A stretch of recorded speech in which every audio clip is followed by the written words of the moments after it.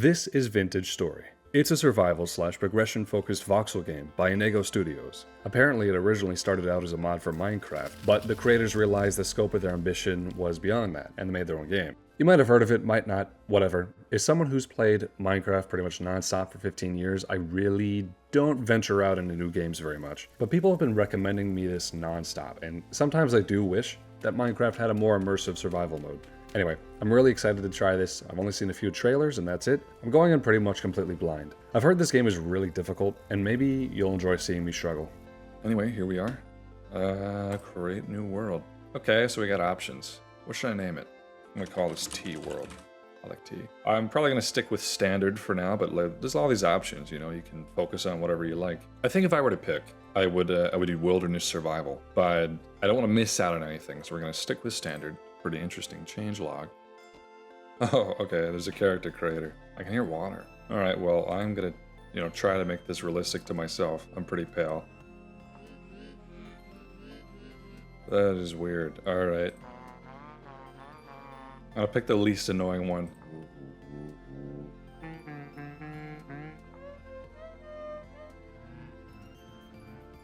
Kinda like that. Alright, let me give myself a happy smile. There we go. I don't have a mustache, don't have a beard. I am a redhead. So, there we go. That's good enough. Oh, class. Okay. Commoners. Hunters. Malefactor? Clockmaker. Okay. Blackguard. Tailor. Okay, again, I don't really want to miss out on anything, so I'm going to stick with commoner. Maybe if I became more adept at this game, I would pick something else, but I'm going to stick with this. Oh, wow. Okay. Wow, this is gorgeous. Check this out. Oh, I spot something. Okay, I'm noticing that I'm, very slow. So, like I said, I played Minecraft for 15 years, and that's pretty much my frame of reference for everything. Okay. What do we got? Bricks? Flint? What is that? There's all these tooltips going on here. Bauxite stone. Throw.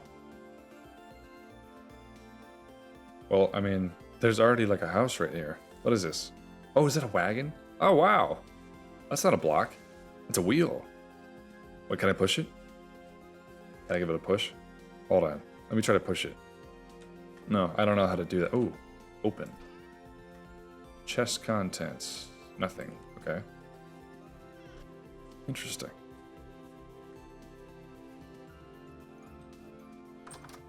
Ooh, I like that sound. Okay. That looks like gears to me. I cannot build or destroy here. It belongs to trade. Wait a minute. Can I build or destroy here? It belongs to trader? That's interesting. Minecraft would never let you do that. Like in a normal world. But where's the trader? Oh, okay, good to see that crouching works. Oh wow, butterfly. Look. Oh, that's pretty. Well, I suppose that... What do we do in voxel games? We punch trees. Here we go. Wow. I don't think this is doing anything. Oh, look at that. Requires tool tier 1 stone to break. I need stone. Well, shoot. How do I... Okay, need help figuring out the game. Hold K to open the introduction menu. At any time, press H to access the handbook. Provides guides, tutorials, recipes, blah, blah, blah, blah, blah. Alright, we're not doing any tutorial level. Oh, interesting. How do I make a tool? Cheese making? Alcohol? What? Building a sailboat? That's awesome. I saw that in the trailer. First steps. Edible bamboo shoots. Spelt bread. Look at all these types of bread. God. Okay. Good lord. How am I supposed to keep all this stuff straight? Alright, let's search.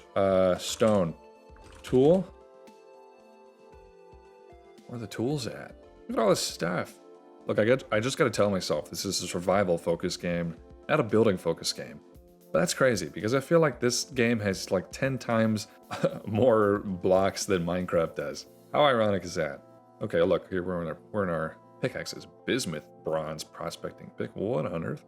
Anchor, wrecked boat. Alright, I can't look through here. I feel like I'm gonna give myself spoilers. Flint. Okay, can be napped into slightly better stone tools and weapons. Shift right mouse click on the ground to begin napping. Okay, let's do that. Wait. that was the wrong one. All right. Flint arrowhead, flint axe head, hoe head, knife blade, shovel head, spearhead. Oh, let's do axe head. Okay. Oh, wow. Oh, okay, so I trace it out like a cookie cutter. Oh, that's convenient. I have an axe head. Running and jumping does not make me quicker. I feel like this still isn't working. Alright, can I get like tooltips in this thing? No? Axe head. Ingredient 4. Okay, flint axe.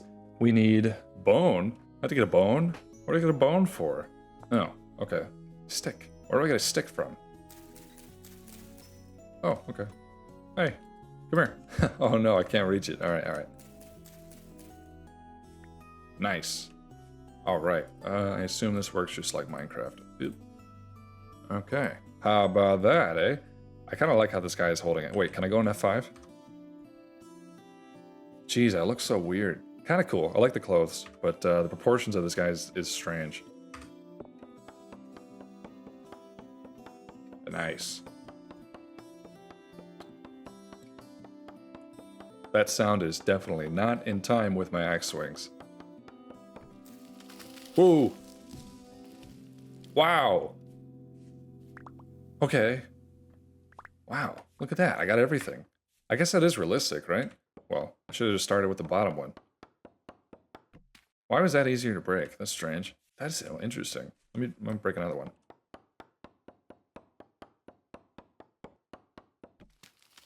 Wow. Look, if that's how immersive breaking a tree is, then I'm pretty excited to see the rest of this stuff. We got our axe. We got our birch logs. That's kind of a nice forest over there. So the trader man is, I guess he's gone. Where did he go? He's just not here. I feel like I should stay around here just in case whoever it is comes back. You know what I mean? Look at that. Is that an animal? What is that? Oh. Oh, it's a boar. Wait, come back. Can I throw rocks at it? Come here. Alright, I get it. Did I die? I got killed by boars. That's so cool. I don't know, I just think that's neat. I got killed by a pack of wild boars. That's awesome. Alright, there's a little gravestone in the little mini-map thing. If I come over here will the boars chase me again? How do I go faster? God, I'm so slow. Yeah, look at it. They're right there. Oh, hey, look, there's a cave. I'll look at that later. These boars, they hurt me. They gonna leave me alone? Okay, that little green bar is, I'm assuming, is hunger. It's still half full. Dang, these guys are stupid. Maybe I'm the stupid one. Why won't he die? Oh, I think I got him on the run. Oh. Alright, we're not making this mistake again. Alright, come here. Alright, Ooh. Oh, wow. Just barely made it on here. And he fell back asleep. Of course he did. Alright. Oh, hey, look, the trader. Where'd you come from? Hello. I haven't seen you around before. You just wake up? I don't know what you mean. You're kind of been popping up like daisies across the land. Don't know where you're from. Don't know what you're doing here. What is going on with my face? None of you seemed keen to talk about it. What, is he yelling at me? Why is he yelling at me? Welcome back, monster. What can I do for you? What's your name? Kind of you to ask, traveler. It's Mouse. Why live out here like this? Most people live in villages, hold up and cautious of any threats, and there certainly are threats, as you've likely seen. Not me, though. I like it out here, and besides, there's a profit to be made. What are those horrible creatures? The beasts are ravenous. Is wealth really worth out of the what? That doesn't sound good. Alright, got anything to trade? Oh wow, he's got a lot of stuff to trade. Ooh, sleek door, redwood, wooden chest, bismuth bronze lantern. This is some nice stuff. I mean, I assume it's nice stuff. And I could sell him... I have literally none of this. Alright. Can I sleep in his bed? I'm not tired enough to sleep. Okay, well, I'm hurting pretty bad. Oh, or freaking Bora woke up. Hey, I think he's sitting down. Maybe he'll leave me be. Okay, yeah. I'll leave him be if he leaves me alone. I don't like having so little food, though. I have an idea.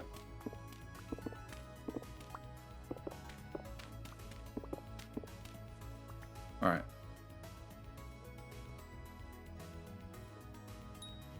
Boom! Ah, I guess I'm gonna chase him. How long is this gonna take? Look, if he kills me, it's fine because because I'm low health. Where'd he go? There he is.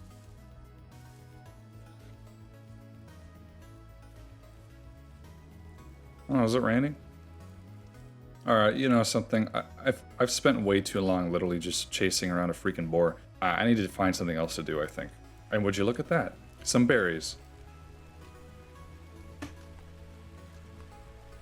Why does the mouse drift so much? Is that because I'm in damage? I heard a rooster. Indigo milk cap. Okay, whenever I eat, it fills up the green bar, right? What are these? Earth ball. Like it's an earth ball. I can eat it? Oh, okay. Alright, I need to find where the heck that was. There's something about this. The rain sounds are beautiful. They're honestly really nice. Look at that, mushrooms. White oyster. Oyster mushrooms I know are edible, right? Oh wow, it's already done raining. Alright, that was probably kind of embarrassing. Oh, the clouds are amazing. Look how they're just kind of like rising up and down in columns. That's super cool. Anyway, I think that this pretty forest is kind of like the place I need to be. I like it. You know, I think it looks neat. There's another cave. Let me find like a nice flat spot. And then I'll start building a house of some kind. I mean, I assume it's that easy. Oh, what's that? Oh, it's a wolf. I guess I'll leave it alone. And this forest just goes on forever. Look at that. Large piece of driftwood. Interesting. I hear bees. I hear bees somewhere. I'm gonna leave those alone too. Okay, I kind of feel like I want my house to be near some water. Oh, I see something on the mini-map out there. What is that? Is like a little gold thing? Is that a cave? Might just be a cave. Oh, it's a very deep cave. Wow. Oh, there's a little creature. Come here.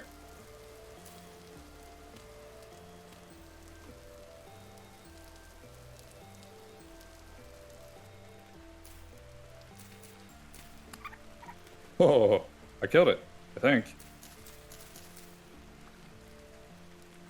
Did I get something? I don't think I got anything from that. Ooh, thatch. Okay, thatch is what they used to make roofs. Some more berries.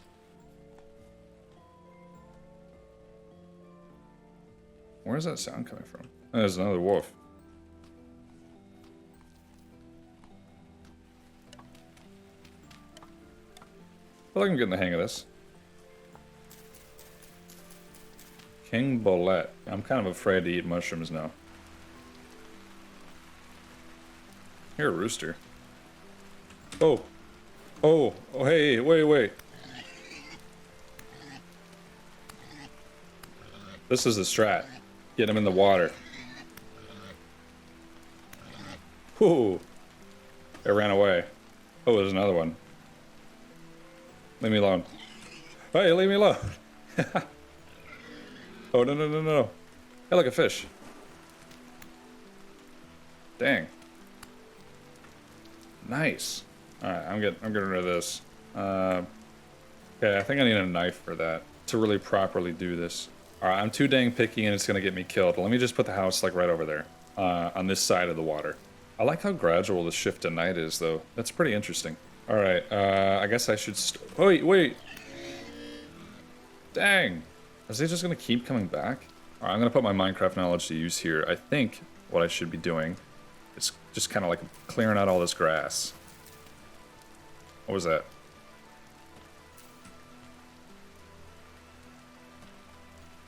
What is that noise?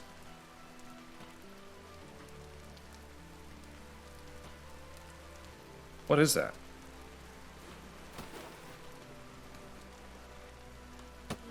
Oh! Wait. A surface bow torn. What just happened?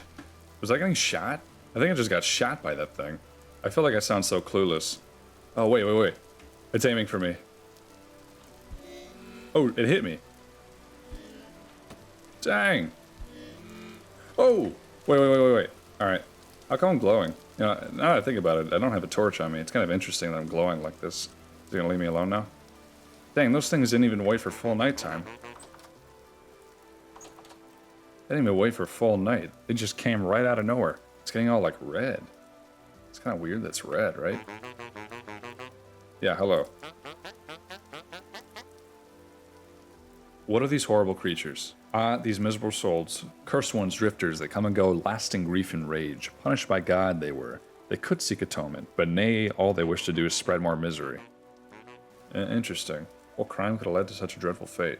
They challenged God himself, and God cast them down into the earth to wriggle like worms. They remain there still in the deep. It's not safe down below, not safe at all.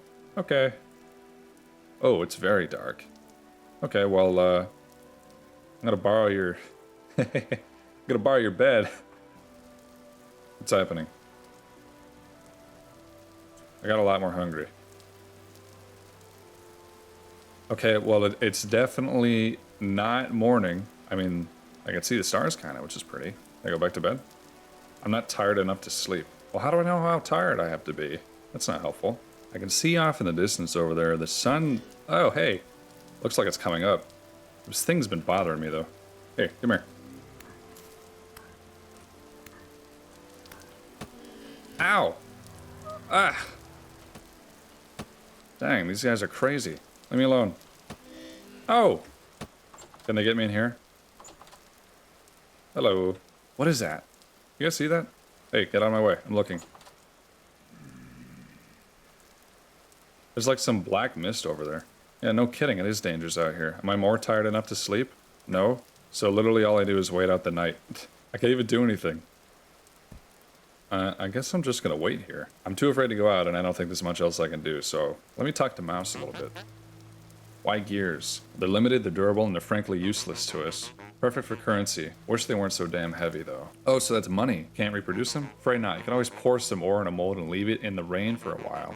You have yourself a rusty gear, sure, but there's precision and uniformity to these that's remarkable. They're tough as hell, too. We're not sure what sort of alloy was used to make them. Some folks believe they weren't made by human hands at all, but rather by something greater. Surely you could find something better to use. Truth is, the gears mean something special to most folks. We have no idea why they're out here, but if you can find them in the old places of the world or deep under the surface, if you dare. They're the seeds of the past, they're promise of the future, and like as not, many of us can feel God's grace upon them. They're part of something greater, as are we all. Holy symbols to us, what can make for a better trade than that which is sacred? Huh. I see. That's interesting. I feel like I'm reading a fantasy novel, you know what I mean? Did that thing leave yet? Nope. Oh, nope. They're still out there. Do they burn up in the daytime? That'd be nice. Can I take that arrow? What is that thing over there? I feel like I should run into it. Yeah, I feel like I should run over there. Hey, he's running. He's scared. Oh, alright. Alright, let's go see what this is. Hey! Hey, that little gear thing is spinning really fast. What the hell? Oh, alright. I get it. What the heck? Alright. These guys have crazy aim. Alright. Okay, well, I think it's basically day 2. I don't want to make the same mistakes that I made day 1, so let's get after it. Oh, here's all my stuff. I'm glad I didn't despawn.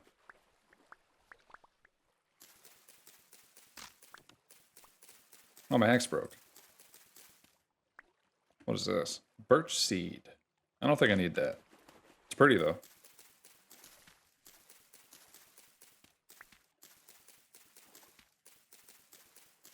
Alright, spending some time kind of like clearing out this little area. I don't need all the foliage, but it would just be nice to have a flat spot to build a house, right? I think it would. Also, I'm noticing that I can't I can only really hold what's right here, as far as I understand it. Maybe this area unlocks with like a backpack of some kind? That's my thought. Oh yeah, there's some white oysters. Let me eat them. Hey, look, there's that thing. Oh, there's another one. It's stupid, but I am really curious what this is.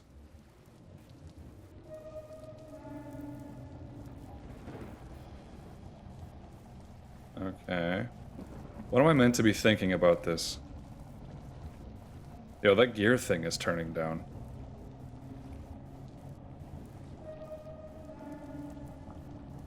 What on earth is happening? Alright, you know what?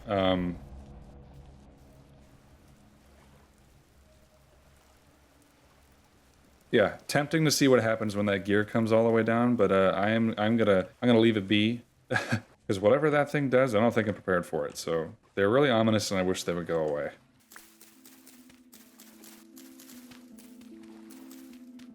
There's a little rabbit over there. Alright, I feel like it took me way too long just to clear a place to live. Can I make a chest? Let me look it up. Ingredient 4, debarked birch quarter logs, pulverizer pounder, wooden axle, angled gear, windmill rotor. Alright. How do I make a chest? That's what I needed to know. Reed chest, papyrus, cattails. Okay. Well, there's some cattails right there. Let me do a little bit of napping. I think if I make a knife, I should be able to get some of that, right? Knife?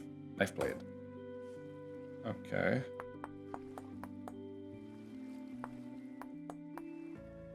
I'm too good at this.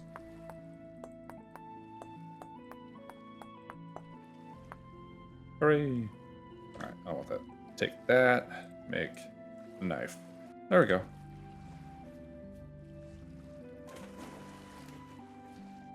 Alright, harvest with the knife to keep the roots intact. Okay, interesting. So that means it'll grow back. Okay. Smart. Look, I need a little bit more, but that means getting close to that thing. Alright. One more. Perfect. Okay. It's not gonna chase me, is it? I just noticed I don't need a crafting table to have like 3x3.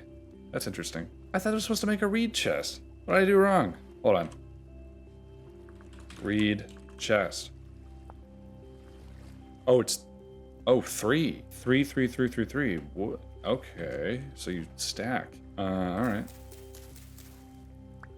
Okay, I'm not being nearly fast enough. Alright, I'm gonna have to worry about this a little bit later. Let's make a house. Okay. Okay. I don't need any of that. Alright, maybe I just need like a quick and dirty hut, you know? Alright, a shovel will make this easier. Let's make a shovel. Shovel head. Okay.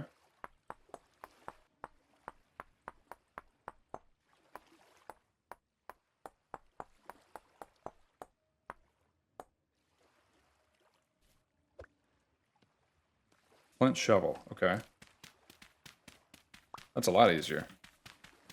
Nice. Here's a question. If I mine the dirt underneath this log, will the entire thing collapse? No. That's interesting. Okay. It's just gonna float there.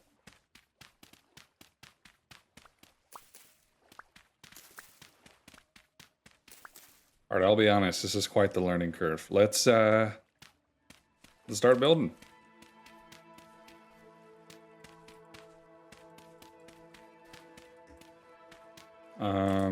How tall am I? Can I go under 2 block space? Okay,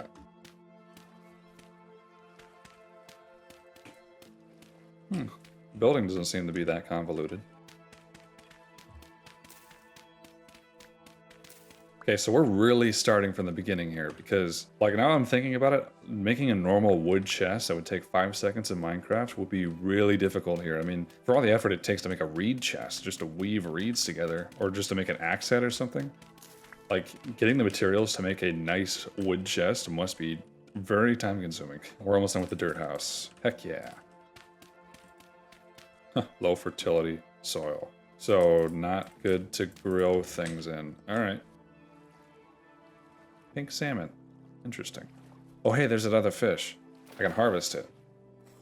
Hey. Contents. Nothing?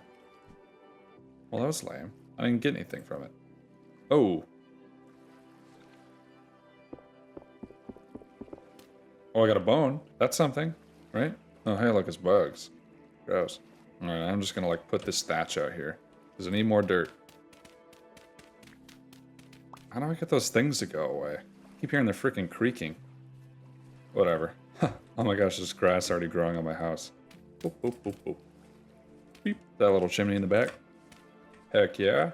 It's a window because I'm not cheap. Ta-da. Perfect. Alright, what are our next steps? I need to probably find a way to make a chest of some kind. Reed chest, age reed chest, ruined reed chest, labeled chest, wooden chest. Alright, I need boards, I need nails, and strips. Okay, yeah. That's not going to be that easy, is it?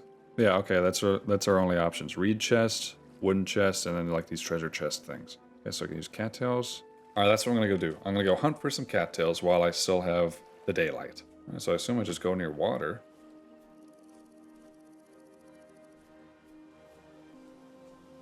Where are those bees? I keep hearing them. Oh, hey, look, there's something over that way. Maybe it's these bugs I've been hearing buzzing around. There's something right there, a little black spot on the mini-map. Oh, that's just water. Okay. Well, let's head north. Maybe I can find something interesting. Bitter bolete. I don't want that. Keep hearing freaking chickens. Hi, a little creature. Oh, cave. Oh, I see little monsters down there. Yeah, we're gonna leave that be. Jackpot. Nice.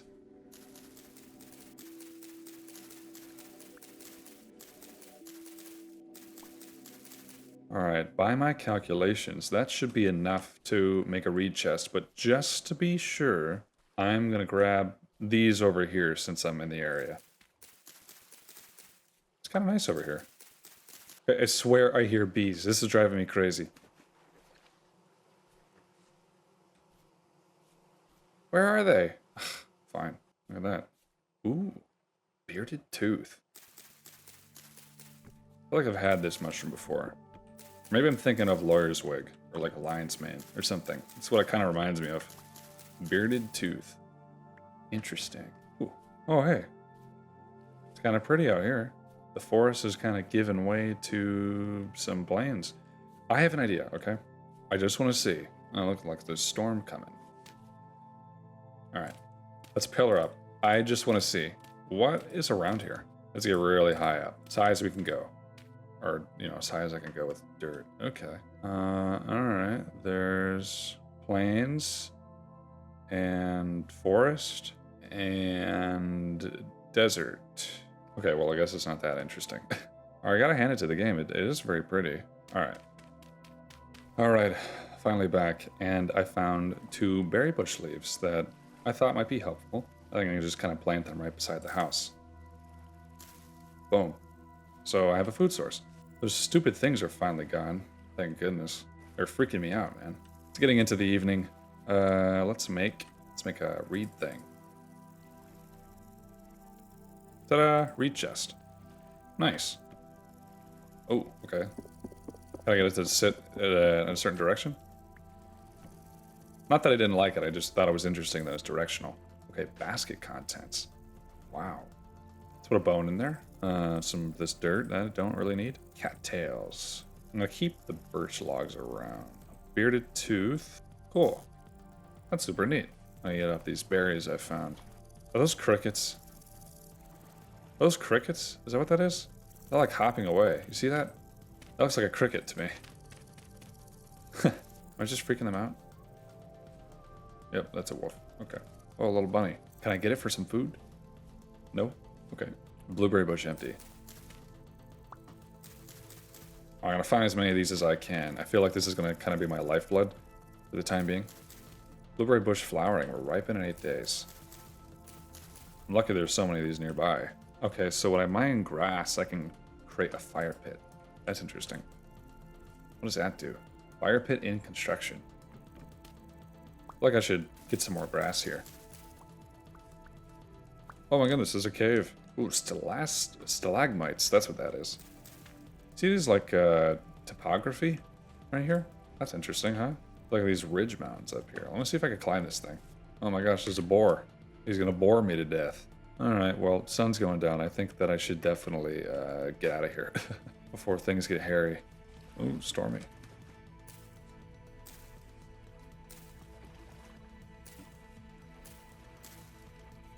Okay, got some blueberry bushes going. I have the tiniest inkling. Like I should probably block myself in for the night. Oh, it's really dark in here. Okay. Alright, so kind of like rub sticks together to make a fire. Stick. Okay. Wow, look at all those ingredients. Steel forks. God. Bronze pickaxe, iron saw, crude shield, wooden ladder, crude door, wattle fence. Ooh, wattle's cool. I've seen people work with wattle in real life. Straw dummy, layer of sticks.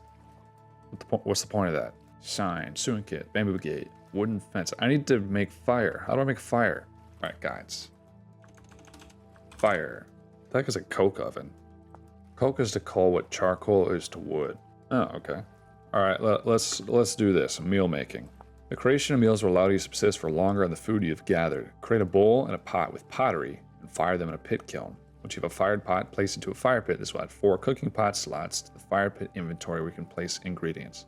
Okay. Seems like I need to do clay forming first.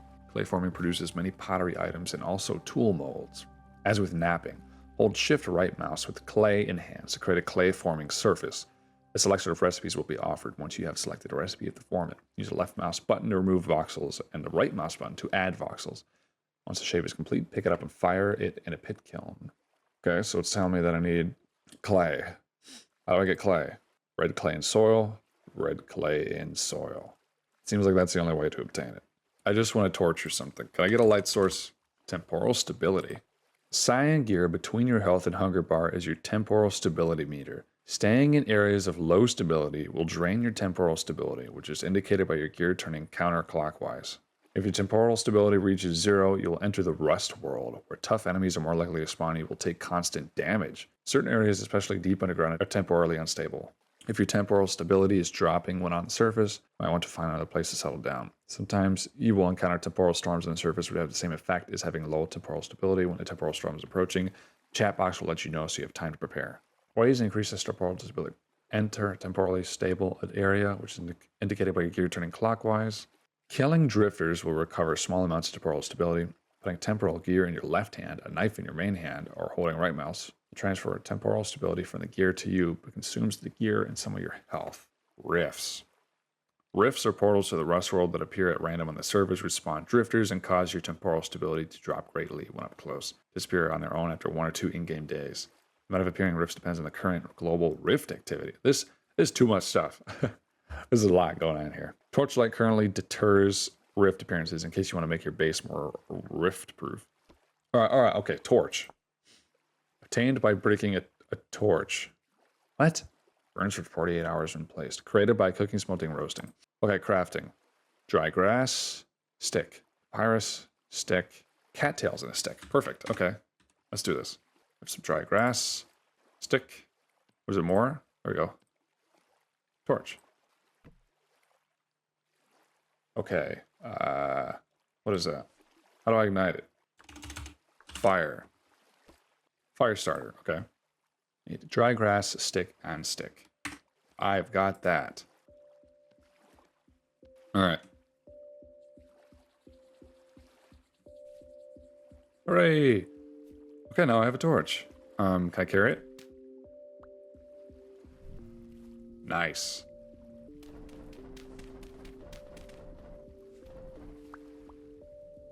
Is it safe out? It didn't seem like it's that dark. So apparently I need to find clay. Where do I find clay? Like right here? This is muddy. Muddy gravel. What can I do with that? It does nothing. Okay. Alright, let me make a few more torches. Nice. This game's pretty fun. I'm enjoying it. Alright, we got 4 torches. Cool.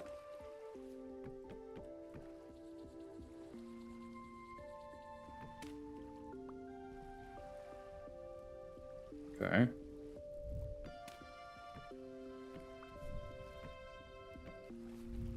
Okay, nice and bright out here. Let me put... Will this cause a fire? Doesn't seem like it. Alright, well, let me just put some torches out here so I'm safe. Able to keep monsters away, right? Seems like dry grass is the key to most things. And look, it's already grown back, so let me harvest some more. Oh, peat. Sparse grass. If I know anything about peat, it's like pre-coal. Oh, what's that? Oh, that's real peat. Interesting. Okay. Alright, I feel bad for ruining the water. Looks like the water mechanics are pretty similar to Minecraft's. I think I just saw something move over there. How do I know I'm supposed to be tired? You know, I really don't have much food. Okay. I want to have a window. Let's see. Can I craft a fence? Rough-hewn fence. So I have birch logs. Stick, copper axe. Oh, I don't have none of that. Can I use a flint axe? Yeah, I think I could use any kind of axe. Let's try it. First I need an axe. I also noticed that there's colored lighting here, which is pretty cool. And dynamic lighting, something Minecraft does not have and should have. Axe. So it's axe, 2 sticks.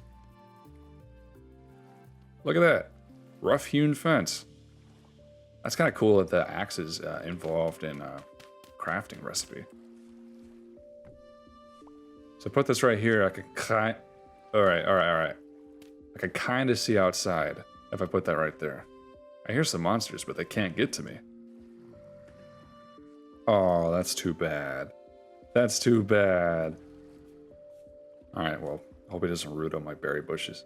All right. So what do peat bricks do? Drops when broken. Okay, I can just straight up burn it. All right. What about planks? How do I make birch planks? Obtained when breaking that. Ingredient for a board. Created by boards. How do I make birch boards? Created by a bronze saw and birch log. Okay. How do I make a saw? Meteoric iron saw. Alright, buddy.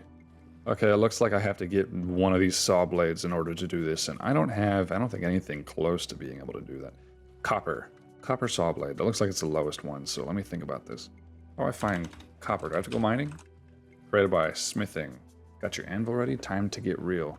Smithing is a way to enter the late Copper Age and beyond. If you don't have an anvil yet, create an anvil mold through clay forming. Fire it and fill it with 900 units of copper or bronze. You also need a hammer. Smelt some ingots to be... Alright, we're far away from that. I just want to have wood for a house, man. Okay, wattle and daub. I know that's a thing people used to use to make houses. So if I take low fertility soil, which I have, granite sand, fire clay, and dry grass. Get fire clay by breaking soil, fire clay and soil, cracked vessel. I think what I have garnered from all of this is that I just need to do some exploring. If I really want to advance, I need to go look around for some new materials, clay, that kind of stuff. So let me get prepared for that. First, let me make some more. I don't have enough to make another cattail thing. All right, let's see if I can make a few more tools. I only have 2 more of these left. So I have an axe head. Let's make another shovel. And that's honestly really smart the way that this is done. Let's make another knife blade. It's almost broken. Oh, wait. Oh, I need another one to nap. Okay. Can I use a bone? I mean, I guess that makes sense. I need another piece of flint. Can I do this? No. Alright, can I pick it up? Can I get rid of it? Okay, I've only got the one knife. Alright, I guess I'll just sit here and wait till day again. But we're doing pretty good so far, right? Like I did something really stupid. Oh, he's dead. Alright, I made a door. And then one came in here. Wow, that really knocked me down in health. Alright, I needed a knife and then shift to harvest. Contents. Literally nothing. It didn't give me anything. Dang, okay. Yeah, I got curious and I made a door and then one of them came in and I killed it, but it almost killed me. And I dropped the torch. Alright, yeah, just be safe. I'm gonna wait. Okay, I was away for a bit and I come back and like, look, my hunger's all the way down. I feel like I'm dying. The clock's kind of moving back and forth. It looks like it's brighter out. I mean, I feel like my guy is like yawning and stuff, you know? Ooh. But I keep hearing freaky monsters outside. Alright, how do I sleep? Hay bed. Or by hay. Hay is made by lots of dry grass. Alright, so we need 24 dry grass. Ooh, just my luck. I have exactly that. Alright, calm down. Ooh, thunder. Okay.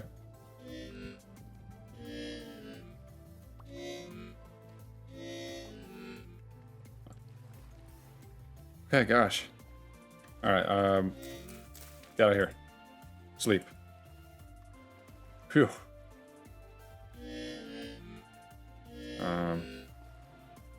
Okay. It's daytime. Does that mean I can go out?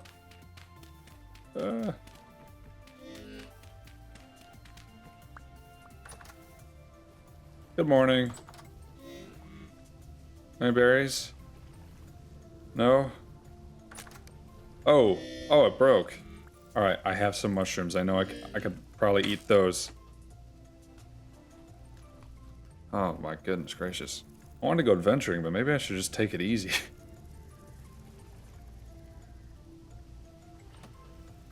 Oh. What was that? Was that one of those skeleton guys? It is, okay. He's in the woods over there somewhere. Ah. This door sucks. You know, what I'm noticing is that the waves are moving up and down. That's pretty interesting. Will flower in 7 days, weather permitting. That's interesting. Will flower in 8 days. 7 days, 7 days, 8 days, 7 days. Oh, low fertility soil. If I found some better quality soil, would they fruit faster? Maybe they would, huh? Hey. Oh, he's over there. Shouldn't he be, like, going away? Shouldn't he be leaving? It's daytime. Alright, let's see what's new with this guy. What's up? Okay, I can buy a sleek door. 11 gears, huh? Heavy tool belt. Red glass, green glass, brown glass, yellow glass, violet glass. Nails and strips. Copper, small brown carpet, glass, blue glass. I have literally nothing to give this guy. Alright, we're gonna have to rough it. See if I can't find some more flint, huh? Or some mushrooms or something. Here's what I'm gonna do. I'm gonna go straight west and see if I can find something interesting. Oh, hey, look. There's a boar. Okay, alright. We're getting out of here. Cranberry bush. Wow. Oh, that one had some cranberries on it. Okay. Well, we're not doing amazing, but we're doing something. Ooh, flint. Perfect. Field mushroom. That's good for me, right? Yeah. Alright, I'm seeing all kinds of bushes out here, so I think I should grab, like, literally all of them. Ooh, puffballs. Sometimes when I'm out in the woods in real life, I see puffballs like this, and I always think about how they taste. I've seen people try to eat them online and stuff, and I feel like next time I see one, I should try it, you know? Maybe it'd be good. Alright, let's make a new knife. Perfect.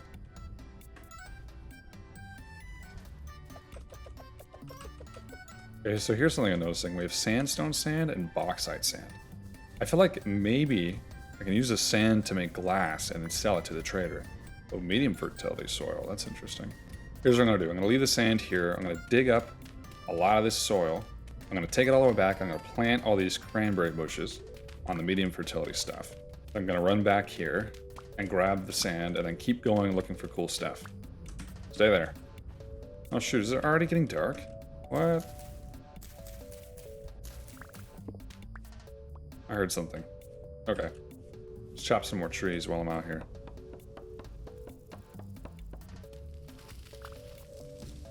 Where's my house? Yeah, that day was short.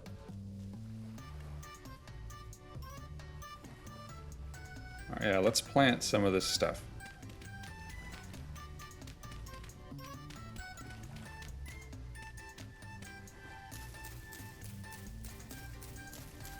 Maybe they'll grow faster? Still says 8 days.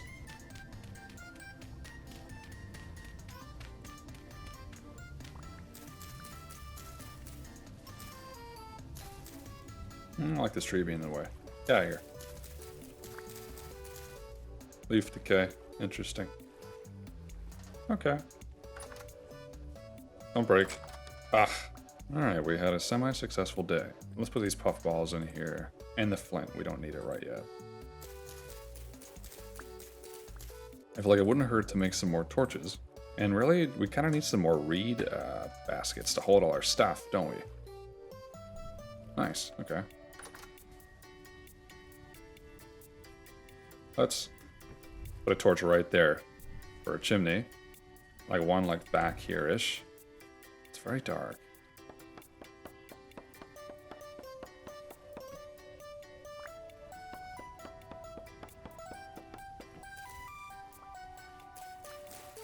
Aha, a fish.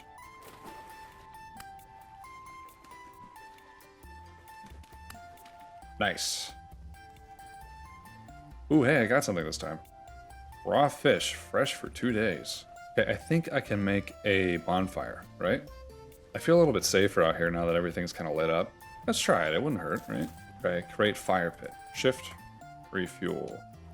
How do I guess I need my fire starter, don't I? Let's burn. That won't do it, okay. Maybe I need to add sticks. Maybe I need to come grab the fire starter. It's pretty fun. How am I supposed to light this? Just a tad confused. Let's go back inside. Let me just eat all my freaking cranberries. Let's look up. Fire pit. In construction. Placing dry grass in the ground and then adding 4 firewood. When the firewood is complete, connect with a fire starter or torch. What's firewood? Crafted by, I guess, using an axe and some kind of log? Or large pieces of driftwood? So, axe. Let's do up the maple. Can't hurt, right? There we go. Firewood. Heck yeah. Feel bad for burning maple. I wonder if you can make maple syrup. That'd be cool. I kind of like how nothing is bothering me right now. Nice. Okay.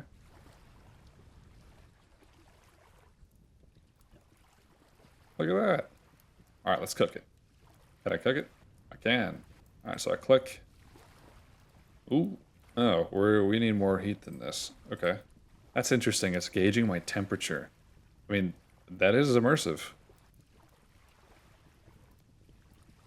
Fresh for 5 days. How about that? Alright, well, they look, we made some progress today. Let's go to bed.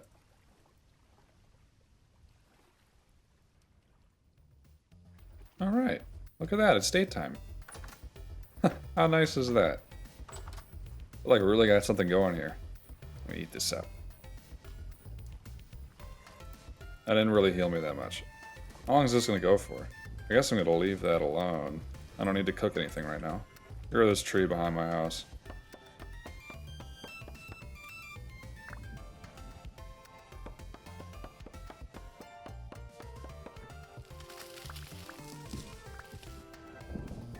Oh, alright. The branches all fell. I haven't seen that yet.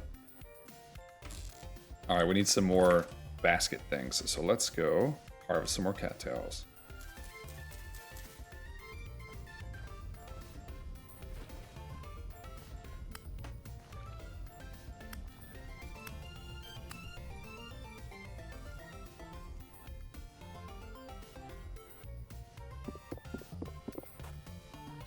You know, I just noticed something. The gear is turning counterclockwise. That's a bad thing, right? Yeah, what is causing that to happen? Is it the storm? I don't really know. There's a little rabbit over there or something. See if I can go get it. Ooh, I'm swimming. Oh no, he's too fast for me. Whoa, whoa!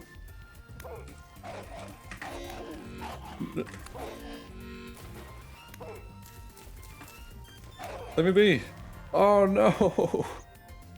How did that happen? Oh no. Oh no, okay. I gotta run and get all that stuff. That wolf is still gonna be over there too, isn't he? Oh, there's all kinds of berry bushes back here. I didn't even notice. I don't even know what that was at first. I mean, it just came out of nowhere. This is called an almond mushroom. I assume I can eat it, right? Yeah, because it's almonds. Oh, there's some cattails. That's what I came all the way over here for. Alright, phew. All my stuff's back. I mean, it does despawn at some point. I'm certain it does, right? I really just need 2 more cattails and then I can make 2 total chests. I'm just 2 away. Maybe I can find some over here? No? The dynamic sound is really compelling. I mean, the flowing grass, the trees blowing in the wind. I mean, the air moving around, the bugs. I mean, all that stuff. I mean, it's very immersive. Ooh, wow, jackpot. But it's not in the game yet. Ooh, jackpot. Look at that. But yeah, soundscape is quite impressive. Oh, it can really only hold 64? Well, okay, fine. Let me mine up the rest of these cattails that I see. I'm just gonna toss this knife since it's almost busted. Alright, finally. I think I can make a decent amount of these. Yeah, okay, just 2. It's good enough for me. Perfect. Some cattails in there, or oak logs, bone. Let's split some more firewood. Let's do a little bit of napping to get another knife. Perfect. Oh, I knew it was going to happen eventually.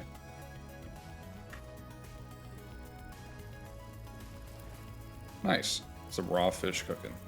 Beautiful. Alright, I've been playing this for hours, and I feel like I've barely made any progress. That being said, I also feel like I've done so much stuff. I mean, that's... wow. Even this crappy little dirt hut looks really pretty. I mean, it's growing on me, I admit. I mean, it's very immersive. It's a very different experience than Minecraft, but I'm really loving how survival-focused it is. The monsters kind of freak me out, but I guess that's what makes it hard, right? I guess if it wasn't as hard, it wouldn't be as rewarding. Little crickets are kind of neat. Did I kill him? Nope. Anyway, hey, look. There's me. And also, this game runs fantastic. I mean, I feel like it runs way better than Minecraft does. So overall, I'm pretty satisfied, and I am going to continue playing this for sure. And I have heard about this thing called clay forming, which I think is what I need to really advance in this game. To make cooking pots, make kilns, stuff like that. Weapon molds even, I've heard. So let's try clay forming. I think I need to shift and right click. Oh wow, look at that. Raw ingot mold. Okay, so I can make ingots, make flower pots, crucible to smelt ores in the fire pit, raw bowl. Bowls can be used to eat from cooking pots. Interesting. Raw planter, raw cooking pot, crock, anvil mold. Let's start with this. Let's make a big raw cooking pot. Okay. So I basically trace it out. That's so interesting. Minecraft has nothing like this. I mean, Cheezels and Bits, but that's a mod. Okay. Oh, all right. So I just build it layer by layer. That is so interesting. It may seem tedious, but I feel like making everything really hard in this game has made it very rewarding. Oh wow, look at that. Pick up. Now I have... what do I do with it? I don't know. Okay, I've seen primitive... oh, my door. I've seen primitive technology, okay? And I know that one of the things that he does is he'll start a fire and put his clay stuff that he's made next to it to dry it out. So I think that's what I need to be doing. That's a guess, I don't really know for sure. Let me get my fire starter. I have a fire starter in here somewhere. There we go. So I found this clay near a pond. I went exploring a little bit ago and I just found a bunch of it. I hadn't seen any before. I figured it was useful, so I got a bunch. Now I'm gonna try to make some pots. I'm gonna assume this is how this works, but let me take a look at the handbook. Clay forming. Once the shape is complete, pick it up and fire it in a pit kiln. What's a pit kiln? Oh, I'm gonna take a sip of this tea real quick. It's pretty good. That's got a really unique flavor. It kind of tastes like popcorn. Place clay products in a 1 by 1 by 1 hole, then place dry grass, sticks, and firewood. Peat and coal can also be used instead of firewood. Ignite to fire your clay products. Careful ignites nearby combustible blocks. A pit kiln fueled with firewood will take 20 hours to finish. Peat will take 16 hours, brown black coal 12 hours, and charcoal 10 hours. Okay, so I don't think I have the right idea with this. Alright, let's take my pot. I did come across some charcoal recently. When I was exploring, I came across what I think is a cairn, like a grave, and I found that super fascinating. I also have some peat bricks. Put these up for now because I really need to eat some. I have these puffballs I got. Eat them up. So I think I need an area that I can do this that won't spread a fire. And I also probably need to cover it to stop the rain from putting the fires out. Right here seems like a good spot. Let me get rid of this tree. This does take a little while. But yeah, I found a cairn. I found, I think, a rusty gear in there, some charcoal, some patches, rice grains, things that I think are useful. I wasn't really sure what to do out there. It's a little bit far away, but I found that pretty neat. There goes the tree. Alright. Oh, I hear a wolf. That's not good. A wolf has killed me enough times. I don't see it though, so it must not be a threat. Let me clear up all this dry grass. I think it's also getting late in the day, because these shadows are pretty long. Okay, I hope that this is a good spot. I'll just dig a 1 block deep hole. I gotta put my pot in there. Okay. And then, what, firewood on top of it? Keep hearing that wolf. Before I do that though, let me make some kind of roof. I don't have a lot of great materials to do this with. Probably need to get some dirt. Oh. Oh shoot. It's one of those things. Riffs. The sound that those things make is like stuck with me. Oh, there goes my shovel. I need to get away from here. I just need some blocks. I just need a little bit of blocks. Sounds like that thing is moving closer to me, I swear. Anyway, let's make some kind of roof.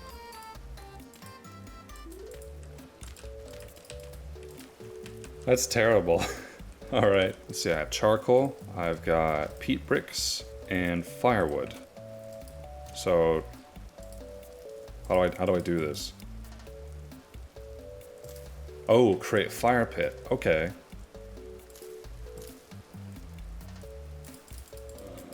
Whoa! Whoa! Okay. Alright. What the heck? I just like panicked and opened the inventory. My god, he just mauled me and ran away. He just mauled me and walked away like it was nothing. Oh my lord. Okay. Oh, I need sticks. Okay. Alright, sticks. Okay, now what? More sticks? I got some sticks in here. By the way, I would sincerely appreciate it if you subscribe, like, whatever. It really does help the channel grow. Plus, I think this game needs more recognition than it currently has. So, do those two things, please. Okay, thanks. Oh, peat brick, okay.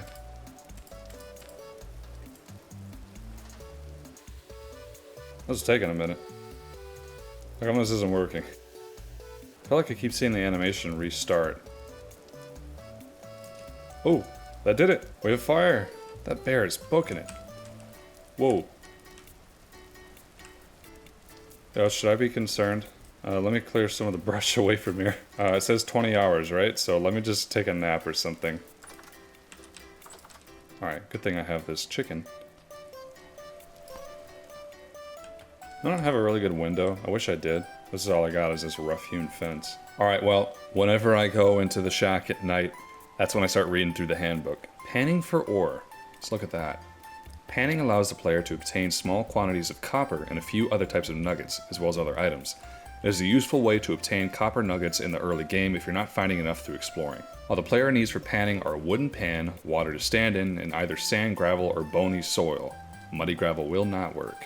Okay, wooden pan. How do I get one of these? A log and a knife. Okay, seems easy. I got both of those. One log, one knife. Ta-da! Oh, I hear drifters outside. Yeah, look at him. He thinks he can get through here. I'm so glad that they can't break doors. These things are so weird. Alright, I need a new torch. Ta-da! Now we have light. Oh, there's 3 of them. 4 of them. Jeez. But they spawned here from that rift. So normally in Minecraft, monsters being right next to your bed would make it pretty hard to get some sleep. But, I could sleep just fine. I think. It just costs a lot of hunger, which is concerning. Alright. Are these things gonna go away now? So, I also mined up some sand when I went adventuring. Let's see if I can use that to find some copper, I suppose. Should I try to fight it? I don't think I should. I don't have any food. I heard that there is... Yeah, okay. Look at this. There's me. Nutrition. I heard that if you consistently eat different types of food, you'll be rewarded with your hunger lasting longer, which is very, very smart. Rainfall in this area common. I don't like that. 9th of May, year 0. Okay. How do I see... Ooh, I can crouch? I just sat in the ground. I'm just pressing keybinds. I want to find out. I know there's a world map that you can use. Map. Show hide minimap. Change minimap position, show world map. F6 shows the minimap, M shows the world map. Wow. And I can place pins too. That is so cool. Look at that. That is so interesting. Yeah, so I went pretty far. I didn't know that I went all the way over here. How fascinating is that? Some wolf right out of my house. I had no idea that this was a thing. This is awesome. The cairn was right here, or it was here. Yeah, it was here. These strange structures. I don't know what kinds of ruins you can find in this game, but I like how it's not like every 5 blocks you just find a structure with OP loot. I know that is a thing in Minecraft. You know, there's ruin portals everywhere, there's underwater ruins with diamonds everywhere. Alright, I really need to get some food. Really, really running low. I'm in trouble, man. Oh, shoot, another rift. Okay. If I know anything about this game so far, oh, it's that I need to go where the trees are, because that's where you can find mushrooms that you can eat.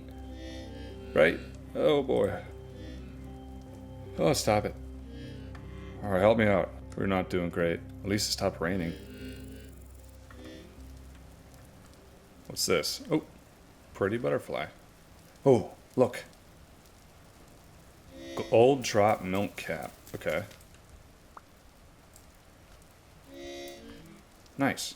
I wonder if cooking these mushrooms will make them heal more. I wonder if I could do that.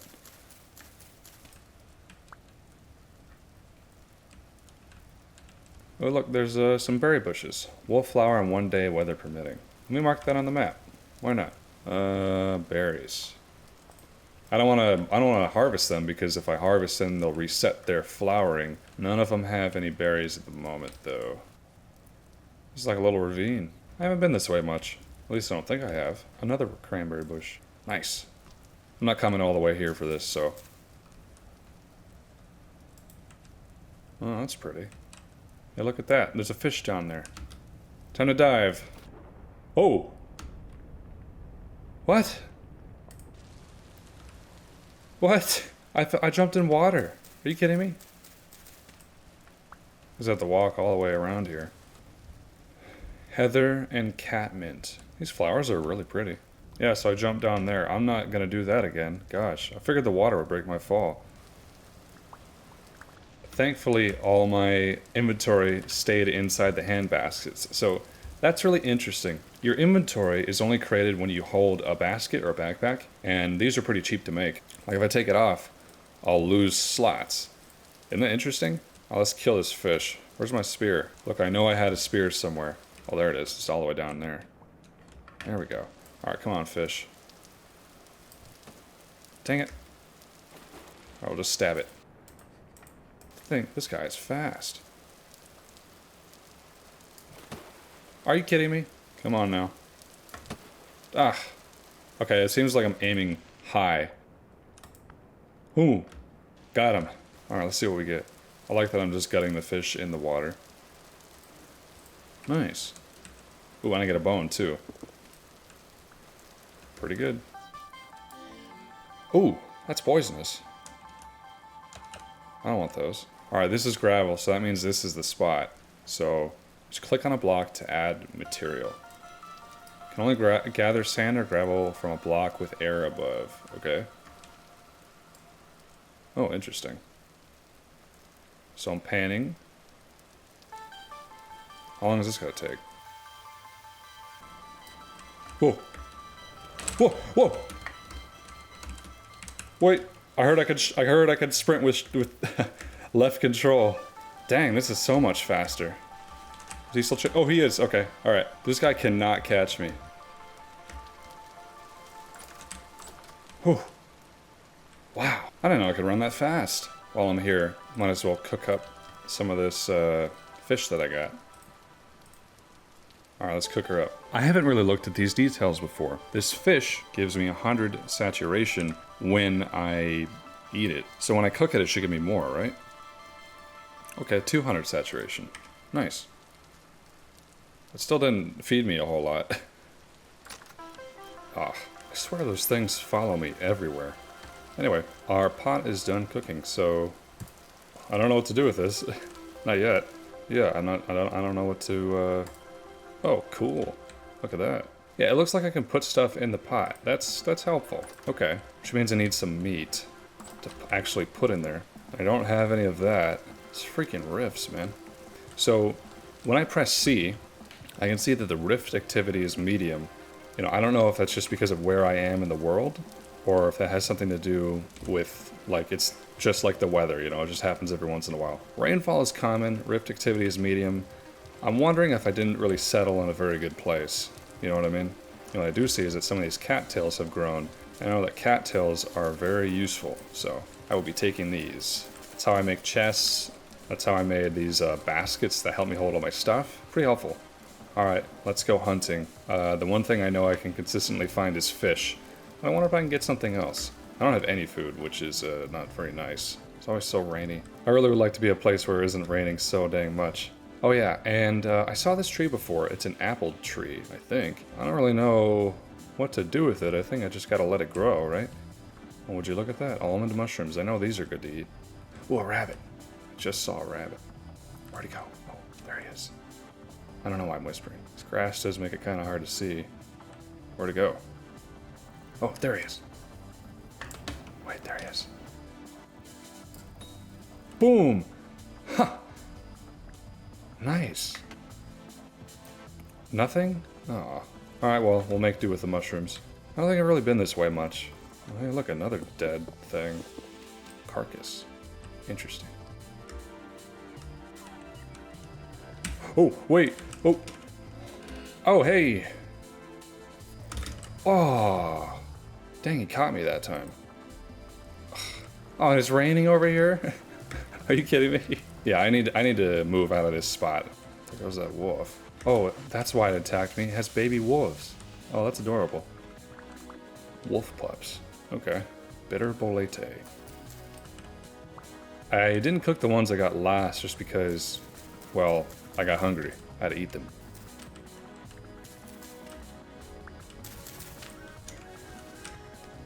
Oh, here, chicken. Oh, what the heck? There's a dead one. Okay. Wolf must have killed it. Not complaining. It's another boar. I had such bad luck with these boars last time. But I have a spear now. Wonder if I can... Boom. Oh man, I keep forgetting that left control is to sprint. Oh, there's the wolf. Oh, he's right behind me. Jeez! Let me get up with the trader, maybe he can protect me. Oh, what? Oh. Jeez, I am unlucky. Got some friends, man? Come on. Hi, Mouse. Okay. Yeah, so Mouse is a furniture trader, which, I mean, I can sell a mooncloth robe. Why would I have that? You know, I do have one gear somewhere. Nothing here is going to cost me just one gear. Yeah, not terribly useful. Oh yeah, here's something else I learned. If you hover over something in your inventory and you press H, it'll go right to the handbook entry on it. So these bitter boletes, I guess they do -1 health, which is not good. So in that case, yeah, if I eat it, take some damage, but I get a little bit of hunger. These ones seem to be doing good. This guy's so noisy. Here. Alright, leave me alone. I wonder if I can make a run for it. I see him, he's sleeping over there. Alright. Now's the time. Come on. Don't break. Alright. Alright, let's cook something. Let's try raw poultry and almond mushrooms. Nice. It's not cooking anything. Yeah, nothing's happening.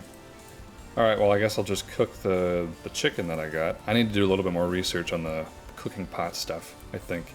Can I cook these mushrooms at the very least? Nope. Need to make another reed chest.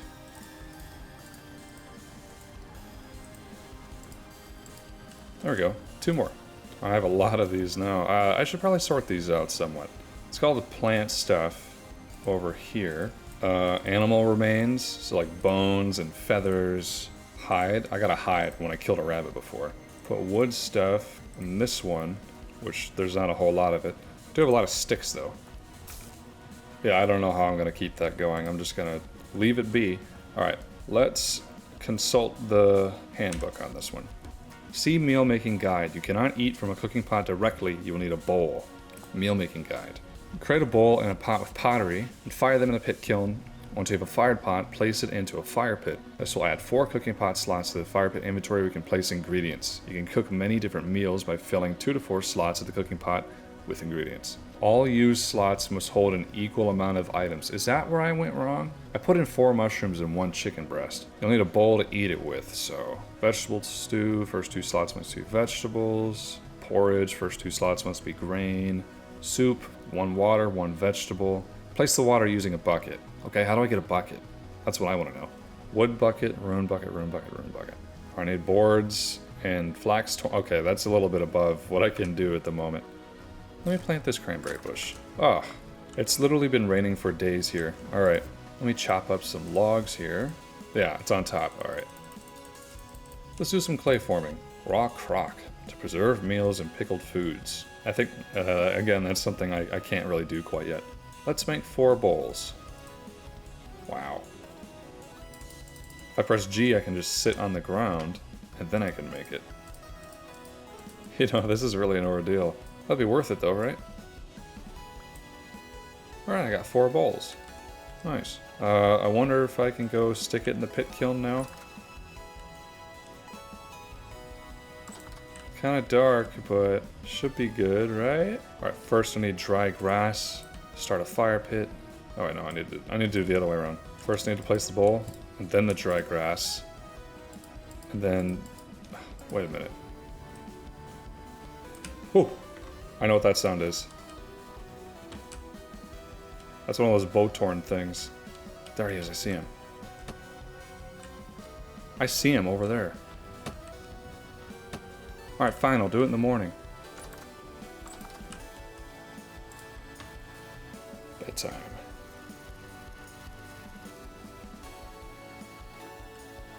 Or is it morning? Whoa! Man! That thing is so freaky. I've never seen one of those up close. That thing looks terrible. Oh my god, lord. Is he gonna go away? No. Oh, he's still over there.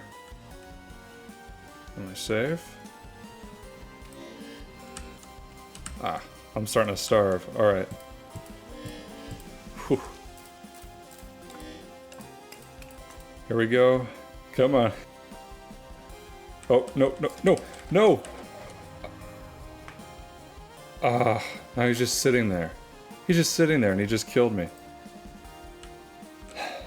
Jerk. We cool now, huh? Leave me alone. He's gonna leave me alone now, right? He just killed me. His thirst for blood has been quenched. I hope so. Ta-da! There you go, it's burning. Am I being stupid? You know, he is right there. Look, I'm friendly. I'm friendly, okay?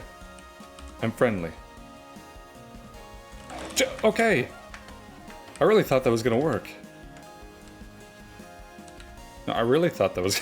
I don't know. I thought he was gonna just be chill. Look, I'm still learning, okay?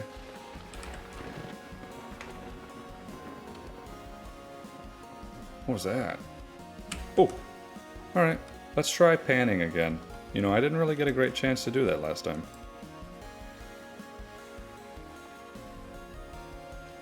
Oh, wow. What did I get? Did I get more charcoal? Oh, no, I got a bauxite stone. Okay. So I'm going to put a sand block there. Click on the block. Oh, what did I get? Nugget. Native copper. Okay. I've almost done this whole thing. Now, I find it odd that this water is not, like, recombining into a new water source. That's how it works in Minecraft. I guess it's just not how it works here. Which means infinite water must not be a thing. Now I got a sandstone stone, got a bauxite stone, 1 nugget, 2 flint. Seems like that was mostly it. Okay.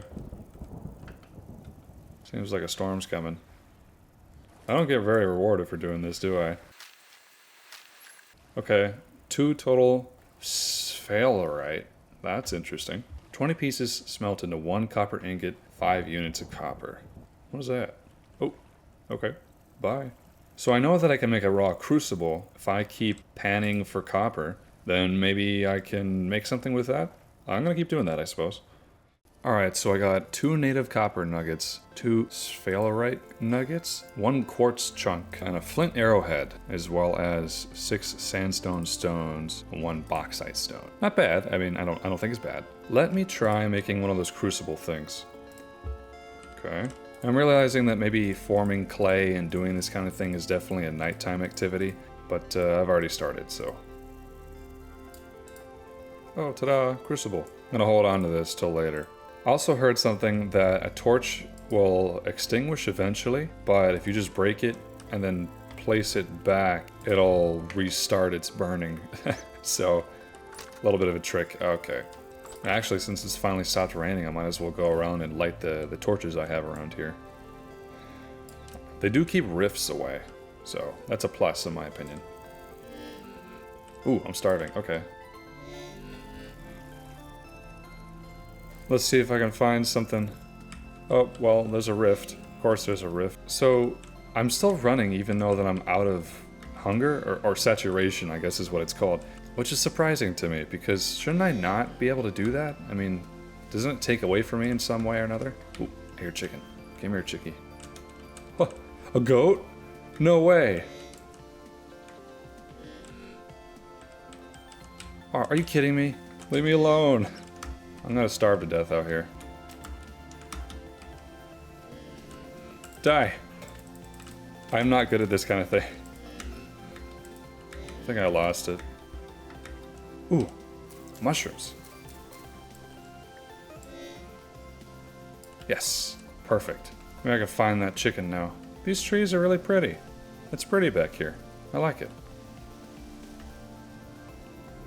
Oh, hey, I recognize this area. I went out here before and I made this pillar because I wanted to see for a long ways, and I didn't really see a whole lot that was impressive.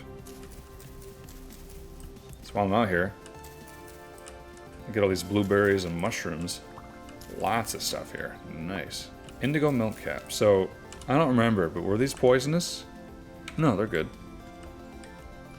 Should probably hold on to these, you know, for the cooking pot. Black currant bush. Neat. Definitely taking all those. So where am I right now? It's really windy. This biome looks kind of different. These things are freaking following me, I swear to God. Oh, okay. This is interesting. I wonder if it'll tell me what kind... Oh my lord. I wonder if I can know what kind of biome I'm in. Dude, he's still following me. Current rift activity medium. Rainfall in this area is rare. I wonder if I can kill one. Okay, it's broad daylight. Come on, shoot me. Aw, man. Die.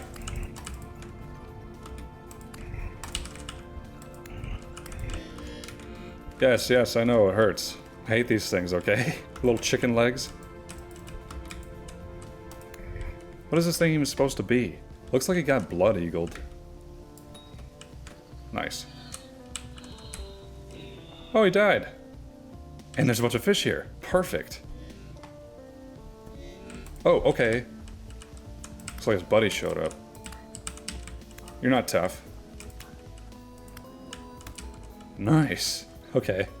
Let me eat up some of these blueberries. Flax fibers. Alright. Oh, this guy. Nothing. Alright, well, there's a bunch of fish in here, so why don't I get these fish and then head back? Dang it. You know, that little gear thing is like really quickly turning back the wrong way, which is bad, right? This means this place is pretty unsafe. Aw, my spear broke. Ooh, tool. I didn't mean to get that, but... Ooh, thatch. You know, that's pretty useful. You use thatch to make roofs. I know that. Kind of out of tools entirely. Let's see if I can hit him with the axe. Oh! Dang! I can't harvest it, though, can I? Is there any flint nearby? Yes. Let's nap. Nice. Let me make another spear. Alright, we're in business. Oh, I need that. This is good, because I keep seeing these rabbits around here. Aw, man. Aim high, that's what I know. Huh! Alright, let me go find that pond and then get back home. It's a neat place over here, but the temporal stability is terrible. Might as well grab some of this thatch. Oh, hey, fish.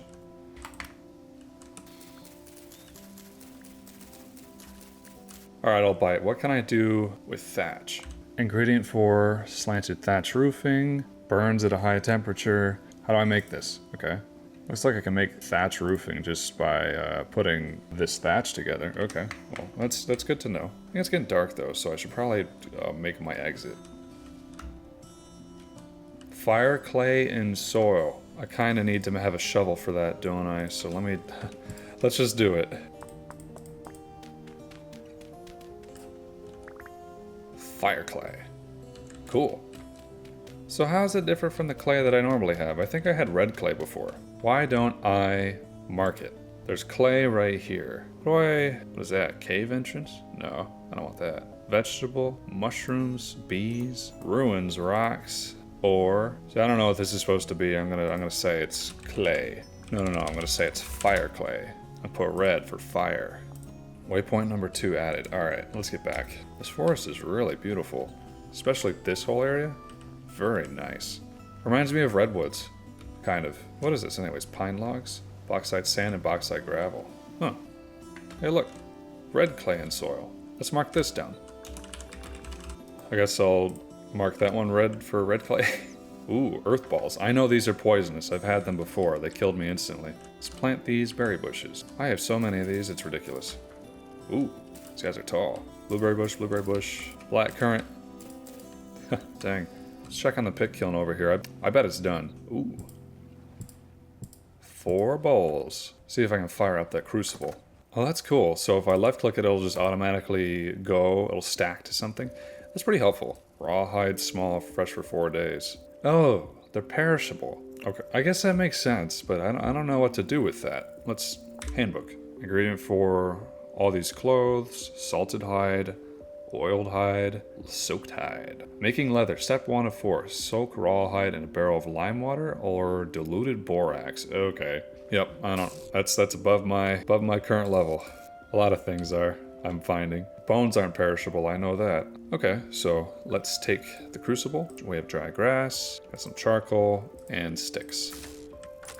Hopefully, okay. Door sure does love to break. Alright, let's see if I can make one of these really quickly.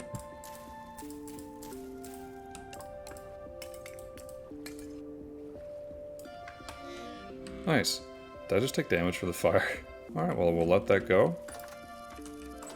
While I'm doing that, let's see what we can do about cooking pots. So, where did I put it? There it is. Alright, so put the cooking pot down. Let's do 2 fish and mushrooms. You know, why not? Huh, look at that. You know, I feel like I should have put water in there, but that's fine. Look at that, it's cooking. That's cool. Alright, what do we get? Pot of cooked food. I feel like that I shouldn't be holding this directly with my hands, but that's fine. So, ooh, all right. Ow. So how much does this do?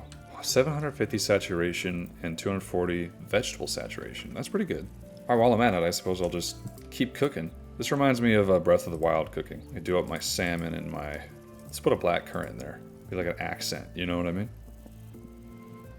Very nice. How much does that give me? 1,170. Nice. All right. That is so cool. Okay.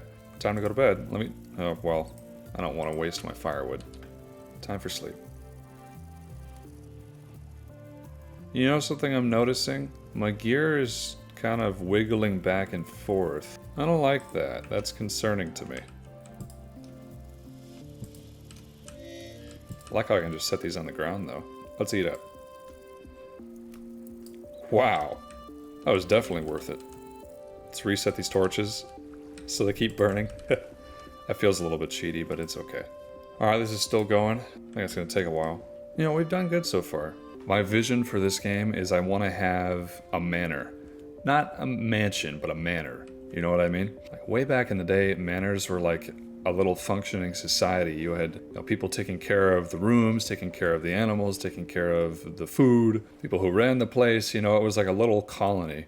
And I want to have something like that because there's a lot to do in the game. I can do animal husbandry, smelting, meal making, clay forming, farming, smithing, smelting, prospecting. I can make coke, apparently. I can make cheese and pies and fruit trees and alcohol and leather and beehives, and there's just a lot going on here. How do I make spelt bread? Red ceramic jug with 1 liter of water, spelt flour. I can make bread with that. I should make a jug. That's what I should do. I know I was making a point, but I got distracted with all the cool details that this game has. Alright, let's make use of the fire clay. Why not? Like a raw fire clay jug? I really shouldn't be doing this while I still have daylight. Okay, here's what I think I'm gonna do. I'm gonna pan for some more resources, I'm gonna go hunting, and I'll catch up to you after that.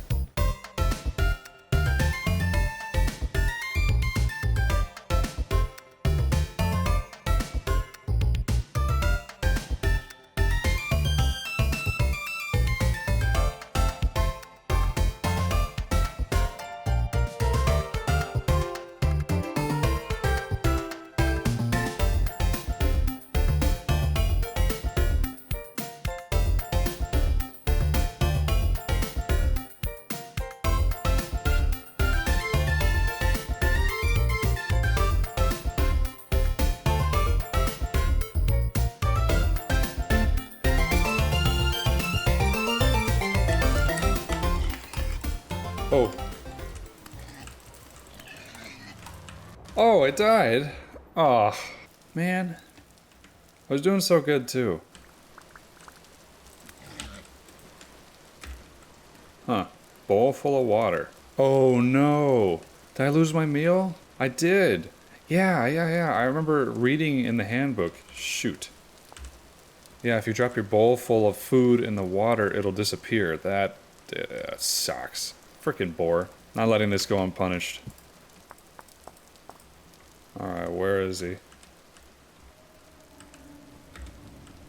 Oh! Alright, is that him? Come here.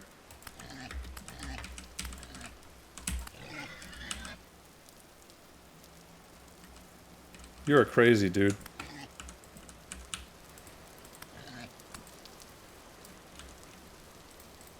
What is down here anyways? Should I look? No, I shouldn't. I think I need some kind of mushroom or something to go with my food. I'm gonna continue to make good meals. I need to have, like, some food variety, right? I have fruit, but I don't have vegetables. The rain sounds are impeccable, by the way. I mean, they're really good. The sound design is great in this game. Whoa! Alright. Whoa, okay. Oh man, I lose my nerve so easy. Where are you? There he is.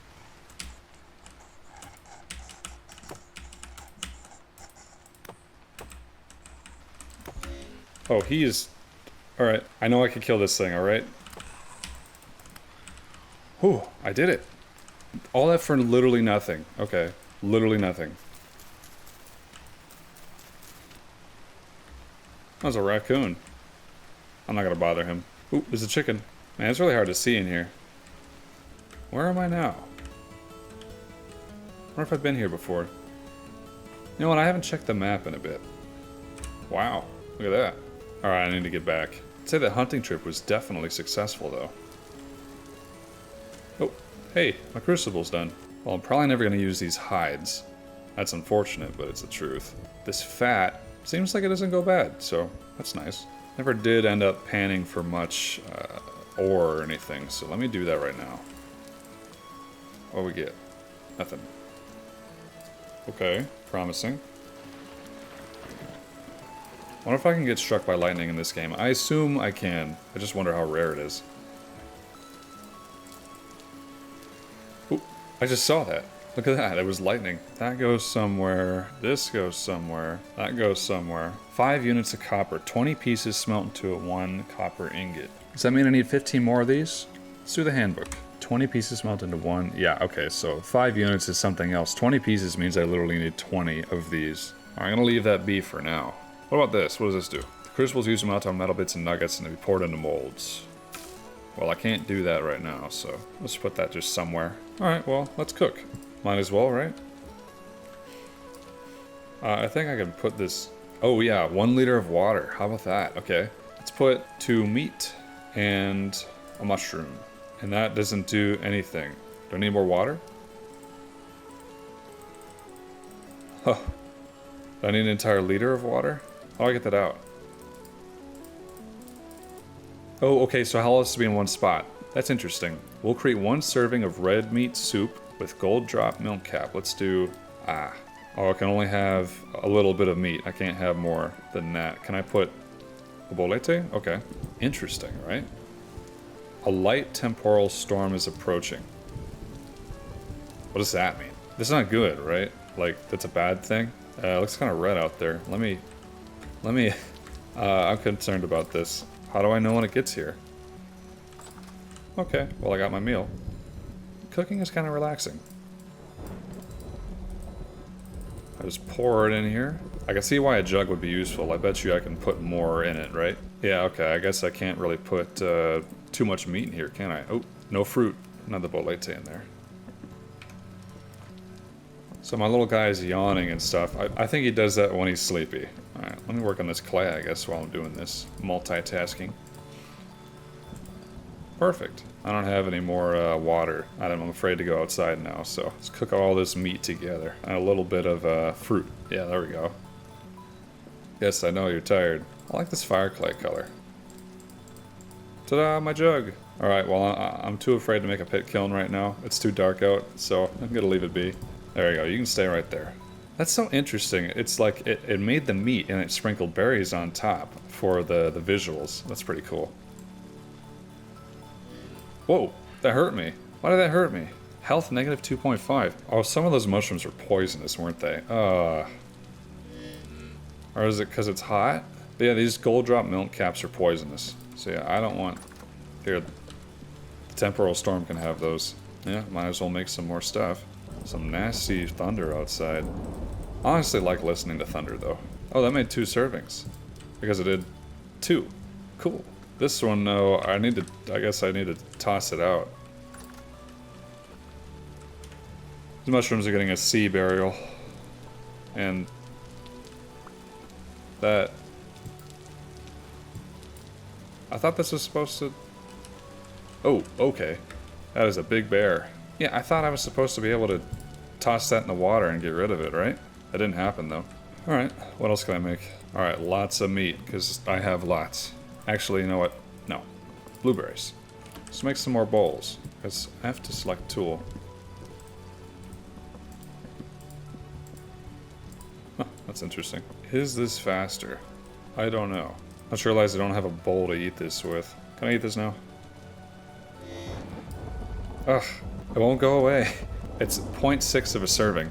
I really, I think, need to expand my pit kiln operation. I don't want my soup to go bad. I want to clean out a bowl or cooking pot without eating its contents. Just toss it in some water. I did that. Oh, I did that. Oh, it emptied. I guess it just needed to, you know, go in there a few times. Alright, well, why don't I just, you know, since I'm out here, fire these suckers up. Doesn't seem like there's much going on out here. I think I need more dry grass, though.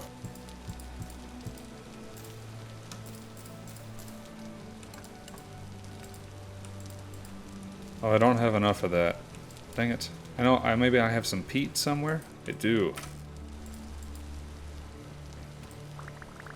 I guess I can only use, like, one type of thing at a time.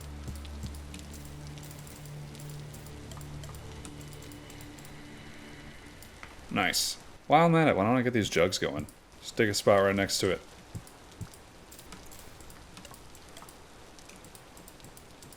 Huh, that is so interesting. Alright, well, no temporal storm has seemed to happen yet. I'm going to count my blessings. I think I'm going to go to bed. This guy is clearly tired. Alright, good night. A light temporal storm is imminent.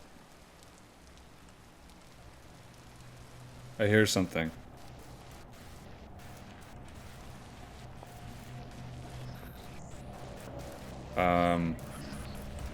What? Oh. Oh. Get out of here. Think I can kill it? This is kind of trippy, man. It's making everything so strange. Look, if they can go through doors now, they can't, right? Let's make some more spears. Oh, this is tough. Man, what is going on outside? I have to look. Okay, I have to know what's happening. Wonder if I can kill those guys pretty easily. I'll like just let one in. Oh, there's 2. What is going on outside? These guys are at my door. I need them to go away. That gear thing keeps going down. What does that mean? I thought when the gear went down, this is what happens. Everything becomes weird, you know? Oh, alright. Bad idea. These guys are strong. Oh. Oh. I didn't know there was 4 of them. Oh. Hello. Where am I? Oh my lord. Alright, there's my pit kiln. Oh, okay. Yes, I see you. Oh. Okay, alright. We're gonna be alright. They've decided to leave me alone. There's only one out here. Oh, I see him. Okay, I can let... Oh, that's 2. So what do? Just wait it out? I really want to know what's going on outside. Can I hit him through the door? No. There's so many of them right there. Can I go to bed? If I go to sleep now, I would no longer be able to wake up. Okay. What am I supposed to do? Temporal storm seems to be waning. I've heard that if I kill one of these guys, I can get a gear, right? Like I can get a gear. And I have one already, somewhere. Yep, I already have 1 rusty gear. So, oh, a bear? There's a bear outside. Are you kidding me? Why don't they just fight each other? Dang. Ooh, yeah, he can't reach me through here, but that's still freaky. Oh. It's done. Okay. That was anticlimactic. I can just let 1 in, right?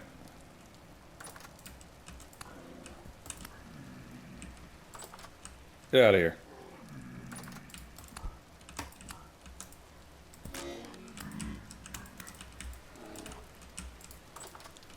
He's all like weird. Is that bear going away yet? Nope. Still right there.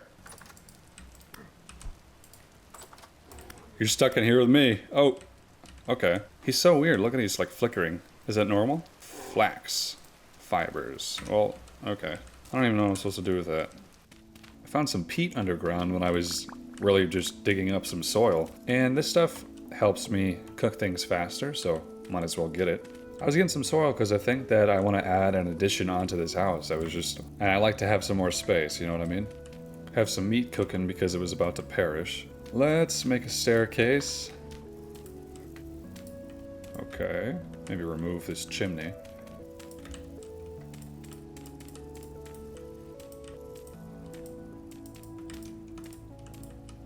Be neat if there was an overhang of some kind here. Why not?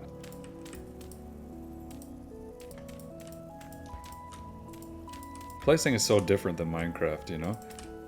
I guess it's not that different, but the fact that I hold the block up in front of me like this makes it a little bit hard to see what I'm putting down. Trying to be conservative with my block placement. Ooh, those cattails just grew. Nope, not what I wanted. Shovelhead, there we go. So I did read in the handbook just recently that you can make a cellar to preserve food, and the cellar is any place that's just an enclosed space, and materials like dirt or bricks work for it. The better insulated your cellar is, the longer something will last. I think that'd be useful since all this food I'm making, you know, I might need to store it somewhere. Plus the jugs, the bowls, that kind of stuff, I might need to put that somewhere else, as well as excess storage that I have. How did I make those? Rough-hewn fence. Log, log, stick, stick, axe. Okay. Oh, that broke my axe. Good thing I just made an axe head. Alright. Yeah, it's not a bad view from here. Not entirely sure how this works, but I think I could put some supports here. Nice. Not bad. Right there. And how about over here? You really don't get a great view, but that's okay. Can I make a better window? What? What is this? Another torch up here. Nice. Alright, so check this out. If I were to place this meal outside, it says it's fresh for 2.9 days. If I take it in here, and I place it inside here, it says for 3.5 days. So it's slightly better. This one's 3.3 days, I guess because it's close to a corner. 3.4, 3.4. It's interesting, right? I think that's interesting. What about this meat? I think I can just set this meat on the ground. One cooked red meat. Huh, it doesn't say when it goes bad. That's interesting. But there it is. So yeah, this is not a cellar. It's an attic. But It works. Dang, red smoky skies. One more thing, because I'm just curious, but thatch, you can make slanted thatch roofing, right? I wonder if I could place this somewhere to make it look nice. Oh, there. That's so silly. That looks so weird.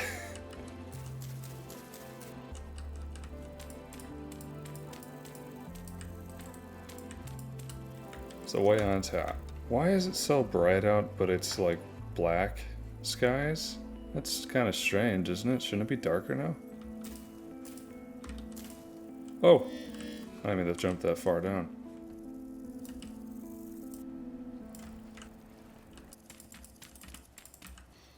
Yeah, I'm thinking about this. You know, chopping wood instead of just crafting it, it'd be cooler if you had to, like, put it on a log and then swing your axe down on it.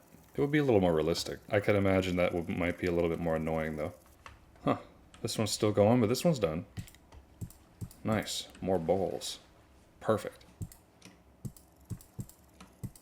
Huh. Now it's fresh for 4 days. I think it's because I put blocks on top of the roof that made its freshness last longer. Oh, there's a bear out there again. Okay. I'm not dealing with this right now. And I guess I just cured some animal hides, so I found out that if you rub animal fat on these, then let them sit for 48 hours, they'll turn into pelts. And you can use the pelts to create better backpacks. So these right here are hand baskets, and that allows, you know, me to have 12 spots in my inventory. I have only 4 spaces here, so they only allow 3 each. But I believe I can turn these into something even better. Let's look, because I'm curious. This is what it can be made into. A hunter backpack. Alright, so I have 1 medium pelt, 15 cattails. I can make a hunter backpack, which will give me 1 more slot. My door.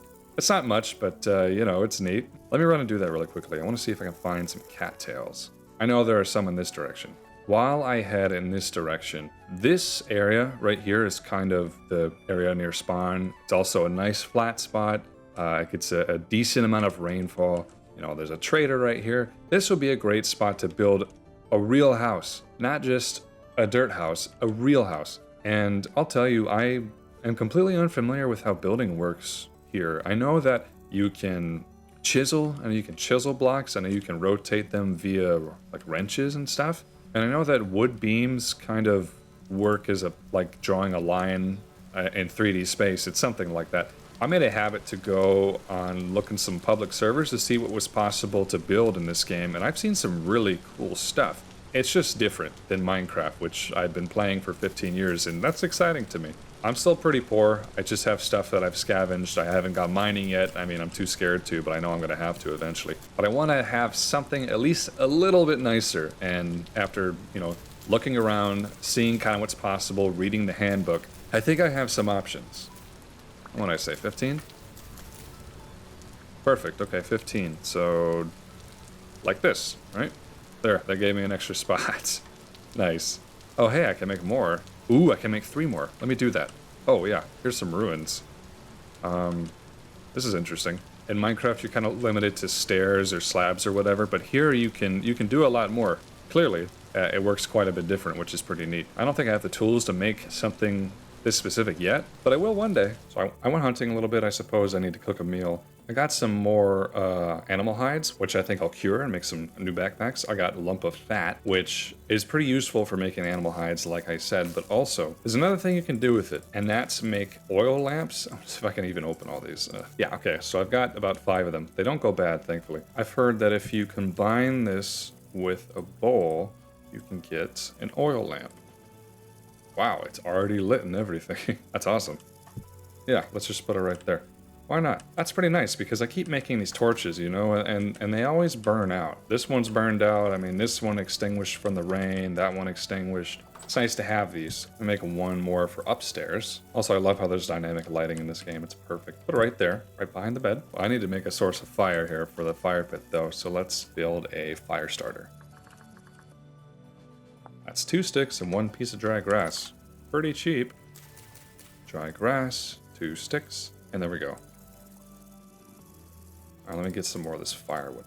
This is going to take probably a long time to cook since it's so many meals in one. I don't even think I have enough bowls to hold it all. That's not good. Let me craft up these new hunter backpacks. And now I have 3 extra spots. Cool. I'm not really sure where to put these hand baskets though. This is ridiculous. Put some oil on these raw hides. Put away the fire starter. By the way, if I could ask you to please consider subscribing, it does actually help the channel grow a lot, and I would appreciate it. So while that's cooking, let's review our options for building. There's a few things that I know that I can make. Cobblestone is one of them. See, I can make cobblestone out of, well, pick bauxite because that's the kind of rock that's around here. All you gotta do is combine some kind of clay with rocks and boom, you get bauxite cobblestone. That's great for a base, I think. I got plenty of rocks around here. I've also, well, got a lot of clay, got a ton of stones that I went and picked up when I was running around exploring everywhere. I also got lots of ore that was just laying around in the ground, which is pretty cool. Chalkstone, I don't know what that does, but it seems cool to me. There's one thing that I also found that'll help me build this house, this clear quartz. And from what I understand, I'm gonna run out here and see if I can find some sticks. It's really dark. Wow, that's interesting. You can see, wow, look at that. I've never looked at the night sky before. I've always gone to bed. It's like there's galaxies out there. Look at that. Never seen anything like this. I mean, there's mostly clouds above me, so it's kind of hard to see. Look how lit up this house is compared to everything around it. The lighting engine is a little weird, I will admit. All right, yeah, I think if I do 4 sticks surrounded by 2 pieces of clear quartz, you can make quartz glass. And that's like a window. It's a little foggy, but it is a window. I'm glad that I get it back after breaking it. A big improvement. And I have a lot of sandstone stones, so let's do that. We can make cobblestone, although I think if I put this down, I can't pick it back up because I don't have a pickaxe. So just take my word for it. That's what it looks like. The other thing that we could do, which I think is going to be our main method, and I need more sticks for this. I don't like running out here at night, but yeah, okay, so it's 5 surrounded by a knife. I got a wattle fence. And a wattle fence, it's something... That's so interesting. This is something that I already know about from watching like people recreate ancient Anglo-Saxon houses on YouTube in real life. But it's small, young, bendable sticks. They use it to make a fence, and then they put daub on it. And daub is like a mixture of clay, which I've already picked up, sand, gravel, and soil, I think. Sand, soil, grass, clay. Boom. Raw daub. Yeah, and then you put this on the wattle, and it turns into a full block, but that was very expensive. Wow. Okay, will I get it back? Yeah, there you go. That's what we can build with. Good morning. Well, my food is done. There we go. I have some more meals sitting upstairs. The problem is they're not gonna last very long. And if I really want food to last longer, I need a place that's a lot more airtight, like a real proper cellar. And this dirt hut is not cutting it. So there's something else I want to build. Anyway, it's the morning, and I need to find a spot where I want to build the first house. Oof.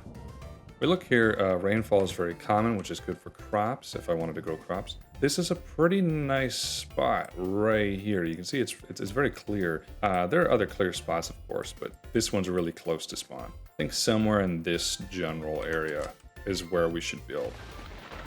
Whoa! All right. About right here. I just gotta clear out some of this vegetation.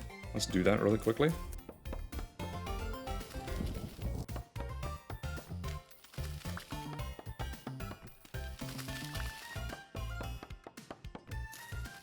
So my coworker got married over the weekend that I went, and the venue that the wedding was at was this fancy farmhouse. Not a real farmhouse. There was no farming being done there. Maybe a long time ago. But I thought it looked really cool, so I figured I would try a base to build off that. So this is where the entrance is going to be. This is going to be kind of an arcade area where it's really open with glass. I don't know if I have enough glass to do that, but we're going to try. Gonna have it loop back around kind of the same way. This is loosely based on it. This is also going to be 2 stories, I think. And I get some more dirt.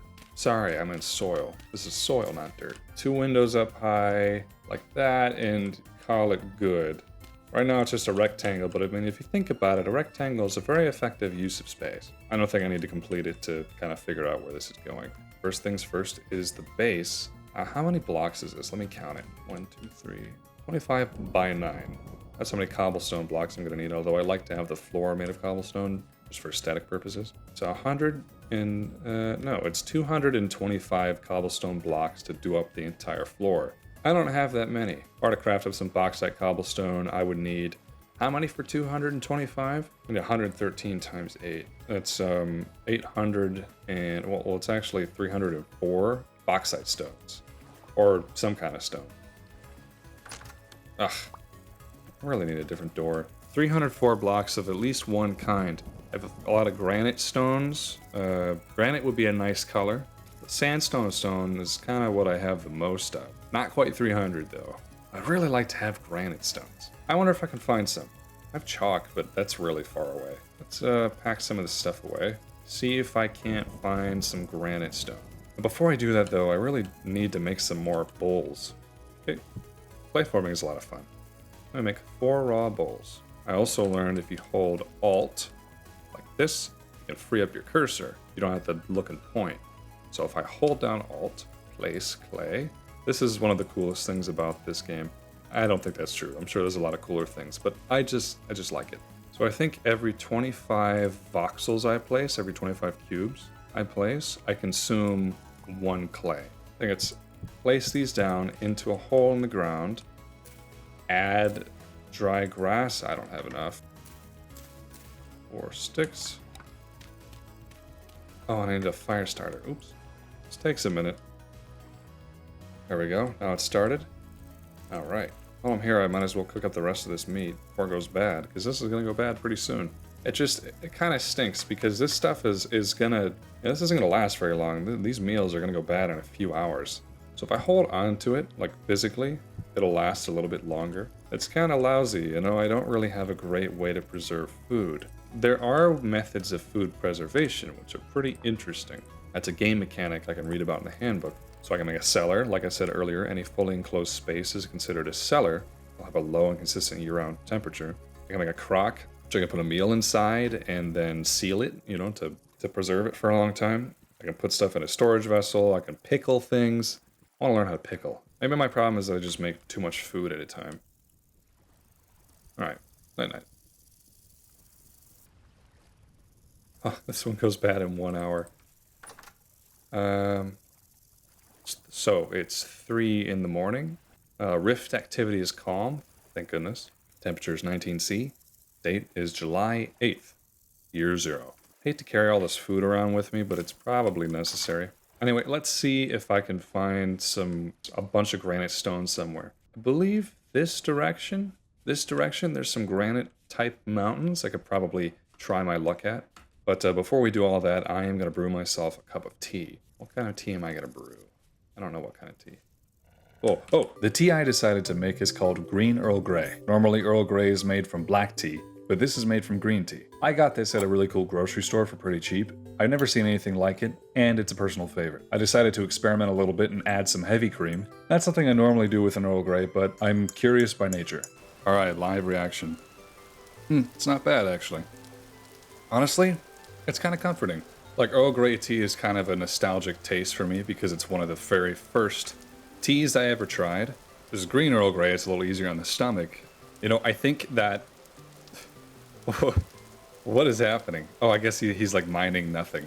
It looks like I'm running in place. I think that if I had sweetened condensed milk instead of heavy cream, it would taste a lot better and a little bit more honey. Anyway, look at this area I found. I think this is definitely granite. Yep, granite stones. This is exactly what I want to use. Look how cool this is. This is literally just over this ridge right there. I am not very far from the house. Just over this ridge. And there's this really cool spot. Maybe I should have built here, huh? We got floating islands and everything. That's insane. But yeah, basically run around and find rocks. How many did I say I needed? 304? Probably more than that if we're being realistic. I mean, I'm sure I'll screw some up. Now, I know if I had a pickaxe, this would go faster, but I don't know how to make one. It seems pretty complicated, and I want to save that for another time. Oh, not sandstone. I don't want that. Oh, hello. Trust me, this is the only way. Some people have told me that my gameplay makes them scream internally. Dang, look at that though. Isn't that beautiful? All right, after running around for a little bit, I just found some granite sand, which is exactly what I want to use to make the daub because it's a lighter color and I think it would match a little bit better. I had the sandstone sand, but it was yellow. This bauxite stuff is going to be, well, I guess orange or red. I'm colorblind, I don't really know. So I'm just going to mine up as much of this as possible, as much as I can find. This daub is not cheap. Well, it's cheap, but it requires a lot of materials. I think, look at that. The gravity physics are cool. Oh yeah, I like how when your tool breaks, if you've already got another tool, it automatically reloads your inventory slot so you don't have to switch tools. Just a neat little quality of life thing, you know what I mean? All right, honestly, I'm not really getting anywhere with this. I'm not getting very far with this. I need to find a place with a lot more material than right here. Whoa, look how deep this is. The perfect place to go would be a granite desert, almost. I don't know if I've ever seen one in this world, but that would be the place to look. Yeah, I'll let you know if I find one. Oh, jackpot. This looks like a very, very tiny granite desert. I was just kind of hoping I would find one around here, and I did. So look, these granite boulders I can break apart, and I'll get tons of rocks, which is exactly why I wanted to come here, because these are very common in granite deserts, at least from my experience. I can find them pretty easily here. And there's lots of sand, which is nice. This is also where I found a lot of ore, so I would just run around and pick up rocks, and sometimes it would be ore. That's how I got all the clear quartz that I can use to make the windows. You know, trust the process. It really isn't that big, is it? Perfect, we're getting there. Yeah, we still needed quite a bit more though. Check it out, I found another trader. I think I've been around this way before, but I haven't seen this guy. They are hard to spot. They're easier to spot at nighttime.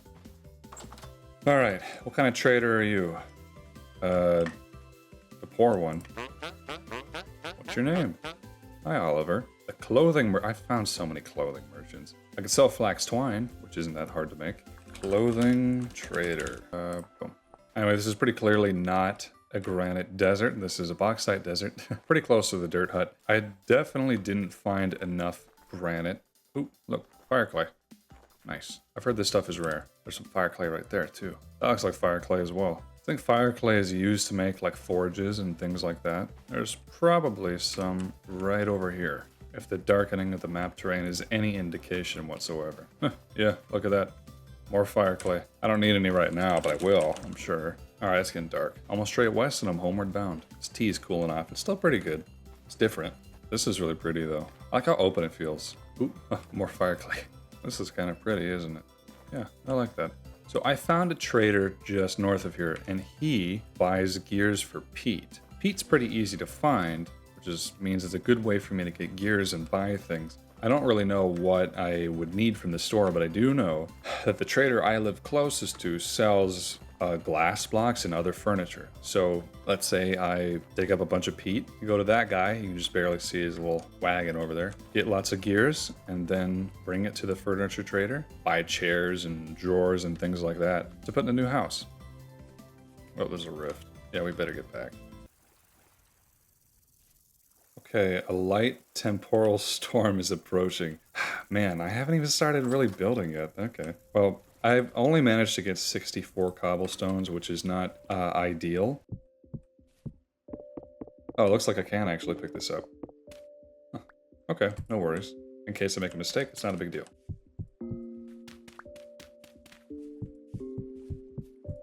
Wow, look at that. 64 was a perfect amount to fill this entire space.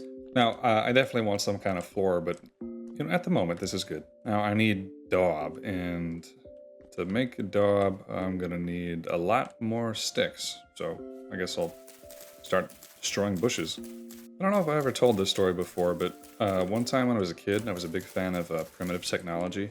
One day I decided I wanted to do exactly what he does, you know, in his videos. So I got a hatchet and I ran out to the woods. I cut down 4 trees, it took forever with a hatchet, like young living trees, you know, made it kind of hard to chop. And then I dug the post holes, I put them in the ground, and then I couldn't figure out how to take it further than that, you know?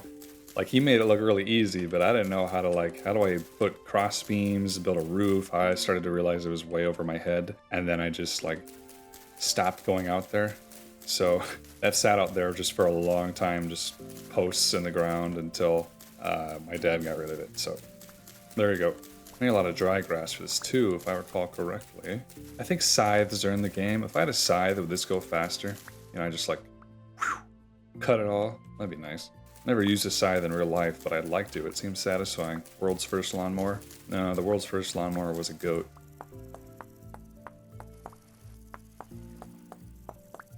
Alright, a light temporal storm is imminent. Awesome. It looks like I'm gonna have to hold off on, well, everything. I gotta defend my new home. No, realistically, I want to see what happens. The other temporal things that happened before, I just kind of holed up inside and waited it out. And that's really lame, so I just, you know, I want to see what happens. I may regret it. Alright, I'm nervous. It's actually kind of a nervous that I don't really get when I play Minecraft. Oh, okay. Oh, alright. Okay, it's happening. Oh, okay. Okay. The hell is that?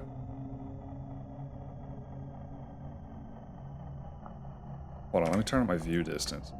Oh, okay. Yeah, I kind of saw this thing last time I had a temporal storm, but just barely. What is that? Can I go get it? What is that? Where's it going? That thing might be moving faster than I can act. Whoa! Oh, that's just a wolf. Okay. Still freaky. Man, that thing is gonna outrun me. Whoa! I don't know what just attacked me. Oh, shoot. Oh, it's a dead end. Oh, shoot. Okay, I get it. No. Oh. Oh, man.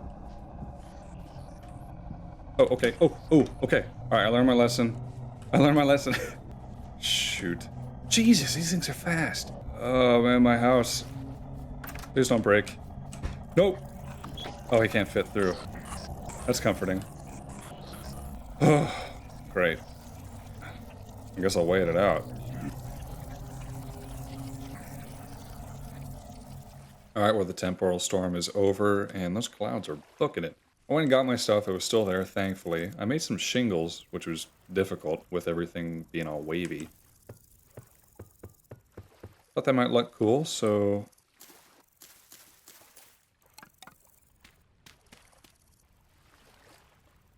the idea is if I can keep making and cooking shingles, I'm gonna dig another one right next to it. I can have something for a nice roof, you know what I mean? Okay, I got a few more shingles cooking, and while those are cooking, because I can only do 12 in a pit at a time, I've spent, I think, the last hour just collecting grass and sticks. So that's where we're at, but I have a good amount now that I feel comfortable trying to actually throw something together with. So let's consider this. Okay, let's put a post here. I can't really debark anything, so that's just how it's gonna have to be. Posts on the corners, of course. This side of the house will be a little different. Yeah, I can only hold 16 logs at a time, which, I mean, it makes sense, right? If you've ever chopped firewood in real life, you know, carrying those things, it's hard enough to carry one or two around, right? Every few years, my family likes to make maple syrup. The amount of wood that we have to chop down for that is insane. We don't have to cut down any trees, thankfully. I mean, there's plenty of fallen trees that we can use. A tornado went through our woods. How long ago was that? A long time ago. And, well, ever since then, we've had plenty of trees to harvest firewood from. Anyway, I'm going on a tangent. Okay, so... that was 4 blocks, so it was about 10 pieces of daub to a block. And then you can add more to make it look nicer. Just 1 each, right? I mean, I kind of like it looking nice. Okay. I've been building stuff out of voxels my whole life. This just feels kind of alien to me. I don't know. It's just such a different process. I like it. It's different, which means it's fun. But good golly, is it expensive. It's looking rough. Oh, let me patch it up just a tiny bit. There we go. We got some glass. Looking nice. I like how that looks. I only got 14. I don't have very much to work with. is I'm either gonna have to find more clear quartz, or I'm gonna have to find a new way to make glass. I know that normal quartz can be turned into glass, but that requires making, I think, a bloomery. You need a bloomery to smelt glass and a quartz, and a bloomery is made with fire clay bricks, which are made with fire clay. I mean, I could do it. That's another time, I think.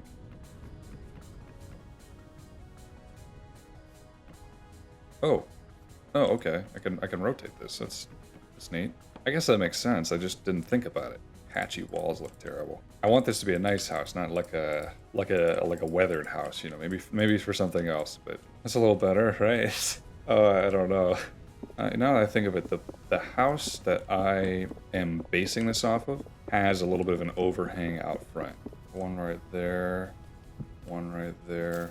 I'm already running out of wattle. Oh my gosh. It's a cool mechanic, I'll admit. Need more sticks. Something I learned is that there are leaves and then there are branchy leaves. So if you destroy a branchy leaf, you'll get a stick every single time. This game has just a lot of small details. I mean, blink and you'll miss it, you know what I mean? That doesn't look bad. It looks kind of modern. I don't mind that. So now I want to have, or at least start, doing the roof a little bit. And I think, yeah, slanted ceramic roof. Neat. Let me just make a few more of those, I suppose. How do I make it so it's at an angle? That's what I want to know. Okay, how do I make one of these? Oh, I have to do a different pattern. Interesting. Okay. So the answer is I need more. More than this. Starting to think this was overly ambitious. But looks cool. I like that. Those are still definitely cooking, so. There's one more thing that I did learn, and that's you can combine cobblestones with dirt. I have that correct? Yeah, you can make a stone path block. And these actually make you run faster when you're on them. So, I mean, you get a little bit of a speed boost when you're walking on them. Normal walking compared to, I don't know. That's not enough to tell. Promise me. I promise you that's how this works. But it looks cool, right? Which means I need a lot more rocks. It's a little faster. It feels a little faster. Am I crazy? I don't know. Dang, this is a lot more work than I expected. Let's see if I can at least get a nice door. I wonder how much a door costs. Ooh, sleek door, redwood. 11 gears? Are you kidding me? Pine door is 8 gears. That's much more reasonable. Yeah, I don't have that. I need 2 doors to make a double door. So I'm meaning I need 16 total gears. I know that I can trade Pete to get gears from a trader out in the desert. So maybe that's what my next move should be. So I had good luck and bad luck. Bad luck is that the trader only really wanted to buy a little bit of peat for me, and then he sold out, I guess, or didn't want it anymore. So no door today. The good news is I found a gravel desert right by that place. So I have a ton of gravel stones right now. That should be more than enough to finish this place off. The floor and everything. Again, you might think that that's really inefficient, and it probably is. But this is what I'm kind of capable of at the moment, at least as far as I understand. My shingles finished cooking, so let me just finish putting these up and see what I can get. Perfect. Oh, man. There we go.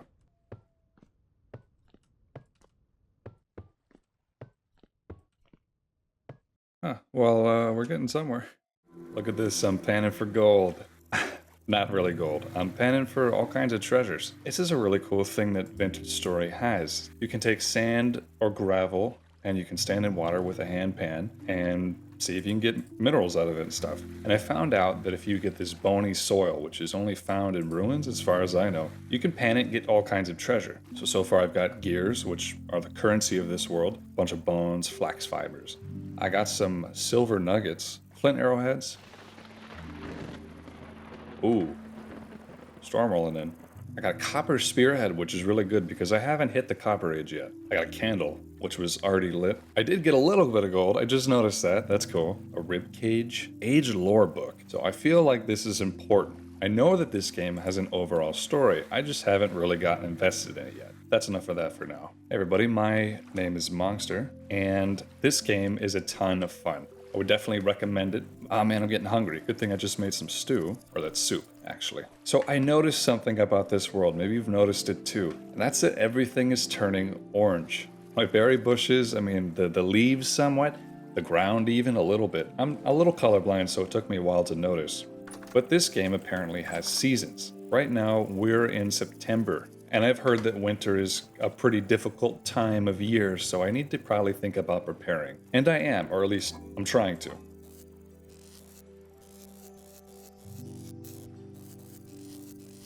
Let me put my treasures away real quick. Never gotten gold before. I also found a way to preserve food for longer, because all food has a shelf life. So I made these crocks, and these crocks last a long time, especially, I think it's this one. This one I sealed using some animal fat, and that makes it last a ridiculous amount of time. 50 days, 40 if I set it down. So yeah, I think I just click on one of these crocks, they hold a lot of meals, and I'll get some food out of it.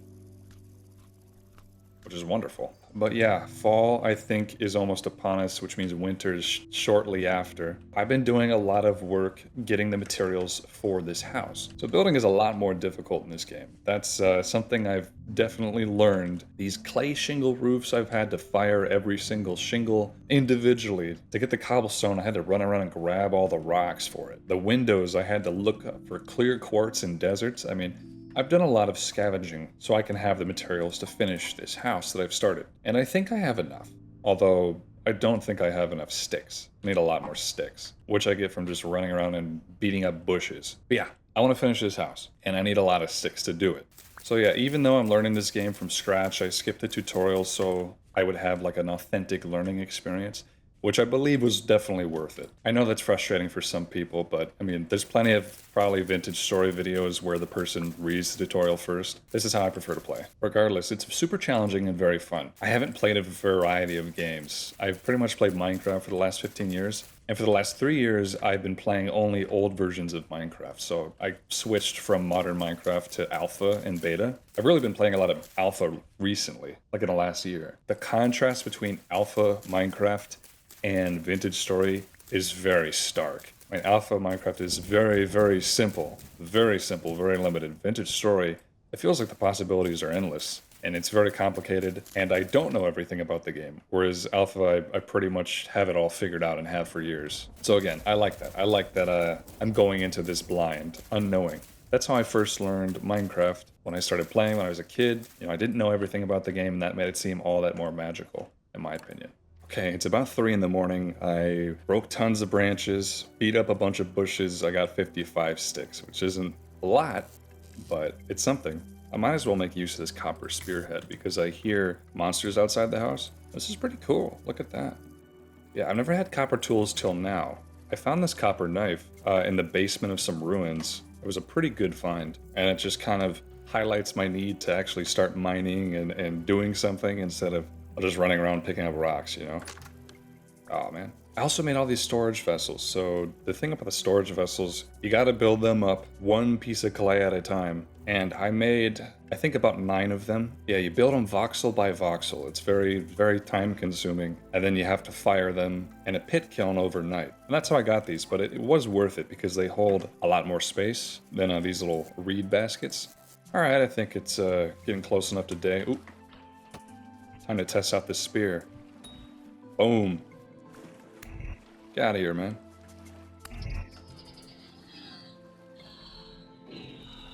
Knocked him out pretty quick.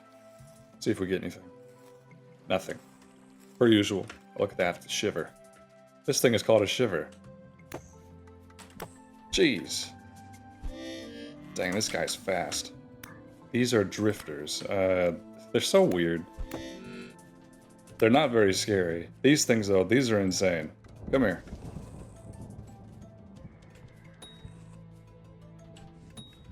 Boom. There's another bow torn. Ouch. They have a lot better aim than Minecraft skeletons.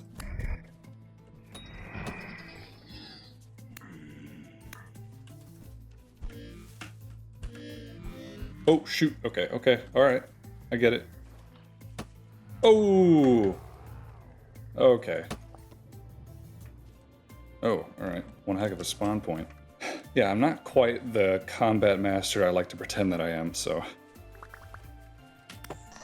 Where did you come from?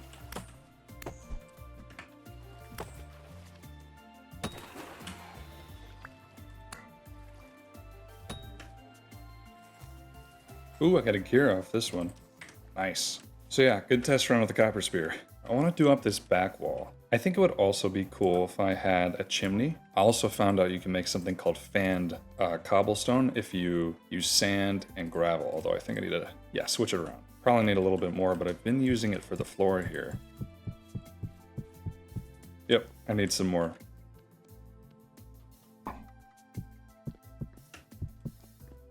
Perfect. All right, now we have our floor. This place is looking really cool.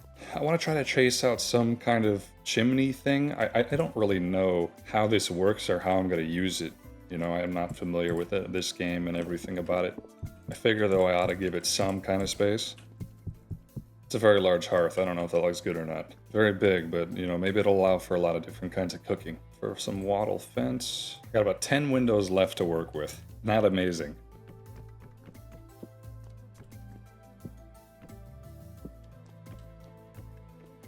Alright, there's one wall. Very expensive, this daub stuff. I'm definitely going to have to go back to the granite desert and get a lot more sand and gravel and stuff. I wanted this wall to have a lot of glass in it, you know, like, so it'd be kind of like an atrium. Maybe I could grow things in here or something. But it's not looking like that's going to happen. So maybe I can just settle for 2 windows right here. I still like to have a solid glass wall on this side, so. But again, I don't have the glass to justify this.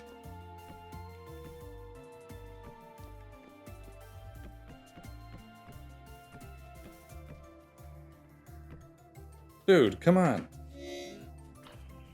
I'm building. Jeez. Rift activity high is usually not a good sign. This house looks really cool while it's under construction. I gotta admit, like the exposed framing and stuff, that's pretty neat. So I want the space in here to be 4 blocks tall. The outside is gonna look a little bit shorter. I wanna kind of cut back on the materials that I'm using though. Oh, okay. As much as possible. So I think I'm just gonna finish the top bit of this wall off with logs, with sideways logs. It's gonna kind of go like this. Almost forgot my axe. Oh yeah, I've been planting like a tiny forest over here from all the birch seeds I've been getting from busting up branches. Oh, one already grew. Okay, here we are with all this. Shut up. Wish I could tame wolves. Oh, yeah. I don't fucking kill him. Oh, that went right through him. What? Oh, come on. All right. Okay, okay, okay.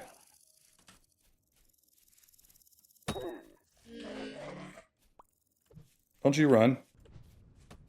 Oh, I got him on the ropes, okay? He's also kind of got me in the ropes. Dang it. Got him.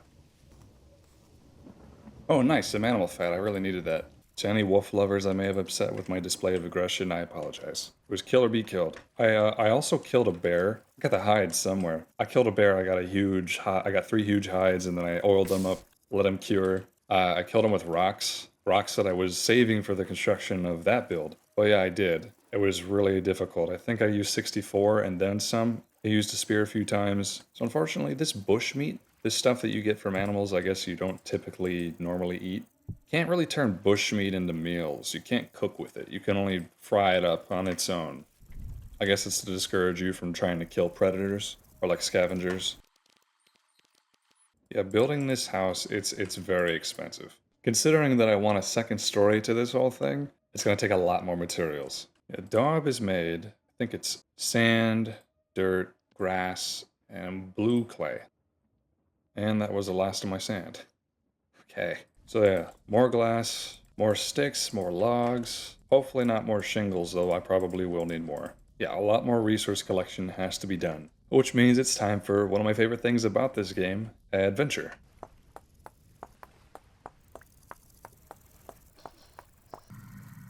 Yo, what the heck? I just tried to open this book. I'm just bored. I just tried to open it, and then it played a bell noise, and then there was an overlay. What? There's a whole story going on here. Okay, I'm sure some of you are probably pretty interested in what this says. I am going to read this later. Correct me if I'm wrong, but I think there's a lore menu. Yeah, J. Diet of Kings. Okay, so I can just read it here? Interesting. Okay. Yeah, there is an overarching story, and I know it's also very tied in with the progression. I really want to explore it. Now is not the time.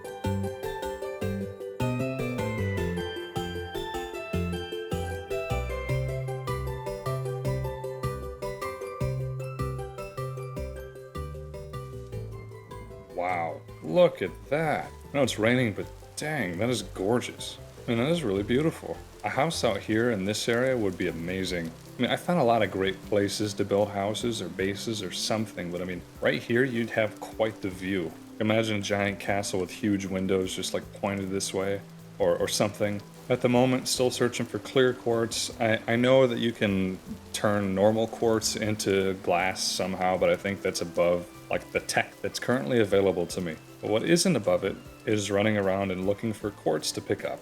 Usually in deserts. Like these types of areas are where I've had the most luck with it. Also, I found some spelt. I learned that you can find wild crops just kind of like growing around, which is pretty cool. I've gotten, I think, a good amount. I don't know if I have every single crop that exists. I doubt it. But I have a lot of seeds so far. I feel like I'll have some good luck in these hills. Kind of daunting though. I don't even know if quartz can be found in granite type biomes. I've seen it like part of blocks, but I haven't seen it on the surface before. Dang, that's cool. Wild country. There's some goats down there. Wonder if I can get some animal fat. Ah. Huh. Oh, wow.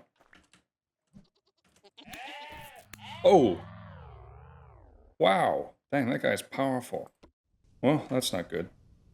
Look at that. On the way back over here, some quartz bits. Nice. Of course, I still need to get my stuff before it disappears. I don't know how long that's going to be. I think that was all that was over here anyways. F around and find out, I guess. I'm pretty bad at knowing when to back down.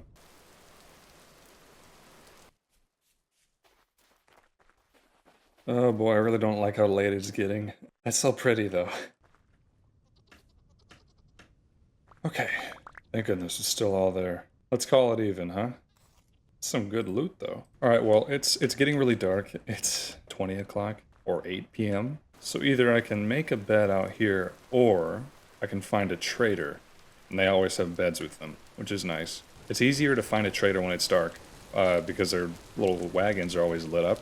And also, the way that I usually find them is I kind of look for spots that I maybe haven't found one. Because they have like a somewhat even distribution. You can see this, right? So it kind of makes sense that there would be one maybe out this direction. Maybe I just need to get somewhere high. Wow, look at that. Okay, well these trees are kind of in my way, but I do see, looks like a trader over that way, and I haven't been there yet, so let's go check it out.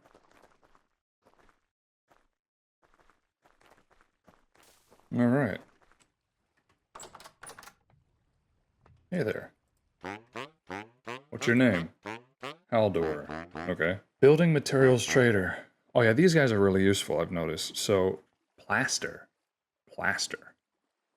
Okay, cool. This guy sells wallpaper, he sells bricks that I could use, like carpet and stuff. I don't think I really have anything I can give him. But yeah, I found a few of these building materials traders around the place. They've always got some good stuff. Maybe I'll revisit one later in the video, see if I can get anything useful. A medium temp... what? Okay. A medium temporal storm is approaching. Wonderful. Jeez. Current rift activity apocalyptic. Oh, okay. I just wait for them to get out of here or what? That's kind of a shame. I was hoping I would have a little bit more luck with some glass. I really don't want to get stuck out here, especially when a medium temporal storm is on its way. I guess I gotta head back then. Get out of here. Jeez, it really is apocalyptic. That continues to be a really cool sight, though. It's neat how I can see the snow kind of capping the peaks. Dude. Back off. Navigating through this is like really difficult. Whew. Whoa, I missed. Oh man, okay. Parkour's not my strong suit. Though parkour in this game would be really interesting. Like, you can't just change directions mid-air. You know, you keep your momentum. I think that's cool. It's realistic. Goodbye, awesome mountains. Wait. See a little bit of quartz dotting the cliffside there. Maybe, just maybe, I can get some clear quartz.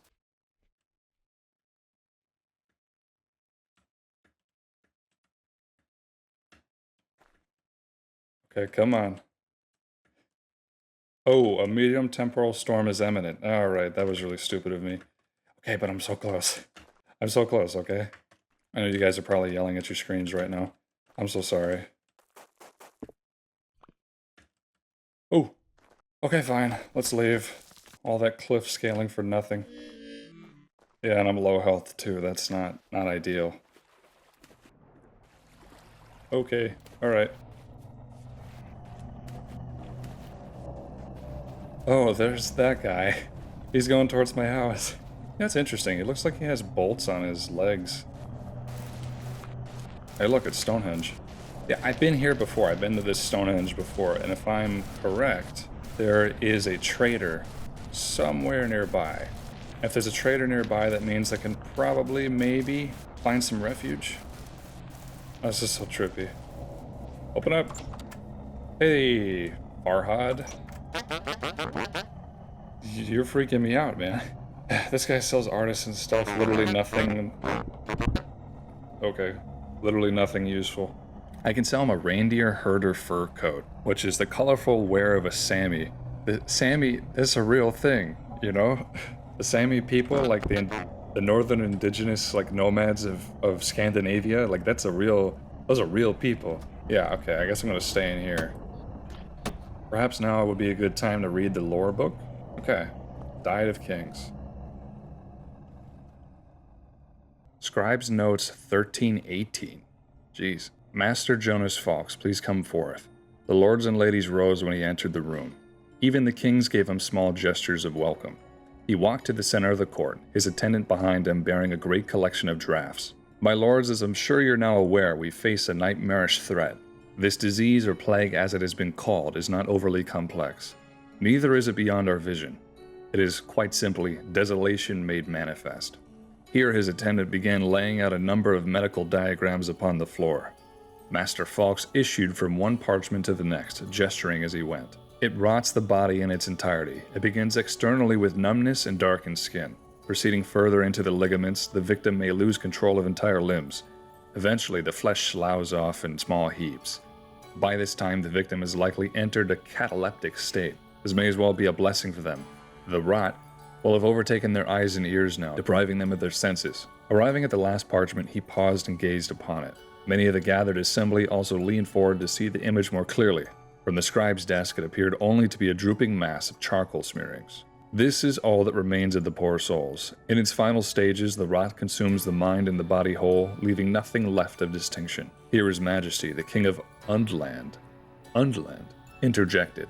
Is there truly no method of treating this malady? What preventions are available to us? It's interesting how us is capitalized. No preventions, Your Grace, save total isolation from the populace. Even such a drastic method as that will only last until the food supply is infected. As for treatments, I've found none. Perhaps some of my betters from the Academy have made progress, but judging by their silence, I think not. He paused again here and cleared his throat. It is a certain death. However, I stand here now to offer you a better fate. Well, okay. Very enthralling. So, can I leave now? Nope. Yes, I know I'm in your house. Okay, it's going away. Nice. That's interesting. I'm guessing that means that a long time ago there's an ancient civilization, as hinted by the ruins everywhere, and they face some kind of, like, evil plague thing, right? Do I have that correct? I love lore. Lore's cool. Okay. Well, seems like it kind of dissipated. What is going on down here? You can't run from me, man. They're all flickering and weird.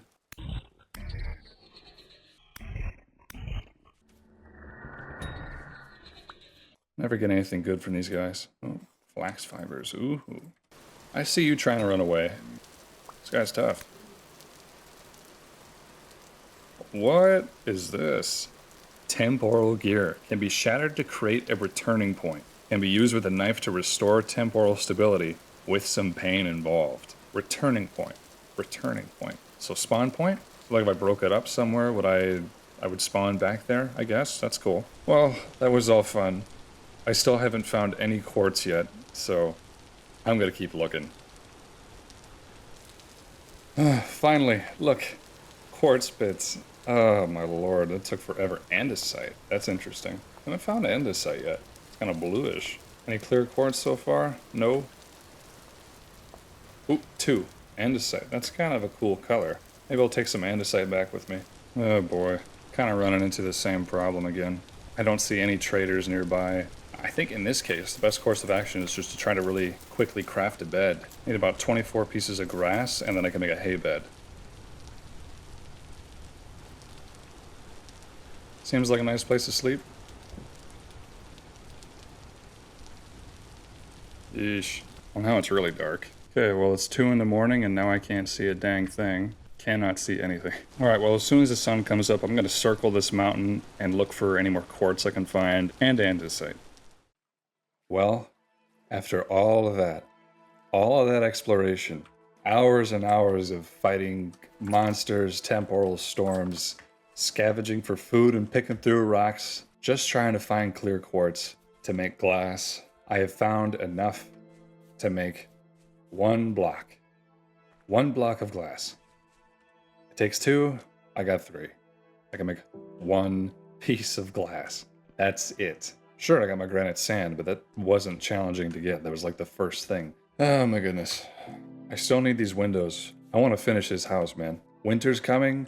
I need to do stuff to prepare for that. I don't even have a pickaxe yet.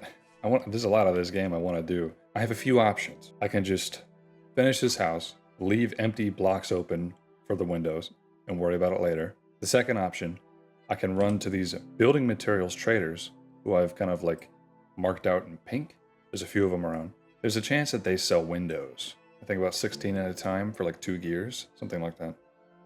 I have 14 gears, I just counted. The thing is, I was kind of hoping I could save those so I can get wood, like wood planks. That's another thing I can't really craft without advanced tools. I wanted the second floor and the roof maybe to be made out of planks. So I was planning on using those gears for that instead. So I want to conserve those. Third option is try to make glass the right way.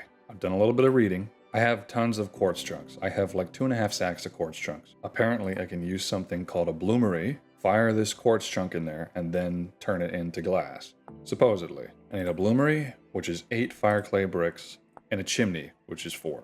So 12. Thankfully, I have been blessed with an abundance of fire clay nearby. That's something I guess that only really happens in bauxite biomes. There's plenty for me to source from, and I'm sure I already have some in the dirt hut. I think I just need to form the bricks, shove them in a pit kiln, burn them up, and then I can build a bloomery. So, bricks. Easy enough, 12. So I think I can just place these in here. I need more sticks and grass.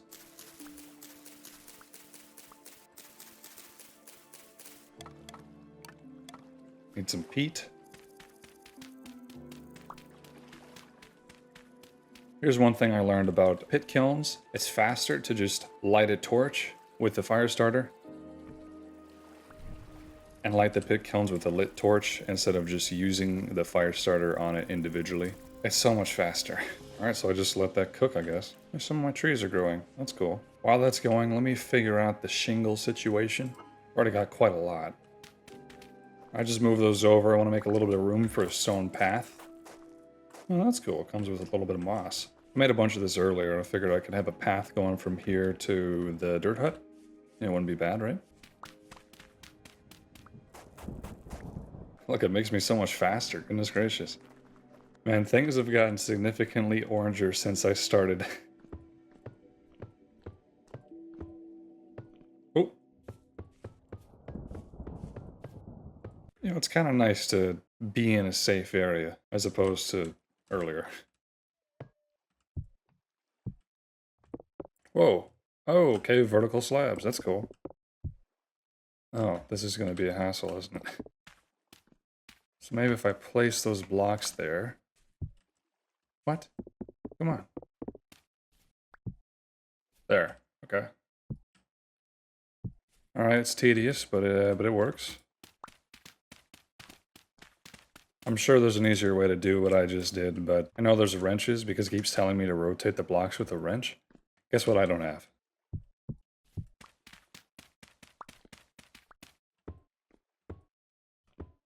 Huh, whoa. Ah, man, there's so many things happening that I wish I could catch. There's an eclipse. I was crafting shingles and it just got really dark all of a sudden. That was crazy. Wow. I never use replay buffer. You know, the thing to catch something if you weren't recording. I never use it, and I always regret it. That was really cool. I was like, what the heck is happening? Besides that, though, the house is coming along nicely. I still need my second floor. I redaubed everything. I got a porch going on. This awning thing is done. The top of these pillars are kind of showing, but that's okay. I'm sure that like later down the line I can figure something out about that. It's coming along nicely. I'm gonna need more shingles, unfortunately. But I think my fire clay bricks are done.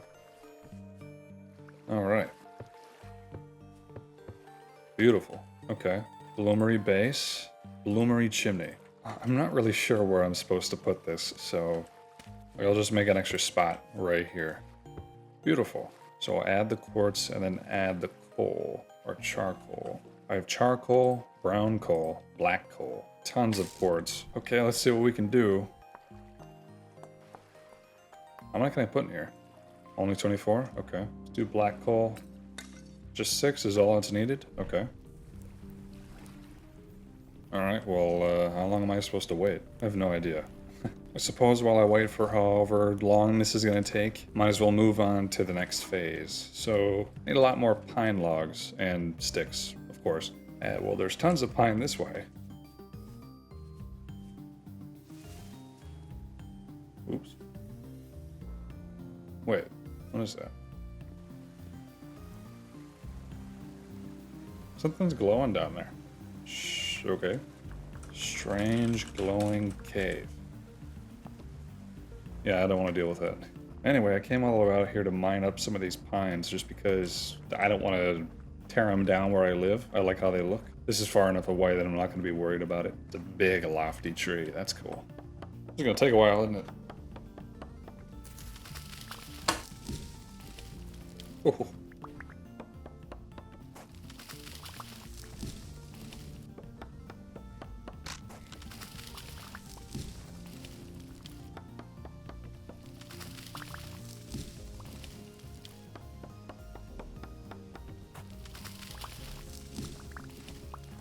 Hey, look, it's some carrots.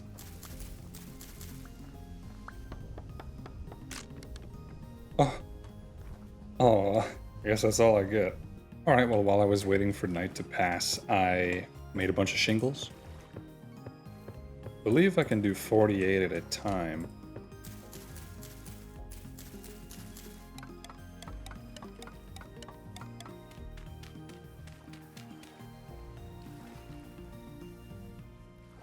Okay, and this is done, so how do I get it out? To break it? I do. Oh, I didn't get it all back. Maybe I needed to destroy the chimney first. Oh well, hey, look at that. 12 glass. Nice. Let's try it out. Oh, that looks so much better than the quartz glass. Oh my goodness. Are you kidding me? That looks so much better. I suppose like having a mix of the quartz glass and the clear glass isn't a bad thing, right? Like I could mix it up a tad. But alright, I should have just started with that. That solves that problem. Guess I just need to make more bloomeries, which means I need more fire clay bricks. Yep. Wait, how many can I put in here? Oh, I can put a lot. Awesome. Beautiful. Look at that, mature onions. This is one I haven't gotten yet. Nice. I love onions. One of my favorite vegetables. And now that I know kind of like how to look for wild crops, I keep finding them everywhere. Guess I was just always running past them, you know what I mean? I was about to start cooking some more quartz, and then I realized that brown coal, which I have 8 of, doesn't work. It doesn't burn hot enough. It just doesn't let me add it. What I can add is charcoal, but I only have 1 piece. So according to the handbook, I can get more by digging a 2x2x2 pit, and then fill the pit with complete stacks of firewood, cover the fill pit completely with non-combustible blocks, leave the top of a single stack of firewood exposed to air, using dried grass and 4 more firewood, build a fire pit on the top of the exposed stack of firewood and light the fire pit. Okay, well, that means I need to make some more firewood. Thankfully, I just chopped down a ton of trees. Maybe I had it too easy with the glass the first time around, you know what I mean? Got a bunch of firewood up here already. That should be enough, right? You know, it hasn't rained here in a long time. Maybe that's because of the seasons changing. Alright, it's time to repurpose this thing into a charcoal refinery.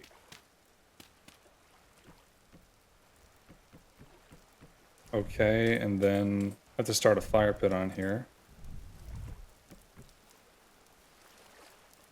26 in-game minutes before the pile ignites. Make sure it's not exposed to air. Does that mean I have to cover it up with one more block? Okay, let me read this again. Cover it up with solid blocks to seal the pit. Okay.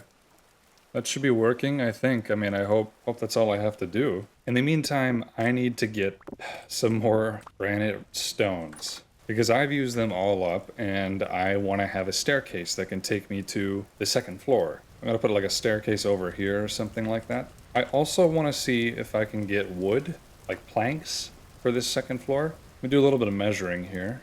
That's 7 by 5, 6, 7, 8, 9, 10, 11, 12, 13, 14, 15, 16, 23 times 7, 161. 161 blocks of wood. I wonder if I can even afford that much. Of course, there's going to be a hole cut for the stairs and maybe something else. So let's just see what I can do for now.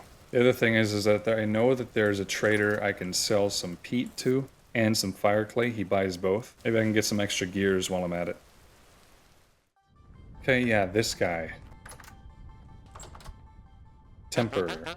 Okay, he's out of fire clay to sell, but... Oh, he's not buying peat anymore. He's buying blue clay. Oh, okay, fine. I guess I brought that for nothing. I know it's pitch black out, but I hear some bees. Gotta mark it down.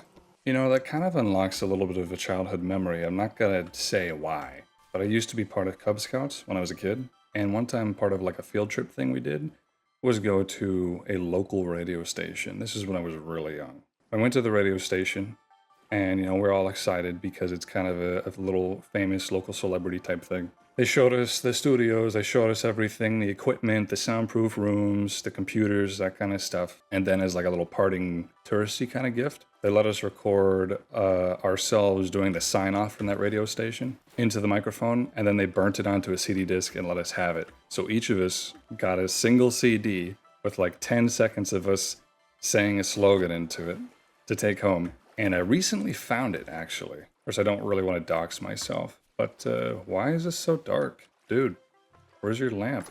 Isn't he supposed to have a lamp? No wonder I didn't find it. It's freaking pitch black. This guy doesn't even have a bed. So I can't even stay the night here. Awesome. Alright, Miguel. I got my birch planks, maple planks, plaster, shale rock, sandstone rock, walnut wallpaper, gray wallpaper. The wallpaper's pretty cool. I'd like to have some of that, I think. I do know that I can't hold everything, so I'm just going to stick some stuff in this guy's chest, and yeah, he can watch it for me. How about that? We want birch plank? I think we want maple planks. Those look a lot better, in my opinion. He's got a good amount. One more. You're welcome. Oh, that's all I can fit with me right now. That's not enough, though. I need 2 more stacks, and then some. Here's what I think. I can make some beams in the roof out of pine logs. It's so dark in here. And then, of course, the stairwell will take up some. Perhaps that'll be enough. You know, it is really cool being able to see, like, the stars and the nebula and the galaxies and stuff. All right, time to find my way in the freaking dark. At least rift activity is low. I don't like this. I don't like being so far away from my house when it's just pitch black. It's midnight. I'm in a forest. I mean, I can't hardly see anything. I don't know. Something about it just sets my nerves on edge. This game does a pretty good job of doing that pretty frequently, might I add. And I don't know, it feels like the temporal storm's getting worse and worse. I figure it's just like trying to accommodate for the player building up their skill level and their tool set, but it almost feels like something is coming. Like, I don't mean to be cheesy or ominous, it just feels like something is coming that I'm not prepared for, you know? I don't know, something on the horizon or something I need to watch out for or get ready for, besides just winter. Like, I see more and more monsters, more and more rifts opening up everywhere. Freaks me out a little bit. Oh, finally, okay. Get me out of here. Man. Alright, well, I assume this is finished. Okay. Wait, do I have to break this one at a time? I do. Okay. Oh, the shovel's a lot faster. Okay, cool. And these are done. Alright, so fill them full of quartz, lots of charcoal. Perfect. Okay, so I think something like this, right? Yep. Granite cobblestone stairs. And the sound it makes hitting the shingles is really interesting. Alright, well, let's start with the second floor. I think I can have the cobblestone right here. right? Wait a minute, I got this wrong. Yeah, dang it, I didn't account for the walls.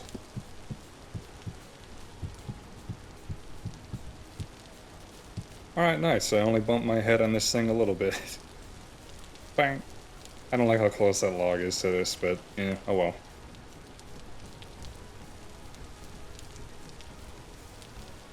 Oh, these are directional. Oops. That's interesting. I guess I can kind of play around with that, can't I? I feel like I cheesed my way into building this because, like, this is a lot of stuff I'm not really supposed to have yet. I just did it the most inconvenient way, I think. Yeah, I have 10 blocks left to work with, and that's not nearly enough. I think it's time to be a little bit resourceful. It's a freaking rift right there. I feel like it's moving closer to me when I'm not looking.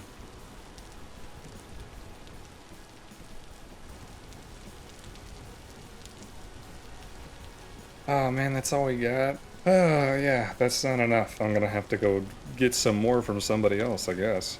It's coming along though. You know, not bad.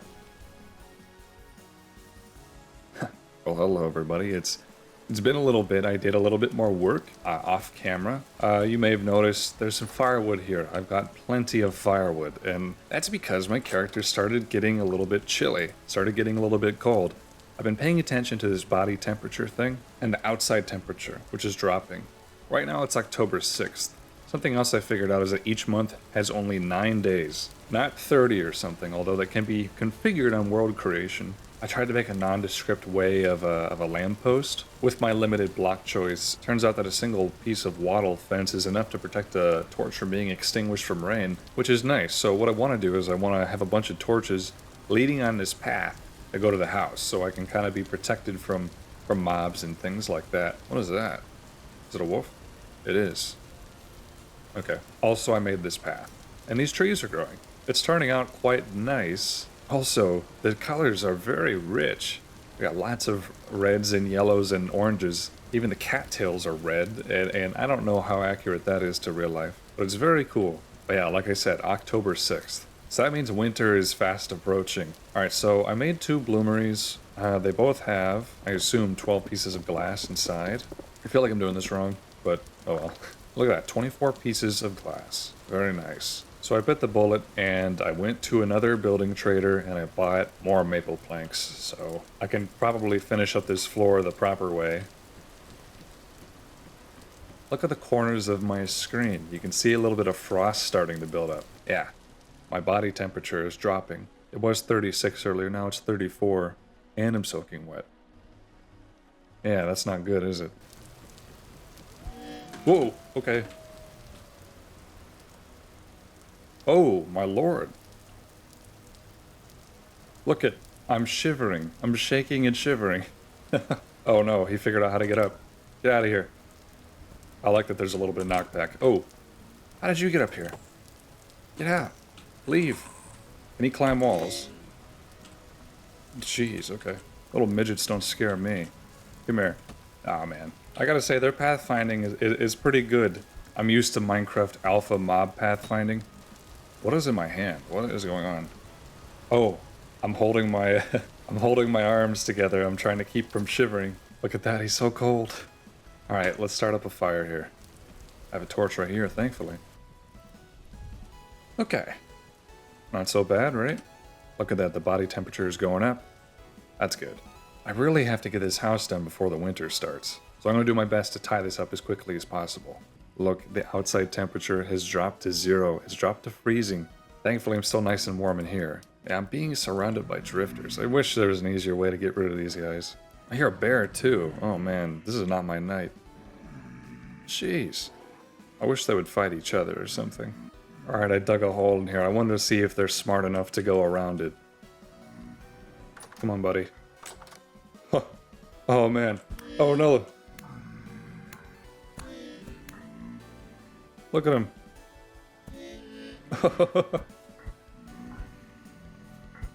Oh, they're attacking each other. I think they threw a rock and it must have hit each other. That's funny. Drifter infighting. Oh, come on. Come on, buddy. Come on. Wait, is it snowing outside? Nothing. Nothing. Nothing.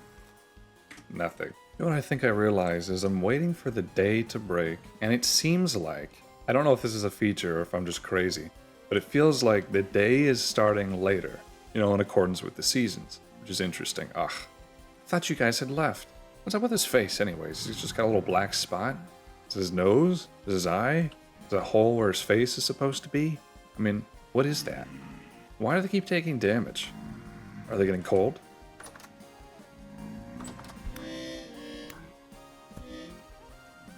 There you go. Okay, I think it's clear. There's that bear over there. But yeah, look, it's snowing. I don't know if you can tell, but there is like little white flakes falling and hitting the ground here. Anyway, I don't want to be around him, so let's focus on finishing up this house. There's a rift right on my house, man. Gosh. Once I get this place lit up, I would hope that that stops happening. Let's replace some of this dusty glass with some nice, clear glass. What a beautiful view. Next step is to figure out where these next posts are going to go. Oh shoot, I just realized I want this wall to be like right here. That means I need to move these stairs to the right. Oh man. Fine. Fine, fine, fine, fine. Never a dull moment.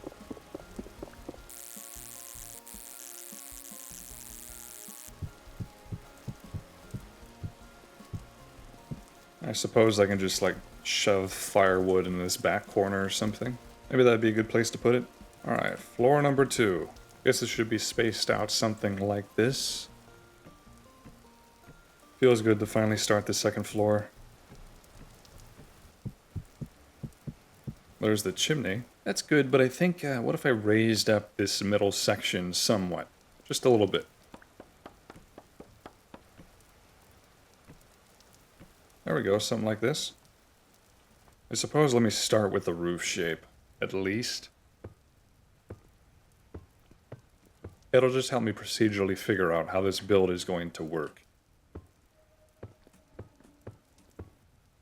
That bear is still sitting over there. He's like guarding my house. I just saw him sit down right there.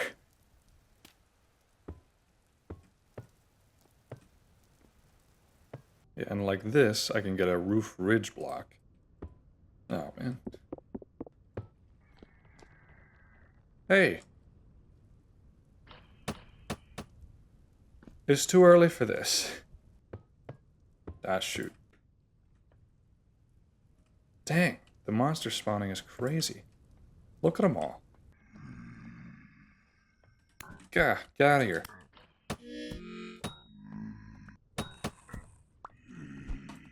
Okay, alright, fine, fine, fine. These things are too smart for their own good. Of course, now I gotta run around that bear. Shoot.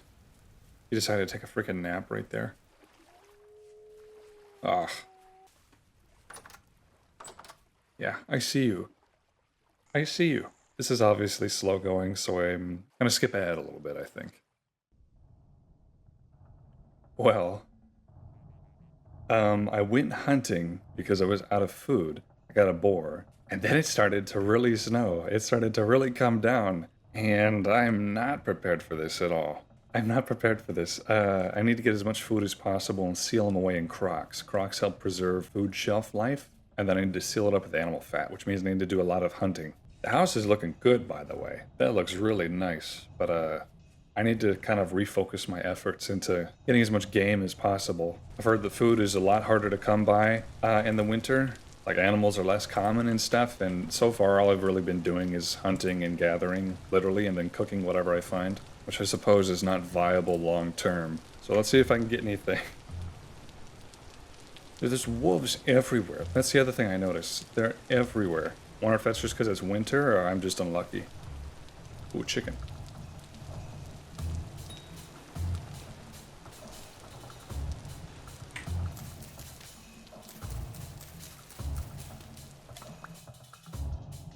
Wow, look at that. It's crazy how the landscape changes with the winter. It's crazy because in real life outside it's like smoking hot out, you know? Like 80 Fahrenheit, extremely humid. Ooh, a starfish. I always pick up these seashells even though I don't know what to do with them.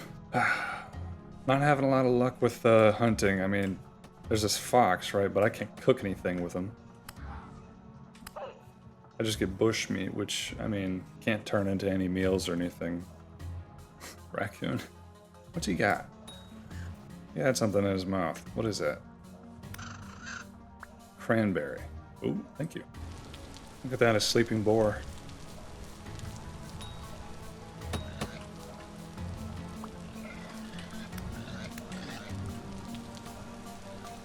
Dang it.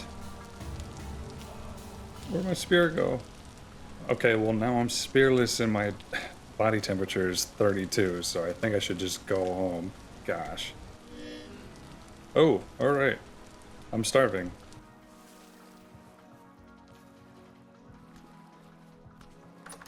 Okay. Come on, warm up, buddy. There we go.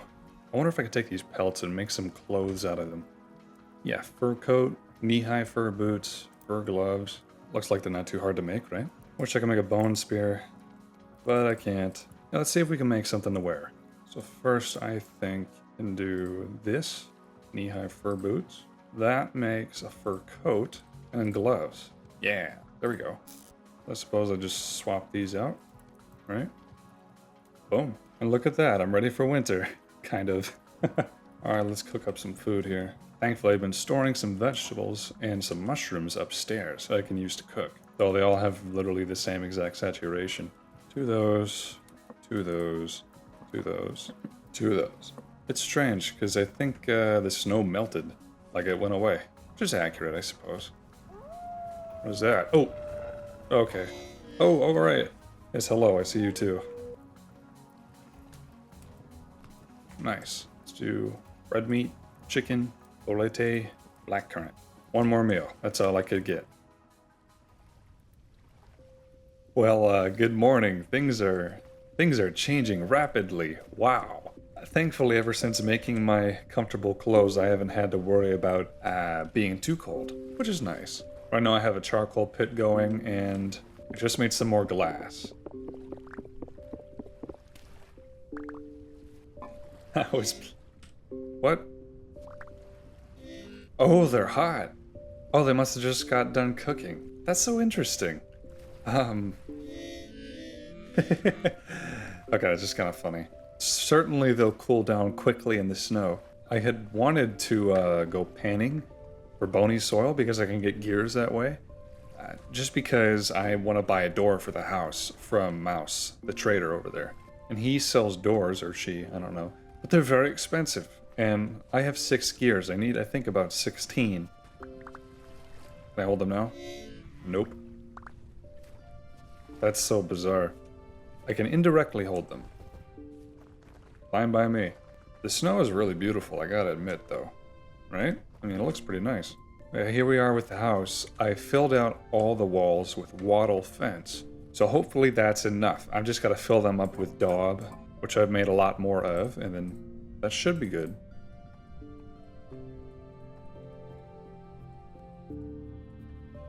Okay, that was all the wattle that I had. I need a little bit more. That's about half the house? No, just under half the house. Oh, shoot, that stuff is still hot. How long is it gonna be freaking hot for? Oh, look at that, I can see the temperature, that's cool. It's slowly cooling down in my inventory. What happens when I drop it outside, though?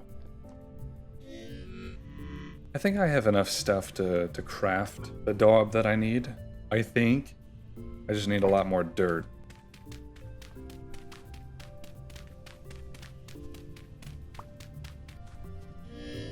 I still can't pick it up. Okay. Oh, alright. I get it, I get it, I get it.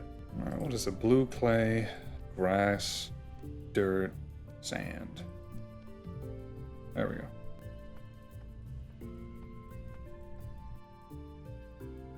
And now I need more grass. Wait a minute.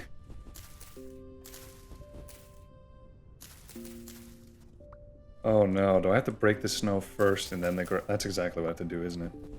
Ooh, double the work. I should have gotten more when I had the chance. Dang it. You know, apparently I can scoop this into snowballs.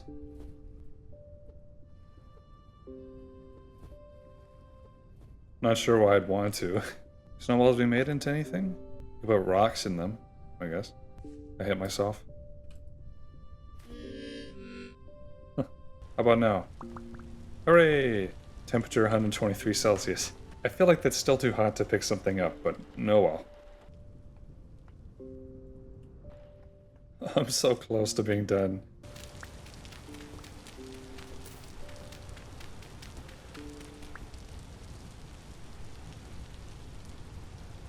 Oh, come on.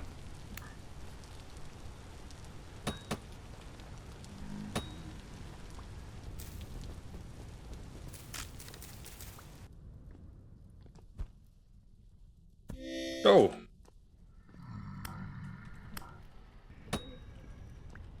Where do you keep coming from? So, a little bit ago I went out to this trader again, since he's the second nearest trader here, and that's weird. Look at the mini-map. Strange. Something to do with chunk loading, probably? Ooh. Whew. Oh, 2 rabbits? Oh, man. I'm desperate, okay? Yeah, anyway, take a look at this, okay? I got a gear from killing a Bowtorn. But I also was panning, like I said I was going to, and I got 2 rough Peridot. I got this bronze gem necklace. Now, I don't know what the bronze gem necklace is supposed to do, but I do know that when I stopped over here to sell this guy some peat and fire clay, he was buying Peridots for a very high price. Hopefully he still is. You can sell it to traders. I mean, I don't know what else I'm supposed to do with it. So I'm gonna trade it to him. It's like a rough Peridot will give me 8 gears.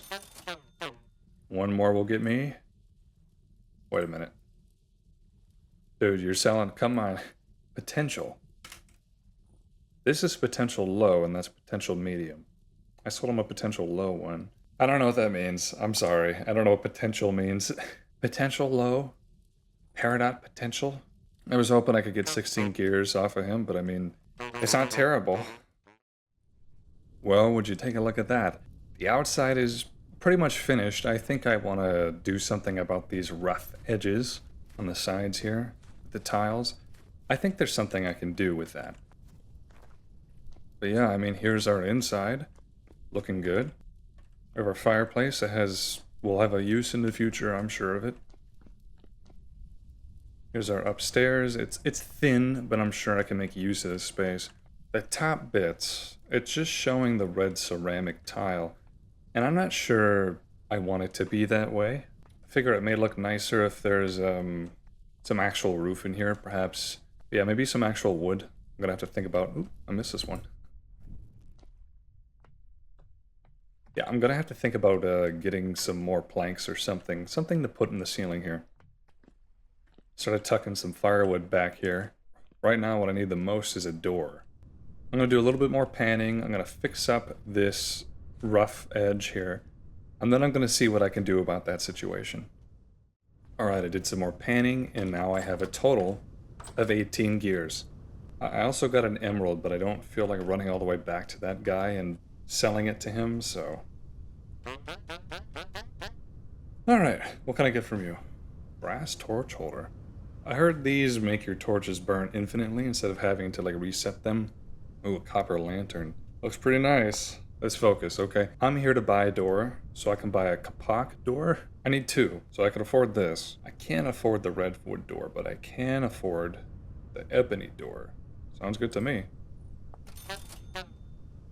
Goodbye, all my gears. Okay. It's a little dark right now, I think, to be doing construction, so I'm gonna come back in the daytime. Alright, it may not look like it, but it is morning. It's almost 6 in the morning, and that means it's time to put down the ebony doors.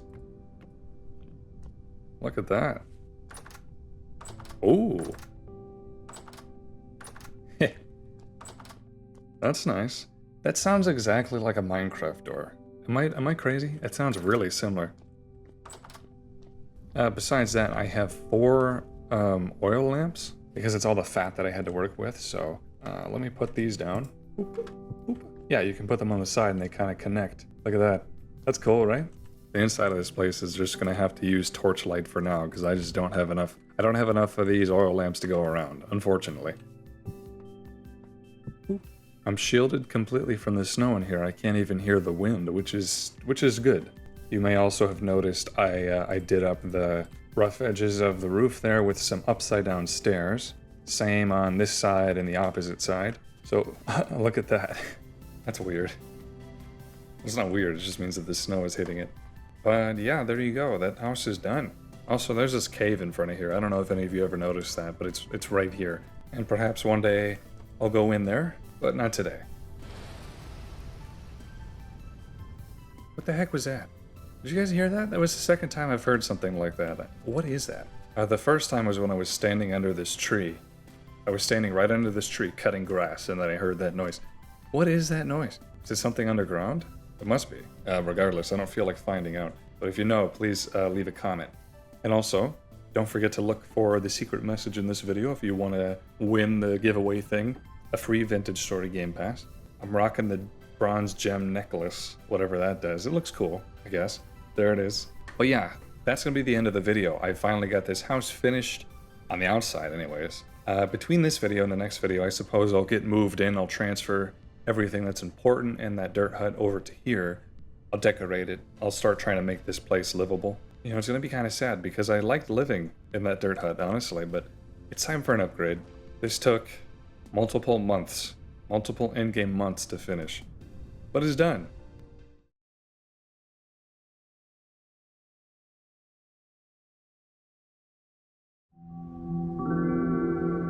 Hello everybody and welcome to Vintage Story. It is winter in my world and I am getting pretty tired of it, but I think that spring is just around the corner. And I'm ready for spring. I want to be able to plant crops, do other things that I didn't do last spring. I'm still new to this game, there's still a lot of stuff I haven't done, and a lot of things I'd like to try. I'm getting kind of low on my prepared foods. So let's look inside my house here. I have 2 crocs. They both have about 3 servings in each. And then some random bits of raw meat that I've got. I don't have anything to cook the raw meat with. I do have all this grain here. I had thought that the only way to use this grain was to grind it down into flour.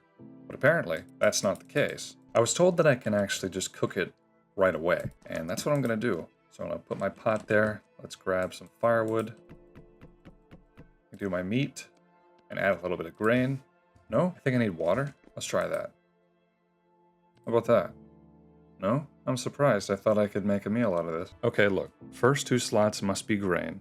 The rest can be vegetables, fruit, and honey. So I think that I can't have any meat. Yeah, okay, look at that. 1 serving of flax porridge. The only thing else I can put in there, fruit, vegetables, and honey. And I don't have any of those. That's too bad. Now, the other thing that you can do, you can grind it down into flour and then bake it into bread. But I guess I was under the assumption that you can't do that without a windmill and a grindstone. However, I did learn that you can actually grind the grindstone manually. You don't need a windmill. So I think I'm going to try to do that and maybe make some bread. I can make a granite, andesite, basalt, or peridotite quern. So this takes 4 granite rocks, 2 sticks, a chisel, and a hammer to make. And then I can use this to mill down some grain into flour for bread. So let's get some rocks. Now, here's something else I found.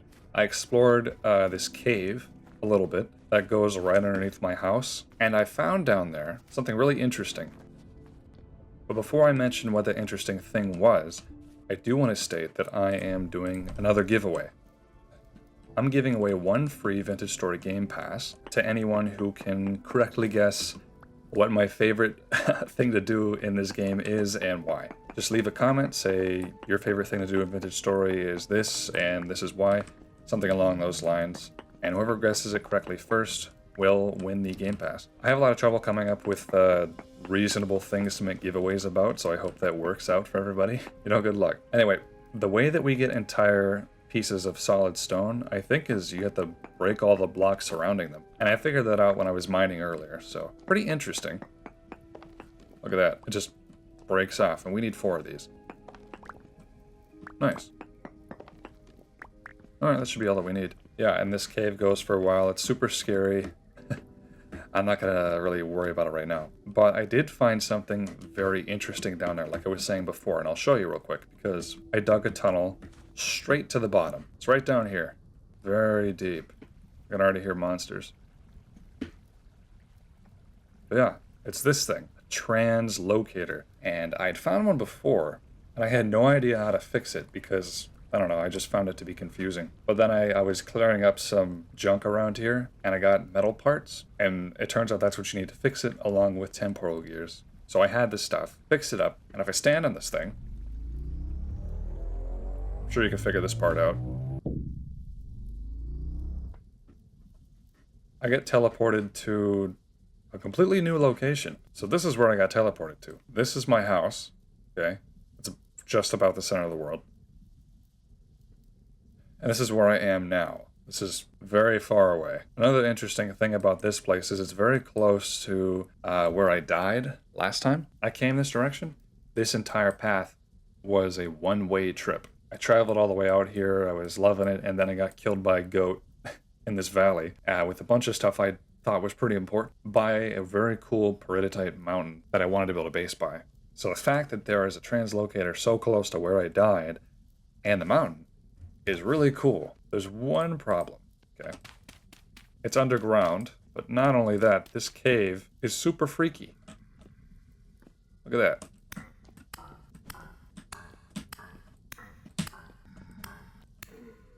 I have no idea how to get out of here. Ooh, I don't like that sound. Let me out of here. Let me out.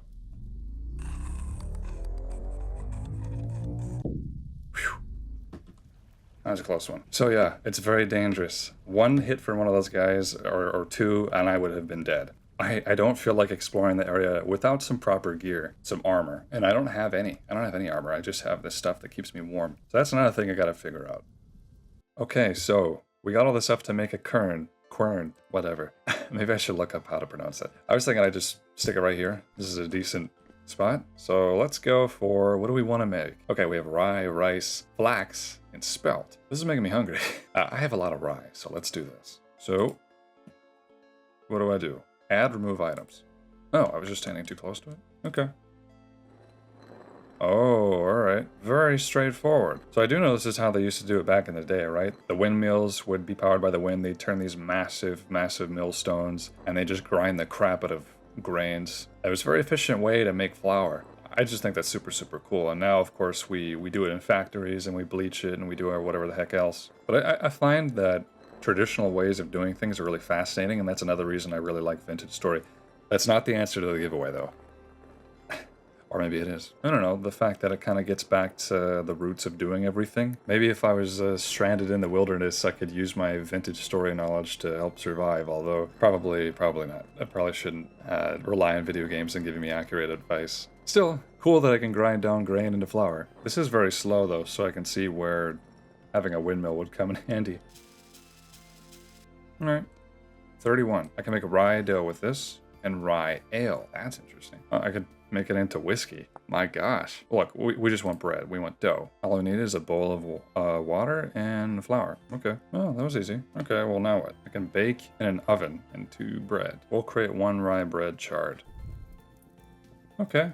Wow. That is very burnt. 210 saturation. Huh, not impressed. I'll cook 2 more while I read a little bit more up on this. There are 4 types of rye bread. Seemingly, there's rye dough, which we have. Rye bread part baked. Rye bread, then rye bread chard, which is what we made. Rye bread chard gives us 210 saturation. Part baked gives us 150, which is less. Rye bread gives us 300, which I guess is only slightly more. But it looks like, yeah, okay. The charred bread is good for a lot longer. That makes sense. How do I get an oven? Clay oven. Created by clay forming. I guess I need one of these then. Okay, I don't see clay oven on here. I don't think I'm blind, but I don't see anything like that. Maybe I need a different kind of clay. Also, look at this. We got 5 charred bread. I never have any grain with anything, so maybe it's good to have a little bit better range in nutrition, you know what I mean? And it stacks, which is nice. Maybe fire clay is what we need. Oh, I was right. Okay, looks simple enough. This duplicate layer thing is actually really helpful. I just wish it worked across multiple clay forming spots, you know what I mean?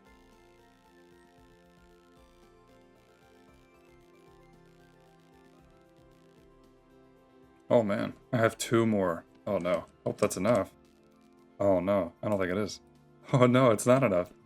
Man, that means I gotta go dig some more up. I might as well get a bunch of this since I'm here. So I've been told many times by others who've seen my world that fire clay is actually supposed to be extremely rare. And I kind of gathered that, but it apparently can be found in bauxite biomes naturally. Everywhere else you have to make it or you have to, I think, dig for it, like deep in the earth, I believe. Regardless of that, I don't really know how you make this stuff or how I would make this stuff if I didn't have it readily available. Fire clay can be obtained or crafted. Calcinated flint. Calcinated flint you get by calcinated flint chunks, by cooking, smelting, roasting flint. What? That's weird. Alright, this is the clay oven, and am I crazy or did I not have to cook this at all? I mean, it's just done. Okay, well, I guess that's convenient, I suppose. Might as well make one more, right? Since they're so easy.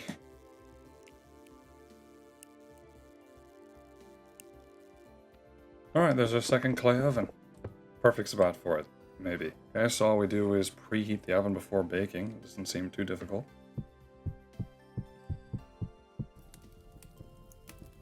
So this bakes at 200 Celsius. Part bake also bakes at 200 Celsius. So I imagine I just cook them twice. Oh, that one's done. I can put in 4. Suppose I'll just let that sit. Alright, look at this. From caving and from killing some monsters while clearing the cave under my house. I got tuning cylinders, which I think are basically music discs. Metal parts, which is what I use to fix the translocator. Jonas part, and another Jonas subassembly. I don't know what the heck I'm supposed to do with those. Oh wow, they're done. I just keep holding it in there until it... Oh wow, look at that. Okay, so I don't need to bake them twice. I just need to keep them in there for a decent amount of time. Let's put some more in.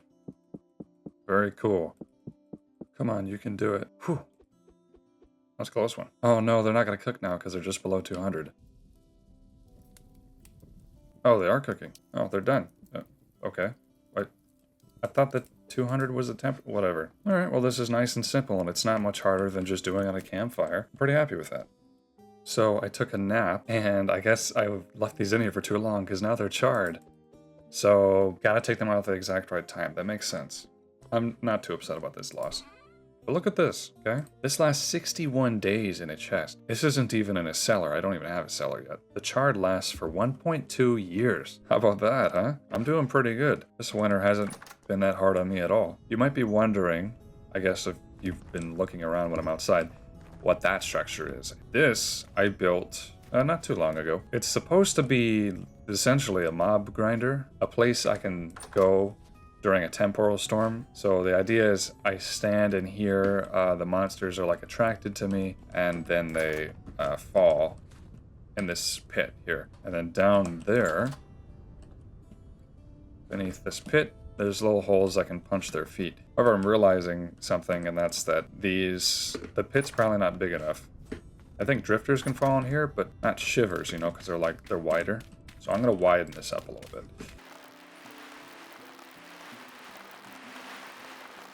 Alright, there we go. Now this pit is plenty big. I think we should be good. So the next time there's a temporal storm, I'm going to run in here and test this sucker out. Another one of these guys got into my house somehow. Jeez. I feel like this place is very well lit up. I mean, I got these oil lamps literally everywhere. These must just not be very strong. I made these brass torch holders, and I got brass by combining, I think it was copper and zinc. I had a little bit of zinc. And this is like the only material torch holders can be made out of, but they let torches burn forever. So I was able to make 2. That's it. That was all I was able to do. But that means these torches will stay, and that's nice because they're brighter. And then I have 1 copper lantern, but that's it, because I need candles, and candles can only be obtained by panning or from bees, and I can't deal with bees in the winter. All right, I'm gonna go fill this bucket up with some water. I need it for this next part here. I'm curious about something. Oh, cool. Infinite water source. Oh no, a medium temporal storm is approaching. Okay. Well, at least we'll get to try that thing out. Perfect timing, really. So I just made a bucket, and it has 10 liters of water, and I think I can use the bucket to make an infinite water source. Boom. Look at that. I could just, it's just infinite now, which is nice and also very convenient. So I went ahead and I prepared all these barrels here. The reason I did that is because I wanted to get into leather making, because that's the first step into getting better armor, which means I'll be able to go into caves more confidently. There is a guide on how to leather make, and I've actually screenshotted this and put it on my other monitor so I can reference it. The first step is to seal raw hides into a barrel of lime water or diluted borax, and I believe I can make both. So if I bust up some of this chalk stone, it'll turn into lime. And borax, I think I need to grind borax. So let's do that really quickly. All right, 2 powdered borax. All right, there are 4 stages: soaking the hide, scraping the hide, putting in a weak tannin, then putting in a strong tannin. 3 of those stages require barrels, and I have 6. So we're gonna do one of these with some powdered borax. How does this work? 5 liters of water, 2 bits of powdered borax. So I can put single portion, which is how much? 1 liter? Okay, we have 5. Oh, perfect mix. Made 5 liters of diluted borax. Perfect. Then over here, put the rest in there. Lime water is made with only 1 bit of lime. Interesting. There we go. 2 liters of lime water.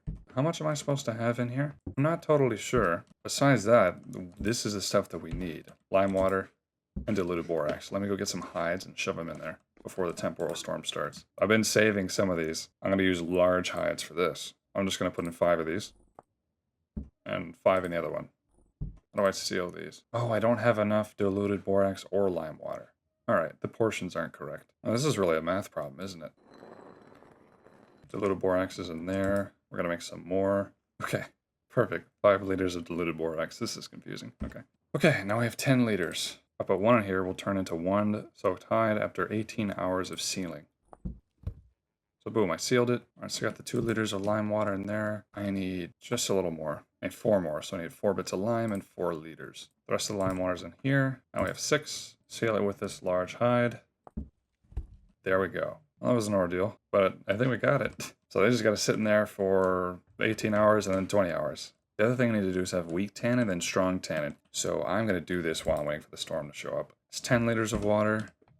10 liters of water in there, and then I think all I gotta do is mix a little bit of oak log in here, right? And that's it.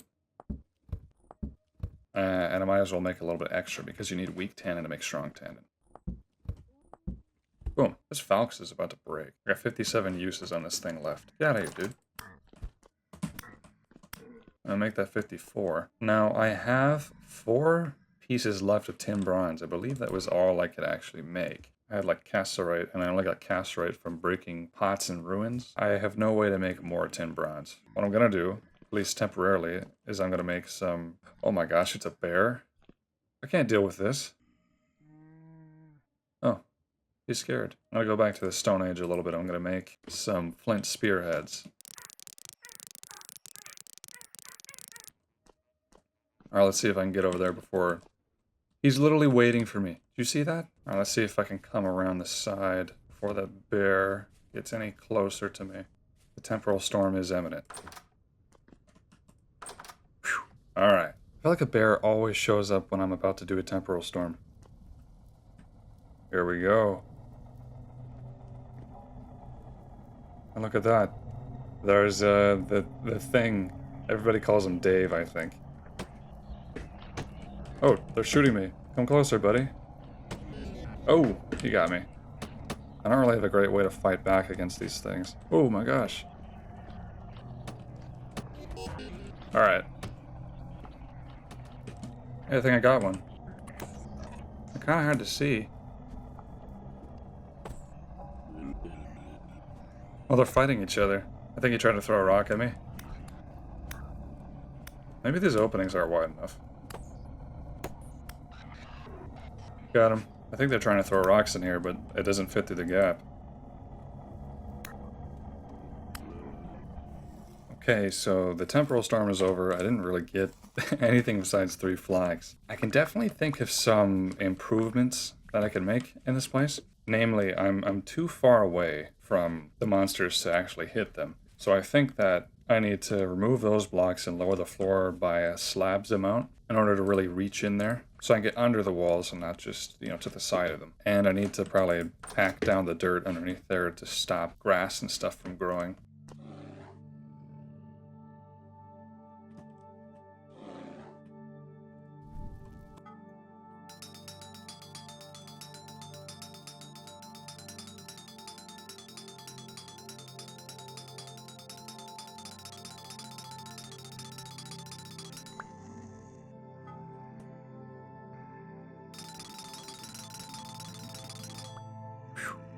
I was working on that mob grinder over there, and then my pickaxe broke, and my Falx is also about to break, so I figured I would make some new ones out of the tin bronze that I had left over. This hammer's just about done for. Now I heard you can just dump these into water.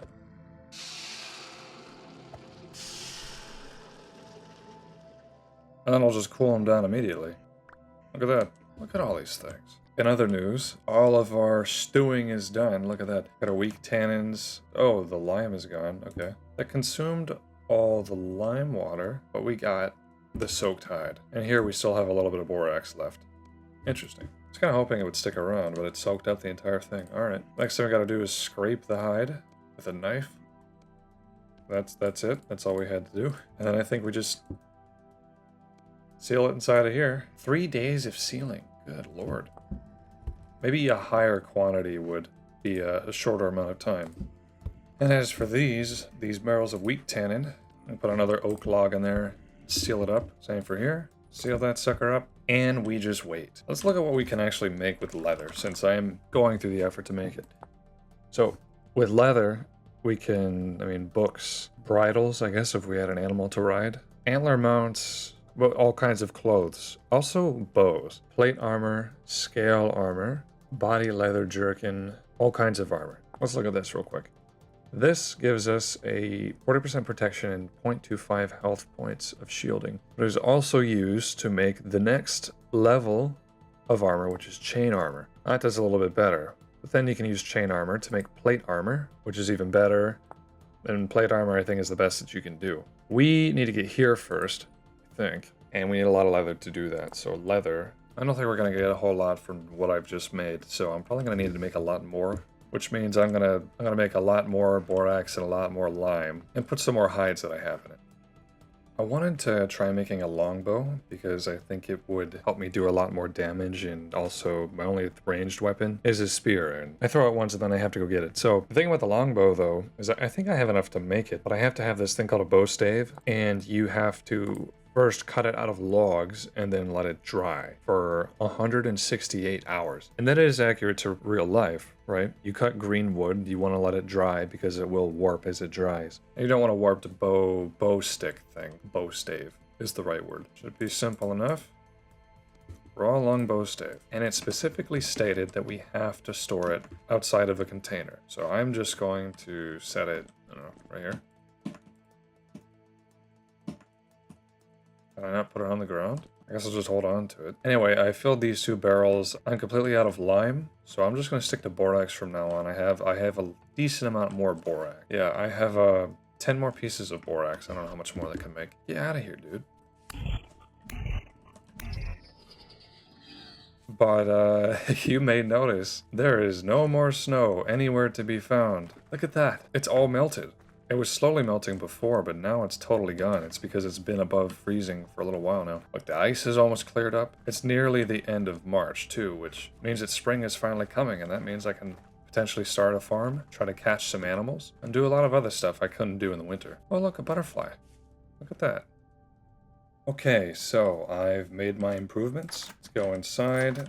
Up here is unchanged. Down below is a little bit different. So this is what I was talking about. Now I can really get in here and hit the monsters that fall in. Hopefully this should also still keep me protected from harm. And I've also got ladders so I can escape. And not only that, I changed this all into packed dirt so no more grass would grow and obstruct my vision. So the next temporal storm, I am totally ready. Besides all that, I have a small issue. Now, I've never really dealt with fog over here. I have in areas I've explored, but never here. It's very foggy. And not only is it foggy outside, but it's foggy inside as well. And so I've done a little bit of reading in the handbook, and the reason it's foggy in my house is because the game does not register this as a room, because it is too large. I'm fairly certain it needs to be within 14 by 14 by 14 blocks wide. This is certainly larger than that. Not only this, but apparently these sleek doors are really just for interiors, not exteriors. I need to have a solid door. So this is very large. The upstairs is connected to the downstairs. What I could do to fix this issue is change the doors, take this entire stairwell and move it, put it up against this wall instead of where it is now. Erect walls here and there and downstairs. And then this would be like 3 separate rooms, and I would be fine. But that's a lot of work, and I'd have to move all my storage. Maybe I'll do that another time. Not right now, though. Here's what I'm actually going to do at the moment. I'm going to grab a bunch of my copper that I mined up. Got some black coal. And I'm going to make some chains. I can make copper chains from 2 ingots, and then I can add that to this leather thing I'm going to make later. And I need a lot. That's about 11, which is 22 copper ingots I have to smith. I think I've got enough for that. I've got some ingot molds here. If I recall correctly, about 20 pieces of this is 1 ingot. That's 440. So I need about 110 in each slot. All right, that'll give me a lot of copper. But not only do I want to make about that much ingots, I want to make another hammer, and I want to make a prospecting pick. I've never gotten one of those. I'm going to go ahead and add 40 more to those. I certainly don't have enough ingot molds to do all this, but I should be able to take them out of the ingot molds once they've cooled a little bit and smith them right away. All right, look at that. Here they go. This is going to take a little while. The oven mechanic is cool, although I wonder if I could possibly start a fire underneath an oven just to warm the thing instead of starting it inside. I feel like I've seen that somewhere, but I'm not really sure. All right, we are just about there. All right, here we go. All right, hammer mold first.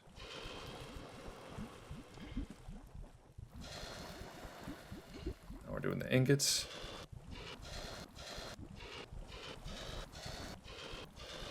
Let's do this prospecting pick last. How much more are we having here?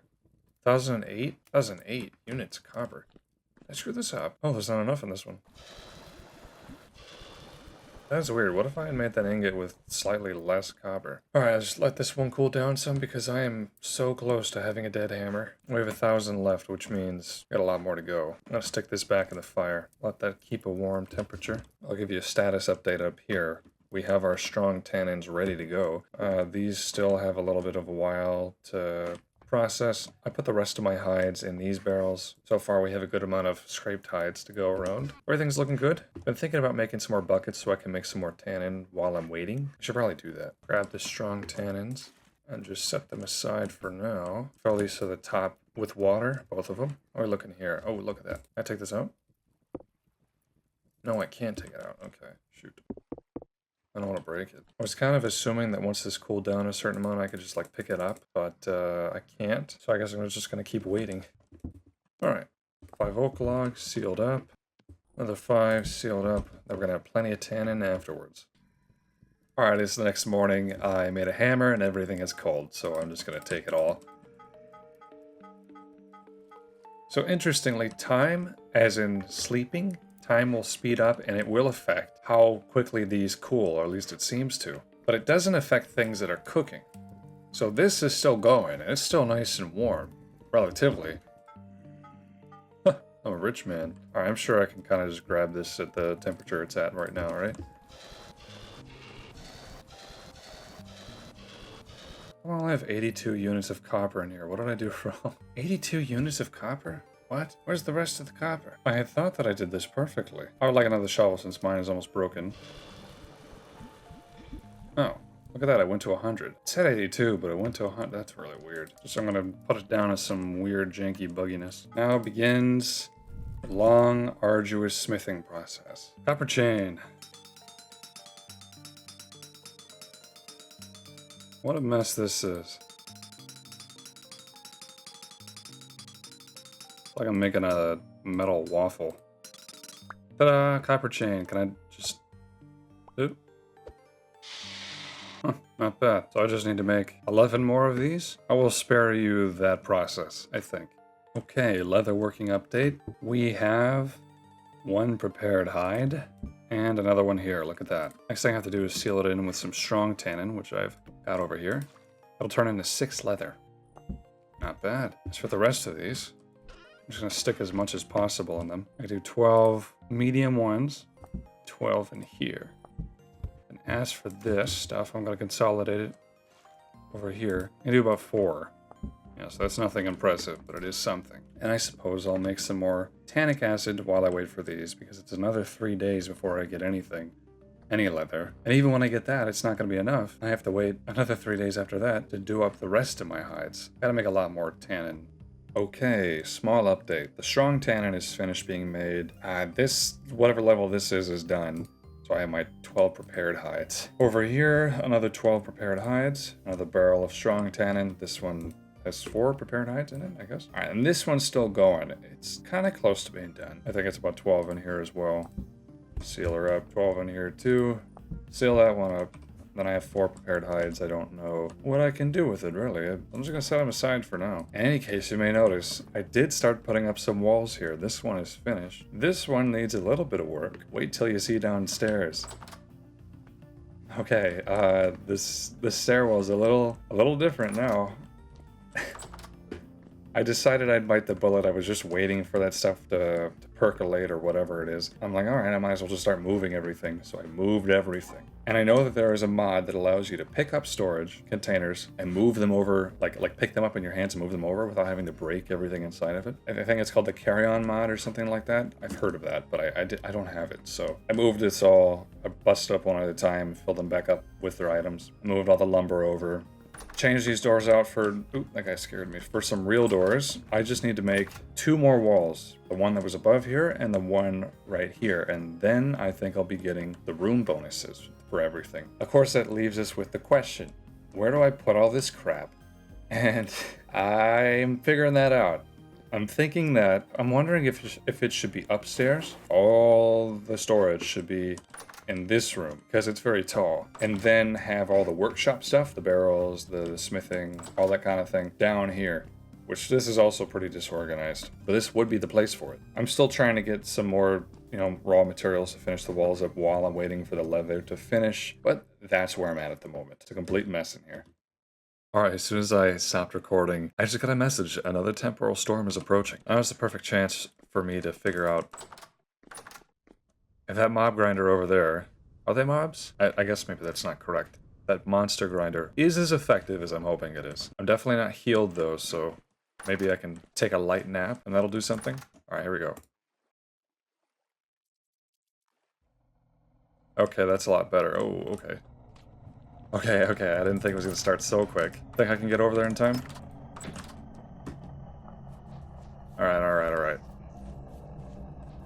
Where's the big steppy guy? There he is. He looks different.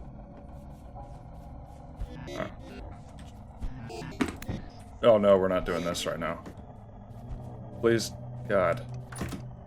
Shoot. Oh. Right. They're like faster too. Oh, it's just right there. Oh shoot. It's right there. What do I do? Okay, I wonder if I can go under and grab it. At least I'm safe. I mean, I think that they're throwing stuff at me, and it's not working. He can't even crawl in here. Not bad. Okay, so I'm gonna cover this. Alright. Boom. Not bad. Alright.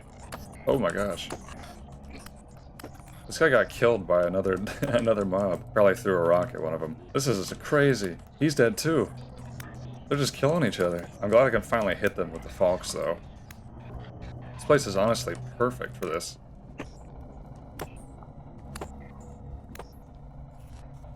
Ooh, a gear. Nice. Another gear. Another gear. Alright, come on, guys. He climbed out. I'd hate to come up on one of these guys in a cave.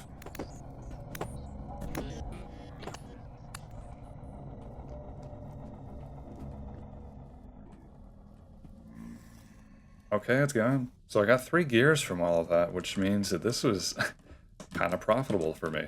Not bad. Okay, we have a few developments. The first, finally got our first bit of leather. 6, that's not bad. We need a little bit more than that. So, I still gotta wait the days out for these. And these, but we're well on our way. We're almost there. The next thing is that constructing this house, I started digging a little bit of a basement here. So look, I sealed this off into its own room instead of just getting out from the surface. And then I started doing this hallway down here. And the idea, hopefully one day, is that I can put different rooms against this wall, different entrances to these rooms, and they can be cellars for different types of things. Cheeses, meats, grains, vegetables, whatever. Hopefully, one day. And the third thing, alright, The third thing is that my bow stave finally dried, so that means I can make a longbow out of this. This is the recipe I'm going to use. All right, let's try it. I have a pelt here. I don't want to waste any of the leather on this. And boom, longbow. So I suppose I need arrows for this, eh? Control and Q to charge. Well, I know I need feathers for arrows, and I've got some arrowheads over here. So let's make these really quickly. Probably need more sticks, huh? All right, let's test it on something. Oh yeah, it's raining. It hasn't rained in so long. Look at that. April 7th. All right. Wow. These don't... Totally inconsistent. One arrow in here. Another arrow might be gone. And then another arrow right there. Very inconsistent. Alright, well that's... Is this meant for close range? It says control and Q. What? Control, Q, charge. Am I doing something wrong? What? Well, I'm gonna ignore that for now. Oh! Hey, what the heck, dude? This guy decided he belonged to my house. Alright. Let's put it to use. Get out of here. Oh. Wow. That was like 4 or 5 hits. Stopped him dead in his tracks. Look at that. Not bad. It's nice to finally have a ranged weapon that's not a spear. Another thing I've decided to do with my life is to finally make a scythe. I made this out of bismuth bronze because I found some bismuth in a cave somewhere. And apparently that's an alloy you can make. It's not the best as some of the other stuff, but it's all I could afford to make because I have no copper. Anyway, there's 2 modes. Trim grass and then remove grass. And I suppose I'll just trim the grass. So... Wow, okay. Oh man, that is so much better. Holy crap. That is so much better than just using a knife.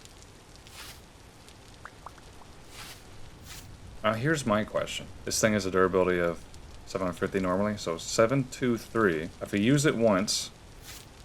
Oh, I got 5 pieces, but it only knocked me down 4. That's interesting. Regardless, very, very nice upgrade.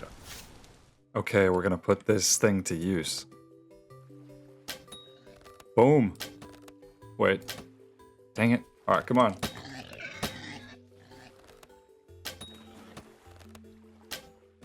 Shoot.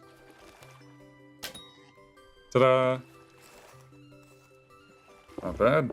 I have been noticing that animals have been coming back to the forests. I mean, ones I can eat, not just like wolves or something. And also some mushrooms. I got some mushrooms here, which is very nice. Look at that, almond mushrooms. I've been getting a lot of these. I am ready for summer. I realize that I've probably spent most of this video inside my house.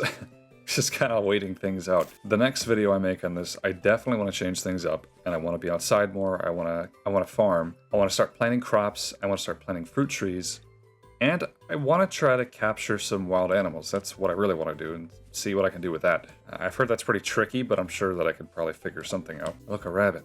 Hold on. What if sneaking actually lets me get closer to it?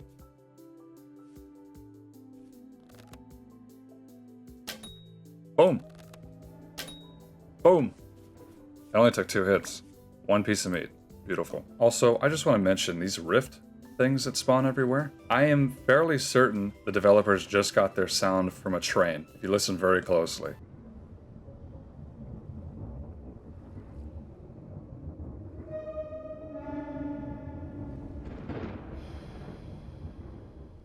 I mean, it literally just sounds like a train rolling past. That's literally all it sounds like.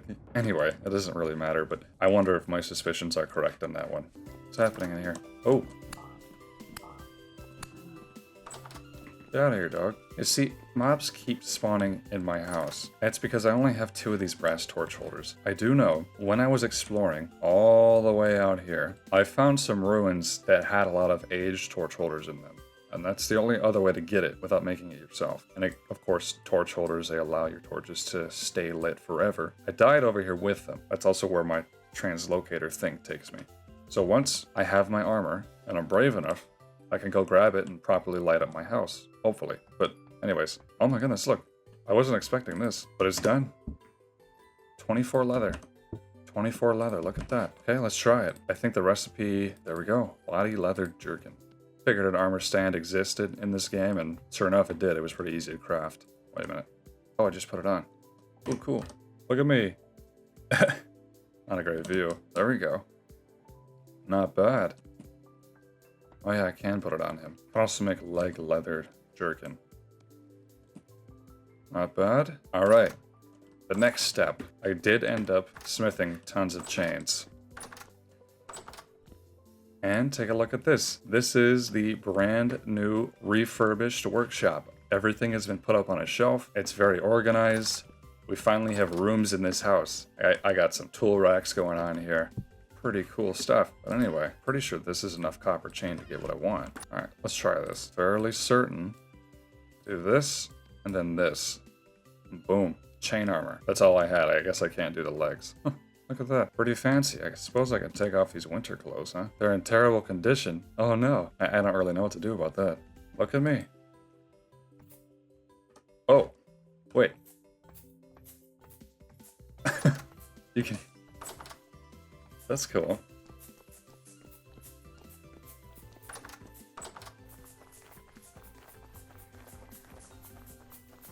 Hey. Get out of here.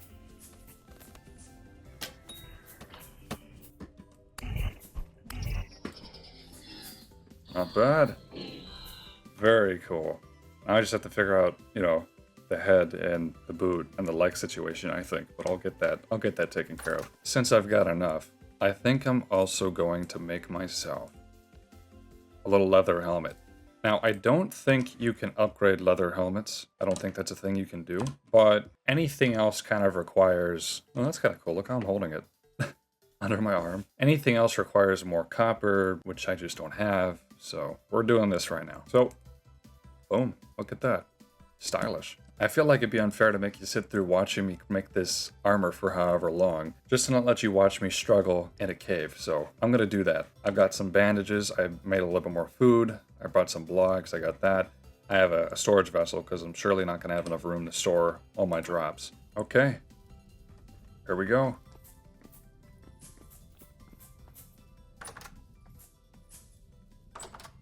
All right. This has got me really nervous. All right, here we go.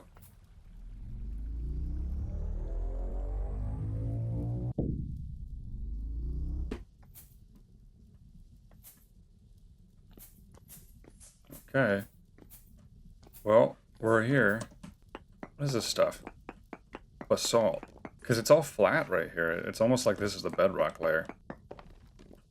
And we're underneath andesite. That basalt looks nice. It looks kind of like a slate. Okay, this is a dead end. I hear a shiver somewhere. We're going to see how well this stuff holds up against combat soon enough. I guess the only way out is up. Wait a minute. That doesn't go anywhere. Well, then where am I supposed to go? I hear mobs, I just... Where are they?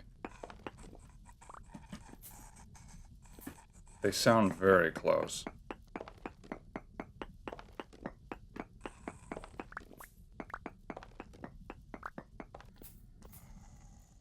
Oh. Oh.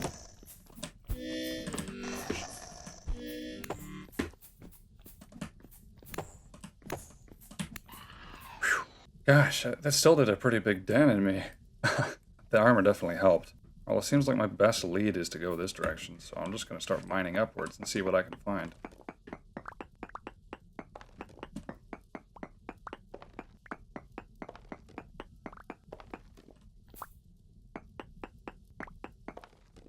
See, I hear things.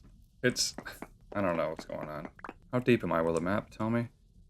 163... Says I'm one... Okay, I'm 157. No, it must... I don't know. That must not be correct.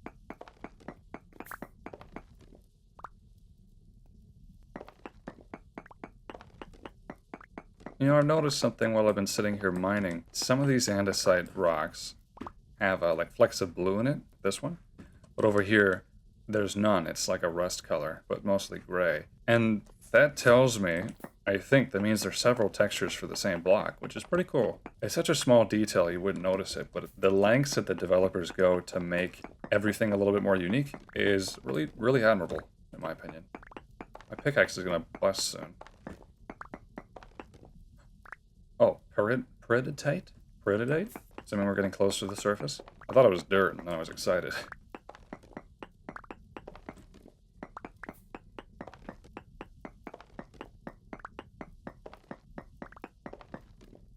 I have 40 more blocks of mine with this.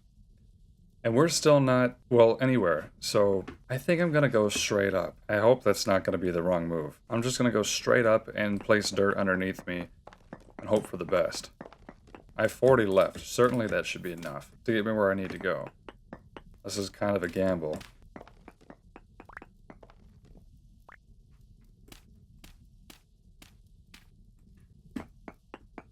Alright, I've gone up 33 blocks so far, which means this pickaxe is very close to being busted. We have 5 blocks left.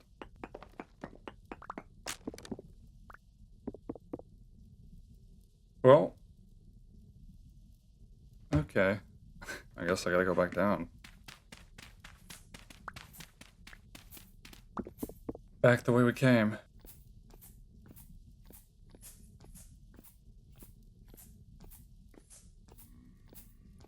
Oh my goodness. Alright. Jeez.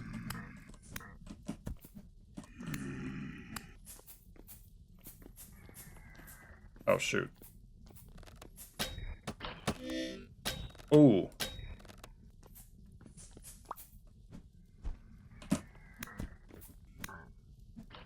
Now we're gonna have a fight. Oh. Come on.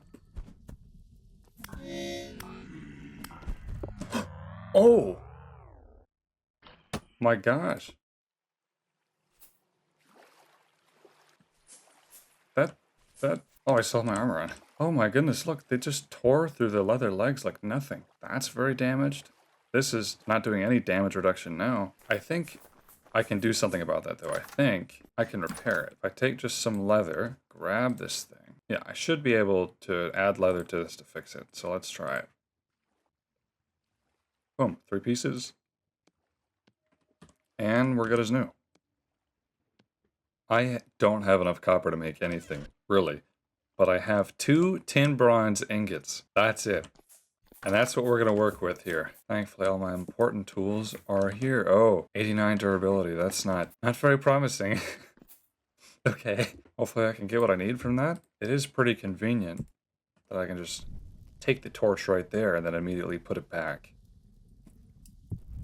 Alright, let's go to work. Okay.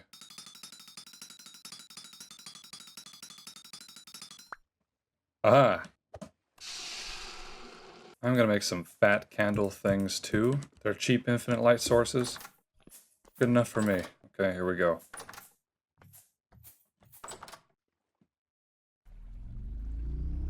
Here goes nothing.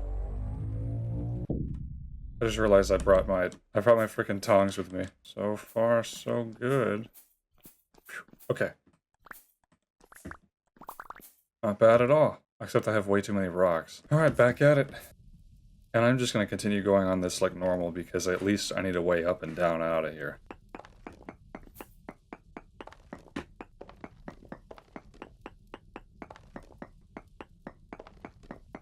Oh. Slate rock. Okay. Shale? I'm just going down the rainbow, aren't I? Oh, I hear a goat. I just don't want sand to start falling in here and crushing me. That could certainly happen.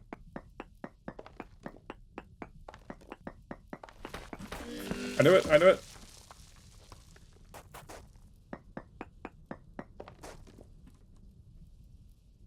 We made it. I mean, it's pitch black. Oh, I see you.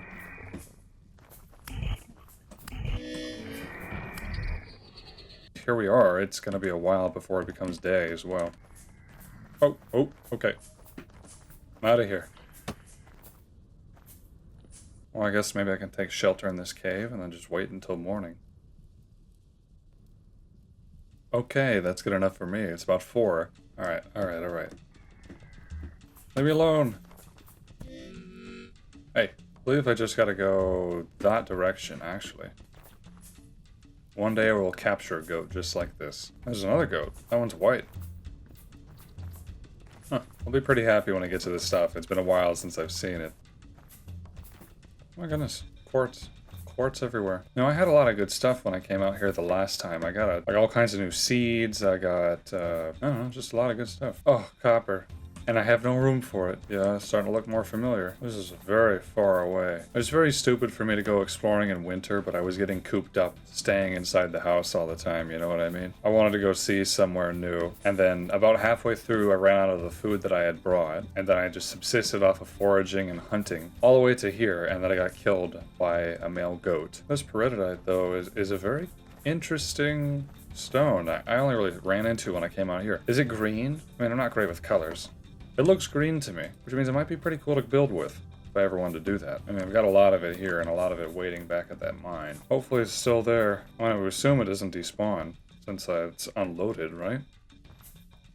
Oh, goodness, yep. Here it is, and here are the goats. Get out of here. There it is. There's all my stuff. There's a spear that I threw at a goat. Look at that. That's what I had. Well, it's all rotten now. Oh, I had another storage vessel.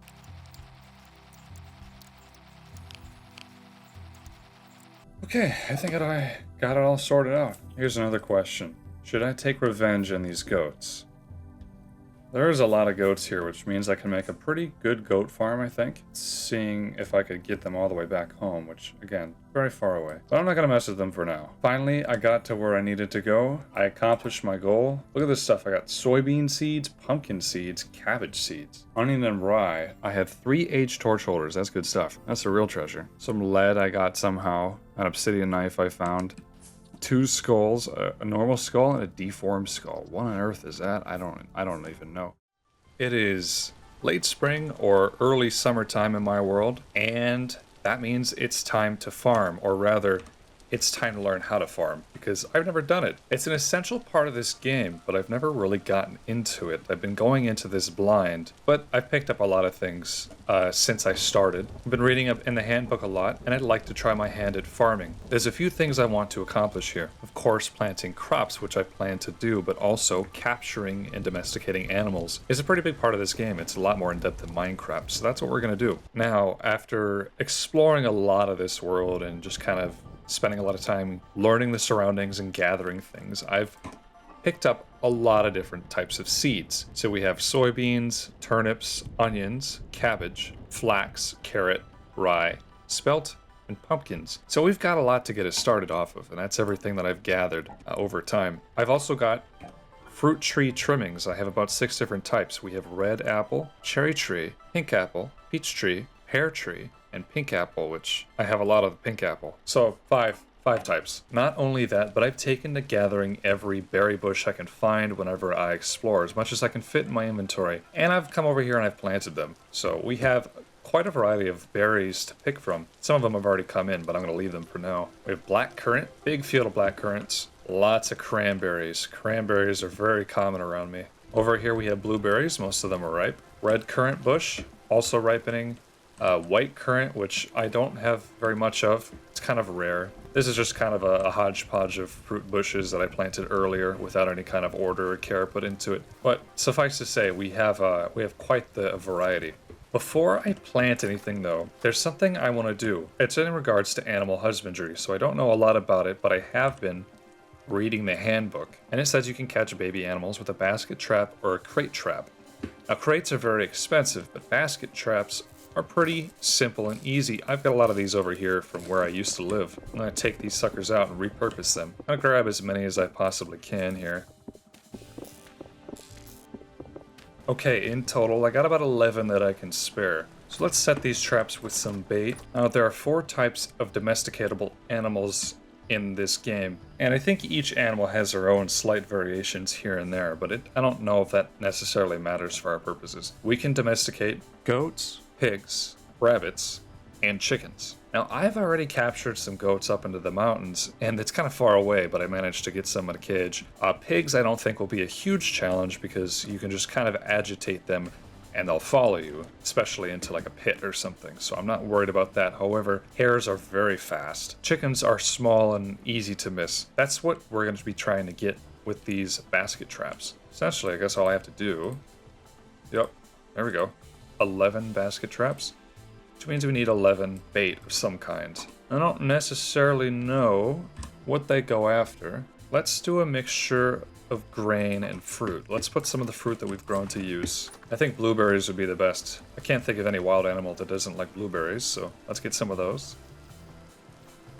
Okay, we have our bait, we have our basket traps. Let's set them up in a place where animals like to spawn. So, the forest for one, and also the plains that are... Ooh, there's mushrooms. The plains that are west of here, I've seen lots of animals spawn in. That's sort of toward the mountain where I captured the goats. So that's what I'm going to try to make purpose of. Look at that. There's a bear. Okay, we want to avoid this area. I think they can be hostile to other creatures. I suppose right here is good enough. And alright, we'll put a little bit of grain here. And I'm going to mark this on the map. I'm going to make sure that we know that there's a basket here. Basket trap. There's a little yellow dot. I'll know exactly where it is when I come back. Let's do another one here with some fruit. Perfect. Look at that, some more mushrooms. They're really coming in this year. Oh, look at that. Look, it's a pig. And 2 fruit trees growing next to each other. I'm going to leave those alone. Look, they got all kinds of fruit growing on them. Right, I'm going to set a trap here. Hopefully the pig leaves it alone.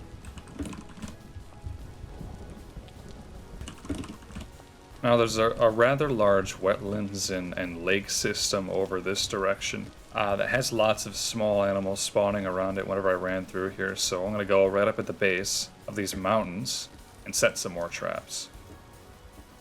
Oh, look at that. I just scared some rabbits away. And there's a baby one, too. Alright, set one right here.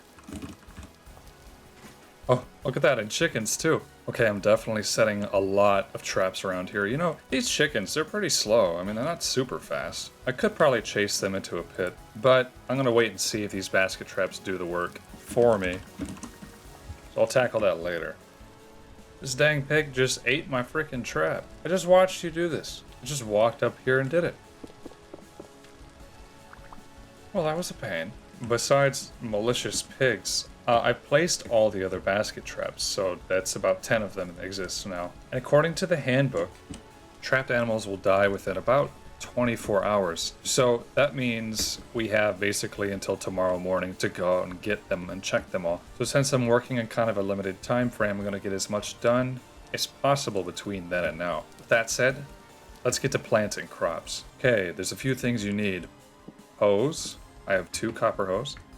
You need good soil. I have a little bit of like really high quality soil they call terra preta. Next thing we're going to need is an infinite water source. So I've got some buckets up here I can borrow. Let's fill that up. And now we have an infinite water source. And the last thing, of course, is all the seeds. So let's grab all of these. All right. Oh, I almost forgot. We need something to make fences with. I'm gonna grab a lot of oak planks here. Fences, I believe, are easily crafted. Just like this. I've already got a whole bunch.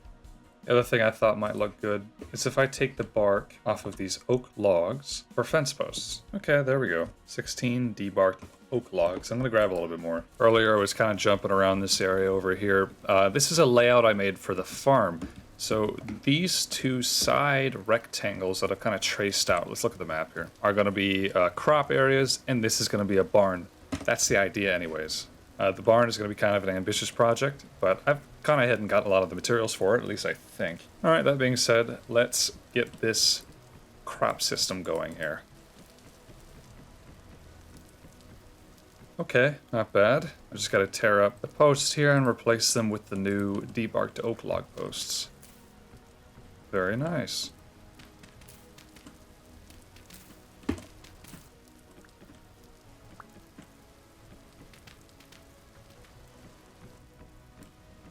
Okay, and our finishing touches. A gate. Here. And there. Not bad. These look pretty good. Although now it's getting dark. Gotta run and take a nap. And then I'm gonna go ahead and check out the animal traps.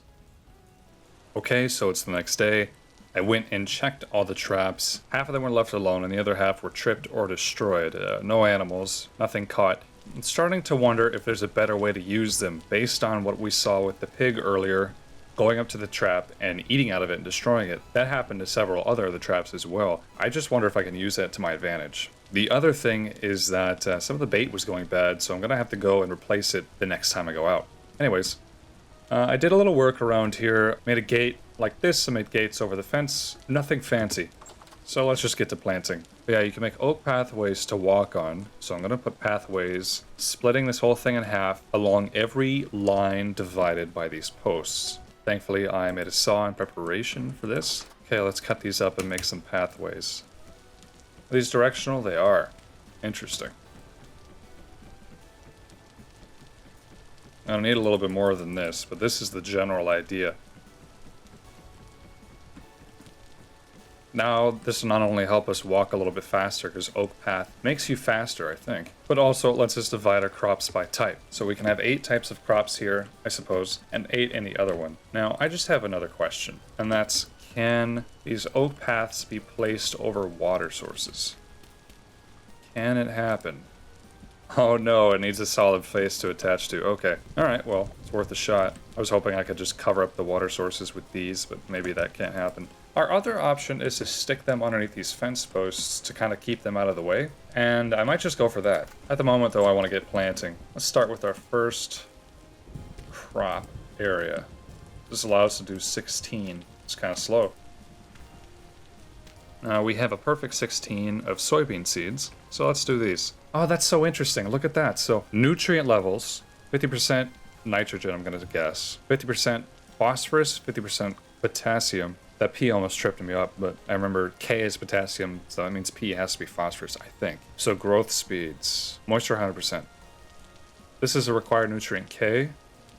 So K crop is 98% growth speed. I think I'm getting this. Soybean should work here just fine, because there's plenty of vitamin K in the soil. Yeah, okay, 98% K, growth stage 1. All right, those are our soybeans. Next up, I'm gonna try onions, because onions require phosphorus instead of potassium. Let's try those out. Ooh. You know, not too long ago, I went to a friend's house and they had a garden that was just overflowing with crops.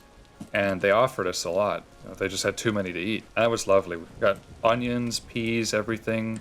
Baked them up in the oven with some butter. Just delicious. Fresh vegetables are the best. You know, I like to have a garden like this in real life one day. Let's do turnips in this section. Turnips require nitrogen.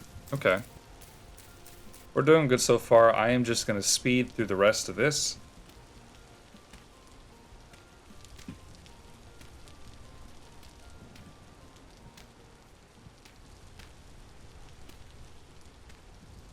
Okay, I'm out doing my basket rounds again.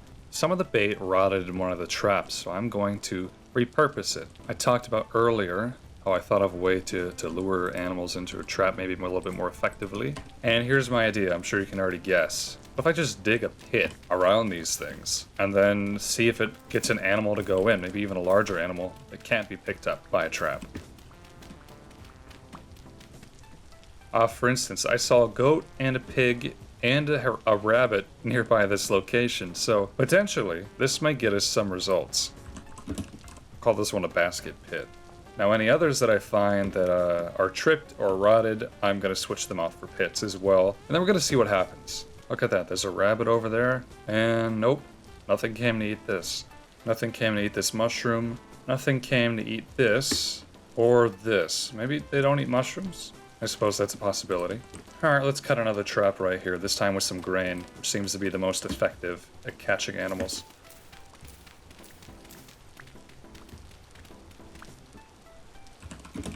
Alright, basket pit. I wonder if I can... Hold on, look. Look at them, they're approaching. Oh my gosh. Is it already working? Oh, look at them go. Oh, now they're freaking out. Wow, that was immediate. 3 chickens.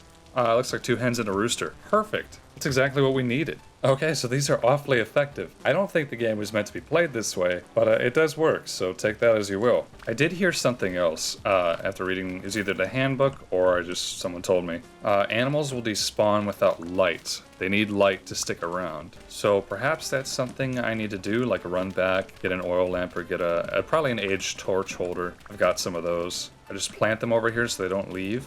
I captured some goats probably a week ago. They're up in the mountains, and I put a light source, I put a torch holder there, and when I went back and checked a few days later, they were still there. So I don't want to lose animals I've just caught.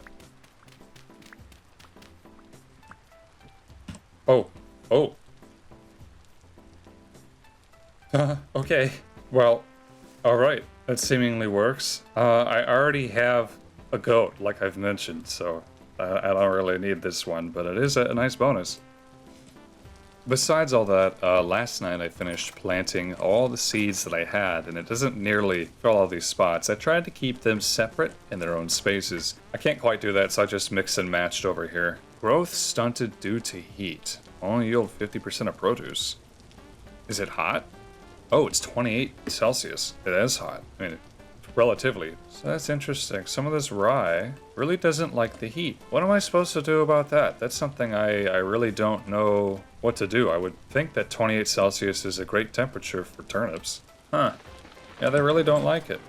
But regardless, we have a lot of crops growing here. They mostly all seem to be doing fine.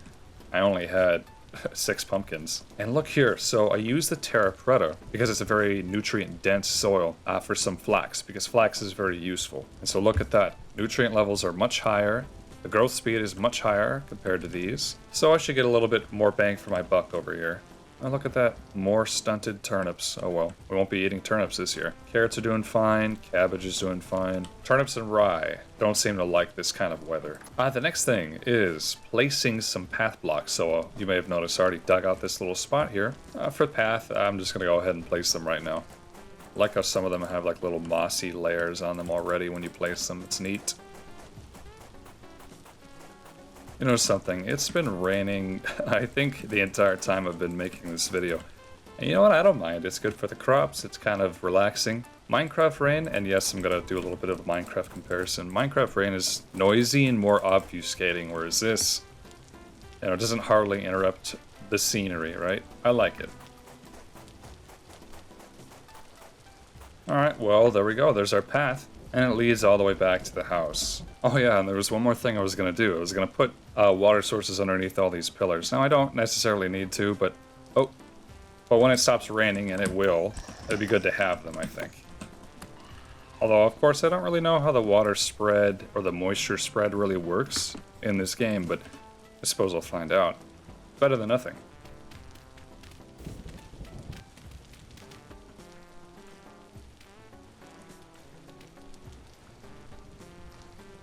Alright, now all the crops are watered. I suppose they can't get any more moist than they already are. These grow rather slowly, it seems like. But that's okay. Oh, wait, look.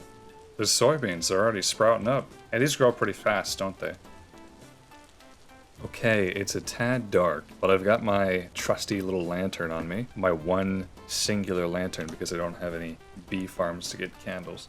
Regardless, I came out here because I want to plant these fruit trees. I figured it'd be cute to have an orchard just next to my crop area. So I'm going to start planting these. I'm going to put about 4 blocks of space between them. So let's start with, I don't know, red apple tree cutting. Why not? So the thing about these is that they have a very high chance of death. They have a 60% chance of death, 40% chance of survival, obviously. You know, it would be good, I think, in my case, to keep some backups. But yeah, I've been told these can be frustrating to work with because they mostly will just die on you. Let's do our cherry tree cutting. I don't even know where I got these. This isn't a very professional orchard, but I think once I get the ball rolling here, I can decorate it a little, make it a little bit easier to walk through. I didn't think of putting this anywhere specific earlier. Now let's do peach tree cutting. Okay, I got some stuff over here. I guess there's not tons and tons of room for the trees. We have cherry, peaches, red apples. Suppose I might as well expand to the opposite side here. Though, the mob grinder and the trader guy are a little bit in the way. Hope that's not going to cause a problem. Let's do our pear trees over here. Okay, and the rest of these, where should they go? I have so many pink apple trees. Maybe I'll just kind of plant them randomly in this area. There's a lot of space here, right? So far for order. But with this many planted, I mean, surely we'll get some sproutings. Another thing is that fruit trees can be grafted onto other fruit trees. Living ones, once they've taken root and started to grow. You know, obviously I'm not in a state to be doing that kind of thing.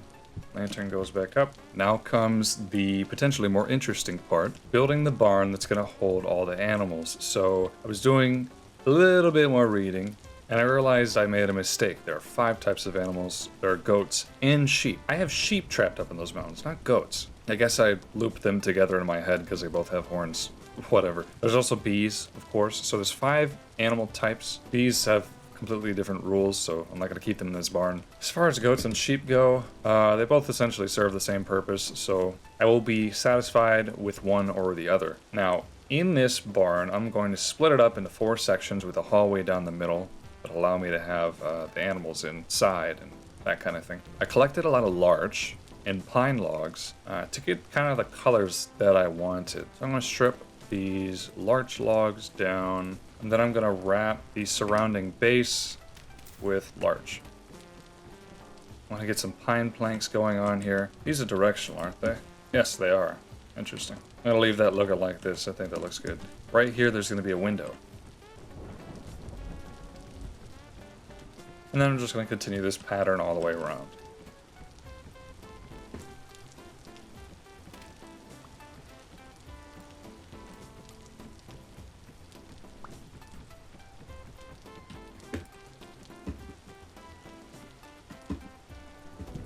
Yeah, just continuing on like this.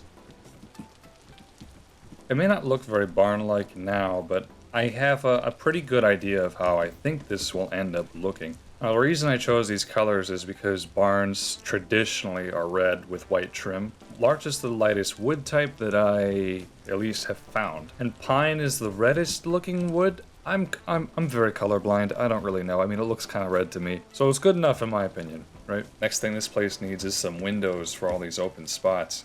I was cooking some earlier. I made, I think, 4 bloomeries. Look at these. All the berries are ready. I made 4 bloomeries. I cooked glass in all of them. So let's see what we can get. 48, not terrible.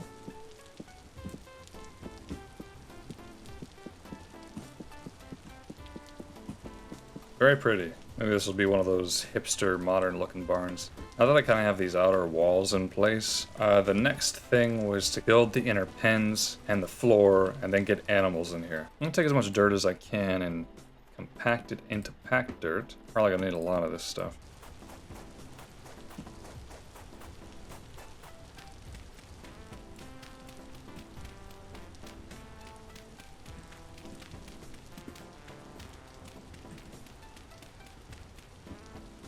Okay, and then I need to fill this in with something, and all I really have is this andesite cobblestone. I mean, that's the most amount of a stone that I have that I think is at least grayish. It has a little bit of a blue tint to it, doesn't it? Regardless, it's just a filler. Oh no, I don't have enough.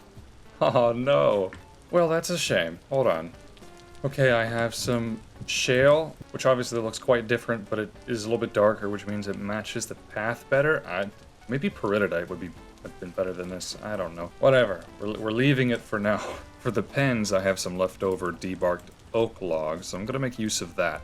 Let's do this. Fence, fence, fence, gate, fence. So the reason I'm going to be sticking these animals in a barn is, 1, I don't want them to be cold in the winter, although I don't think that actually matters, and the barn won't keep them warm. But at least keep the rain and snow off. 2, bears and lightning can both kill livestock. I want to protect them from that. So hopefully this will keep them safe. Just realized I screwed up the dimensions of this whole thing. Oh no. Alright, hold on. Oh yeah, just these windows have to move over. Okay. Okay, I need to change how this is organized. Here's a compromise. Now that this is an even length, I can't split it up with 1 block. So I'm going to do this. I'm going to create some space in between here that'll allow me to maybe go up to the loft of the barn or something like that. I don't know if that'll be useful at all, but we're just going to separate it a little bit. And that's too bad. Almost all the rye is suffering in one way or another. As are the turnips. They're really taking the worst of it. But over here, our pumpkins are doing very well. Soybeans are popping up. I think they're in the furthest stages. And so are our cabbages. Which is good because I'm running kind of low on food. And I need grain. Inside here, I set up some pens for the animals. I have some ladders so I can easily get in case I don't want to use the gate for whatever reason. Though I should have probably thought to put some on the inside. Oh well, it's fine. Unfinished barn, but the pens are here for now. So now comes our mission to try to capture some animals. I've got some rope. I heard you can lead them around. I have aged torch holders and torches. I have a spare shovel, some more grain. So let's see what we can do here. Oh yeah, this one is still trying to catch things. Let's come over here. The basket pit. No luck. I think there was something in here a little bit ago, but it may have despawned because I didn't bother to put torches or torch holders. I mean, I'm not made of money, and those are expensive. Okay. Oh, hey, look at that. We have one rabbit, one sow. I bet that was the one that was messing with my crops earlier. And, what is that? Some kind of deer? Pampas deer. Well, those can't be domesticated, so I'm not really worried about that. Okay, so I guess I just gotta lead these back somehow. Alright, here's what I'm gonna do. I'm gonna make a secondary pit for the boar, or the sow. See if I can push her in there. Come on. Come on. Maybe I can rope them up. Animal's too wild to attach a rope to. Alright, well that doesn't work. Get in there. Get.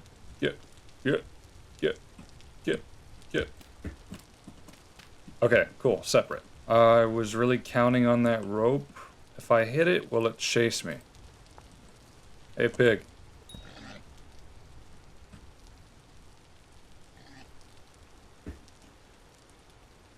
I can't tell if it's angry at me. Let's see if it attacks. No, didn't really seem interested in fighting. Well, gosh, what am I supposed to do about that? Okay, well, let's just move on. I don't really know what to do with that situation. Let's check this other trap. Or pit, that's what it was. And nothing. Okay. This trap has more nothing. Okay. Nothing here. Oh, another rabbit. Okay, not bad. Still 3 chickens in here. That's a good sign. So we're good on chickens. We're potentially good on rabbits. Alright, let's check. Oh, my god. Wait. Hey, no, get back in there. Oh, jeez. This is not deep enough for that thing. Hold on. I guess I do already have those, but I would like to keep this one just in case. Alright, this is the amazing method in which I captured all the goats up in the mountain. Come here.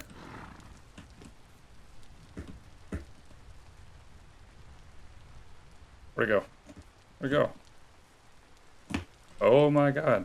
Did it fall? Okay. Ooh, success with chickens. 2 roosters. Oh, no, don't fight each other. Yeah, roosters do that. Hold on, let me separate them. Stop fighting. That's right. Come here. Ta-da. Of course, that means something can get to the baskets now, but I think that's okay. And that's the last one. So we have, we're doing pretty good. I might as well show you the sheep that I captured, since I'm all the way over here already. Okay, with luck, they should still be here. Oh, hey. Wow, look at that. 3 bighorn sheeps of each sex. I'm going to attribute to the torch holder being here that it keeps them alive. Also, 1 raccoon has managed to make its way in there. Here's the problem, okay? I'm 838 blocks plus 321 away from the barn. So in that case, what am I supposed to do? What am I supposed to do with this? I have a bad idea. I could get them to chase me all the way back. I have 6. I only need 2. It is possible. I suppose let me do a little bit of practicing. This is such a bad idea. This is a really terrible idea. Okay. Saw a ram over here. See if I can get his attention with a rock or something. Oh, God. I can imagine primitive man's first attempts at domestication were something similar to this. Very dangerous and probably took a lot of lives to happen, especially with larger animals like horses or cows, rams, that kind of thing. Alright. There goes nothing. Okay, alright. Go time. Oh. Oh, he just ran. Oh! Did he just die? Oh no, he's alive. Oh, he's alive. He's alive. Come on, buddy, you can figure it out. Come on, come on. I think he's stuck down there. Come on. There you go. There you go. Oh, okay.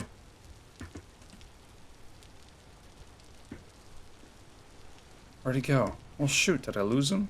The continuous rain does not help. Oh, there he is. Okay, trying again. Come on, buddy.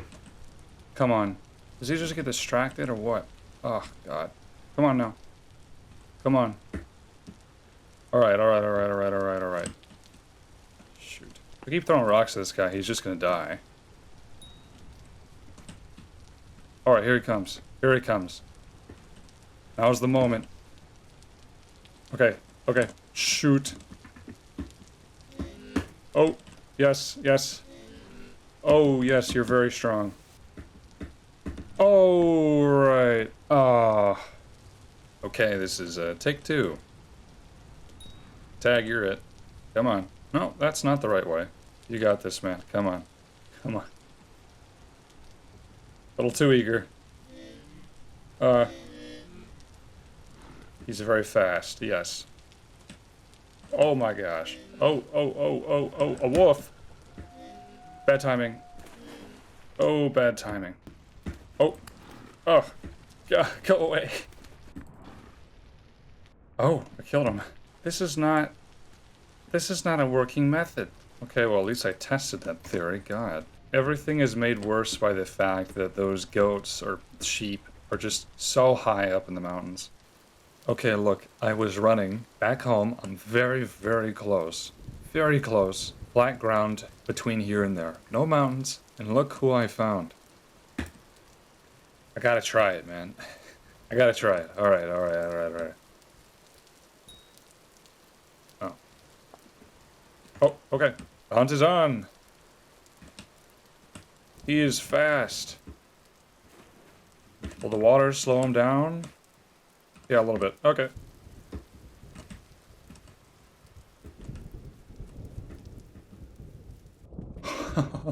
Ain't no way. Oh.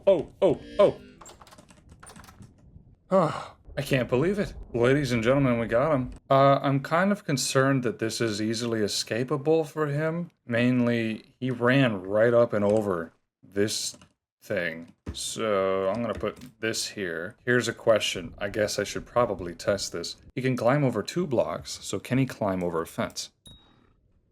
Come here. Come hither. Oh no, he just seems scared. No. I mean, he doesn't seem interested in escaping at all. Okay. That's good to know. While I was being chased, I noticed this cherry tree, this wild one, has sprouted some fruit. Wow, look. Cherries. I've never gotten these before. I've actually never gotten any kind of fruit that wasn't a berry. Very nice. 58 cherries. Goodness. I believe a normal berry... Wait a minute. What? These blueberries have way more saturation than these cherries. And they last the same amount too. What was the point of that? By the way, it did stop raining finally, even though it's very cloudy. Oh yeah, the clouds are fluffy now. That's because I've updated to 1.21. There's a lot of changes. I'll probably show some more later. Like these wood platforms used to be flat, 2D, and now they're 3D. And you can have one from each type. Anyway, the moisture levels on these are going down. You can make a watering can though, so maybe I'll try one of those later. Alright, he's still here. That's good. I'm gonna do something a little bit silly. I'm gonna put this straight in the middle of this place. I'm protected from rain. And, you know, that's not super advantageous, but that should keep the rain off and keep him in if light helps, that sort of thing. Might as well let this guy get fed. There you go. Might be jumping the gun here a little bit, but I think they're not fully grown, but I believe I can get a little bit of vegetables if I cut them early. Alright, wish me luck. No luck. No luck. No luck. No luck. No luck. No luck. No luck. No luck. Perhaps I was Misguided. Well, shoot, I gotta feed the other animals something. I can't give them hay. They're all, like, specific. Could fruit mash work? So, fruit mash is when you mash fruits down in a fruit press. That's what you get.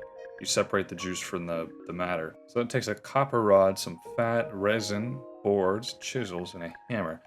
I have all this stuff. I just have to make a rod. Suppose that's what I'm gonna do.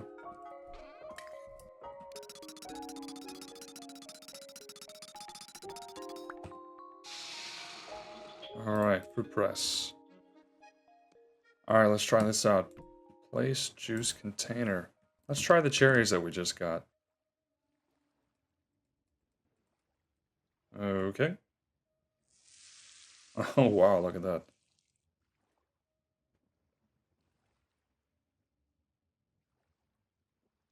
Okay, so look at that. The liters of cherry juice, that's going up. And there we go. We have 10 liters of cherry juice, 10 dry cherry mass.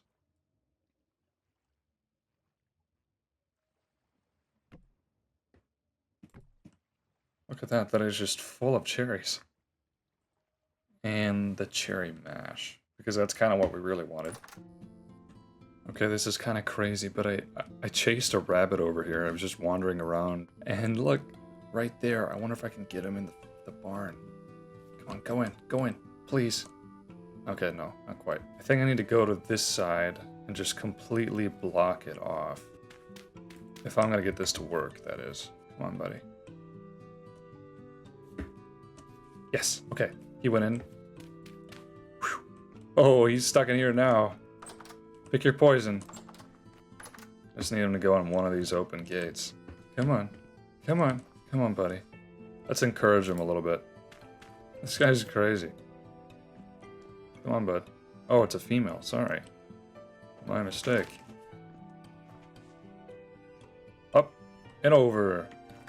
How lucky was that? Maybe I just need to stick with that method. Maybe I just screwed it up the first time. I ran into a boar and a sow.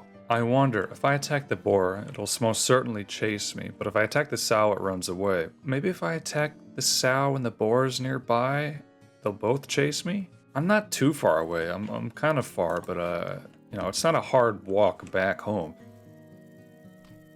Oh look, it ran to be close. Oh, maybe I should attack the boar then. Because it'll follow the boar? Here, pig.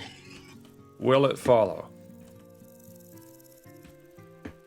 Doesn't seem interested in following. Oh, there we go. Keep running, bud. Look, here comes the sow, lagging behind quite a bit, but still. There it is. Alright, I just have to keep this up and run all the way back. Make sure that thing is following us both.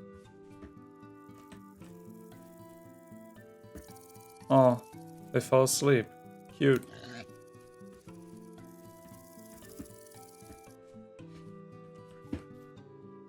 Where's your partner? There she is, come on.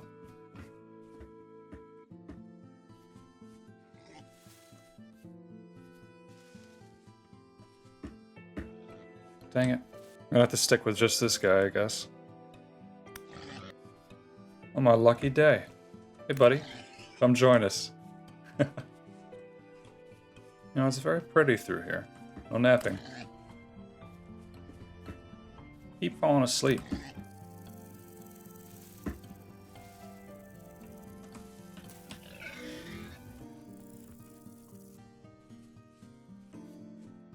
Come on now, you're so close. Oh, okay. Well, I want them to come in here. Come on, buddy.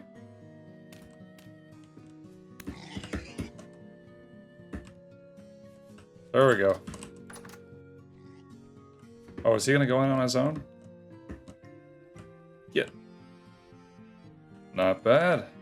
Okay, well we have 2 boars. Nothing crazy, but that is something. Let's take a look at the garden. One of these, wow. It's ready. That's interesting, it grew to the side. So maybe I should have given them some space. That's interesting. Probably need to consider watering them, which means I need to make a watering can. I haven't gotten one yet. Let's make one out of fire clay. Might as well. And look, we have all these new color options here. So raw fire clay watering can.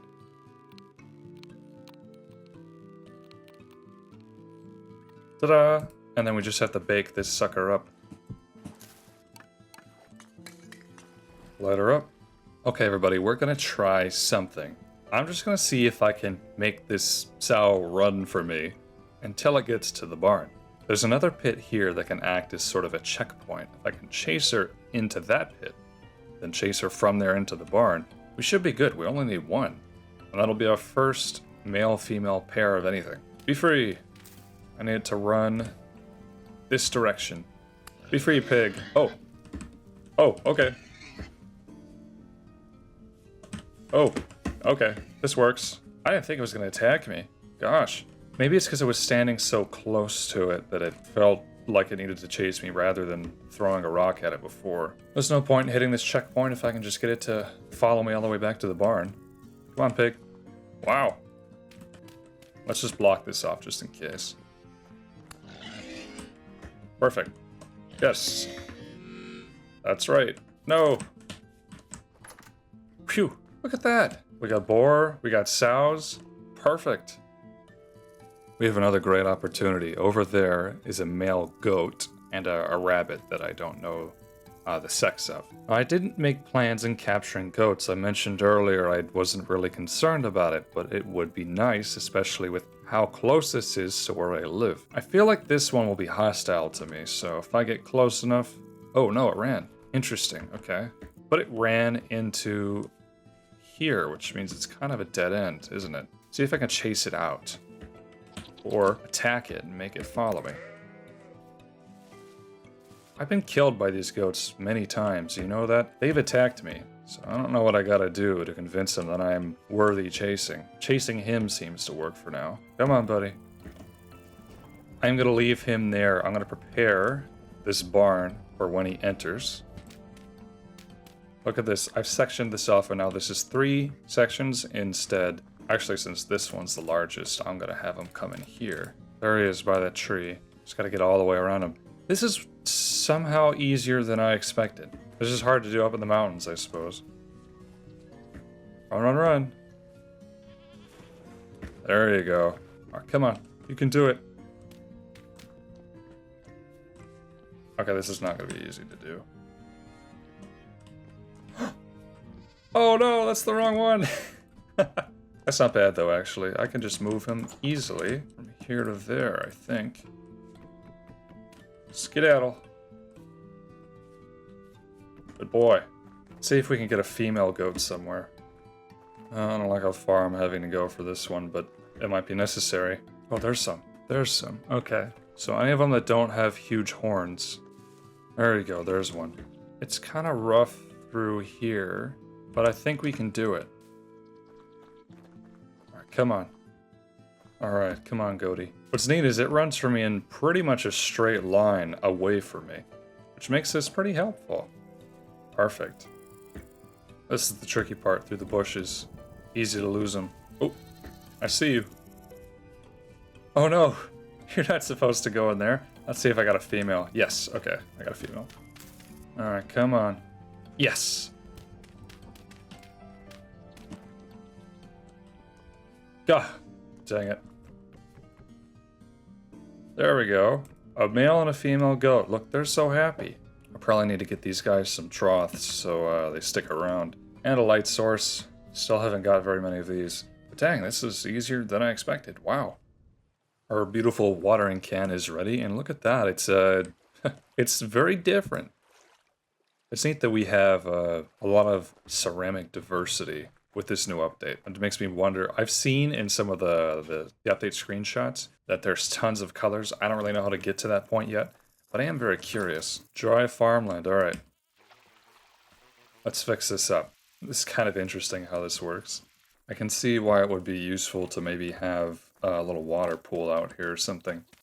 Withered pumpkin vine, did it die? I'm gonna assume this means I need to remove it. Okay, hope I was right there.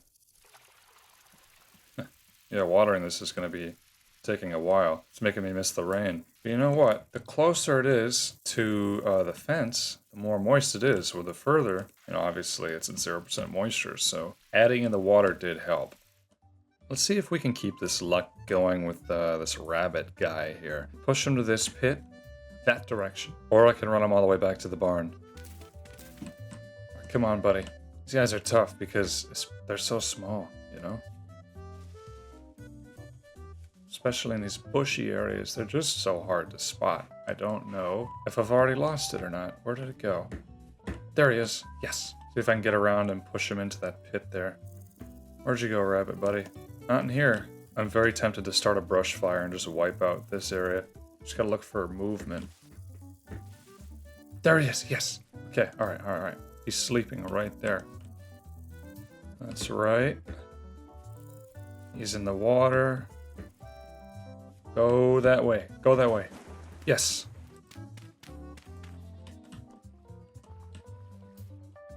Boom. See, what kind of rabbit is that? Jackrabbit hair and a brown hair. Female and male, exactly as needed. So we still need a male sheep and a male and female chicken. Now this bit here has 2 hens, 1 rooster, and a rabbit that I don't care about. We're quite a bit further from where we've had to go before. Although I suppose I did chase a goat from around this spot, so it's not too hard, but the real challenge comes from these chickens being so tiny and easy to lose. I'm just going to experiment a little bit here. Bear with me. I'm going to set this trap down here, put some grain, and then walk away and see what happens. From here I'll be able to see... Oh! Wow. Something happened? Oh, there's something in there. Hold on, I gotta reorganize all my stuff here. What's it got? Contains a frightened hen. Beautiful. Let's see if I can repurpose another one over here. There we go, this one's got a little grain. Look at that, it's shaking inside my inventory. That is perfect. Alright, let's see if we can get the rooster. Oh! What's it got? Oh, it's got the other hen. I guess I'll run them both back, it doesn't hurt, right? Yeah, it'd be cool to have a tower. And the reason I think that is because I spent a lot of time running back and forth. It'd be neat to have a tower I could see from a distance that I know to follow instead of having to use the map. Just be interesting. Occasionally I can see the peak of my own roof, just right there. But a tower would be a lot more helpful. 2 chickens coming right up. Hello. There they are. Gonna grab some more grain. Okay, let's see if we can get the rooster in here. Oh, a rift has taken up residence right by my observation post. Okay, alright. Guess I'll just watch from over here. Oh no, it tripped it. Didn't quite work that time, did it? Good thing I brought extra grain. Come on, Mr. Rooster. Is it full now? I think it's actually full. Like, I ate the last portion and now it's just not hungry anymore. We're gonna try the other method. Come on, chick. Skedaddle.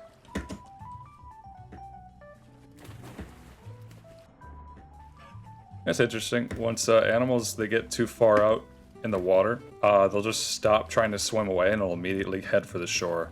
It's an interesting way to make sure they don't drown, I suppose. This is going to be a long walk. Look at him go. Yeah, you know, this method seems to work too. Come now.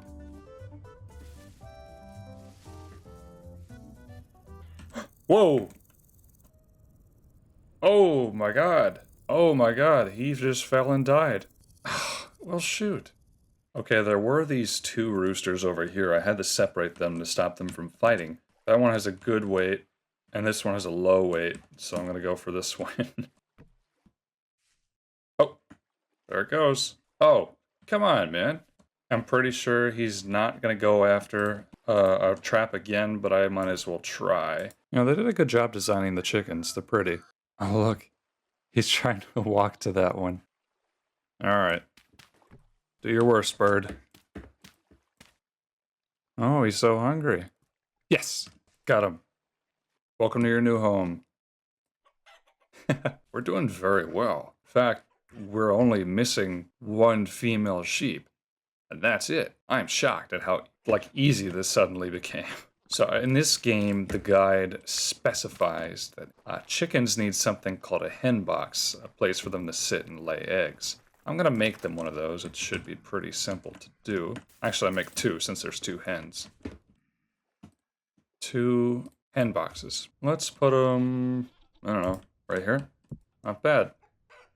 They need food. That's the other thing. Oh, he tried to eat in there and there was nothing. All right, let's see if we have anything grown yet in the garden. Spelt. Ooh, these turnips are done. 3 turnips. Wow. Even though it says we're only getting 50% of produce, I mean, that seems very high. Might as well replant them, right? They do take nitrogen, but there's plenty of nitrogen still left in the soil, so I think that's okay. Carrots are almost done. Not bad. Got over a stack of turnips from that. Let's see if I can... Oh, that's only for hares. Okay. Alright. Eat up hares. I wonder if these pigs can eat up some of these. Look, he's hungry. Seems like it feeds pretty much all of them, even the sheep. As for the chickens, I have a little bit of fruit mash I can give them, so maybe that'll help. Well, we had a lot of uninvited house guests. I'm gonna leave them be. I saw earlier, and I wanted to get it on video, I saw that we had actually managed already to get an egg. Look at that. So it's a fertile egg. Incubation time remains for 5 days. So in 5 days, I'll have a new bird. So I'm gonna leave it be. But isn't that neat? Over here, the goats. Let's check on them. Let's see, our female goat. It's hard to just stay still. Oh, it's pregnant. Oh my goodness. Okay. The rabbits. How are the rabbits doing? It's impossible to tell. It's only eaten 2 portions. It needs to eat some more. There, that should be enough. Let's check in on our pigs. Oh, this one's ready to go. And of course, you are all alone. I've discovered something interesting. So I figured signs existed, but the way that you write on signs is you use charcoal or other powdery materials or dyes. So let me show you what I mean here. I'm gonna take 1 piece of charcoal. I'm gonna write on this sign a little bit. Shift, write text. Hello. This text was written via charcoal. So I can actually change the size of this text. So let's knock it up 1. Look at that. Let's write 1 word. Let's do Monk, because I guess that's sort of relevant to the channel. Let's put that up to 40. That's about as big as it can go. Pretty interesting stuff, and I got my charcoal back because I didn't keep the text on there.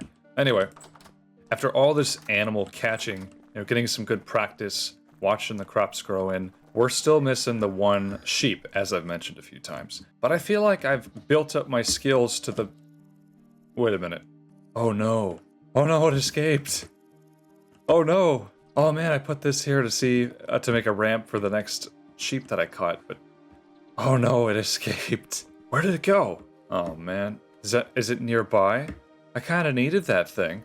Well shoot, what do I don't even know where to begin looking for that thing. Could probably theorize that it ran off and just despawned somewhere. There was a temporal storm. Maybe that's unfavorable to loose animals or something. Well, that sucks.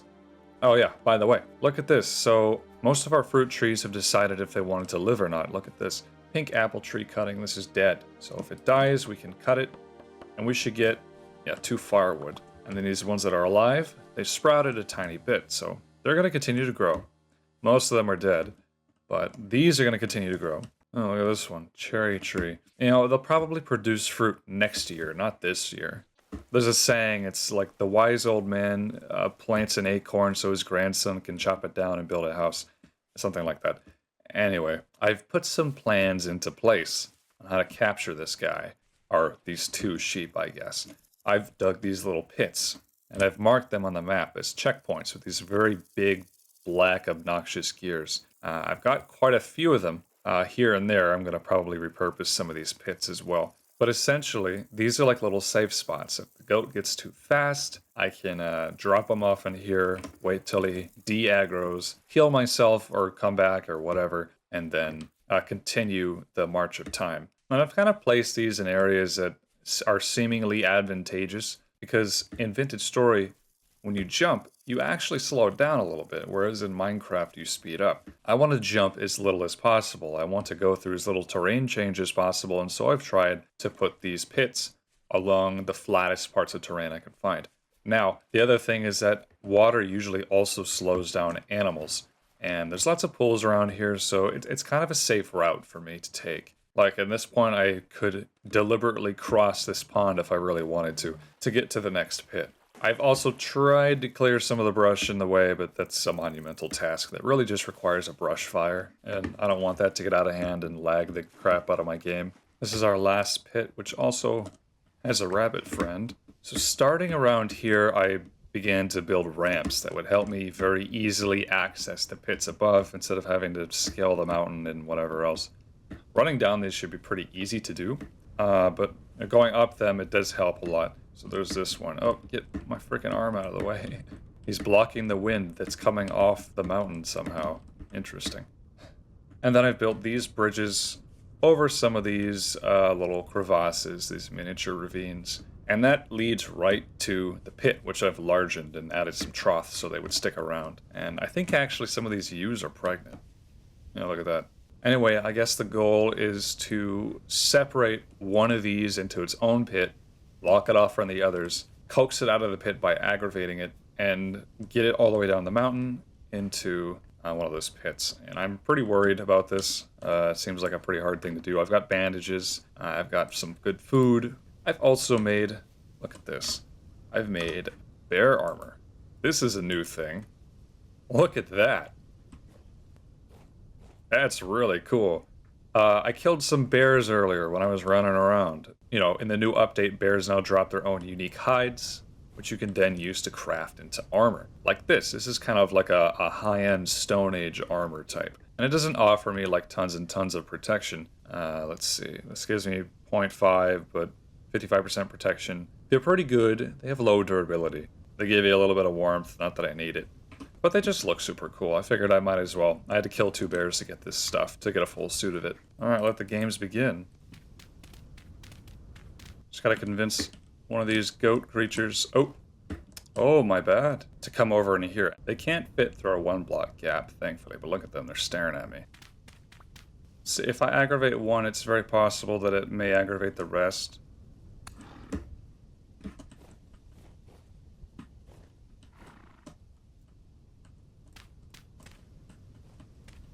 Okay, look. Now he's separate. And he's pretty... he's pretty mad. Does this armor slow me down? I hope not. It does, just a tad. I may have to end up taking this off. Alright, I just gotta run this way. Get him off the mountain. Hopefully, in a peaceful manner. I'm gonna... see if I can grab a rock somewhere. At least I'll get a bit of a head start on him, you know what I mean? Well, hello! Alright, here we go. Here we go.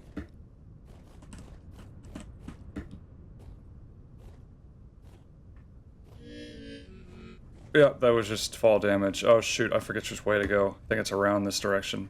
Yep. Where'd he go? Did he fall? I seem to have lost him. Okay. At least I didn't get attacked. Oh, there he is. Okay. Well, I guess he didn't fall for very long.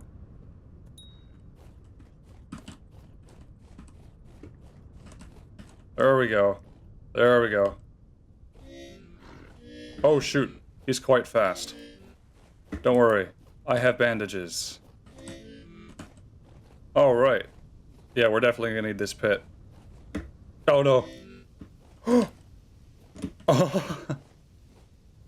Well, there we go. Okay, what's interesting is that these take a little bit of time to apply. And then once they've applied, it takes a little bit of time for that health to apply to you. Whereas before, it was basically instant. But we got him. I mean, that was pretty freaking dangerous, but we got him. I'm going to leave this torch here for now and hope it doesn't rain. In the interest of my own safety, I'm going to dig another tunnel just right here. Or a pit, sorry. That'll give me a little bit more of a head start. Alright, now it's time to get the attention of a ewe. This may be difficult. Oh! No, it runs. Alright, there we go. This might complicate things. Is it aggressive to me? I can't tell. Oh, when it's getting dark, I don't like that. Okay. Well, if I go down here, I'm pretty sure it'll attempt to attack me. Yep. See? I just need a rock or something. Why isn't there any rocks? The step sounds almost sound like a warbled bear noise. Oh, hey, look. Here's a ewe. Ready to mate, she is. I was looking for a rock, but maybe I can get her to chase. She's pretty speedy. Oh, wrong way, bud. Right way, bud. Okay. Ow. They don't do nearly the amount of damage that their male counterparts do. Okay, well, that's something. Since this is one of the most dangerous parts of the journey, to place the rest of these bandages, we might as well. Attack me with all your strength. There she comes. Alright. Oh my god. Alright. I'm sure that wasn't healthy for her either. Oh, okay. Yes, yes, yes. You're very strong. Okay. This way. Yes. Huh, phew. We got him off the mountain. Hopefully that's the hardest part, right?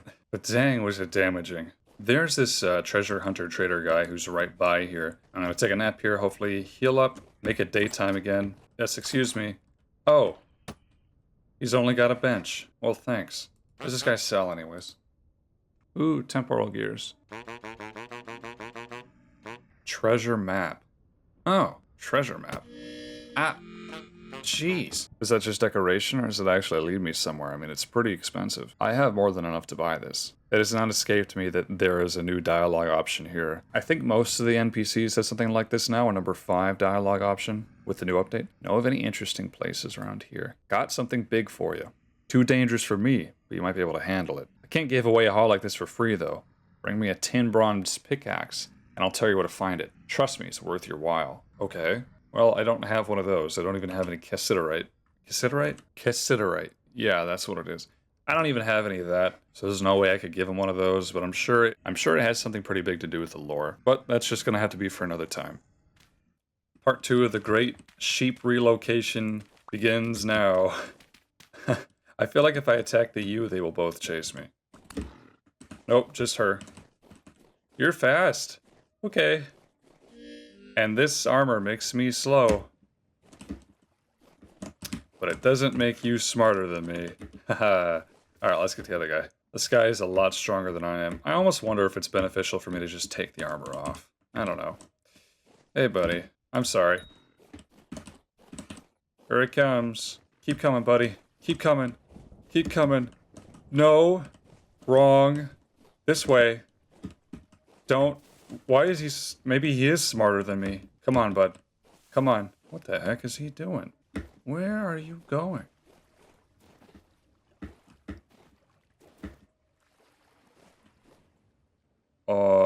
Where'd he go? Am I crazy? I just saw him run to the end of this peninsula. And what, now he's just gone? Did he despawn? Is it that easy? Oh, okay. Hello. Yes, in here. Very strange behavior. I've got to think about where to take him next. And I guess my main concern is getting from here to there is pretty difficult. There's a lot of water on the way there. Strangely placed islands and things like that. Just trying to think, what's the best possible way? Now I could just do a little bit of an island hopping mechanic, as in I jump from island to island and it just follows me. And it has to be precise, because if I don't do that, if I swim for too long, it'll automatically go back to shore after a certain amount of time in the water. That's something that's just hard-coded into their AI. They lose all interest in whatever they're doing after being in the water for a certain amount of time, and they head straight back to shore. I want to get them on land as much as possible. Let's see if... I don't know. Let's try something, I guess. First, let's try separating them. Weird division line, but there you go. The ewe is now on her own. So even though it is a little more dangerous, I'm going to use my fist. Rude.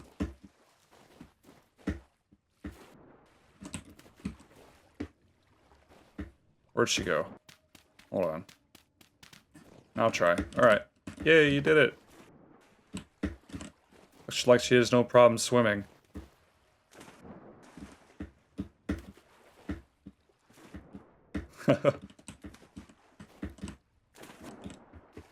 Shoot.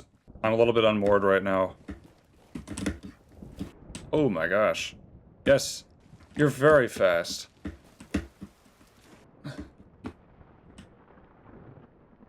Wow. Really booking it. I wouldn't recommend this at all with one of the goats. Alright, come on now. Where's one of those checkpoints when I need it? Oh. Seems to have lost interest. Okay, so that would be the checkpoint to go to, I think. Alright, come on, girl. What? Odd. You're doing great. You're doing great. Ow! Maybe I shouldn't be condescending. Okay. Come on, water, save me. Yay! Whew!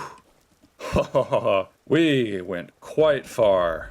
Alright, I've dug a new checkpoint right here. That's the checkpoint that we put the U in. Hopefully we can do this little island hopping thing with the same or close to the amount of effectiveness. Either way, I got a little bit more bandages. I healed up a tad. Let's put the bear armor on. Oh boy, here we go. Oh, hello. What a curious boy. Let's see how far he'll walk on his own, huh? That's right. This way. Interesting. Now's the time. Come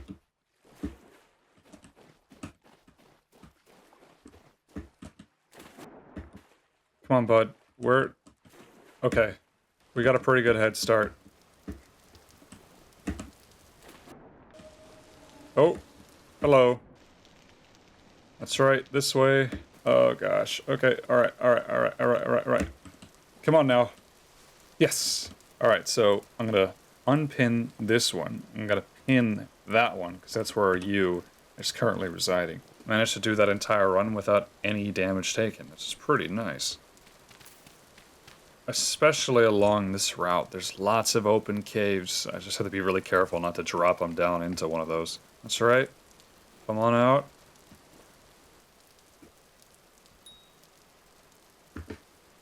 Come on, bud. Come on, alright. Here we go.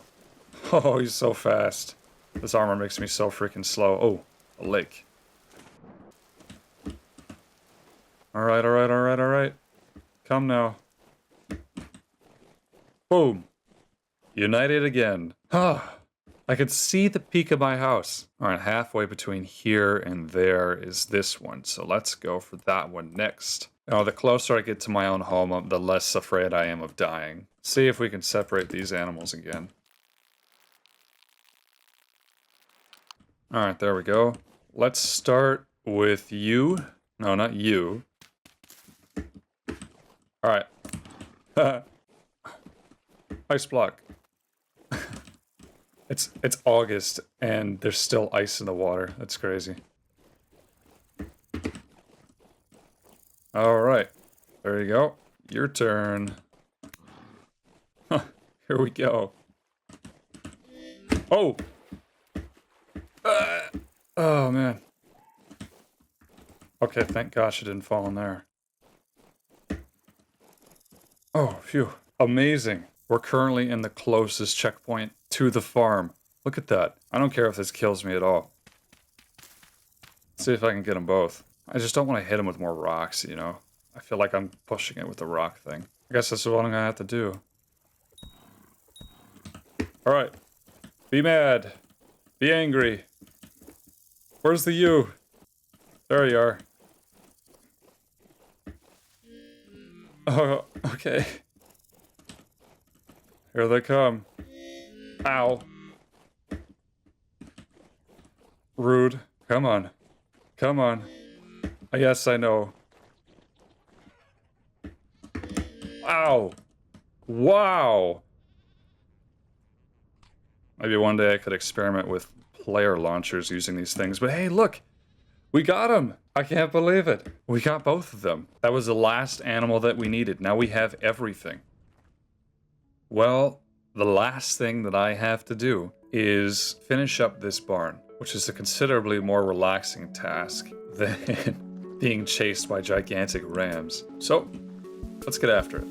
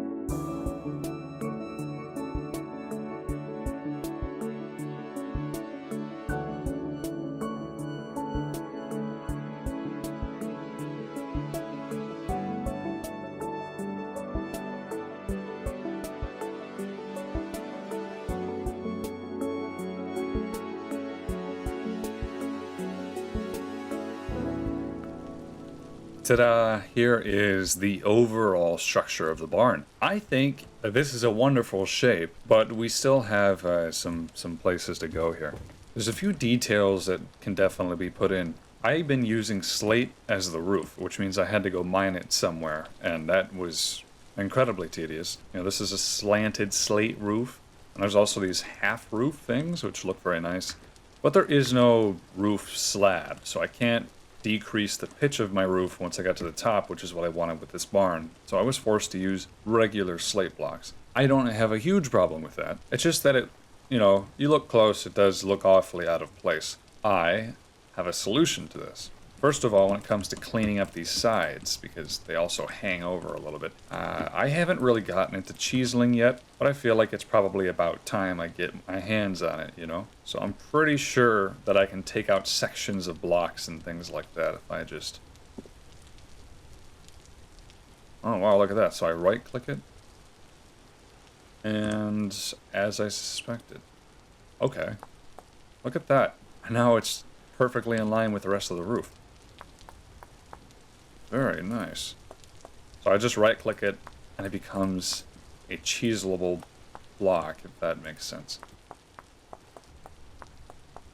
There we go. Not bad.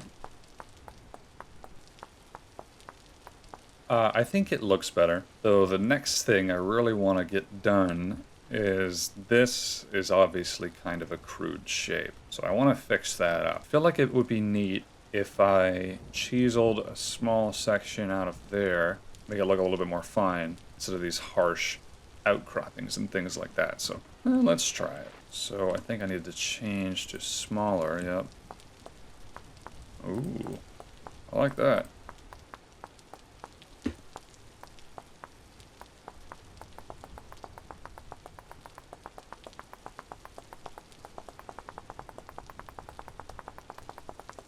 Oh, wow, actually looks way better than I expected. Wow, that is really nice. That is super cool. Wow. Sorry, I'm saying wow a lot. It just looks very neat. I suppose I can probably do the same to the underneath of these blocks as well. I'll worry about that a little bit later. At the moment, I have a lot of chiseling to do.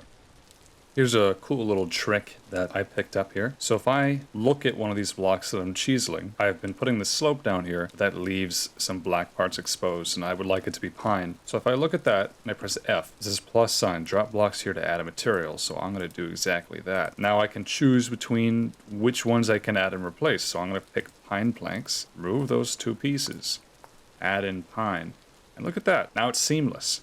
I don't know, it's really cool. What a pretty morning. It stopped raining, and the barn looks very good, but it keeps spawning these shivers everywhere. At least they don't harass my animals. Anyway, there's a few more tricks that I've... Oh, what the heck? Don't you dare shoot my goats.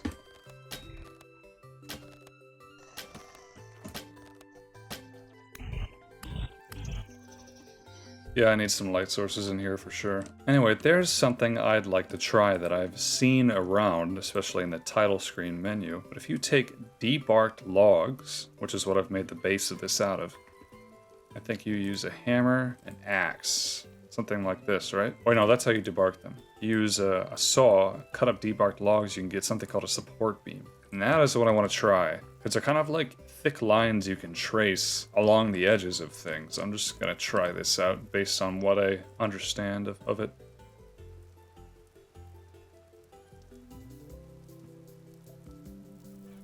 Oh. Okay. Hold on, how do I get it? Okay.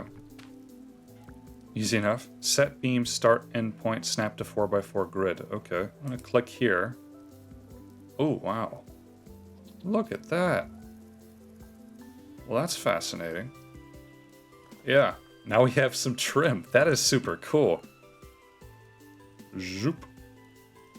Right on up. Very neat. I screwed this up just a tad bit.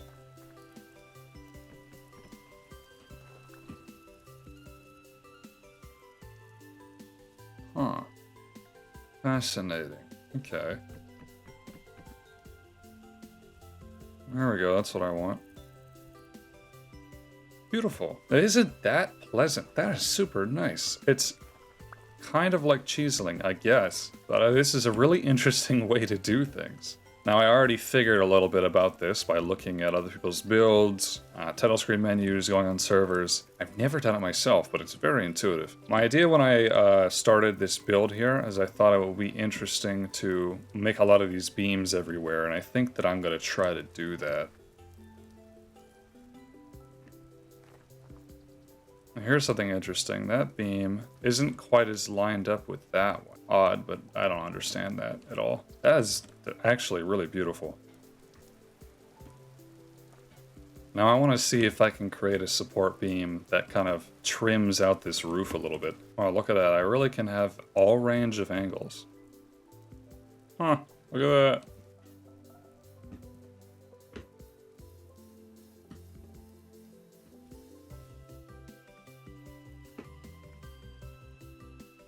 Look at that. That really changes things up, doesn't it?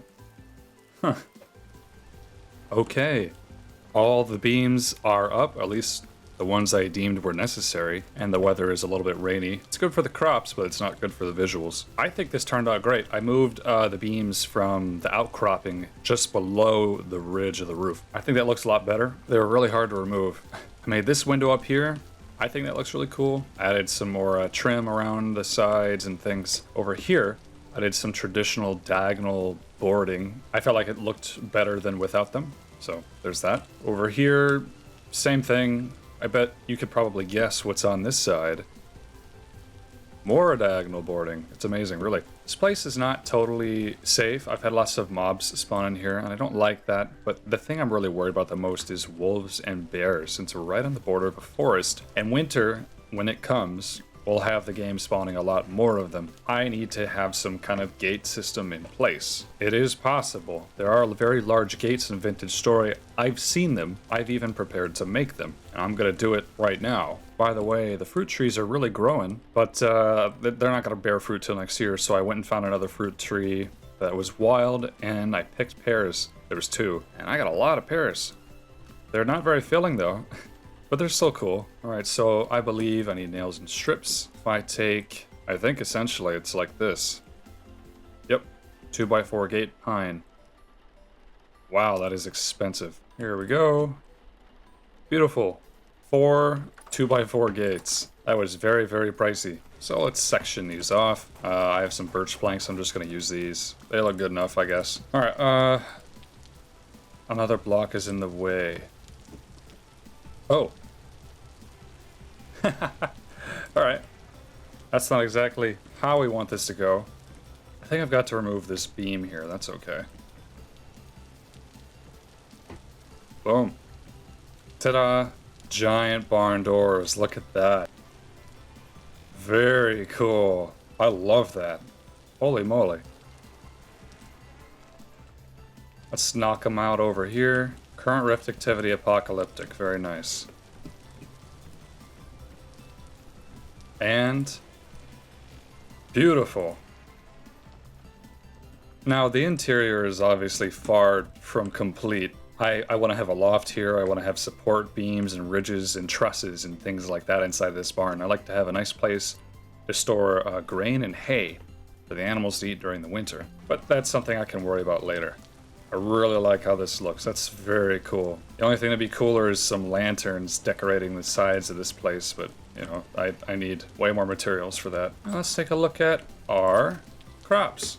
Oh no, looks like a lot of these pumpkin roots didn't really take initiative and grow anything. That's unfortunate. Just about everything is done growing. We had a very good harvest. Look at these cabbages. Wow. The onions are all the way in. The soybeans are in. The spelt, the flax, which is really useful stuff, the rye. Overall, I think I've accomplished the main goal of this video. And wow, isn't that stylish looking? This came out looking a lot better than I thought I was going to. That is very nice.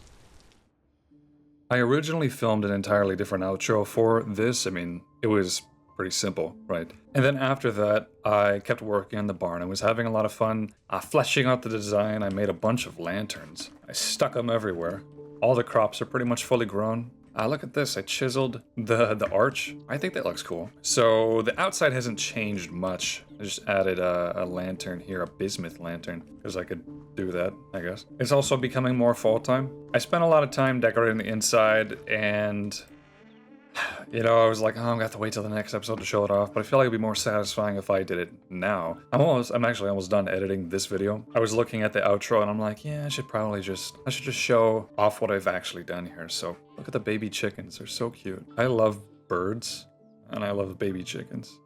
Baby birds, very cute. They're always so precious. I've always loved getting new baby chickens. The animals are doing great. Look, we got a baby goat.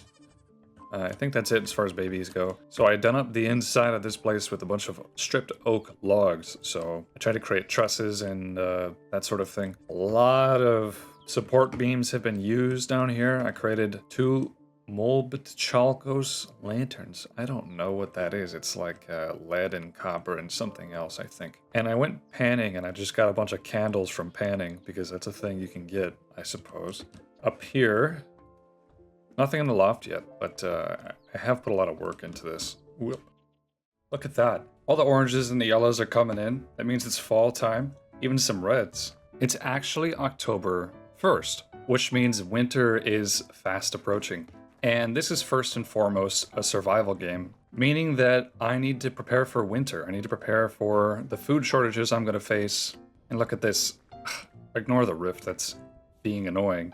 But I've got full-grown crops everywhere. So it's time to harvest these and process them into something that I can store full-time, as well as build a cellar where I can store my food for longer. Some of the animals are finally giving birth. We have new chickens. Aren't they cute? Got a baby goat over here. That's not a rabbit. The pigs and the sheep are pregnant. We're just waiting on those, but so far we're doing pretty good. But I also have to consider them during the winter. What are they gonna eat and what I'm gonna feed them, you know?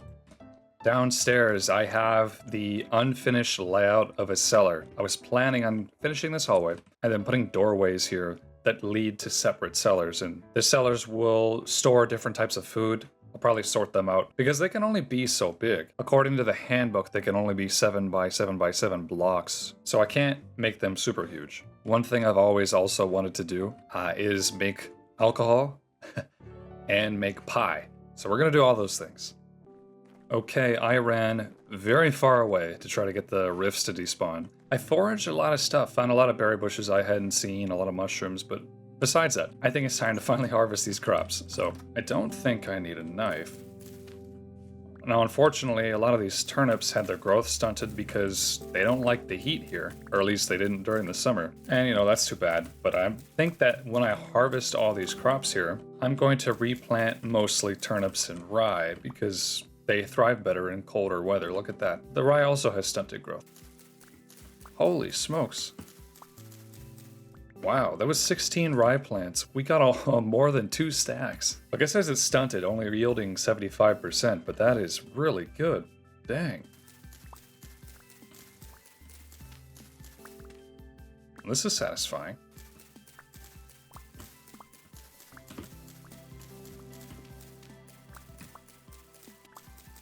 I'm not gonna be able to hold all this stuff, but that's all the rye from this section of field. Wow.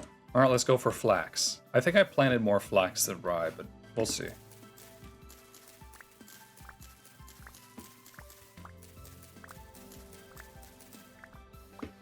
I can't even hold it all. It's falling out of my ears. Look at this stuff. Now, flax fibers are very useful. You can turn them into a lot of things, linen being, I think, the most important. Also candles and twine. Twine can be used to make tons of clothing, tons of useful things. Linen can be used to make, I think it can be used to make windmills and sailboats. I've also got spelt.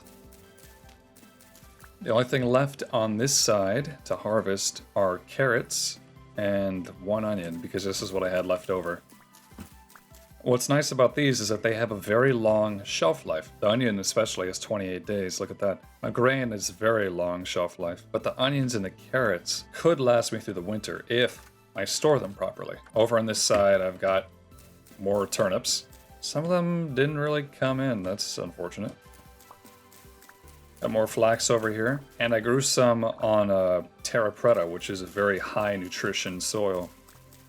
More carrots over here. Some more onions. I know I'm gonna like these. If anybody's ever grown onions in real life, you'll know it's very satisfying when you pull them up out of the ground and see how many you got, you know? We have more spelt over here. And we've got some soybeans.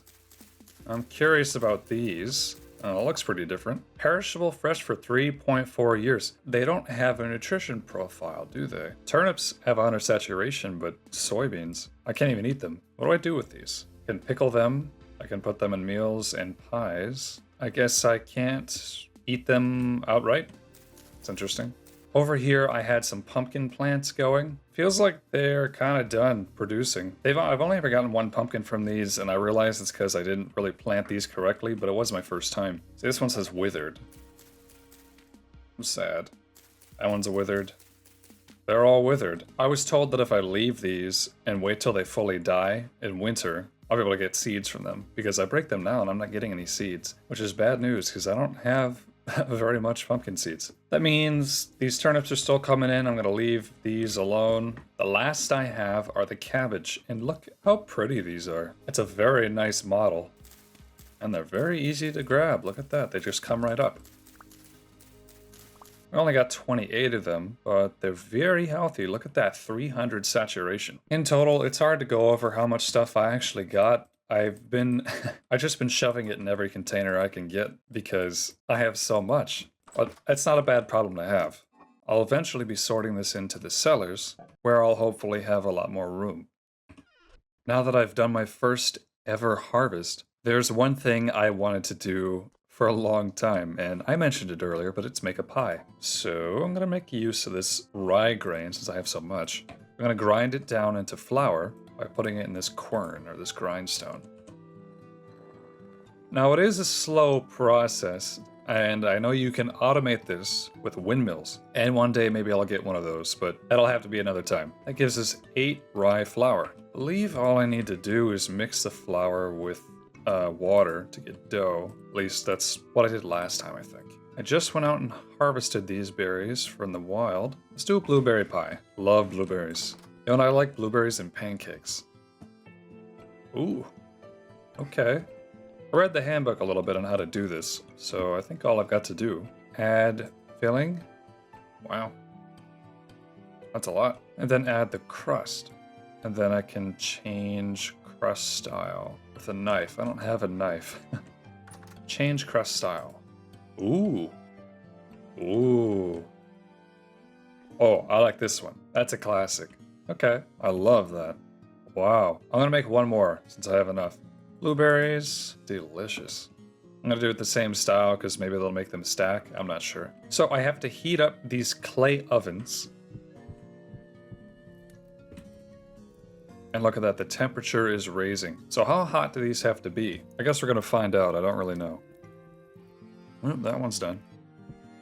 Pie, and then we can watch the temperature of the pie raise and the little overlay up there. I'm gonna watch these very carefully.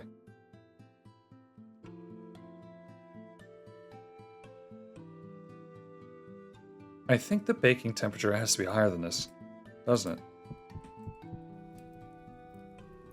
I read that bread has to be 200, so I guess I would assume the pie would be about the same. Okay, that's 206. Should be good. Now let's see if they bake. I feel like I just saw those pies move. Oh, part baked. Okay, that means it needs to keep going. I'm not gonna take it out yet. Yeah, they pop. Look at that, they jiggle a little bit. That's kind of interesting. That is true to real life. What a small detail. Look at that. They're done. Fresh for 8 days. All right, let's try it. Not bad. That is awesome. So it lasts for 8 days, but shoved into like a chest. How long does it last? 18. What about a pot? 17. Slightly worse. I'll keep that in here for now with all the clay. Now here's something I tried to do somewhat recently. I remember making these oak paths and not being able to put water underneath them because these require a solid block to be on, but I thought if I got oak slabs and chiseled them down to just barely cover the water, then I could walk over it like nobody's business. And that's what this is, and I came up with this design that I like. And then I started working on this one, and then my chisel broke. So I'm gonna have to do some smithing later to get these going, but overall, water in the center of this should help these have a lot more moisture for a longer time. The center of these crops were drying out very quickly. Now it's only 8 Celsius, which isn't great, so that means I need to think about planting right away. And I have some rye and some turnip seeds left over, so let's plant those right now.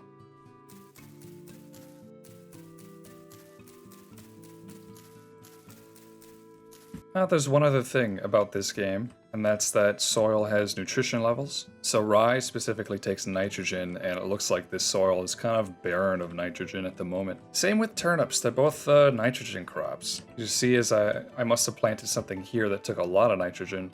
Over here, I planted something that took like phosphorus, and this one was potassium.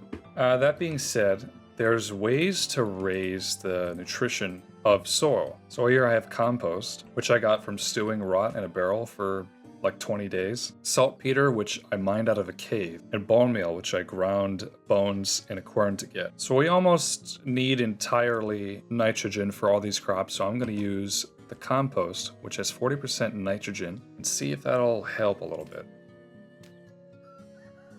Slow release fertilizer. Okay, so this is going to take a little while, but this should add 40% nitrogen to everything. That's not bad at all. I've heard this is why people rotate their crops in the game, right? You know, soil will eventually be out of the nutrient that you want, so you plant different types of crops according to whatever's left. However, I don't see how that's... I mean, can't I just dig up dirt and replace it all? Can I just do that? Am I crazy for thinking this? That was all the compost that I had. Saltpeter does raise it somewhat, so I'm gonna add a good amount into here. Oh, well, that's everything. And there's bone meal, which has almost no benefit as far as the nitrogen department goes. So I have enough rot to make more compost, even though it does take 20 days to ferment. But all the barrels up here have something important in it. I've got 36.87 liters of perry, which is like a pear wine, 50 liters of cranberry wine, 10 liters of black currant wine, strong tannin, weak tannin, and more black currant wine. So I can probably combine these. Stick the rot, seal it up, and there we go, 20 days to wait. Now all this wine, I need to have a place to store it, so I think that means it's time to start considering the basement here. If a cellar can only be 7 by 7, let me measure this out. 1, 2, 3. That's about 7 blocks. I could fit one on either side. So I think I'll extend the hallway to be about this long. You know what, maybe I'll even go longer. Reason being, I think the more insulated cellar rooms are, the better preservation they give you. At least I think so. I was thinking about just putting a single block thick wall between all of these, but I wonder if I did double thick or something like that, right? So about like this. So I have an entrance here, one right there, and one right there. That's about 4 cellars, and I can divide things pretty evenly among those, I believe. That means I gotta dig them out.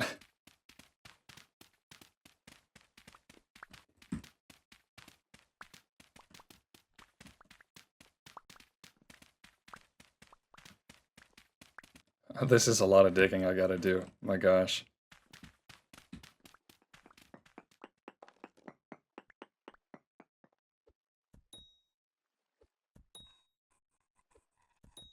This is a little bit of a trick that I've picked up when doing a large section of mining like this, or just going to get resources of some kind. If you kind of mine in this checkerboard pattern, you can separate these blocks on all sides. So take a look at this one here. It's attached to only this block below it, and if I break this one, it just pops off. And this is how you're supposed to get these types of just smooth stone blocks, and then you could shave it down and all kinds of other things. It's an interesting way to do stuff, I suppose.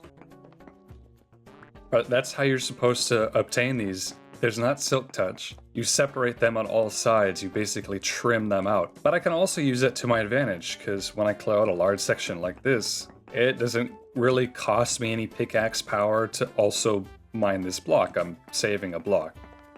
So it makes things a little bit faster. It doesn't clutter my inventory as much because, you know, one of these is worth 3 or 4 rocks or something like that. And so it becomes a kind of an efficient way to mine. Of course, you got to be careful because it can be kind of hard to reach some of them. In this example, how would I reach this one, you know? I'd have to go underneath. And I'm going to. I want to dig this one deeper anyways. I just go underneath, crouch down. Boom, I just got 3. Yeah, this takes an awful long time to clear out, and I've been running through pickaxes. Mobs have been spawning down here like crazy because they're just not lit up very well. I'm gonna take a break from this though, because I know for a fact my berries are about to go bad. All these blueberries I picked earlier, they're about to expire. They're gonna expire today. So I think I'm gonna turn them into wine. Okay, this is all the berries that I got from foraging the other day, and I can't eat them all before they go bad, unfortunately. Let me walk you through this. So I have my fruit press right here. I add in all the berries. It's about 32 at a time. Got a bucket and squeeze it. Look at that. We get a lot of info up on top. It's really fascinating. Okay, and now it's all dry. I'll release this. Take out the fruit mash, which there's 10. And now we have a full bucket of blueberry juice. Let's do another one.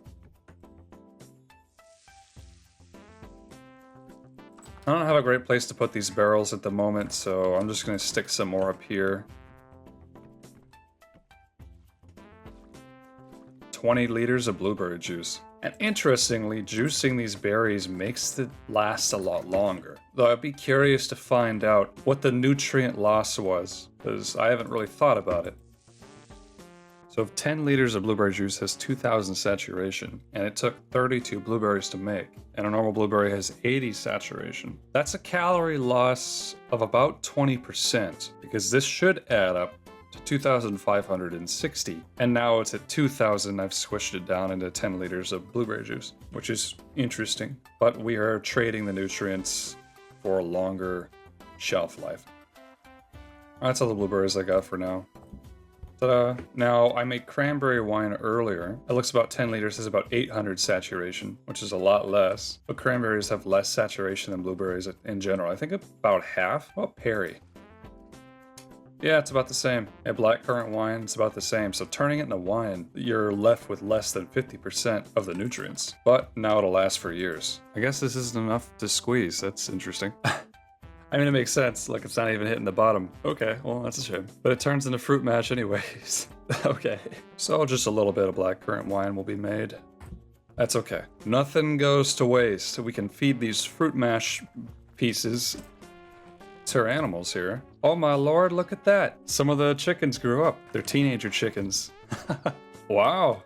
See, every time I walk into here, I scare the hens away from the hen boxes, and they can't incubate their eggs because I ain't sitting on them. But if I just spend a few days away from here, then it goes fine. Then they have plenty of time to just hatch more chickens. They're so scared of me. I think they'll lose their fear of me after the 3rd or 5th generation. I don't quite remember. But anyway, I'm sure they're hungry, so let's feed them up. This guy's still pregnant, so I don't need to feed them technically. This will also feed goats, I believe. Feeds just about everything. Will it feed rabbits? No. Yeah, rabbits need pure vegetables. Oh yeah, by the way, I just updated to 1.21.1, and I saw in the changelog there were some bugs with rabbit breeding. So apparently rabbits of different kinds couldn't breed together, which was, I don't know, that's kind of silly, but an oversight, I suppose. So hopefully these guys will actually start making babies now. Look at that, oh my gosh. That one sow made all them. I guess it's accurate to real life. Got 5 babies from that. Goodness gracious. Let's give them lots of food.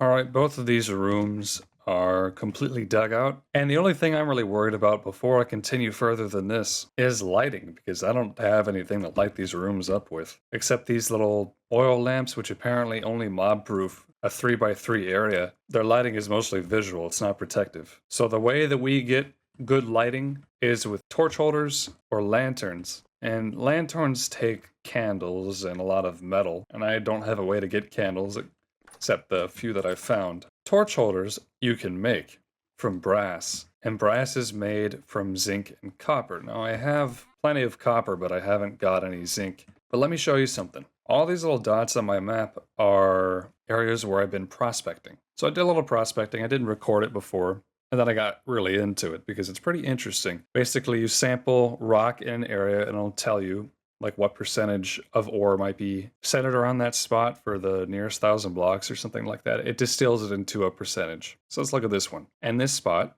there's 5 traces of ore near this area. 3.74% is hematite, which is iron ore. 10% is native copper. 0.45% is sphalerite. And there's other kinds.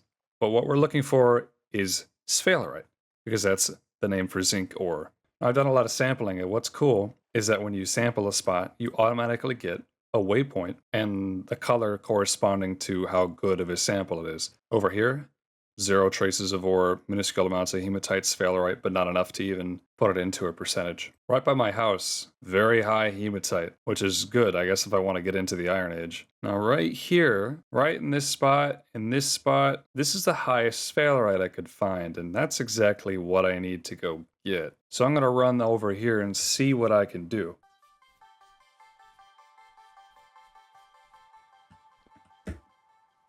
So prospecting puts my best chance at finding some good ore kind of around this hill right here.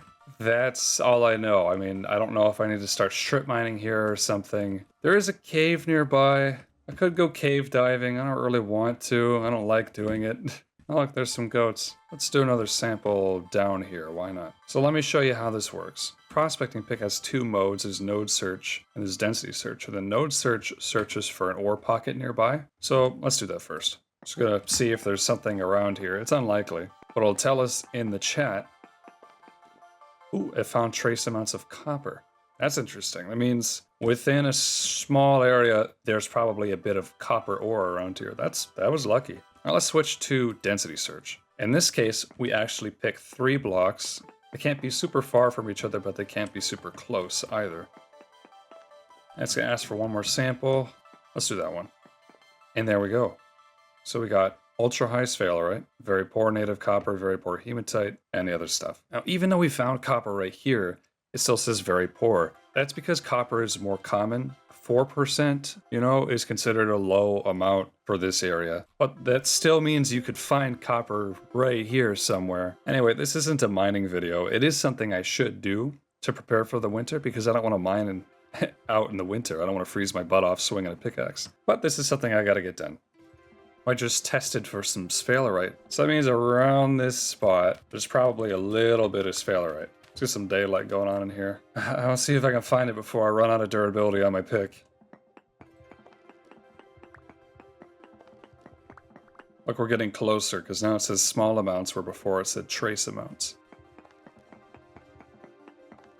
Ooh, medium amounts. We're getting even closer.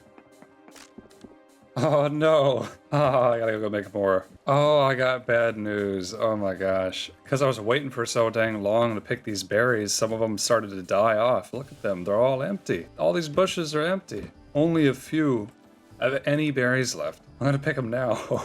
That's the last of the berries for the year, you know what I mean? Oh, that's sad. I should have picked them before. It's really hard for me to pick out the red cranberries against the red bush. I think that's all of them. It looks like they all just died off slowly. Must have been getting cold at night, killing them. Oop, still got some there. Just a little bit of blueberries. Oh, we do have red currants though. Yeah, we haven't lost any red currant. Same with white currant. These cranberry bushes are all flowering, but I don't think it's gonna go anywhere. Now we got quite the mix of berries here, I suppose. It's okay. But this is all we have to work with. I think for the rest of the year, that's all we're gonna get. Now it is possible that I could run around and try to find some more fruit trees. I know I've marked them on the map occasionally. It's very likely they've given off fruit after this point. Could run around and try to find some.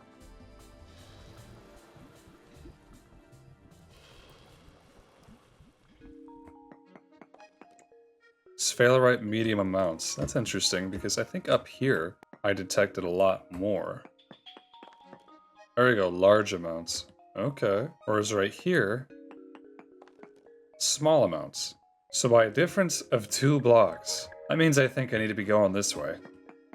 Now I don't have a great method on how to do this. I'm mostly kind of using my intuition. I'm sure there are better ways. But my idea is to dig this tunnel and every other block I'll sample and see if the amount of sphalerite changes. So right now it's still a large amount. Oh! Hey look, zinc. Oh yeah, zinc is nearly impossible to tell in granite. I forgot about that. This has got a little bit of black flecks, just a tad bit of black flecks. That means it's zinc ore. Thank God for these little tooltip things. Ta-da! Sphalerite. This one I wouldn't have even known it was zinc if I wasn't looking right at it. I wonder if I passed it before too. There's some on the ground apparently. Hey, you literally just can't tell what it is by looking. Or at least I can't. I don't know. But, you know, it's pretty fun. It is satisfying, kind of searching and finally locating the ore that you're looking for. It's a little dangerous, sure, but you know, if you bring the right tools, then I don't think it's a problem. Okay, without me having any tooltips on, which of these 4 stone blocks do you think contain zinc ore? Which one is the one with zinc? Is it 1, 2, 3, or 4? Go ahead and write your questions down in the comment section. Why do people... people only ask that for engagement. The creator of the video is not going to go read them because you're going to know the answer in 5 seconds. It doesn't matter. Anyway, the answer is 3 and 4. Look at this. They're both zinc. These are not. Maybe this was easier, but I mean, it's hard for me. Gosh. It's kind of funny. It is a trope, isn't it? Like when a YouTuber, they ask a question like, oh, do you think the answer is yes or no? Comment your answers down below before you press play and find out the real answer 5 seconds later. I mean, it works, right? But it is just engagement farming. All right, here's a harder one. Which one is the zinc ore? 1, 2, 3, or 4? Is this just hard for me because I'm colorblind? Maybe this is really easy and I don't get it. Anyway, in this case, 1 is zinc ore. This is cracked granite, 2 and 3. And 4 is just regular granite. I do like how all the different ores have different uses. That is something that's interesting and it allows for a pretty wide diversity of mining. Oh boy, what a mess this is. This is called spaghetti mining. I suppose it's a new method, I just invented it. A very nice byproduct of this is at least I'm getting lots of granite from doing all this exploratory mining, which is what I want to use in this cellar. So we're kind of knocking out 2 birds with 1 stone. Alright, I think I need to head up before it gets too dark, but I mean, we did pretty good. Look at that. This is all the sphalerite that we got. I can't even tell what it's supposed to look like at its own chunk. And there's still some to be found here, I guess. So I'll keep this mine in mind. I'm sure there's other pockets to explore too. Let's see how well we did here. First, this large chunk gets us 8 pieces of sphalerite. That's pretty good. The rest of these will give us 4 each. Almost 3 stacks of sphalerite. That's really good stuff. Now, as I mentioned, zinc can be alloyed into brass, which can be turned into a brass plate, which can then be used to make torch holder. This is the only way to do it. 2 brass plates. Brass plate is 2 ingots each. An ingot is 20 pieces. So that means 80 pieces turns into a brass torch holder. Now, of course, brass is an alloy, which is like 30-40% zinc and the rest is copper. I don't know if I ever show how to do this, but to get alloys and things like that, you have to really get the perfect ratios. So we consider that a quarter of this has to be zinc and 75% of it has to be copper. Well, that doesn't seem to work for some reason. I've only got about 12 ingot molds. That means we need 1,200 units of brass. And it's really fascinating. You can tweak these a little bit, but there's only so much you can do before you gotta add more of the other stuff. So I could probably remove 2 coppers and add 2 zinc and it would be fine. But I think I want to save my zinc as much as possible. I'm gonna stick with this ratio here. Now it's not perfect, but that's what we need. To get this melting, I'm gonna prime the fire with some firewood, light her up. We can watch the temperature raise here, the temperature of the fire, which is being fed by the firewood, and then the temperature of the crucible. I want to say it needs to reach 1084 for it all to melt, because that's copper's melting point, whereas zinc's melting point is a lot lower. So firewood doesn't really get nearly as hot enough. It only gets up to 700 Celsius. So after, it's gotten about to its max temp, I'm going to switch over to lignite, or brown coal. Lignite can get up to 1,100, which is just where we need to be to start to melt this. But it's very inefficient, it's very slow. So after I use up about 2 pieces of lignite, I'm gonna move over to charcoal, which burns about 200 Celsius hotter lignite does. Now look at this. As it reaches 1084, we should just barely see this arrow start to move. Now it's going to be slow because we're creating a lot of brass. But we should see a sliver of green. Oh, there it is, just barely showing up. And that means it's on its way. So I'm going to stoke it up with some charcoal next. While I've been doing this, I've been having a lot of unwanted house guests. When I built my house here, I didn't know I was moving into a neighborhood of Jehovah's Witnesses, but they keep coming to my door every day and every night. They don't even give me anything good. The thing is that I really want to join, but they never talk to me. They never give me a pamphlet. They just throw rocks at me and bite me. So yeah, look at this. Charcoal burns a lot hotter. And we're moving slightly faster because of it, which is the benefit of using charcoal. You have to make charcoal and you have to mine brown coal. There's also black coal, which is a middle ground between the two. They all have their uses. I use brown coal a lot for smithing because it's about the right temperature, and charcoal for more heavy duty things. And I think that you need to use charcoal later down the line to get more refined ores like iron, because the smelting temperature of iron is crazy. Look at this. I found a little bit of magnetite. I don't remember where I got it. I think I just smashed a pot and got it. But its smelting temperature is 1482.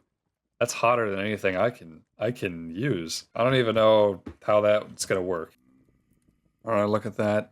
We're so close. We're almost there. And oh, there we go. All right.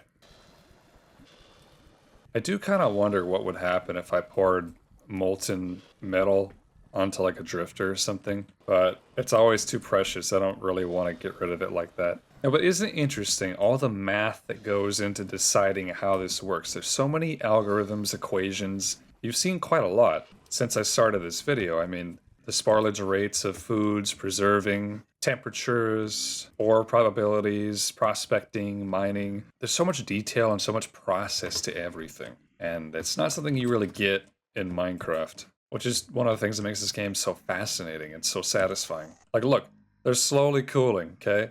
Look at the temperature up there. This one is cooler than this one, so it's more orange. You can see a little bit of a color profile going on here. And if I step on these, yep, it's painful.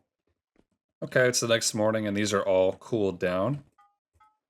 Boom, look at that. Now, before I get started on smithing these into plates, I'm going to go and check on my animals. I haven't checked on them in a while. Oh yeah, and the crops, I forgot about these. I've been watering them a little bit. They need a lot. Having the water sources in the center has definitely helped.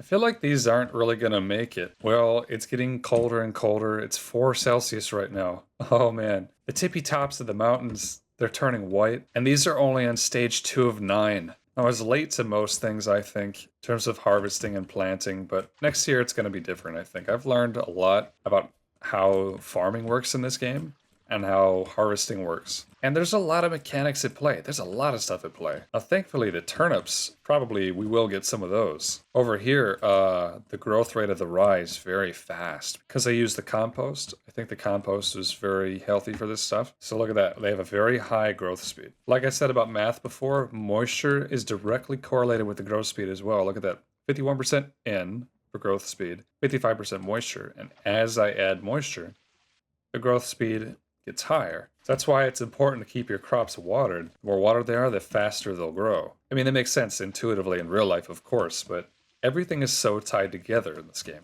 This one's barely been growing. It has very little nitrogen in the soil. It's 33% growth rate. These ones are doing very poorly. This is ready, so I'll take these. And I'm not going to replant. These are from the last harvest. They're not even done from the last. All right, let's check on the animals. Wow. They're almost all grown.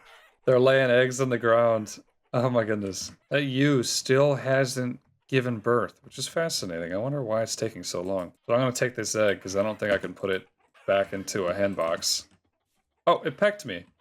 Hey. Yeah, roosters will fight each other once they're lower generation. Let's give them some of the fruit mash that I had before. Female rabbit is pregnant. I know it's impossible to see because they move so fast, but it is. I don't think the sow is going to be mating anytime soon. That's okay. We'll give it a little bit of food. We'll give these guys some hay. Oh, too much. I've been very hungry lately. I haven't got a lot of food. I've got no meat. A lot of those animals aren't ready to be butchered yet. So why don't I make some pie? I don't mind. Let's make some turnip and pink apple pies. What did I do last time? Spelt? Let's do flax this time. Alright, 16 is good enough.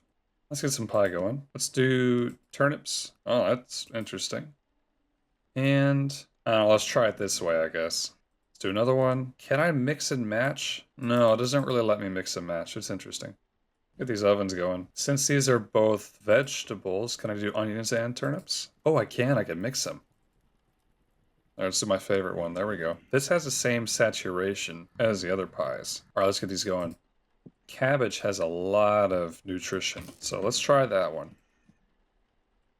Cabbage pie. Single cabbage has 300. Putting them into here, I think it was 4. Was a 4 or 8? Gave it 3,600. Wow. I didn't end up making any pink apple pie, but that's fascinating. I need to plant a lot of cabbage next year. It's like these pies are done. Let's do... While that's going. Yum. Look at that. There's a pig here. This isn't one of my pigs, of course, but I need some meat, you know?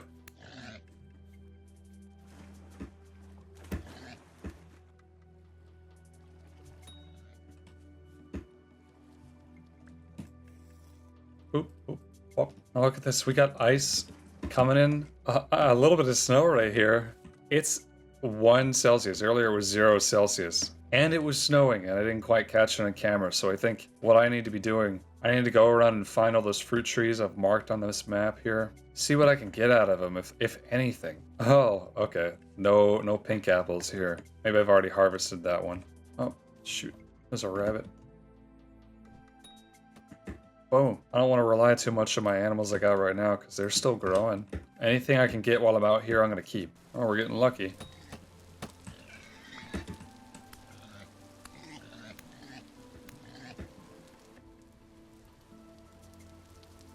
Empty pink apple. Now, I would think, just off of my poor understanding, that, you know, apples and fruit like that usually come later in the year in real life. So I think they'd be able to hang around... Ooh, I heard a chicken. Hang around on the branches a little bit longer than berries would. Got him. Game, for sure, is also going to get a lot harder to come by as it becomes deeper set into winter. So it's a good thing I got the ones in the barn going. I don't usually really care for hunting fish, but they're out here, so I might as well, right? Ooh, jackpot. Look at that chicken of the woods. I found this in real life before. What the heck? There's a trader right here. Survival goods trader. I can buy some good stuff from this guy. 10 bronze fox, that's nice. Recurve bow? Halite? I've never found halite on my own. Hey, look, I could sell him this feathers I just got. How close am I to my own house? I've never found this trader here ever. There's some ruins here too. Ooh, and more chicken. Ooh, big pig.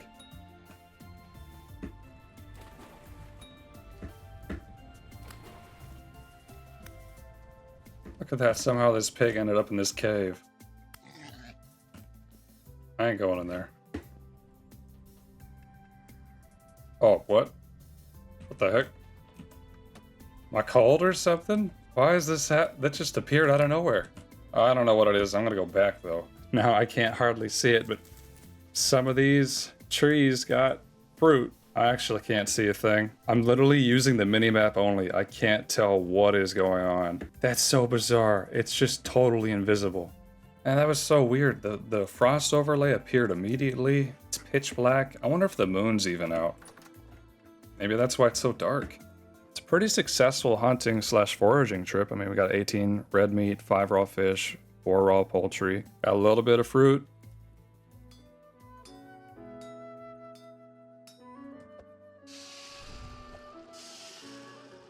Alright, look at this.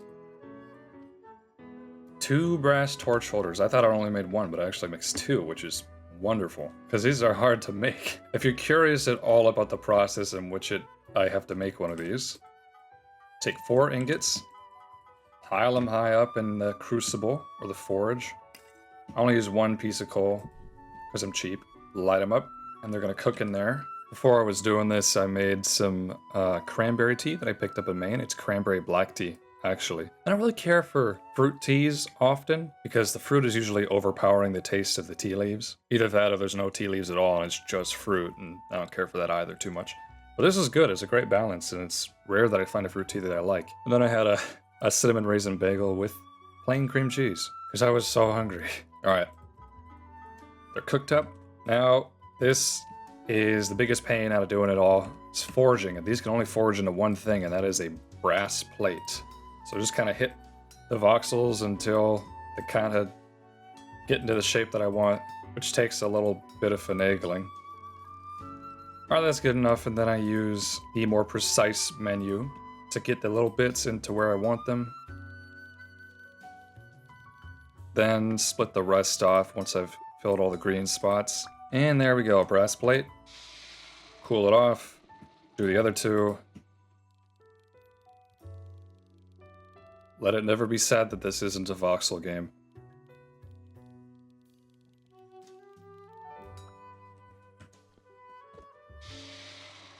Craft them into the torch holders. And there we go, that's the whole process. It's very long. Look how blue everything is, my gosh. That is fascinating. That's a fascinating color. Oh no, some of the crops are freezing. They're turning blue. Oh no. See if I can't get my hands on some more fruit before it really freezes over. Once my own fruit trees grow, I won't have to run around and do this. I'll be able to just harvest them at home. But it takes a year for them to produce fruit, and they have to go through a winter. Most of them do. They have to vernalize, as in they have to enter a state of dormancy, and then flower in spring and that kind of thing.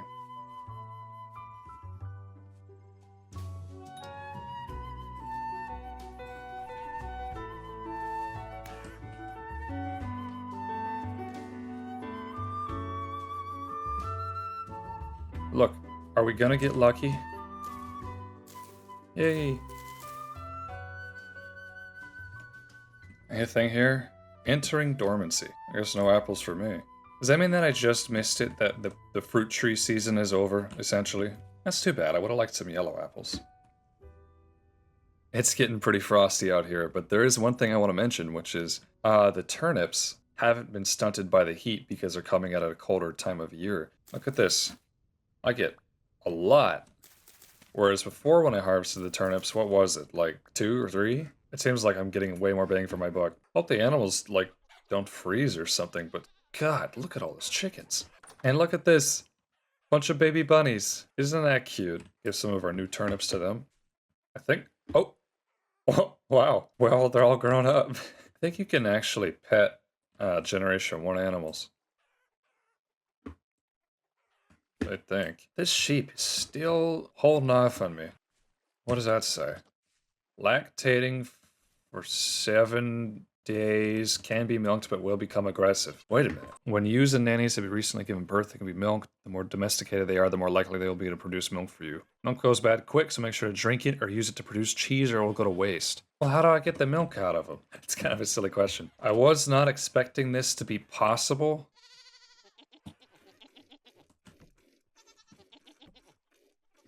What the heck? Currently too stressed to be milkable. Well, what am I supposed to do? Just sit here? Okay.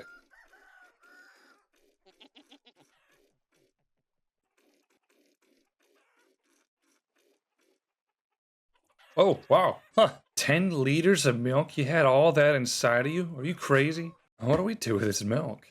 You can use milk to make cheese. How long does this last? It lasts for 4 days only. Interesting. Cheese making. Making cheese is a lengthy but rewarding process that can be broken down into 4 steps. Step 1. Fill a barrel with either 25 or 50 liters of milk and add pickled vegetables of any sort. Seal the barrel and in time the milk will curdle. Step 2. Add salt to the curdled milk and seal the barrel. In time this will create cottage cheese. You can use a bowl to eat the cottage cheese. Step 3. Use a piece of linen to remove the cottage cheese from the barrel. Place the bundle on the ground and add a stick. Twist the curd bundle until all the whey is removed. Open the curd bundle and add 5 salt to the exposed cheese wheel. At this point, you can either place the salted raw cheese wheel on a shelf to cure, or craft it in your grid with a piece of wax and turn it into a wax raw cheese wheel, which will last longer. Well, I don't have any wax. Place the salted wax cheese wheel on a shelf to cure. After many days, you will have cheddar cheese. To make blue cheese, you must store the raw cheese in an enclosed. There's a word missing here. An enclosed space, maybe. with a very cold, very low light level cave with at least one block open to the outside. Okay, that's specific. So pickled vegetables. What can we do about that? We have to mix brine and vegetables in a barrel. Make brine by salt and water. I have 4 days to do this. I don't know how long that's gonna last, but hey, oh no, 21 days, not bad. Halite is what you use to get salt, but I've never seen it, ever. Thought maybe I grabbed it from a trader, but no, I don't think so. We got a limited lifespan for most of these fruits here, so I think we need to get on it, start working on the cellars as soon as possible. So I've got plenty of granite now. Actually, I got a lot of granite. Look at that. Let's go downstairs and see what we can do. The first thing I want to do is the floor.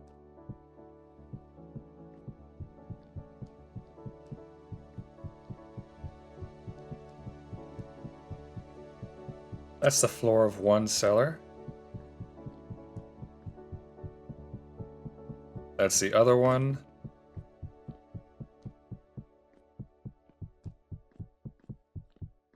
Gotta need more granite than this. Now I think we can knock out 2 birds with 1 stone. So halite does show up when you do prospecting. The most halite I think I've ever prospected for was here. I got 14%, which is, I mean, should be easy to find. I don't think I've ever found it that high before. Second highest was over here at 11%. But it looks like it doesn't spread much. Just right here was pretty high. Over here, it's barely even there. So maybe it won't be hard to find. So if I just prospect around this field, hopefully I can narrow it down and get some granite in the process. Also, look at this. 35 liters of blueberry wine. Wow. 10 liters of black currant wine. I've already got some black currant wine, so I'm going to consolidate that. Now the clock is kind of ticking for the milk. If I can get halite soon, I can make a pickled vegetable, and then hopefully I can do something to preserve it. 1500 saturation, that's pretty good. It's good for 34 days. I think that's because it's so cold out. Not only that, but I've never actually had dairy. This is always empty. I wonder what happens once I finally have this nutrition bar filled up. Alright, this is where I sampled the halite before, and honestly I don't really know what to look for or what this should look like or if I should even be cave diving right now. Let's take another sample down here. Halite's much better this direction. I would assume digging over here would yield higher halite potentially if there's a decent amount, but let me do a node search just in case. Nothing nearby. Oh, here's another trick that I got. If I mine a block and at the last second switch to the prospecting pick, it goes a little bit faster. Okay, just checking, but nothing seems to really be nearby. There's no open air stone here, so I'm gonna have to just dig down some. Our first sample could be here. Also, it puts the map marker around the first sample that you take. That's another thing that I've learned here. Let's do one more.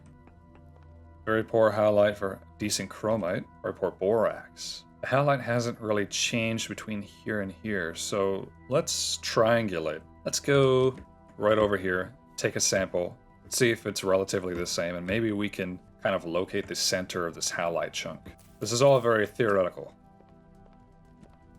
Poor halite. So instead of very poor halite, now we have poor. So it's higher here. That's interesting. So this is slightly higher than this. And this is higher out of everything. So maybe we're getting close to the center here. Let me sample around right there. See if it changes. This is actually kind of fun. It's like playing Minesweeper a little bit.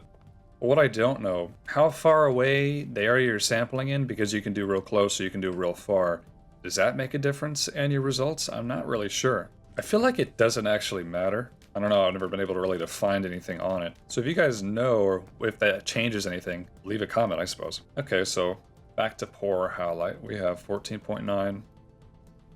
But still, it's definitely higher in this direction. Let me go over here. Oh, this is peat.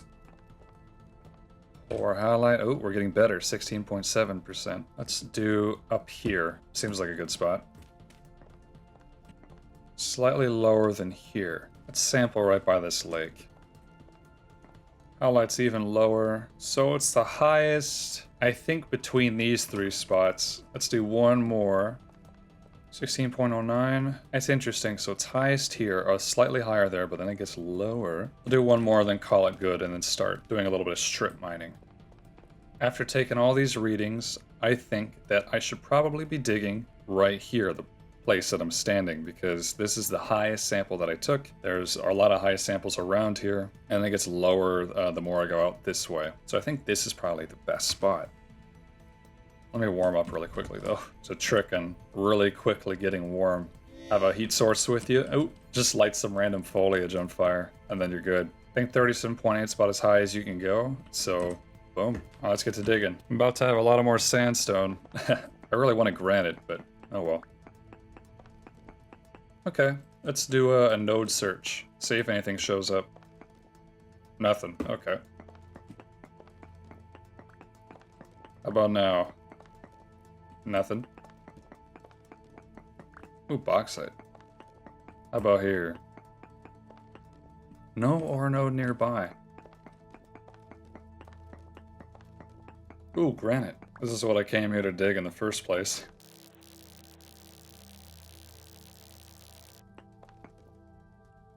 Oh, quartz? I don't want that.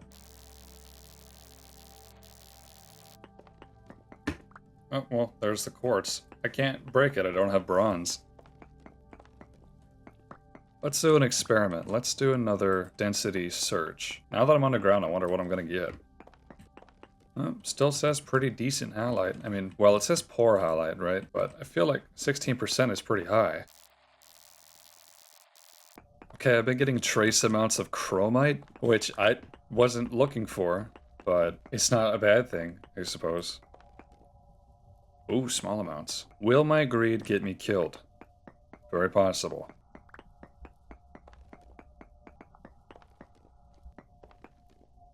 No or no nearby. Okay, I passed it. Oh, chromium ore, look at that. Requires tool tier 5 steel to break? That was a waste of time. Dang, okay.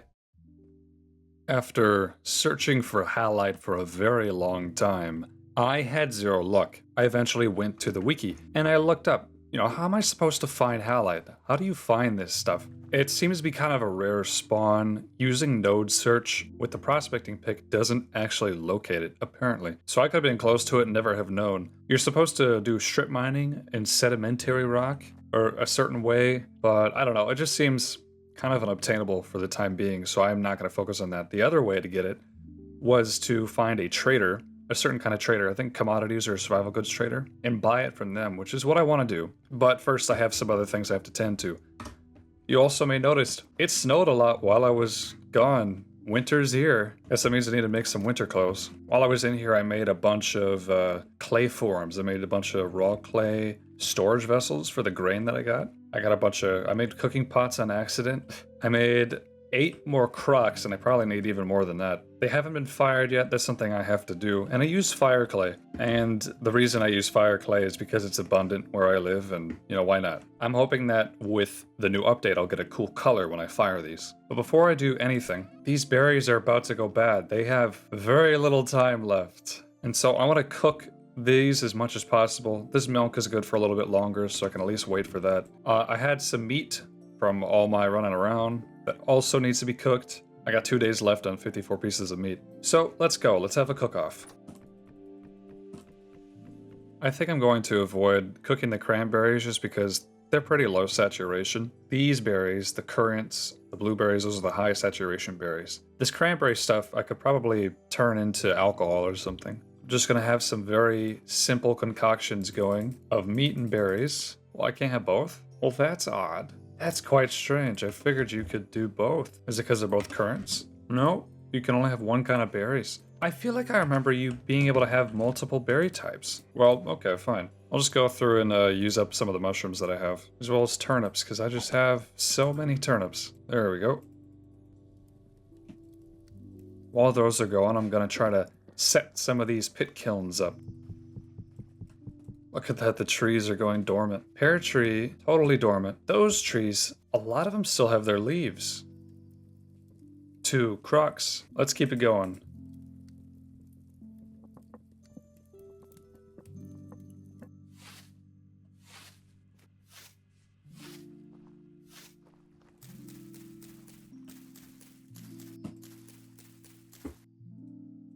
This is currently all the crocs that I own.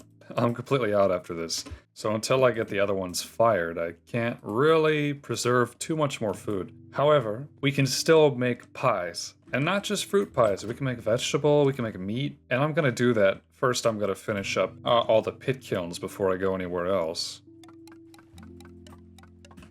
It's interesting how much care was put into this game. Unlike everything else when you place sticks on these storage vessels, you're kind of like packing the sticks around them. I think that's just a cool detail.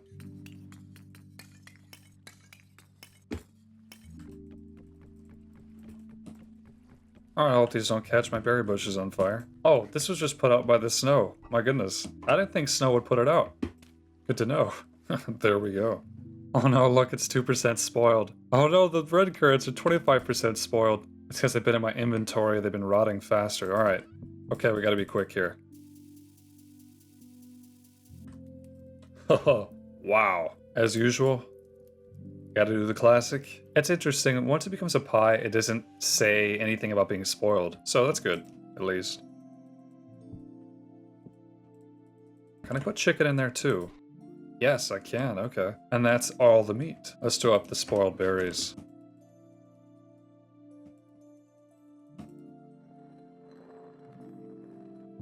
Now, fresh for 8 days in my inventory, 64 days in the chest. And what's interesting, that's about 7.5 months. Each month is 9 days, at least in my world. You can customize it upon world creation. But each month in this world is 9 days long, so these will last me throughout winter. So no need to char them, I guess. Kinda wish I could just throw the grain into the water and then it turns into dough. Wait.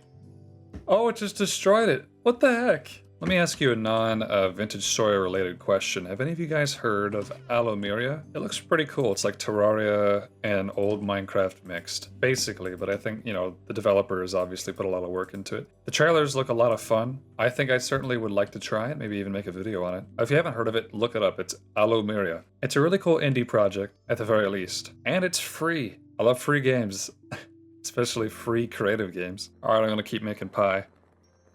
Unfortunately, my OBS froze. That does happen on occasion. And I missed some footage, but not all of it. So I'll just tell you what I did. I essentially went around and I harvested some of the crops that had actually grown in. They had been fully hydrated, even though it's been snowing like crazy. They're a little bit cold damaged, but I got about 45 turnips, which I then fed to my animals, a lot of which have given birth. A lot of the babies had grown up. And then I came in here and I showed off all these pies that I made. It's about 30 pies, and some of them I burned because I wasn't paying attention. But look at that. Isn't that fascinating? And the last thing is these cream-colored ceramics. Very pretty. Very happy to have these. And I've been turning the rest of the berries I couldn't, you know, make into meals. I've been turning them into wine. So all in all, I made pretty good use of them. Now all I've really got left is to finish the cellar and hopefully get my hands on some salt. I realize I should probably show you what these crops and the animals look like since you didn't get to see before I do anything else. Here's the turnips. They're a little frozen. The rye is doing fine, surprisingly. It's doing fine in this cold, cold weather. It's -6 Celsius. I find it so interesting the way the snow falls on some of the chiseled blocks here. And it only fell on a little bit of this, but still, it's fascinating. I'm thinking these pumpkins might be potential perennials, so I'm going to leave them be for now. Let's look at the animals. Now, our sheep gave birth. Little lamb running around. Lots of chickens in here. The goat grew up. Lots of grown-up rabbits now. Lots of pigs. Let's feed these birds. I think at some point I need to think about culling some of the older generations of animals so that I can get them to, you know, go down the line a little bit. Let's feed these guys. Now I think, yeah, I can get some milk. Currently too stressed to be milkable. All right. Dang. Last time I was able to milk them by just crouching. I wonder if I just sit down and crouch and show it that I mean no harm. If I can milk it, you know? Doing this at my own risk here. Sitting. All right, here we go. Please. All right. Maybe I need to give up on that. One of the rabbits is already pregnant. Oh my goodness. And the sleepy pigs. There you go. Ironically, I stumbled into this guy just recently when I was bumbling around in the woods. What do you got for me, Shem? Yes, let's buy 64 halite stones. Pleasure doing business with you. Very strange circumstance. The sheep just appeared out here, and it's not one of mine. He's right there, but he certainly would be good to have. I kind of wonder, I lost one before. I wonder if this is him. Let's see if I can catch him.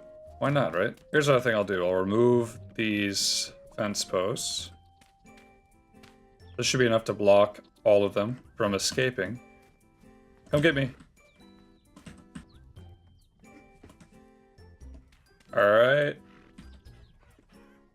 Come on. Come on, bud.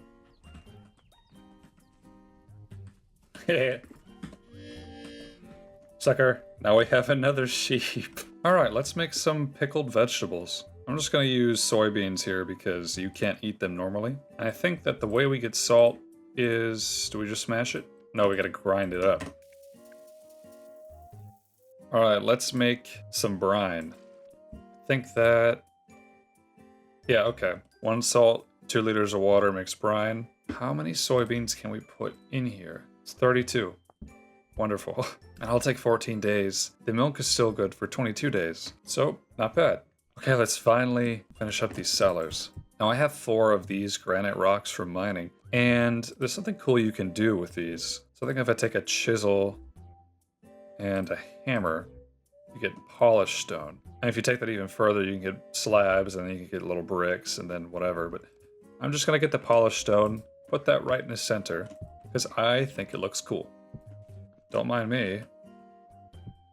For the base of these rooms, I would like to use pine planks like this.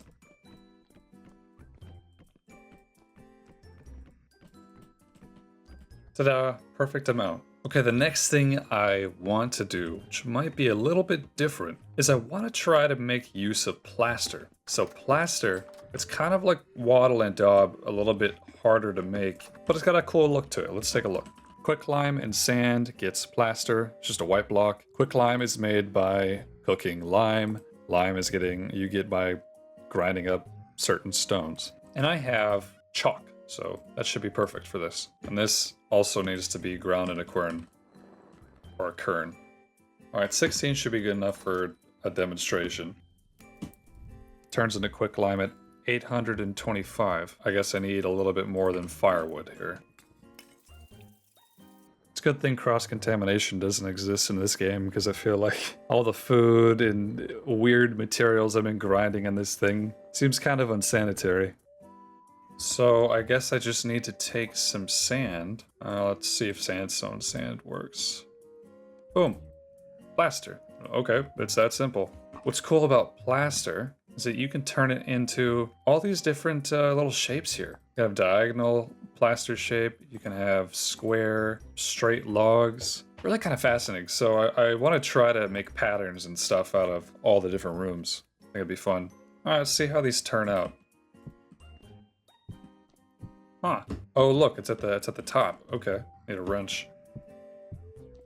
Okay, so that's what all the different options look like. That's kind of cool. Suppose that means it's just gotta keep cooking and grinding lime and finish up those walls. It's gonna take a while. Okay, we have a new problem, or should I say, a new challenge.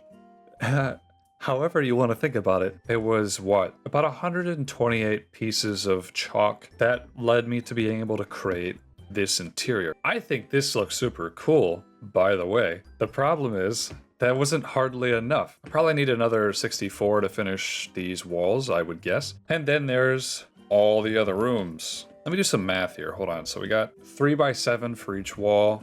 That's 21, 42, 84. And then we'll subtract about 20, but actually subtract about 19, 64, right? I was able to get about 64 blocks of this. Need about 20 more, well actually 19 more to finish this. Less than that, 18. So by my calculations, I think we need about 7 stacks of chalk. And then and only then will I be able to finish all these walls. And yes, it is worth it. The nearest chalk desert is kind of far. I've marked it here. Yeah, it's 3,500 away. It's a little bit far away, but it's not terrible. It's just a bad time of year to be traveling extreme distances, so what I am going to do, I'm gonna get some food ready. I think I'm going to dig out some pelts and make some new winter clothes, and then I'm gonna get on the road.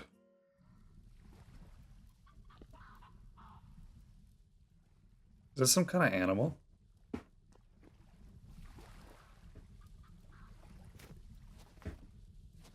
Oh, is it these foxes?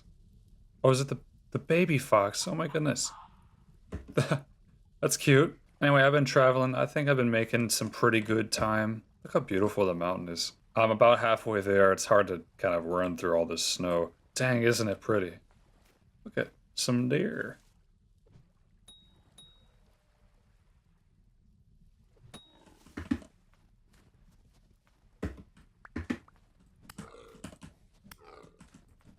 Huh. White-tailed deer, huh? Not bad. And I got the antlers. Also got my new threads going on here, keeping me nice and warm. Oh no! That's not good. Yeah, shoot, I'm gonna have to make a fire starter. Thankfully, they're actually really easy to make. But being wet is not good. You have to avoid water as much as possible, and I just did a poor job of doing that. Now because I'm wet, I'm gonna get a lot colder a lot quicker. Let's do something about it. 1 piece of grass and 2 sticks.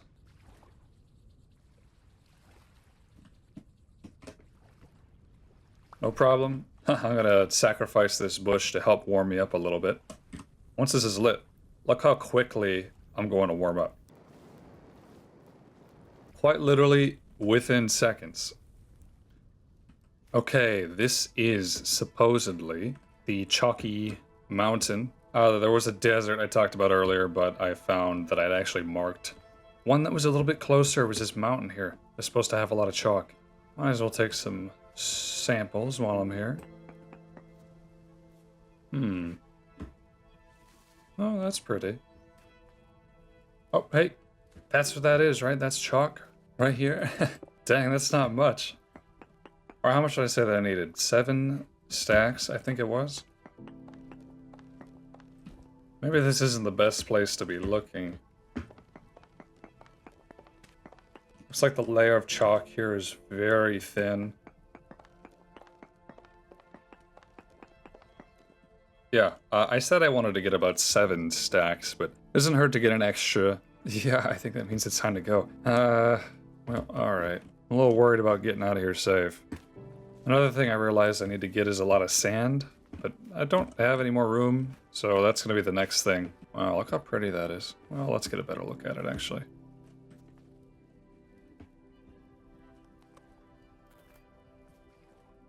Is that a trader over there? There's all these maple trees around here. It really does make me wish I could make maple syrup. I'm sure there's a mod for that. I'm pretty sure I've mentioned it before, but in case I haven't, my family makes maple syrup. Not every winter, but we have many times. It's pretty fun. It's delicious. It never tastes as good as it does when it comes fresh out of the evaporator, because it's a lot of work, you know, especially for a small operation. One time I remember I made a French toast, ran over the evaporator, and then poured a fresh maple syrup onto it. And that was like one of the best things I ever had. Anyway, it'd be cool if it was in this game. And that's a nice view too. All right, what kind of trader we got here?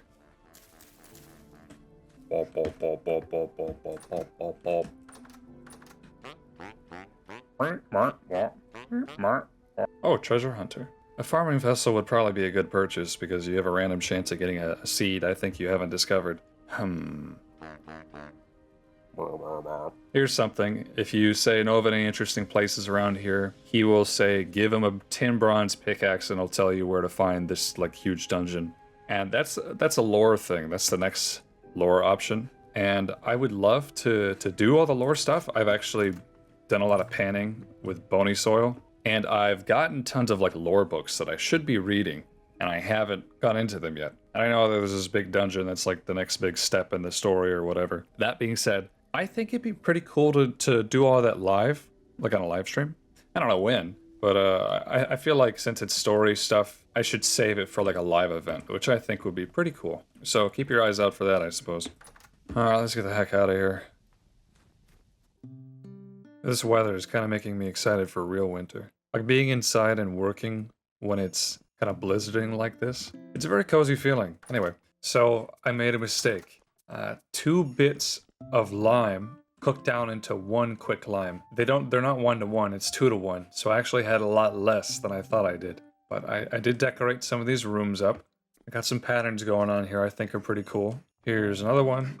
It's the first one I was working on. There's a third. There's just stripes.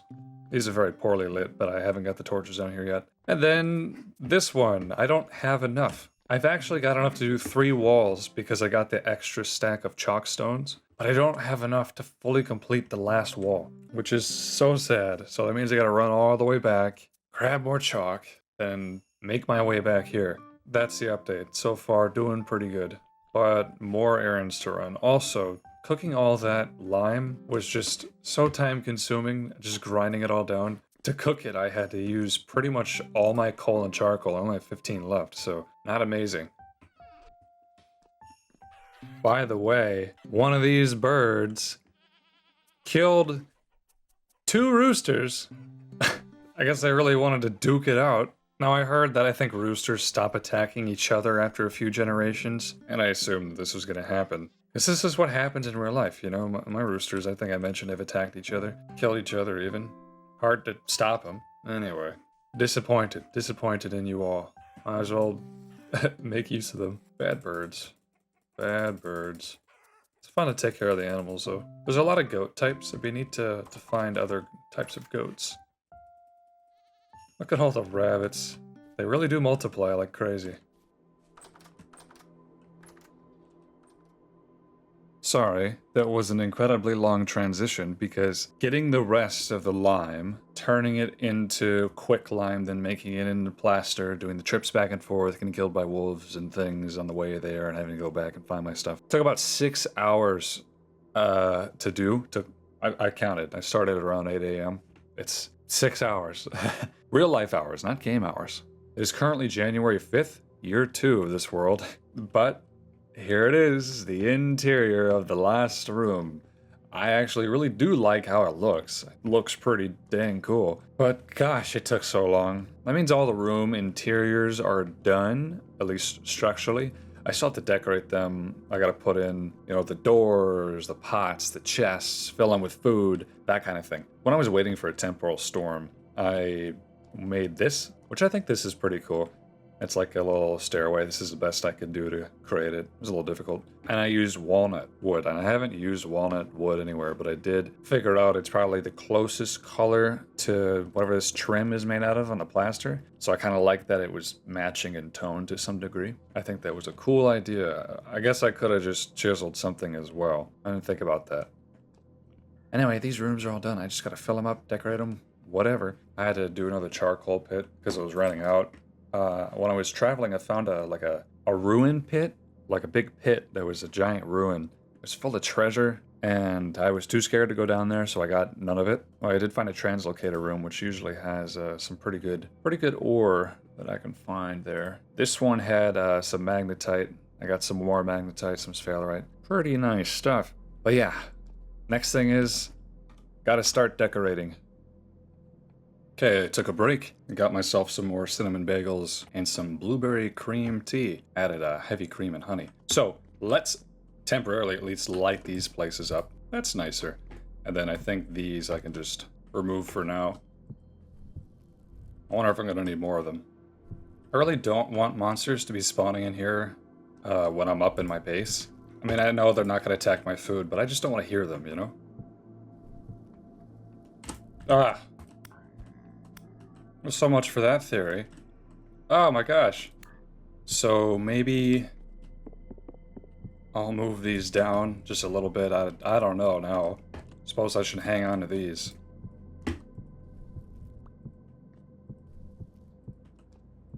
Okay, I feel a little safer. These, I think I mentioned, they only spawn proof in a 3x3 radius. So that should at least cover the corners, the far corners. Our next thing is I want to put doors in all of these. And these are kapak doors. So I got a kapak seed, which is I guess a tropical kind of tree, from a agricultural trader. And it's an interesting tree, I mean, but honestly it doesn't look terribly different from the other trees. Whatever, I just thought it'd be cool to have something special, but it really just looks like pine, doesn't it? Let's do it side by side, I'm curious. It's like a little bit lighter. The way that I achieve those handrails, let's see if even I can remember. So if you hover over the support beams, you'll get a tooltip saying that if you hold control, you can be a little bit more precise with your placements. It says 16 by 16 grid, but you can't actually see the 16 by 16 grid if you hold control, which I am right now. So what I did is I did a little bit of counting, and it's kind of silly. First, I'm gonna put these here temporarily. I should probably remove these because these are gonna confuse me. All right, so I believe it was 4 pixels over, 8 pixels down, and same here, it's 8 pixels up, 4 pixels over. I think that's correct. All right, here's how I'm going to test if I'm right or not here.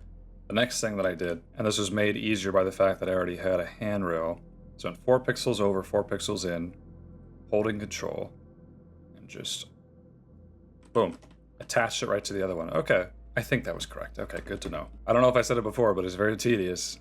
Maybe chiseling would have been better, huh? So either you could say 8 pixels up or 4 increments of movement up. This is 0, 1, 2, 3, 4. See, not bad. And then this next one, I had, I think, to place 2 blocks here, then from the center, put them up until they were flush. That's not flush. There we go. Okay, and it's not perfect, obviously. These aren't in line with those rails in the same way, but I don't know. I mean, I think that's kind of the best I can do. Maybe I could have done it better. I don't know. Anyway, there's the handrail. And then the rest was to just line out this entire thing. So I'm going to do that. Which again, I got to count 4 pixels over because otherwise it's going to be in the seams. Yeah, okay, and then this was at the edge, down 4, and it's harder because I can't see it. But there you go. That's the guide to making these handrails, and gosh, it was very, very tedious, very detail-oriented. All right, I'm going to do the rest now. I've gone and done all the trim and the handrails, and I also decided to replace the roof of this thing. Because before it was upside down stairs, and it kind of annoyed me that there was a seam running down the center. Cobblestone stairs, they have this little seam on the edge. I guess it's to get the look that they're worn down from being walked on. And that was up here and I didn't like it, so I replaced it with normal cobblestone blocks and then chiseled them out. Which I like better, but I almost wonder if I could even raise it up a little bit, but oh well. In any case, we're gonna start back here. I want this to be the cheese cellar. Got this lantern here, you'll notice it's not actually connected to the roof. So that's something I'm gonna fix. I got some slate rock to help me with this. So I'm going to right click, then I'm going to press F, and I drop a block there. Click the slate rock, I'll change it to a very small size, even smaller than that. Oh, my gosh. Okay, hold on, I was hoping I could give it a spot to hang from. Yay! That's cool. Wow, it's seamless. That's fascinating. Okay. The next thing I want to do is make a bunch of shells, because that's what cheese needs to ripen. Let's get 14 going here.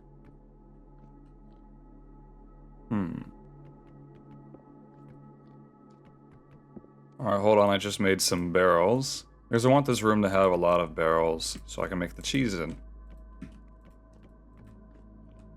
I feel like if I put if I do it right there, it'll be kind of hard to see inside. No, I can see it. Yeah, that's fine. That's not bad at all, actually. Yeah, I'm fine with that. Might as well go the extra mile and completely surround all the walls with barrels. That'll be fun. Oop, oh, eep.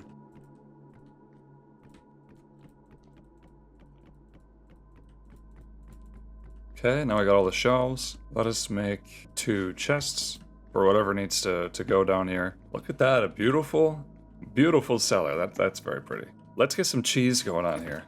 We ended up getting 32 pickled soybeans. The thing about cheese making is it says you need to have 25 liters or 50 liters of milk. So I don't think that just 10 will work. Oh yeah, and I want to check. It's fresh for 13 days up here. So will we get the cellar bonus when we bring it downstairs? 13 days. Well, that doesn't inspire too much confidence. Well, anyway, let's start with this one in the center. So if I... I'm looking on here, and pickled soybean is not an option. That's not great. Maybe I should have checked, but it said pickled vegetable. I assumed that pickled soybean would work. Oh no. It's good for 13.3 days up here. What about in the barrel upstairs? 13.2 days. Alright, I'm just gonna grab these carrots. We'll mix them down here. For whatever reason, I'm not getting the cellar bonus. Even though this is 7 by 7, I'm not getting any kind of benefit to this. I mean, this milk is lasting 13 days, and it was about the same upstairs. What about carrots? Carrots last 1.6 years down here, which is about how much they were lasting upstairs. It's odd. Nonetheless, let's mix some carrots up in here, and those will be turned into pickled carrots. Hopefully that milk stays good for a decent amount of time. I'm gonna put these buckets in the corners, so there's something for me to work with. Okay, using my deductive reasoning by going onto the wiki and the subreddit and the server and asking people what's wrong, the main reason the cellars aren't working is because they have wood, and wood apparently gives a spoilage rate penalty of some kind. So since they're pretty much all lined with wood, the ceilings, the walls, that has to change. So I've decided I'll make use of all of this slate rock that I have, because I just had a lot of it. I figure I'll go the extra mile and chisel it into polished slate rock. Why not, right? Now that's not quite enough to do what I need to do, so the rest will be filled in with slate cobblestone, and I'm fine with that. I wonder if that actually means I'm gonna have to replace these as well. I don't think about it. Oh boy, that means I gotta remove a lot of this stuff. At the very least, the slate rock will hopefully match the plaster trim here. Oh, it's too bad I gotta say goodbye to my chiseled block. Oh, what? You could keep it? What? What am I supposed to do with that? That's bizarre. Alright. I mean, it's cool, but it's bizarre. Why do slabs take longer to break than stairs? And blocks? That's odd, right?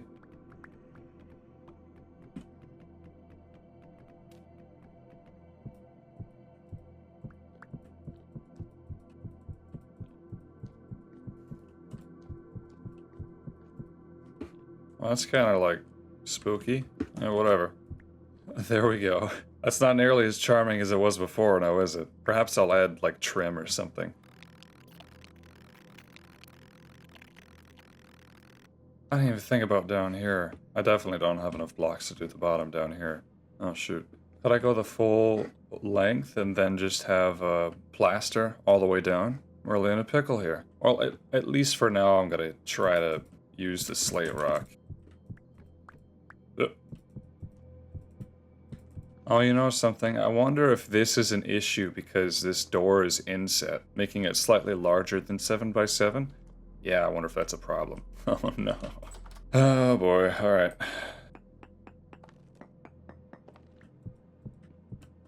Oh, it's ruined. Oh no. Not enough space, it says. Oh, this hurts. Oh, this hurts me. Oh, how about now? No benefit. None. What's happening? After doing a deep dive into cellar logic, consulted a lot of people, made a creative world, and did a lot of tests, I have deduced that this cellar actually does work. It just doesn't appear to work because it's winter right now, and because it's so cold, it's preserving everything very well regardless. So this is apparently a really good length for milk to last. My problem is I don't have nearly enough slate rock to do all the cellars up this way, because they do have to be rock. They can't be wood. Even one block of wood will start to decrease the effectiveness of your cellar. I'll really be able to tell in the summer. But there's something that I can do. There's a way I can have what I want. I can change this back to pine and not have to go mine slate thousands of blocks away. Let me show you exactly what I mean. Let's say this is the other room. I'm gonna remove these planks, and then I'm going to put in packed dirt. Packed dirt works 100% for a cellar. Then I'm going to take the packed dirt, right click it with the chisel and hammer, and then... What the heck? What? I can't do dirt? I could do dirt in creative mode. Why can't I chisel dirt? Alright, another fix had to be made here. So I found out that in creative mode you can chisel most every block, but in survival mode, when you create a world in default conditions, automatically you're only able to chisel wood and stone. Now you can update this with commands, which is what I just did. I changed it from wood and stone to all, because I want to chisel all blocks. Are you kidding me? I don't want to just do wood and stone. You can do that in the command menu. I think it's totally worth it. So anyway, here's my point. Just right click this packed dirt. There we go, beautiful. Now I'm going to pick 8x8, remove that front face. Then I'm going to add the pine planks in. Click those. Add in the pine planks, and there we go. That's all we have to do. Now, this block was originally dirt. Its base was dirt, which means it retains the properties of dirt. And I've already tested this in creative, meaning that we can get a fully functional cellar if we just go through and add a wood facade to everything. That is the technique. As you can see in the top bar thing, whatever they want to call it, it still says packed dirt insulating block face. And it sounds like packed dirt when I hit it, so that's exactly what we want. I've taken the liberty and replaced everything, all the wood, with packed dirt. In here too, put all the slate away. Oh yeah, now comes the very long chiseling process of removing it all and turning it into what I want. Because not only do I have to, remove all of these, but I also have to individually click every single one and add the planks to it. Like this. Ta-da! Now on to the next one. Ta-da! It's a long process.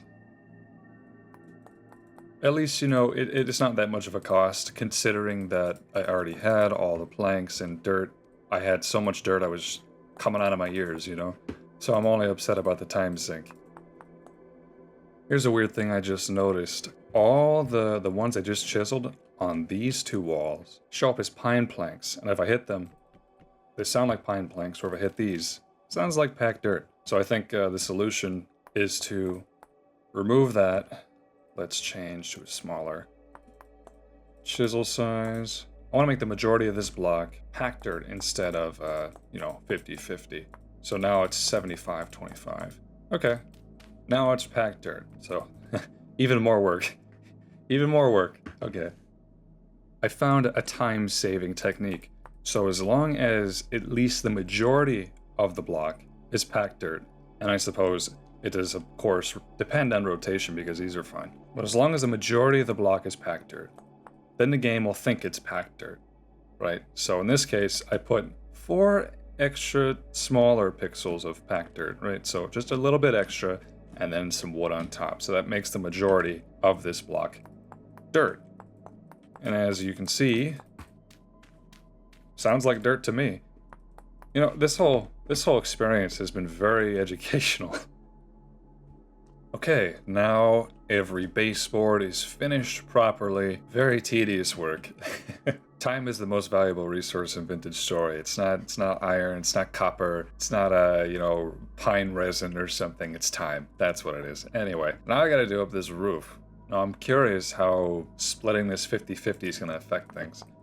It really does seem to depend on rotation, whether it takes the properties of dirt or pine planks. It's kind of interesting. It reminds me of old Minecraft versions. What is it?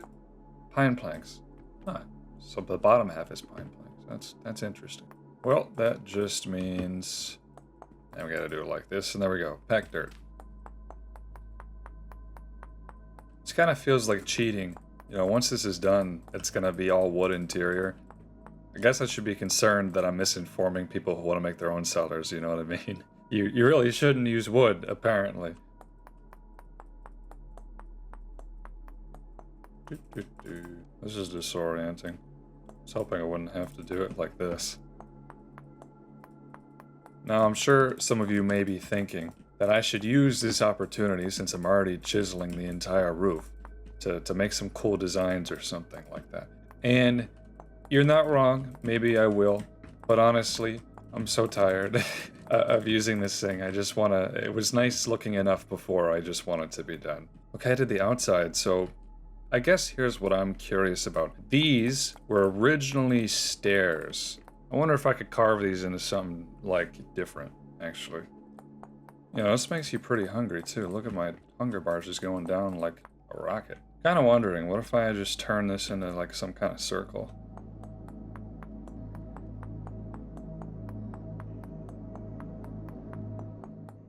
Let's keep it going, why not?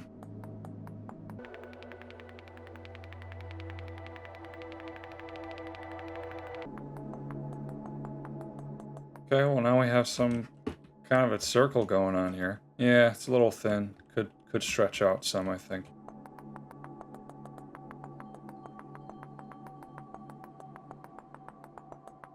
Is that better? That's better. That's a much better circle. I really need to eat something. Alright, let's get our second circle of hell going. Just gonna add in all these blocks.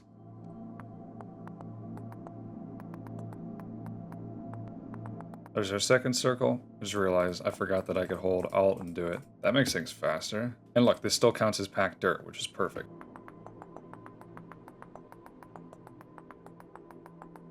Oh, no, now it's pine planks. Oh no.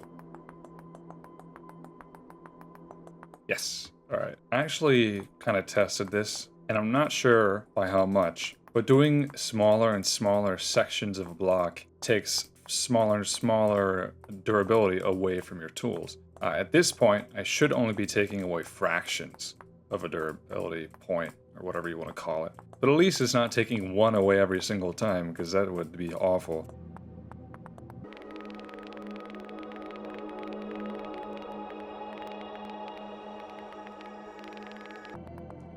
That's pretty. I am liking this, actually. The fact that I didn't even have to do this and that making circles is totally unnecessary but still works as a seller is pretty cool. Alright, now I gotta figure out this center block here. So I'm not only gonna add dirt, but I'm also gonna add slate rock like before. So first, let's knock this sucker down. Still registers as packed dirt. Let's go even smaller than this. Add a little bit of packed dirt in the middle. I can't even tell that it's a different material, but it is, technically. And ta-da, this is what it's supposed to look like. There's one more thing. I still want to keep these. I still want to keep my walnut logs here. However, I did notice a mistake. So I took all the stairs out already, but imagine the stairs are here and here, okay? They're stair blocks. This is inset in the wall by 2 blocks, and since it makes it slightly out of the bounds of 7 by 7 by 7, that immediately loses any seller benefits you may otherwise get. The solution is to move this door from that block to this block, and because of that, earlier I had moved forward the stairs so I could have that, and then it messed up these railways. However, I've devised a new plan. Making my own stairs like this means I can still kind of keep exactly what I need. And if I destroy this door, well look, I place it and it goes right over. Ta-da! And then, you know, just in case, I'm going to add this, even though I don't think it matters. There we go. So now this is technically a flush wall. This chisel block and this door are part of the wall. So as far as the game understands, this is 7 by 7 with no holes or any kind of other obstruction. And now I think, since this is so inset, I'd like to mess with this entrance a little bit. And actually, I'd honestly like to make this entire tunnel a little bit more spectacular. Yeah, why not? Let's raise the whole thing up.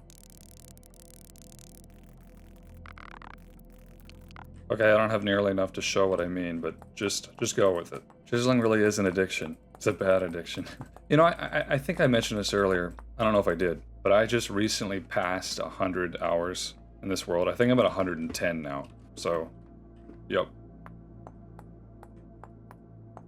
I like that. Why not go further?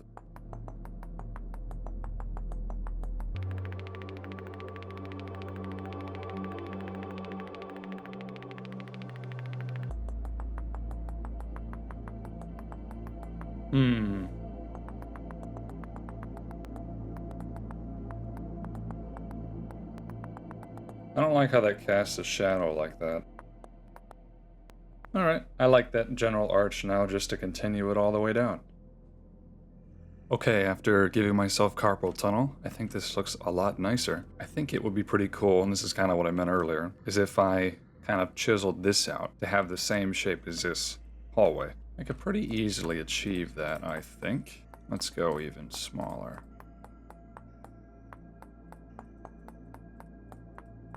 I think you can see where I'm going with this.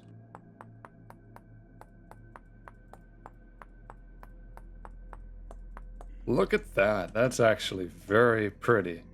That's really cool. Alright. I was hoping I'd find a good spot to put a sign. That's my next concern, because I don't... Yeah, where am I going to put that? I can't just put it there. That's a terrible place. No. Can't put it there, because that's part of a block. Perhaps I'll just put it on the side here. I mean, that's not terrible, right? You know, chiseling is a great way to turn a 10-hour project into a 20-hour project. I did up here as well. Look at this. That looks kind of cool. I like the arch. And then down here, we have the arch going all the way down. These, I originally had the same arch as this one, but I ended up lowering it, making it a little bit smaller, because I just think it's neat. All the doors are done. This is our cheese cellar. Just by looking at it, you never know that it's all just actually dirt. But I think this turned out very well. I really like how this looks. And all of them are done. I did all of them. And yes, it was very time consuming. And they should all register as sellers. And if they don't, I'll find out come summertime. But in any case, it's time we work on the other ones finally. This is the cheese cellar. So let's write on here, cheese cellar. And let's see if I can move up the font size. 40. Beautiful. Kind of wish I could change the font. Maybe there's a mod for that. This one is going to be our wine cellar, which means I have a lot of liquid transportation I got to do. Let's start with barrel spam everywhere. Alright, lots of barrels. Let's go upstairs and see what we can grab. I wish there was I don't know, is there another way to store wine than just open in a barrel like this? It doesn't seem very elegant. I mean, this is a lot of alcohol. Gosh.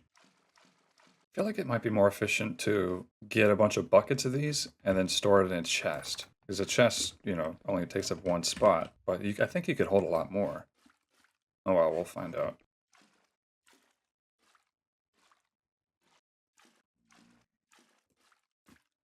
A lot of spots for liquor in here. You know what this place would probably benefit from is a well. I should put a well at the end of this. Like a cistern. I don't know if I want to put it in here because I don't want to mess with the cellar's properties, but I think if I put it in here, well, that might be a good use of this empty space in the back. Because I feel like I would definitely use it.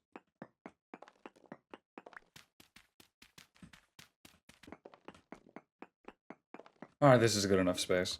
Let's do like this. I don't have enough granite, but I do have a lot of andesite. So I think I'm going to try to make use of that. I'm going to use some of the slate rock that I made earlier for the bottom. Kind of like how that has a blue hue to it. It's neat.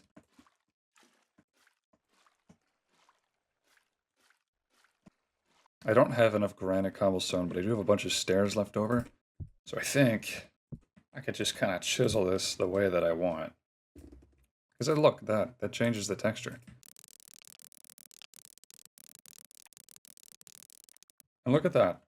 That's cool. It's like a well. Would have been neater if I had made it deeper, but oh well. Very nice.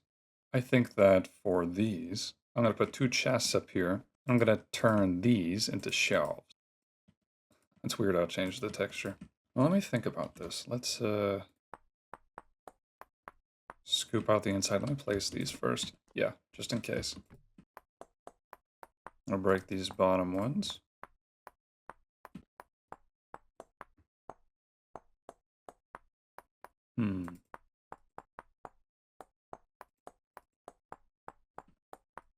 I like that.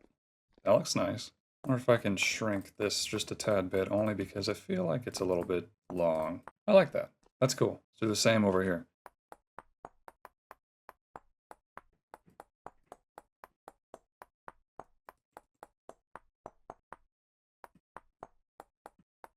There we go. I like that a lot. And we can store buckets and jugs and stuff of wine in here and then just make it here. Speaking of wine, I have very low fruit nutrition. It's at 264.8 at 1500.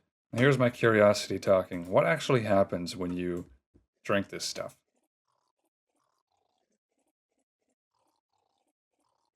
I'm starting to be a little... Oh my gosh. Whoa, I'm not even moving the mouse right now, by the way. I'm not even touching it. Okay. Whoa, alright. A little bit tipsy. Really tipsy. Let's keep going. I feel like I drank 24 liters of wine. Is that a lot? Is that excessive? Ooh, it's a little bit wavy here. Alright, let's see what kind of work we can get done in this state. This really does feel like being drunk. Wow. Alright, let's write on the sign. Everybody needs a wine cellar. Wine cellar. I do wish I could have fancier text. Alright. Look at this hallway, man. That is so funny. These two cellars here, I want them to be grain and vegetable, and then the other one, everything else. And that's because grains and vegetables get a bonus when they're stored in storage vessels. And so I've made a few of these. I'll probably make some more. But storage vessels are the best way to store those things. So you get a big bonus. Look at this. Other means just anything else, right? But you can see it's 0.12x, whereas grain, it's half that. Vegetables, 75% of that. When is this going to wear off? It did give me some fruit nutrition, though, that's for sure. I suppose I should make some more shelving units here. I don't know if I hold Alt. Still a little crazy. There doesn't seem to be anything that shows level of drunkenness, which is interesting.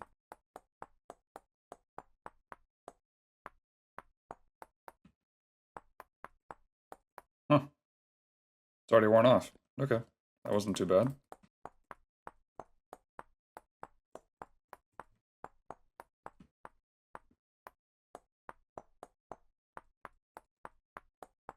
Well, anyway, there's our shelves for the next storage vessels, except I haven't got any to put up there.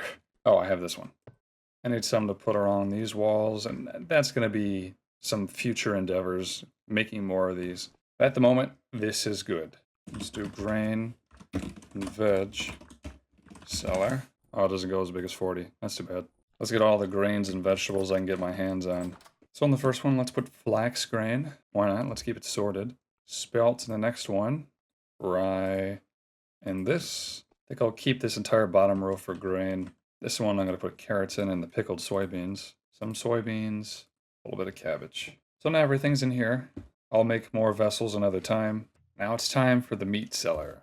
All the nails and strips I had was enough to make all of these. And I would prefer to use as much wooden trunk as possible because they store a little bit extra. Considering they take up 2 spots, they still store extra than this. About 4 more spots.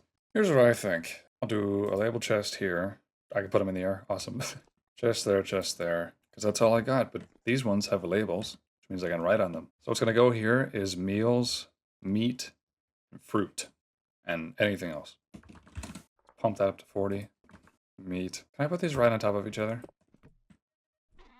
I can, and they still open. Not bad. Then I'm going to move this, at least temporarily. This one will be fruit. And that's just the extra chest that I had. So the pies are going to go in the meal section. Meat. I'm just going to put eggs in here because it's technically protein. Fruit. Lucky me, I got another chest. I'll put that there in the meat section because we're going to need it. This is all I have as far as prepared meals go. And then we're going to call this one meals, meat, and veg cellar. We're not quite done with this one yet, though. Alright, it's time to fill the meat cellar. What the heck? How'd you get out? How did you get out? Okay. I can only assume the goats gave birth and it clipped out of the fence or something like that. Alright, come on, buddy. Come on. Come on. Oh. Oh, no. Oh. I have to consider that one a loss. Anyway, it's time to cull the herd. So I want to kill any chickens that are generation 0 if possible. This is not going to be easy. Wow. That's good. It's a good start. I don't think I could pick very easily. I mean, it's just hard. Gosh. I don't know which ones I'm going to kill, you know? It's a little bit tough. Oh no, that was a rooster. Alright. I just killed the last rooster. Okay, they got us 10 chicken breasts. Alright, the rabbits. And there's a lot of these. Oh, that didn't even mean to hit you. Okay, that was the first hare I ever got in here. Okay. Oh, it's a Gen 2. I don't want that.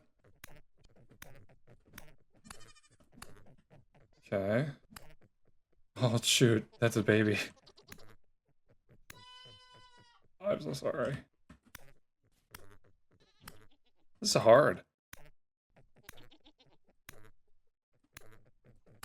A little bit to be desired there, but there will be way more rabbits soon, I guarantee you. Got about 11 pieces of meat. Alright, pigs. Oh boy. This is one of the originals. Alright, this is one of the original boars. Technically, we just need one boar. I got us 39 raw red meat, which means I feel like we should get one more. Oh my gosh.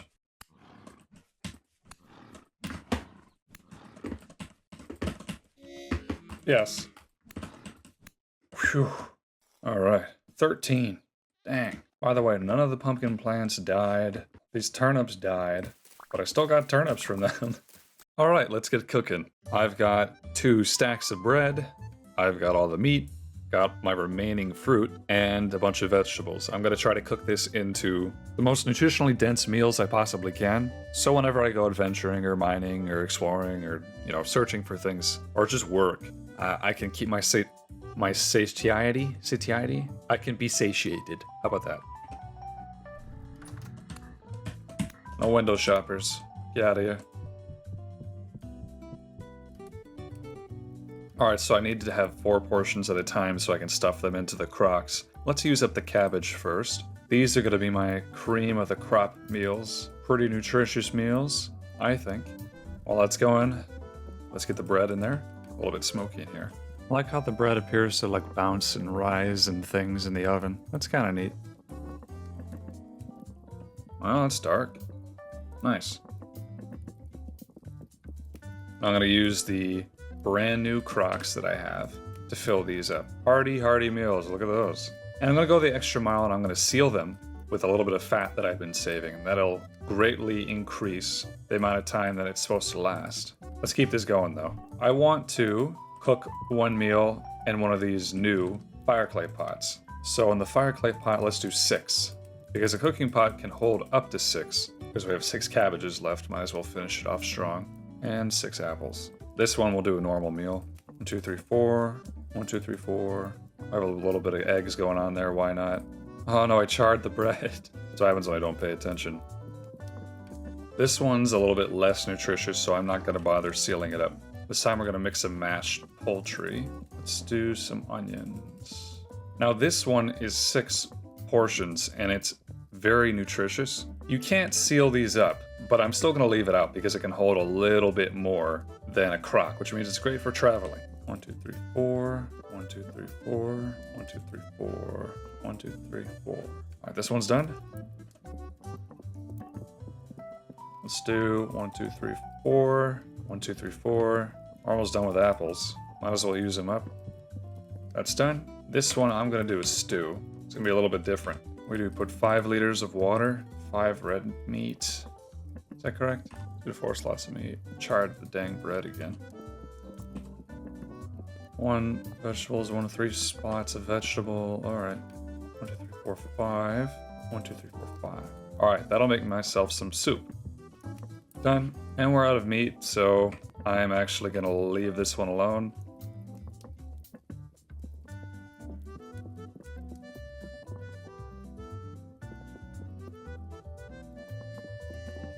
Alright, for this one, I'm going to put one in my bowl, put the rest in a crock, and just keep that in my inventory so I can eat it. Yum. Alright, that's the last of the bread. Let's see what we got here. I'm not reading all of that, but some of these meals are good for many years, which is nice. And then I have all this bread, some of it's charred, which means it's good for even longer. Since this is all spelt bread, I put it in with the spelt grain. And when I stick it in here, wow, even the bread is good for 2.4 years. The oh my gosh, 5.3 years. Yeah, I'm not worried about losing these, because these are good for like 26 years. And then in the meals cellar, we're gonna put in our sealed ones first. Those two are good for 3.3 and 3.5 years. Wow, I lost 0.2 years, I guess, depending on how long they were on the ground. These go in there, and the pot. And I wonder how long. The pot's good for 34 days. That's many months. That's pretty good. Almost 6 months, half a year. Goes good with our pies that we had from earlier. So the pies are as good as long as the crocks. But the charred pies are just slightly longer, whereas the sealed crocks are very long. How much was that in here, actually? 71 days? What if I stuck it in the vessel? What would that be? 72? Okay, that's not enough of a difference. There's one more thing I want to do before this video ends. We're back in the wine cellar. And we don't just make wine in this place. We also make beer. Apparently, you can just take flour from any kind of grain, almost any kind of grain, seal it in with an equal amount of liters of water, and then it'll turn into ale. Apparently it's a 5-to-1 ratio if this is correct. But I'll get spelt ale after 14 days. Here I'll have some rye ale, and there I'll have flax. Oh, huh, okay. No such thing as flax ale. Well, anyway, exciting, making your own drinks is fun. You know, there is a mod called Make Tea. I think that'd be fun to get. Anyway, look at this rainbow of concoctions that we have here. I realized I had left some upstairs, so I moved it back down here. We have a lot of wine. Nothing really happening in this cellar because I don't have enough milk. Lots of grain and vegetables, though I need to make some more vessels, that's for sure. And our meal cellar, which I need more chests, per usual, but this is good. I mean, this is pretty good. I don't think I'm gonna have to worry. And also the cistern, which is suddenly very dark, and I don't know why. Recently, I've been working on a set of tin bronze plate armor. It's a very long process, and I can't help but think that it would be aided with the use of a helve hammer. And helve hammers are powered by windmills. Wind power is this game's version of redstone. It can unlock a lot of things and automate others. And so I think that's what I'm going to do. We're going to build a windmill to help me accomplish this task. Building one of these requires a lot of different materials, like animal fat, resin, wood, and other stuff I'm not able to think of at the moment. So the first thing I'm going to do is gather all the necessary materials for the windmill device, as well as the structure I'm going to put it in. Then I'll pick a spot, build the structure, install the windmill and axles and gears, and then set up the helve hammer. Or at least I'm going to try to do all this stuff. You know, I've never done it before. The windmill itself, the actual part that spins, those sails take a lot of flax, and I'm growing some. Though I started this growing season with mostly rye and turnips because it was a little bit colder. I'll grow more flax later, but I've already got quite a bit. Anyway, the first thing that I want to go after is going to be the easiest. It's resin. Pine resin, to be exact. I've got it marked all over my map. Areas where pine logs are leaking resin. I wish there was a way to filter waypoints, but there doesn't really seem to be, except for prospecting waypoints and terrain. We're gonna run into this forest. There's lots and lots of resin in here. I don't think we're gonna need a ton. I've already got some, so this will be a quick fetch quest. I've noticed that the summer months give you a lot more haze, where the winter months are very clear. Okay, according to the map, this is the first one. Down here, okay. Nice. You know, I don't ever talk about this. I don't think I've ever really talked about it, but there was a time I was going through pilot training. I left for other reasons, but it wasn't too long.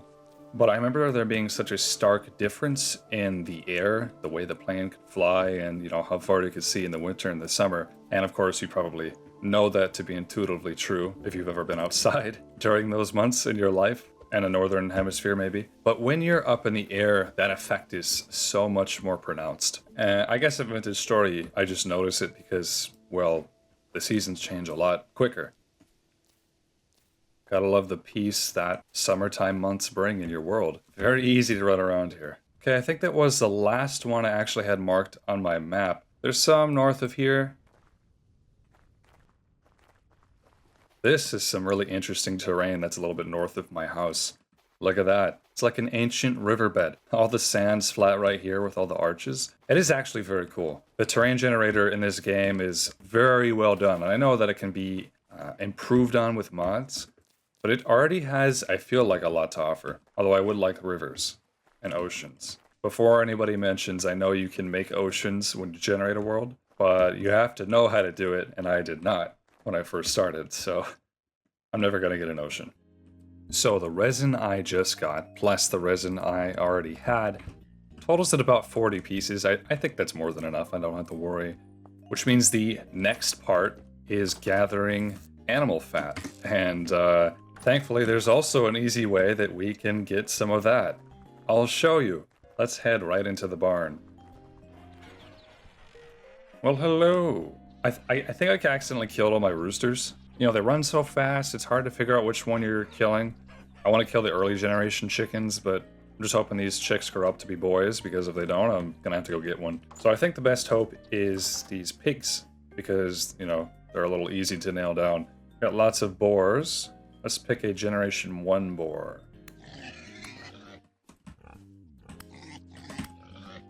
Alright, curious. What kind of drops do we get from you? 10 pieces of meat, 1 raw hide, 2 fat. That's pretty good.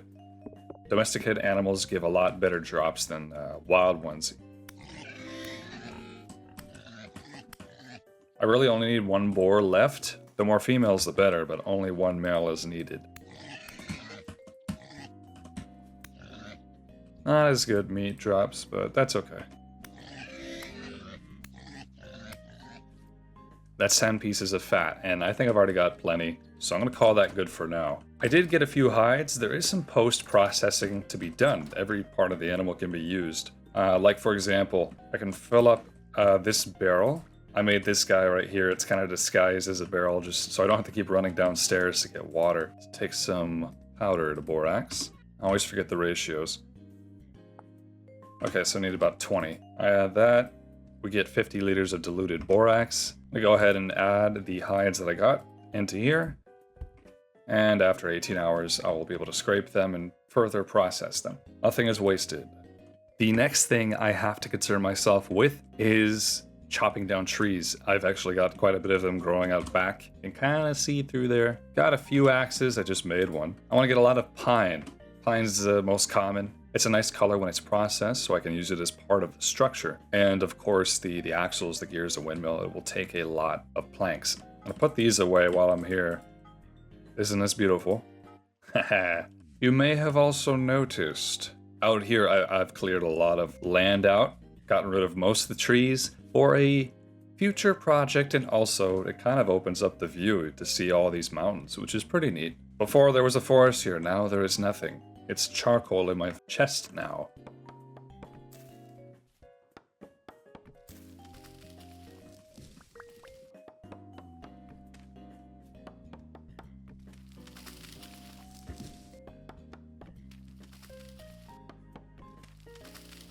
Before I get any further ahead, I have to create the Helve Hammer mold out of clay and then fire it, and that's going to take a little while. Raw red clay Helve Hammer mold requires 6 red clay. Yes, of course.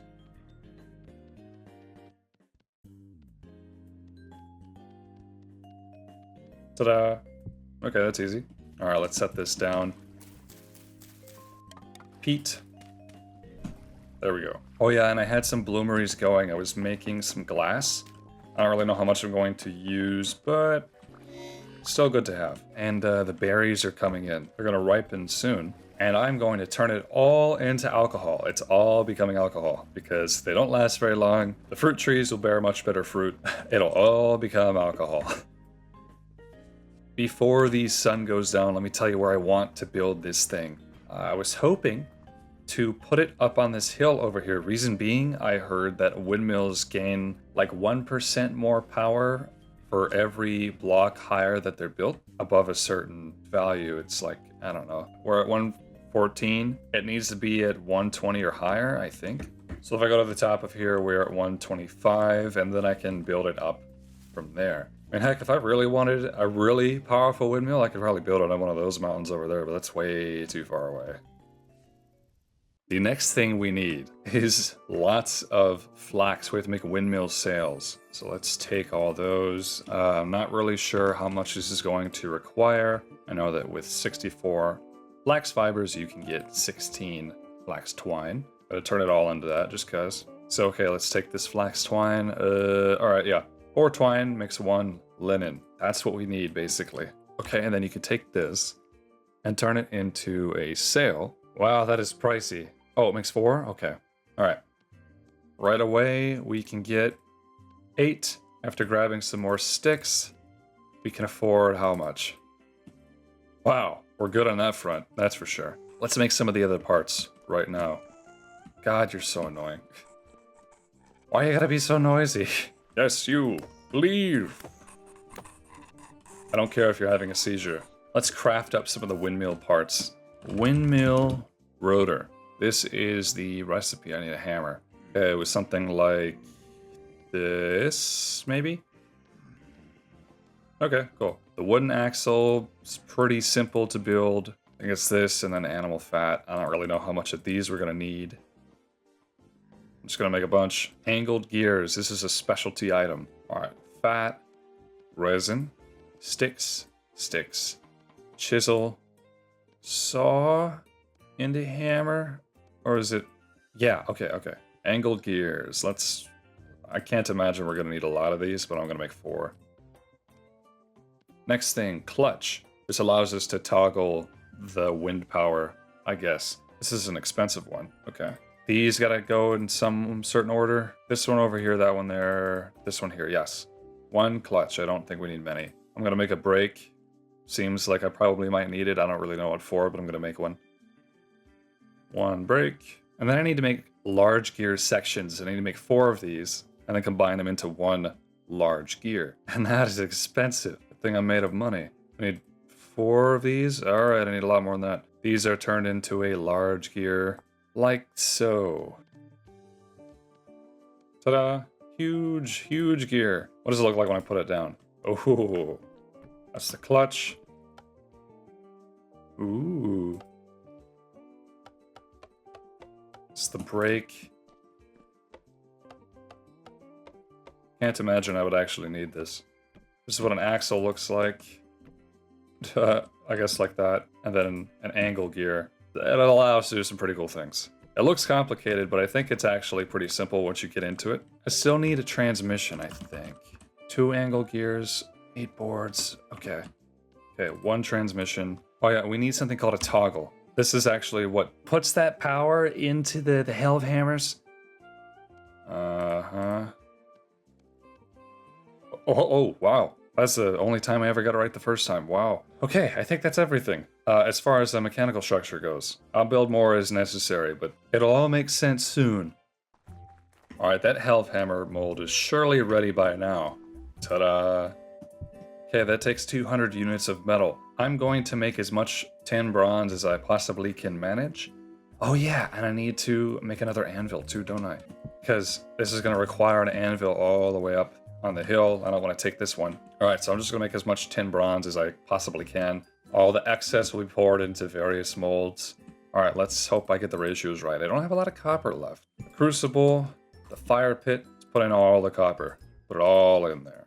Now, I believe as I add in cassiterite, we'll get an estimate of how much we can make. Yeah, okay. That means I need to get rid of some copper here. Yeah, I can't make it all the way to 1200. Which means this is the most I can make. That is just enough to do another anvil and the Helve Hammer mold. That's it. Alright, let's stoke this fire. I'm running very low on copper, which means I either need to go copper mining or I need to think about upgrading to something better. Alright, I'm going to toss in a charcoal and just wait for that to get hot. Well, I'm just going to let that go. It's going to be a little bit.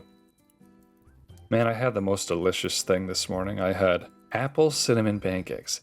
There is nothing better. I said before that blueberries are the best thing in pancakes. It's not true. Apples, so much tastier. You know, you can't just cut apples into slices or chunks and mix it into your batter.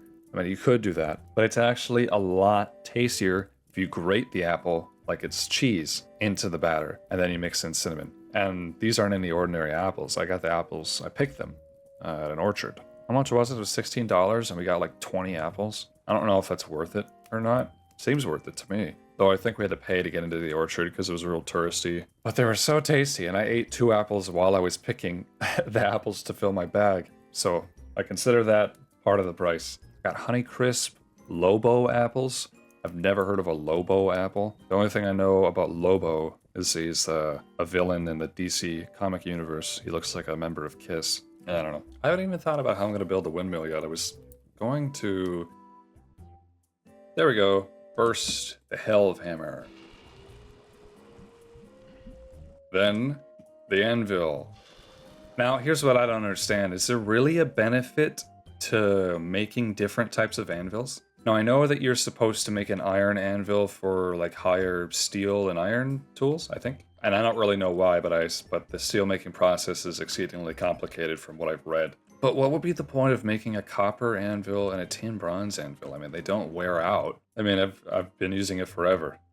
I don't know. We're gonna find out, I guess. You might think it was wasteful that I used tin bronze, but for one, I wanted to see if there was a difference. For two, I have no more copper. That was the only way to stretch my ore out enough to be able to fill this up. Look at some of these trees are already fruiting. That's a good sign. I've still got fruit from last year. Look how pretty these ones are, and this one is pink. Ooh, not a huge peach fan, but you know, maybe if I grew them myself one day I would be. Anyway, while that's cooling, we're gonna get another ingredient for the actual physical structure of the windmill, and that is grass. We need a lot of grass.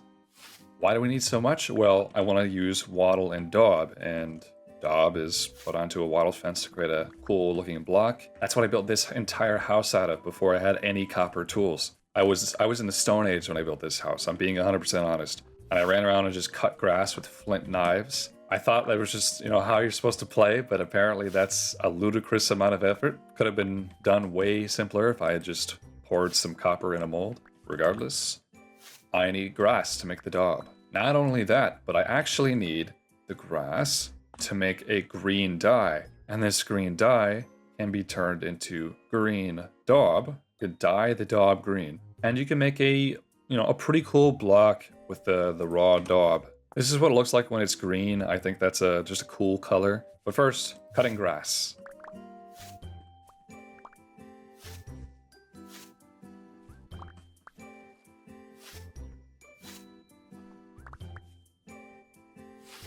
Oh yeah, if you guys like the videos that I make, I've been getting a lot of support on them recently, and I think that's really cool.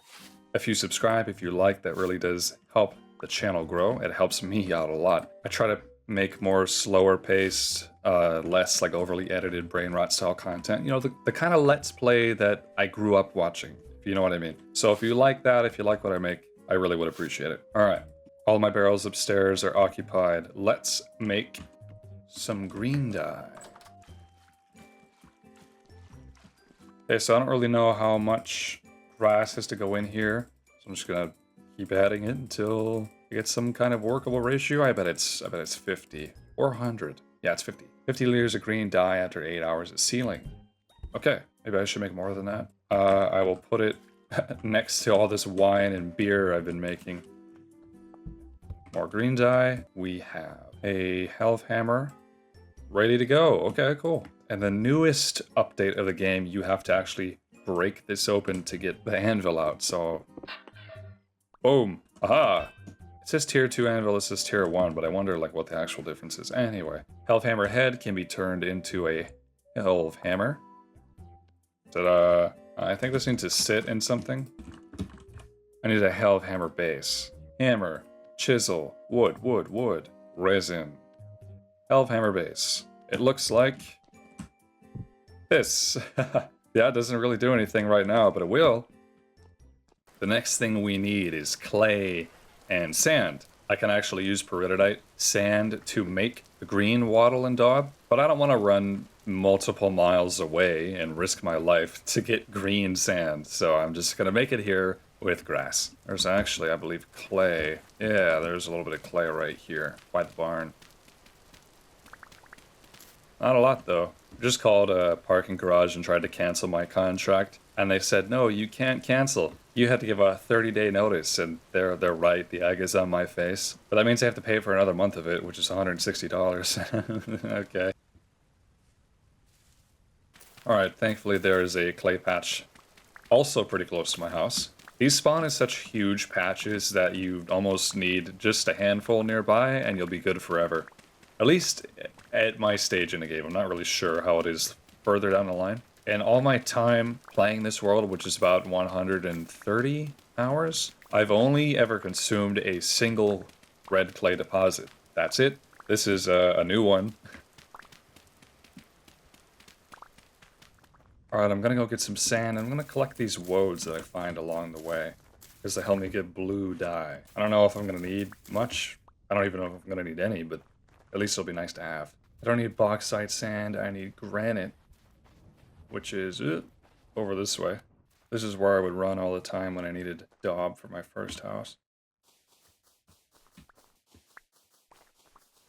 Let's actually trace out where I'm gonna build this thing. I know it's up on this mountain, or it's not a mountain, it's a hill. I have to build a stairway up here eventually. Woo! There we go. Well, first, let's get rid of these logs. So I want the base of this to be a circle. I don't care how large that circle is, but I do know it's got to be relatively in the center, so I'll just stick it, yeah, right here. That's the center. But my problem is I don't really know how much room a health hammer needs. See, if the gear is coming down straight to the middle, then the hammer connects to that. The gear is about 3 by 3. It was like, what, 3 or 4 blocks long? Maybe, and I need to be able to put the clutch in there. Maybe we make the base of this thing have a radius of about, I don't know, what is that, 8 blocks? Hard to tell. I guess I'm not counting the center. But the inside will be 13 by 13 across. I don't want to go much larger than I have to. 1, 2, 3, that's 6. About these dimensions, modest. At least I feel like it's modest. Pretty sure those calculations are correct. And I guess I gotta feel out a circle here, so let's do that.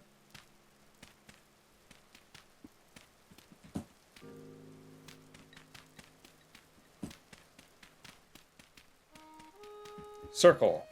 This is the shape, the base of the windmill. The question arises, what shall the base be built of? This does extend quite a bit over the hill, so I'm gonna need a lot of base blocks. Probably just gonna use granite cobblestone. But yeah, that's where it's gonna go. So I'm grinding some flour to make into some pies because some of my meat is about to go bad. And this is actually something you can automate with the windmill as well. You can hook a quern up to it, and then you don't have to worry about spinning it by hand all the time, because I've had to hand grind a lot of stuff, and it's very time consuming. So that's something I definitely will be doing. This red meat is only good for one more day. This poultry is about to go bad, so I'm going to add that in. So I'll do 6 red meat, 2 poultry for the pie. I think I can actually do 2 pies now that I think about it. That's my favorite shape. And in goes the pie. While I'm at it, I might as well make another one. I made 8 dough that translates to 2 pies. I miscalculated a little bit. That's okay. There we go. Next one.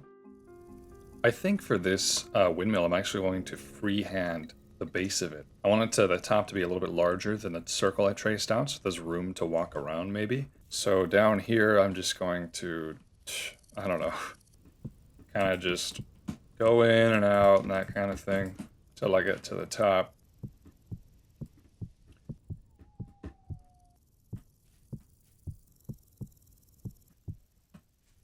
Something like this. And I'll probably fine tune it with the chisel and the thing.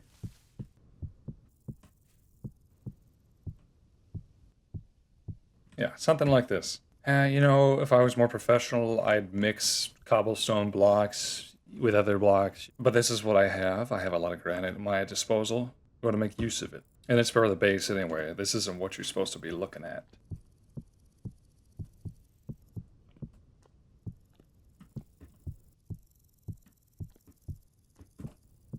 You know, that was 2 stacks of granite cobble blocks. I didn't hardly cover anything. I'm getting some more granite underneath my house. I have mentioned before, but mining in this pattern allows you to break loose individual granite rock pieces, which can then be turned into more intricate and detailed granite blocks. Let's take a look. So if I press H over this, you can see what you can kind of make. What we're interested in is the granite rock polished section, which can then be turned into a granite rock slab. And then even further down into ashlar blocks, which can be used to make all manner of blocks here, which are pretty cool, including stone bricks, or they're just called granite ashlar blocks with an S. I think it would be pretty cool, although the dry stone does look really cool. To make this, you need mortar. To get mortar, you need basically some kind of sand and some kind of slaked lime, which we can also make. But if we get these, I think the top surface, the top walkway of the base of the windmill would look very good if it was trimmed out with these blocks here. That's my idea anyways. I like how they pop off just like this. Boom. Very satisfying. To make this mortar, I have to grind a bunch of lime, and sitting around and grinding an entire stack of lime rocks and then smelting it is a very, very long process. But that's how we make a mortar. That's how we're going to get the blocks that I want, which are really only going to be a minor detail in the entire structure, which looks like that right now, by the way, kind of messy. But again, in case I didn't drive the point home before, being able to speed this process up and automate it with the windmill will be totally worth it. By the way, I just recently got enough milk from my goats that I think I can make cheese now. I put in 1 pickled carrot. Yeah, it'll turn into curdled milk after 3 days of sealing. Perfect. I've never made cheese before. I have this gigantic cellar for cheese making, but I've never made it. Don't worry about the wood in here. It actually is secretly dirt. If you haven't seen me make this, watch the last video. Alright, so I think it's, what, about 50 quicklime, 50 liters of water, right? Do I have that wrong? I do. It's actually 4 times that amount. Holy smokes, okay. So I need to quarter this, essentially, because quicklime can't even stack up that high. Okay, so an entire stack, 64 liters of slaked lime. Oh, wait, 64 liters? Only 50 liters can fit in a barrel. What? That's crazy. Okay. What happens if I try to take some out? Don't drink it, it's not milk. Yeah. It actually maxes out more than the barrel is willing to take. So I can't put the extra 14 back in. Anyway. Granite sand, 400 mortar. Wow, I overshot how much I needed by a lot. Okay. That's a nice treat, I suppose. Yeah, that's more than enough. Alright, next step, we have to basically divide up these granite rocks. First, they all get processed in the granite rock polished. Then they get further processed in the granite rock slabs, as I mentioned. Then they get further processed in the granite ashlar. And look, we have a lot of this stuff now. So if I put it back together like this, with the mortar in the middle, we get 2 stacks of blocks. That's an interesting process. So I initially started with 64 granite rocks, and now I have 128 granite ashlar blocks. All right, let's make this happen. Right now, this thing just looks kind of like a giant boulder, and I want to even it out some, but first, let's do up the top properly. So I think what I'm going to do is trace out the top like this. Anywhere I went too high, I'll just shave down a little bit, which is most of the way around. I've never built with these before, it's cool. Ooh, they're directional. That's different. Okay. I don't really mind that. I don't mind having some diversity. Are they directional, or do they just always place differently? Yeah, they just always place differently. Okay. I'm alright with that too. I like how they don't keep the same pattern at all times. That's what that looks like. The top kind of capped off that way. I think that's pretty cool. I'm going to go even further than this though, and I'm going to need some scaffolding to get up there. So I mentioned earlier I wanted to chisel this. I'll show you exactly how.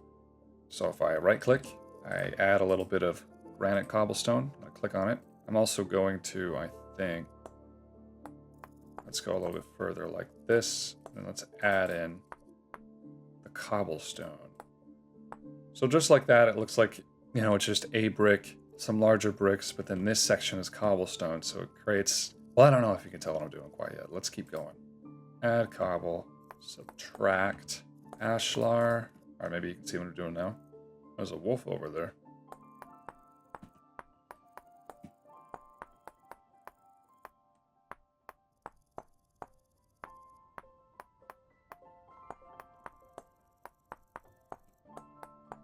Okay, let's get a look at it. Let's hope this guy doesn't bother us. It's all good, guys. Turns out he's friendly. All right, so just on that side, maybe you can tell what I'm doing, but it looks like slightly capped off, a little bit less of a solid line where you can tell where the blocks are.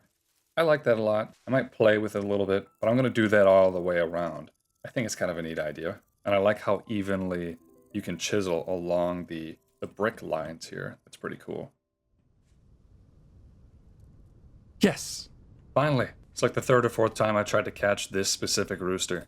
Yeah, I killed all the roosters in my farm on accident, so we need one. Also, he laid an egg. He laid an egg. The last time I came out here, I noticed this egg was here. I wasn't there before then, and there was only a day. Now, he's a well-fed rooster because he kept eating the grain out of my traps and not getting caught. But then this egg popped up. There are no hens anywhere, okay? And even if there was, what would they have eaten? They wouldn't have been here long enough to lay anything, and there's certainly no way they could have escaped. So, this rooster laid an egg. Or it just generated one. I don't really know, but I'm taking it.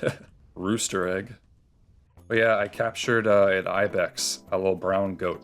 Be free.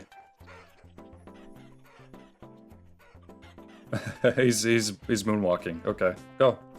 Go. What? He doesn't. He's stuck here.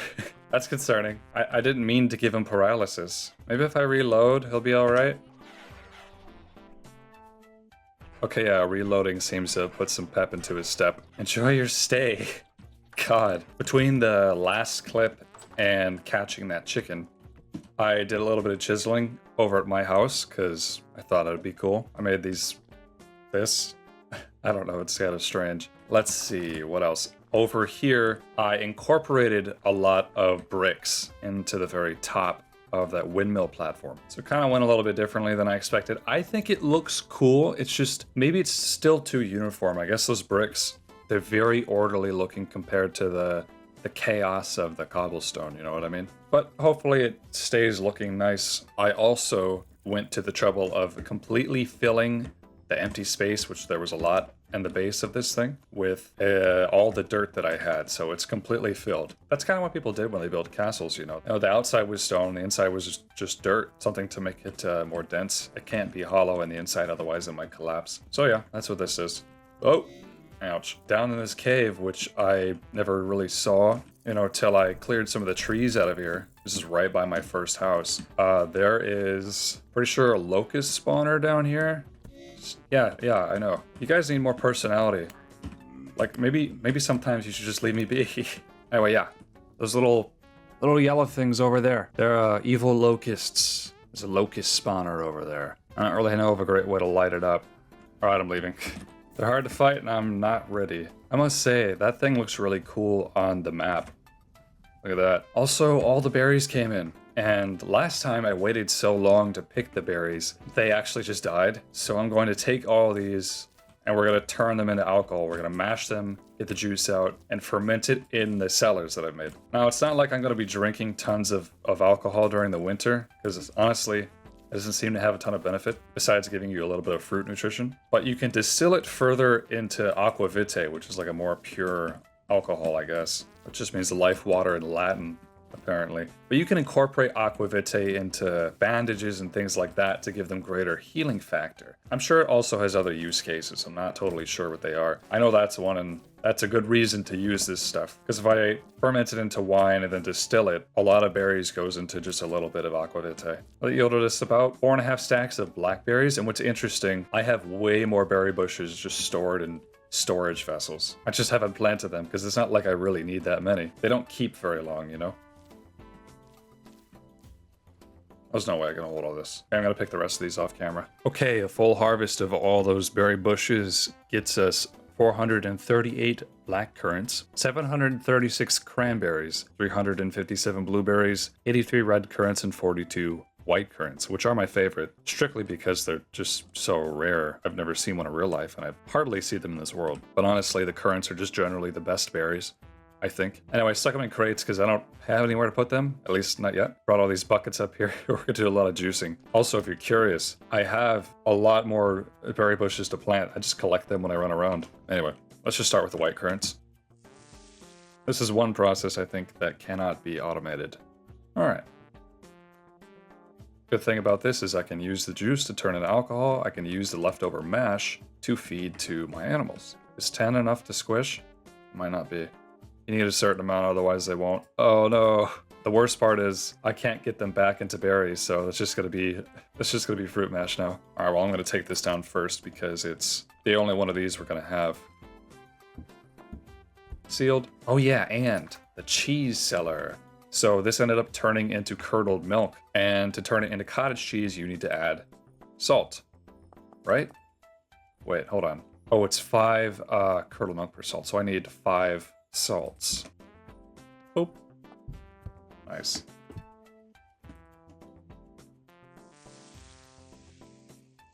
Alright, this is going to take a while. Alright, I think this is all I'm going to mash up tonight. I still have quite a bit to go through, but at this point, I don't really care if it turns into rot. I might cook it into something, but I don't even have enough barrels to fit everything in. Let's see, where should this go? Yeah, over here. So either I make more and crowd this place further, which I don't really like the idea of doing, but I may have to. Or I cook all those berries into pies and meals. Probably meals would be better. Alright, let's go feed the animals. I ended up turning off the bloom that was making everything fuzzy. You guys are going to have to let me know what you think about that. You know, it looked kind of strange. Now it's a little bit more rigid. The lines are a little clearer. Oh yeah, look at my crops I planted. Look at this. They're nearly almost done. Very close. Like these turnips are done. Though the growth still ended up getting stunted. Sadly. You know, I know that these got stunted due to the heat, and I probably just had to plant earlier. I didn't plant early enough, but I've been considering for another base one day. You know, I've got a lot of nice stuff here, but I'm kind of outgrowing it. I like to have a base that has everything I could ever need. And also I've been considering moving down south just because it's warmer, and the winters kind of really paused my progress here. It would be a big move, but I've been really thinking about it. Alright, eat some turnips. Yum, yum, yum. What? How did chicken get in there? What the heck? How did you get in here? There's too many rabbits in here. How am I ever supposed to sort between the new and the old ones, huh? Thankfully, all these eggs are now fertilized because we have one rooster. Will sheep eat fruit mash? They will, yeah, okay. So will hungry pigs. Rabbits do not. Okay, good to know. Oh yeah, I heard you can use a scythe. Haha, nice. Satisfying. Alright, I've been putting off building that thing for long enough. It's time to get back at it. Okay, here's the plan. I'm going to create a path from here to the house, and I'll worry about the layout of that later. But the path is going to continue up a ramp and kind of wrap around the base of this thing till it gets to there, and then the entrance of the windmill will be right there. Which means I gotta start it a little bit further back. I'm okay with that. I don't really know how this is gonna end up looking. But you know something? If I were to put a half a path block there, you can see the dirt underneath it. So I almost wonder if it's worth it to just completely replace. Oh wait, yeah, you can't do that, can you? Because never mind. Dirt it is. I want it to look kind of natural, not super organized. It's kind of a hard thing to do.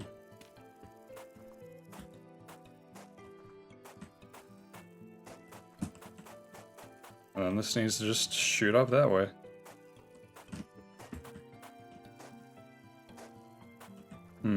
Isn't rising quick enough. See, I wanted it to be higher than that. It's just, you know, it's so gradual. Maybe I need to start the path from over here. You know, maybe, what if I created a big platform, a secondary platform right here, and then just had some wooden steps going up to the top? I'm not opposed to doing that. That would be interesting, I guess. Just to sketch it out. Oop. Let's do something like this. That's pretty steep and weird, but it's kind of cool. Maybe it gives it some character. I didn't expect things were going to go this way. All right, well, let's get some stair blocks that aren't stone and try to create some scaffolding here. This is kind of a rough idea of what it could look like, and these beams aren't placed very well. Also, look, they just barely kind of like float over the path because you can't really set it properly. I'm not really sure what to do about that. Maybe I should replace those with slabs and then set it to the slab and then replace it back with the path block so it goes in. Or I just ignore it. But this is the basic shape of the little staircase thing. So I don't want to do any more terraforming than I already am. I'm already going to have to do a lot. I think it would be cool if I mess with these stairs a little bit. I think it will be neat. Look, if I'm crazy, I could even go further like this. Ooh, that looks pretty.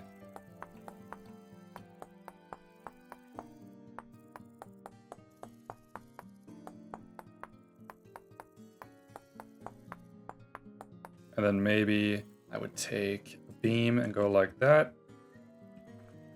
And that's how it's connected. Kind of a cool idea. I like that, huh? Shoot, how do I break it? That's how. Maybe I place it a little bit lower. Perhaps down there. That doesn't look right. Why is it so hard to find where the hitbox of beams are, I swear? Maybe like that. Okay. And then maybe from here we just kind of like hook it on to the middle. Something like that. We can do all kinds of things. I think it'd be pretty cool. Just to make a very nicely decorated stairway. Okay, that is a lot more like it. This is what I was really talking about. I think this looks pretty good. You're gonna have to forgive me, I'm a little bit drunk because I drank 8 liters of blackcurrant wine to make room in some of my barrels in my cellar. So this might be a little disorienting. I went ahead and I completed a lot of the other steps. I chiseled this down, tried to make some cool shapes, completed the path, completed the outside structure, added foliage and gravel. I actually did run all the way and get some more granite, gravel, and sand just to decorate. Turned out I really wanted it to look good, so used my entire fern collection and just doctored the entire thing up with ferns like crazy to make it look like it's kind of grassy. And I think this turned out very well.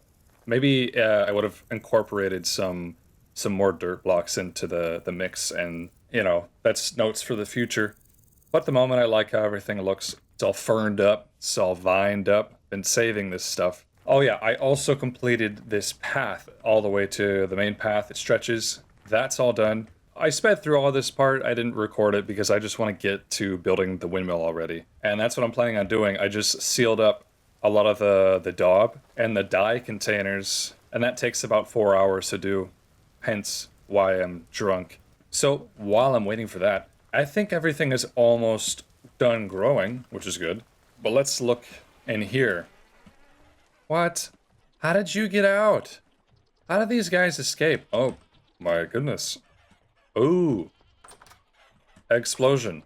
Oh yeah. So I came in here and I saw eggs everywhere. I'm like, huh, I'll get that on camera later. And then they started kind of escaping the coop. Look at that. And now they're kind of going away. I guess they're rotting or something like that. And they don't turn into rot. They just disappear. That's a guess. All right, well, let's get them. More chickens is always a good thing. So I am going to leave these here. I'm starting to think maybe I should raise these fences up a little bit. You know, add another layer. Because sometimes animals do escape, particularly the rabbits, oh my gosh. And the goats, they tend to get out. You know, I'm okay with losing a rabbit every once in a while, but I don't really want to lose a goat. These things are hard to grow. Thinking I should harvest this stuff, but it's not all completely grown yet, so I'm going to give it a little bit. I actually didn't have enough dirt to fill the interior of that thing either. I had to go mine some, believe it or not. And you know what else you need dirt for? Making daub. I can't believe I ran out. All right, let's look. Well, now we have green daub. The ratio is about 10 to 1. So I can only use 12 liters of dye at a time and then mix in 120 bits of daub. There you go. We're coming up on egg season, that's for sure. I like how these are good for 4 days. This is good for 15 days. That one's good for 19. So if I kind of like throw these around, mix them together, I can extend their shelf life. All these barrels are just full of juice. Oh yeah, look, the daub's almost done. So let me take all that. So wattle fencing, I'm pretty sure is... Actually, how simple is that? Oh, you need a knife. Okay. Yeah, I forgot about that part. Make a U shape, add your knife, ta-da, and you get a bunch of wattle fence. And this is a lot easier now that I have access to tools like shears and copper knives and things. Okay, let's start the base of this windmill. And more chiseling will be done to this thing. I want to chisel it into a circle shape, or at least a more uniform circle than this already is. I'll figure out how I'm going to do that later. First, let's run through the creation of the wattle and daub process. First, you place down your wattle fencing. You know, I actually saw a wattle fence in real life recently. I thought it was pretty cool. I'd like to make one day. And then you add 6 daub. I thought it used to be 4. Am I crazy? Did they make it more expensive? I don't know. Anyway, you just add this. It's pretty simple. You just pack it on. Oop, wop, beep, wop. I feel like the ratios are different because I remember you could only create a few more blocks at a time before you had to switch the stack you were using. But now it seems like it goes a little bit further. So either it stacks higher or it takes less and not more. I don't know. That's the base of our windmill. It's not going to be super tall. I think just 3 or 4 blocks. Really trying to decide, should it be 3 or 4 blocks tall? Because I have to consider the height that the roof will add to it. Probably 4. I should probably take all the room that I can get. There's so many little crickets. You see the little bouncing dots? There's so many crickets on this hilltop. My gosh.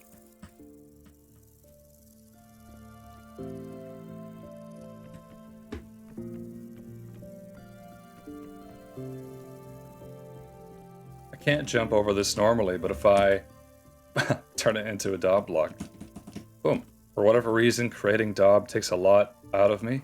Oh wait, no. Oh, this is golden brown. I can't use this. I was using the undyed stuff. Oh shoot. I really wouldn't have been able to tell unless I had actually read it. Almost to the point I feel like it wouldn't really matter if I use it as an accenting color. I'll leave it be for now. Alright, and that's as far as it went, but that's a good sign. That means we don't need a whole lot. That already looks quite good from here. But yeah, it does need to be taller. I think even visually it would make it look a little bit better. So I've got the rest of the daub here. I got a little bit of scaffolding blocks I can use. Boop, boop, beep, wop, oops, wop, wop. It's not the easiest placement in the world, but it is what it is.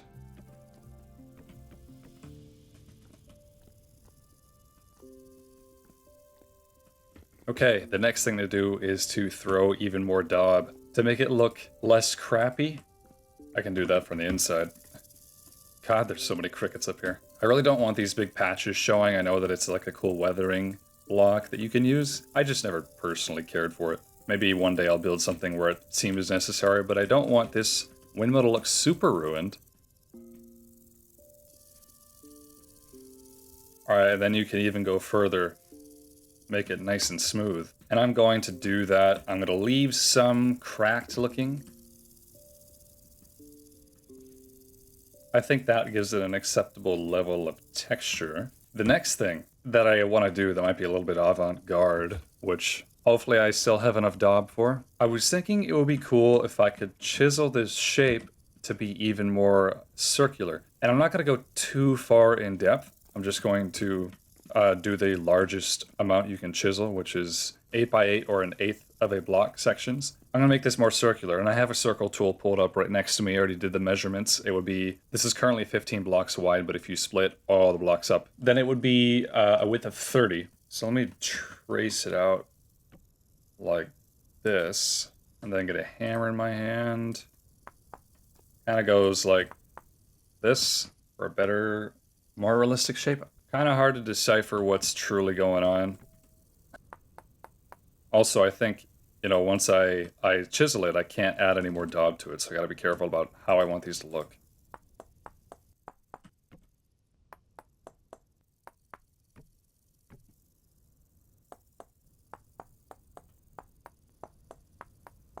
That actually widens the circle by a decent amount. That's interesting. While it does have a better circular shape, might be a little bit too much. Hold on, let's get a look at it from like above or something. So basically it turns it into that sort of shape. It's just kind of strange looking maybe.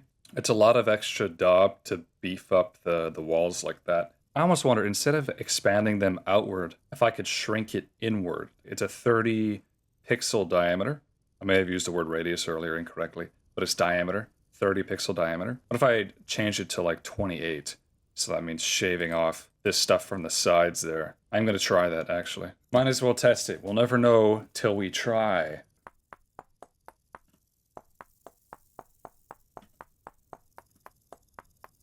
So basically like that. And then 2, and then... That's shaved down quite a bit, but it's slightly more economic. Yeah, let's do it this way.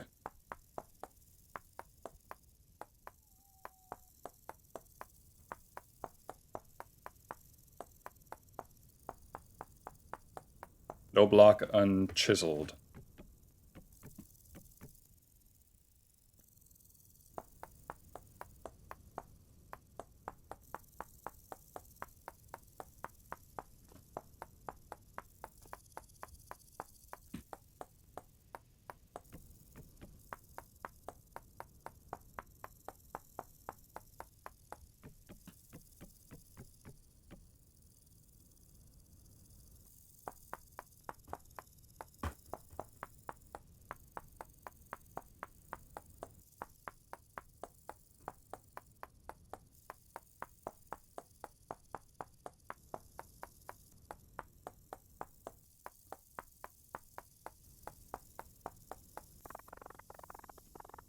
Alright, that is, at the moment, the best I can do. You can kind of see where it's pretty rough on that side. But it's a little over halfway done, but I need more daub.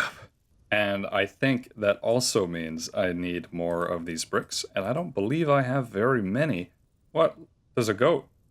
There's a goat over there. I mean a sheep. I always get confused.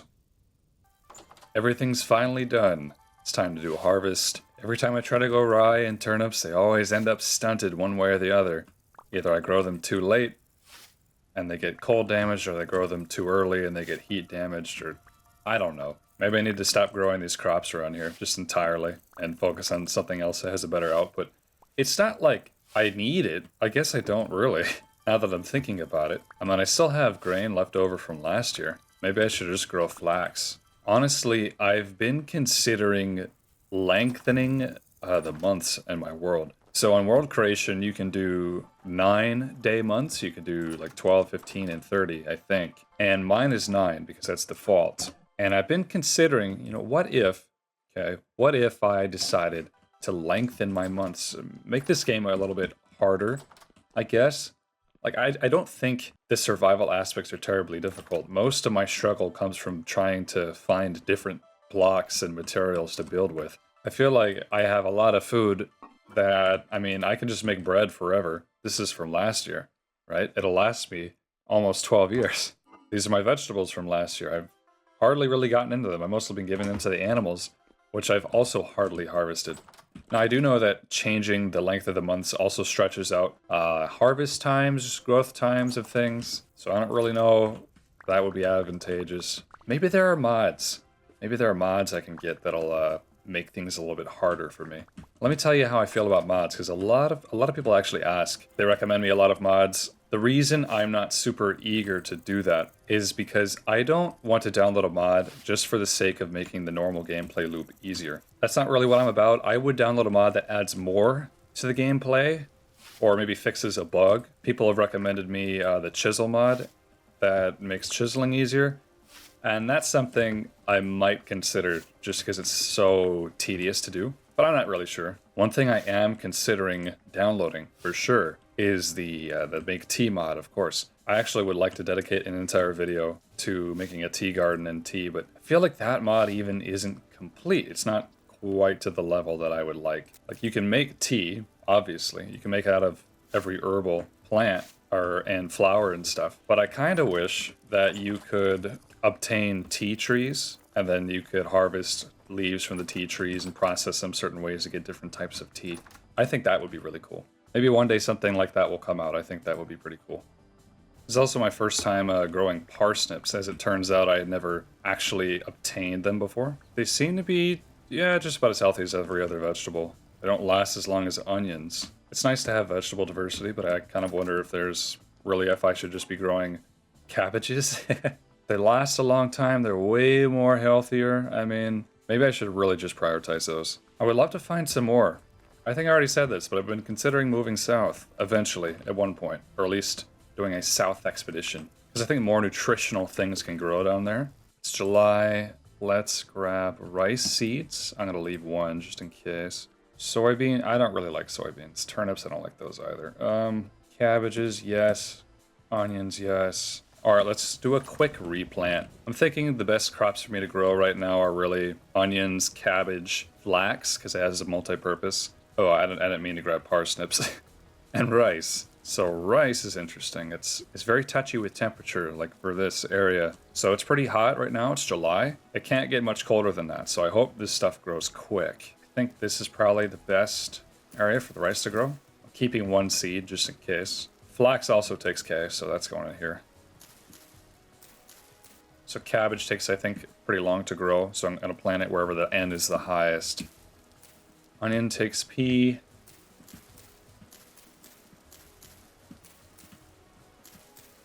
And I'll plant these parsnips, because why not?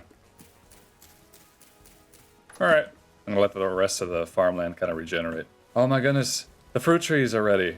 Hold on. Okay, alright. Before I go harvest all those fruit trees, that's what we got, okay? That's what we got right now. I finished the circle. I think it looks amazing. It's wonderful contrast, the uniformity of that circle compared to the chaos of the base. I think this is turning out a lot better than I pictured it would. Now, I've done a little bit of calculations here, and I think that I have enough slate cobblestone blocks to make a ring roof. Not totally sure. And I'm going to chisel that too, of course. But the ring roof is only going to go in a little bit. And then I'm going to start working on, well, the interior of this room, but also the actual windmill system, the functionality. And then I'll finish the structure. Because I want to use a lot of plaster for the upper part. And plaster is kind of hard to make. You have to grind down a lime-rich stone, like chalk, and it takes a while. So once we have a functional windmill, it'll be a lot easier to do. Anyway, that's all my plans. Isn't that pretty? The forest is really expanded. All right.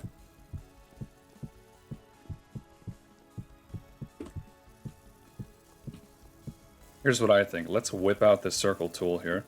Right now, if I were to divide it up by 2, like this, would be about 32 blocks, pixel depth. But I think it would be cool to mix chisel ratios around, like this. I just went to the next lowest grid size. I don't really know how to keep referring to this stuff. I just hope it makes sense. Whereas here, if I went a step below that, you'd see a pretty serious contrast between this one, and I think that's cool. So I'm going to do that.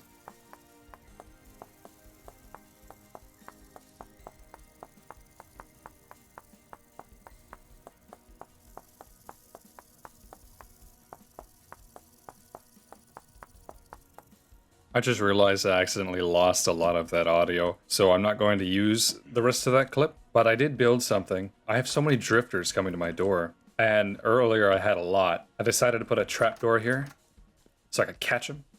Haha. Oh, he hit himself. Why are you hitting yourself? Anyway, that's just a way to quickly get rid of them. There wasn't a lot of room because this is actually right above the hallway, so that's a very thin layer of cobblestone. I recorded but didn't get audio on, unfortunately. I made my first cheese wheel. I put it up on the shelf. I changed how I'm going to do that roof a little bit. I made a ton of scrambled eggs. I just cooked them all because they're about to go bad. I filled every crock that I have with eggs and carrots. So, alright, I'm going to work on the roof. I might incorporate some walnut support beams as an accent. And then the next thing I want to do is create the windmill mechanism that we built very early on in the video. Alright, it's been getting kind of silly in here, but now it's reached a new level. Look at this. There's 2 rabbits, a baby rabbit, and a baby goat in the pig pen. And over here, there's another goat and a rabbit in the sheep pen. There's a chicken in here, which there already was.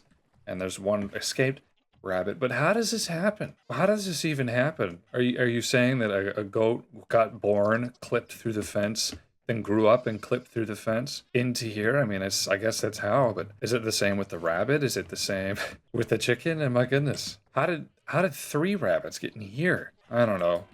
It's very confusing to me. There's a lot of weird stuff happening lately, like roosters laying eggs and stuff. feel like that's not supposed to happen. Anyway, all the trees are actually ready to have their fruit picked, and I'll do that afterwards. But first, let's work on the windmill. So as you can see, I've got the roof up in order. Spent a little bit of time working on it, but I didn't want to close it all the way without getting this part done. Lots of small circles. This video is sponsored by Donut Studios oval circle generator, by the way. And I made this pillar, and it will bring us up to Y150. It's about 30 blocks above 120, meaning that this should have pretty good power if I set up the windmill over here. So here's what I think I'm going to do. I'm gonna place my main large wood gear, and then I'm gonna see how close can I actually place the rotor. Can I put it right there? Looks like no. Okay, so I think I actually need an axle. Ooh, okay, hold on. So axle there. That's kind of cool. How does it stand? Angled gear there. Nope, that's not right at all. Alright, bear with me, I'm learning. Angled gear. Alright, looks good to me. Rotor. Boom. Okay, let's remove those support blocks. I want this to have the shortest distance possible, because that means it's going to determine basically the size of the windmill top. I think this is a good distance, actually. Next thing I'm going to do, remove that center post. And we're going to shove a lot of axles in there. So I'm going to carry it all the way down. I've never done anything like this. I've never played any mechanical or industrial mod packs. I'm already out. That's not a good sign. Fat, log, chisel, and hammer, and we get lots of wooden axles. Okay. It'll lead down here. I'll put a large gear. I'll worry about that in a minute, though. I just want to make sure this thing will spin. I've never built anything this tall, you know? It's kind of a cool view. Alright, so I think this is quite literally just as simple as clicking it with the sails. Ooh. Oh, look! That looks kind of suspicious. Man, I love the sound design. It's moving quickly, too. Will it move faster now? I have a lot of sails to go. We're going to leave it be for now. I don't know if it's going to add more power or not. You know, even though this is moving so fast, because of the gear ratio, this is moving pretty slowly. But I think that's okay, because there's going to be another large gear it's attached to, which will change some things up. Alright, I need to make more angled gears, and another large gear. 1, 2, 3, 4. Large gear. You know, that's pretty cool. But for the amount of work I've put into this thing, that windmill is just way too small. So I'm going to add more sail to it, just because I want it to look better. This is intimidating, how fast this is moving. More sail. Haha. And it doesn't really seem to make it move faster. Alright, so... Oh, it doesn't place upside down, so it stays like this, which is interesting. Place some temporary blocks here. Axle, axle, axle. That's not right at all. What the heck?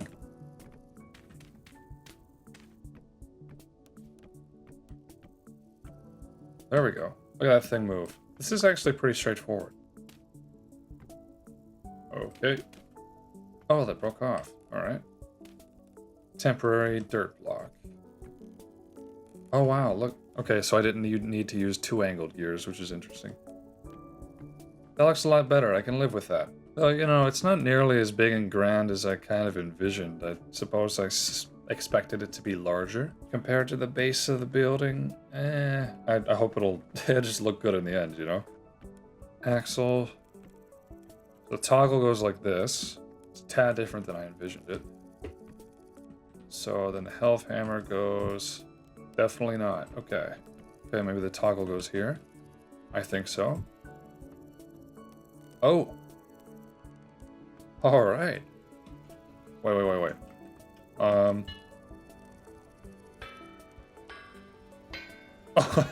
That sounds really cool. Shoot. That is quite something. And now we have... whatever this thing is. Now I think we need a clutch and a transmission to really kind of stop this thing from being noisy. And I think I could put that right here. Yeah. I've seen this on servers, I think. mechanically it makes sense. You look at it and you can kind of start to figure out how this works. So if I click that,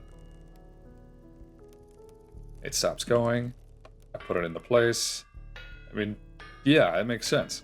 I still don't know how the Helve Hammer works entirely, but this is a pretty good start. Let's see if we can get the quern hooked up.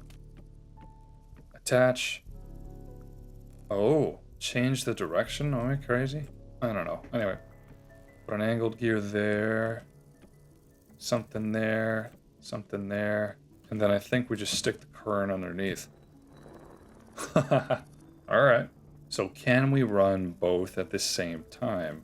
There's a whole deal with not just speed, but torque. I don't really understand either. I feel like if you run both, it might slow them both down.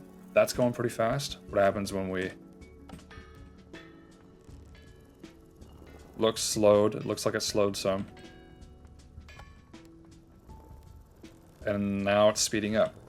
That's interesting. I don't have a great way to toggle this thing. That's unfortunate. Only because I don't have any more resin. Let's throw 64 chalk stone into here. That seems slower than by hand. But yeah, it's going. And I don't have to touch it. The power of the wind. Okay, it looks like the wind is actually traveling the opposite direction. Does that mean when I build the structure, it's going to block the wind from hitting it? You know, I've seen people attach multiple windmills. Maybe I should do that. That seems to slow that down significantly. What happens when I add even more sails? Okay. Oh, it tells me. I never even noticed that. Wind speed, 131. Oh, 120, 133. 120, it's really bouncing. 100 kN is the output. That's interesting. I would like to try to see what happens when I attach another windmill just to the opposite side. But I need more resin, I need more linen. I actually completely use up all my flax, so I'm gonna have to wait for the harvest. This is done. Also, I'm gonna replace it with a new one. It's really nice to be able to automatically do this. You know what? I think it's slowed down. So yeah, I do want to get that other windmill in there. But I think right now what I'm going to focus on is making plaster. Now that I have the quern automated, I can make lots of lime, which I can cook into quick lime and then turn into plaster, which is what I'm going to build the windmill tower out of. Can't really see it from here. Oh, you just barely can. But yeah, cooking it all is going to take a long time, and it's going to be very costly. Costs a lot of charcoal. Oh well, catch up to you then. Hello, good morning everybody. So look, one of our trees grew here, and I think it suits this hill rather well. I feel like this entire base has become incorporated into the the surroundings. It fits very neatly. Maybe some more dirt would be helpful, but oh well. Anyway, I got a lot more materials. I used the power of the wind to grind up some chalk into lime, cooked it, then made plaster. Right now I want to cap off the top of this thing, and I want to add the next windmill, which is going to be facing the opposite side and hopefully giving us a big boost in power. I've got some plaster, probably not enough. I have slate rock that I've had for a while, and mortar in case I want to turn it into bricks for the top. I think that'd be pretty cool. I did a little reading on the history of windmills because I think it's interesting. So the earliest known windmill to have been built was by Hammurabi in Babylon about 3,700 years ago. And it was for like a pretty huge Mesopotamian irrigation project. The earliest found windmill, I think, was just 1,000 years ago. It's either 700 or 980 in Persia. Pretty sure Persia is modern-day Iran. I find this fascinating because, you know, over the last 100 years, we've been finding more and more that humanity, and even more so humanity's technology, is older and older than we can imagine. Right now, we estimate the power of the wind to have been harnessed by humans for almost 4,000 years. But I bet you it goes even further than that. Only 10% of Göbekli Tepe has been excavated, so we don't know. But even then, perhaps in the future we'll find evidence of older and older windmills. I mean, it makes sense. Harnessing the power of the earth, right? A fundamental force, the wind. It's pretty cool. Windmills are still used today to generate electricity. All right, that's enough talking. Angled gear, windmill rotor. All right, moment of truth. Does it increase the power?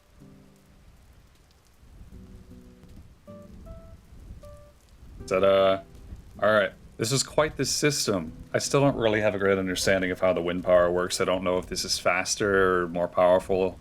I haven't tried to make anything with the quern yet. To that effort, let me see if I could scaffold around this thing. This is scary. Oh, it's gonna chop me up. Oh, what happened? It just broke. My gosh. Oh no, is it because this thing? Hold on, was this in the way? Was it hitting this? Here, let's move that out. Maybe let's move this ladder down a block. Oh no.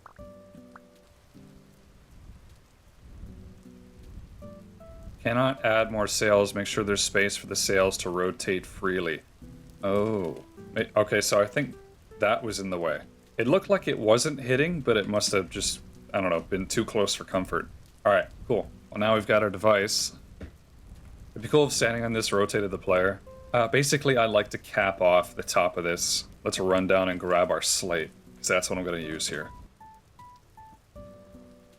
Look at this, I got the handbook set up to the right of this thing, which is a lot more helpful now. So with the bricks, we can create all kinds of blocks. Slate ashlar blocks. Can anything else be made from these? I'm not really sure. Let's divide it up. Let's turn these into rock slabs. Further down into ashlar blocks. So if I do this, I'll get 16 blocks. We can make some slabs like this. What about stairs? Alright, cool. I gotta hold the hammer in my offhand because I don't have any room. So we have ashlar block slabs, ashlar blocks, ashlar block stairs. Here's what I'm thinking. I'm not really gonna bother too much with chiseling this top half down. I think it'll look fine either way. So it's gonna go about like this, wide. I just want it to house the mechanism pretty much. I don't care about much more than that. Can I reach through here? I can.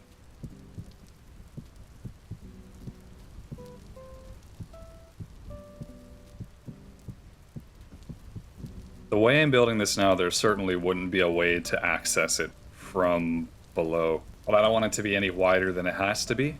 In fact, I want it to be a little bit thinner. If I'm making it too thin, I'll change it later. Vertical slabs. Heck yeah.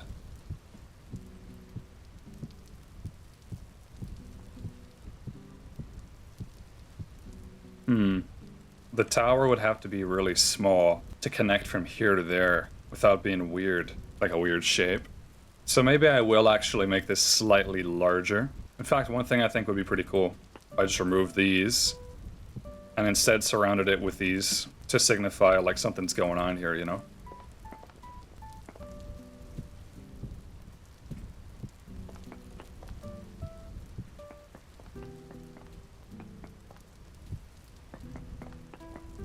Alright, let's widen it again. I change my mind on this kind of stuff back and forth a lot.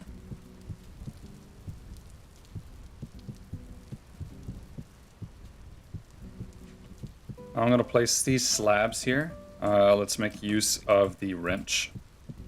Ta-da!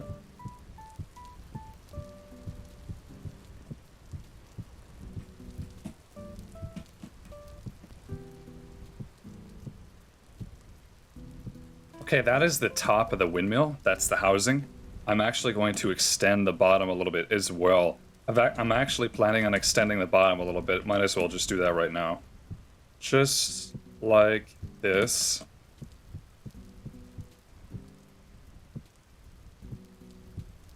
I feel like that gives it a slightly better shape. And now that means we can start working on the main body. Seeing this come together is quite cool. And look, almost all the trees are grown. You know, earlier I was talking about, I think it would be cool if you stood on a gear and it spun you. Well, it's not totally accurate, but I appreciate the gesture. So look, I got my circle tool pulled up again. The plan with this, so I'm going to start with a small circle here, and I think every 2 blocks it goes down, 2 or 3, I'm going to expand it by a little bit. And that's how you create a perfect windmill, actually, or a perfect conical shape. And it's not just by expanding the radius by a block, it's actually by expanding the radius by a fraction of a block. That's what makes it look more realistic. I'm just going to do them in half like this because that is the cheapest way to do it and the least time consuming, and I think it'll still look good.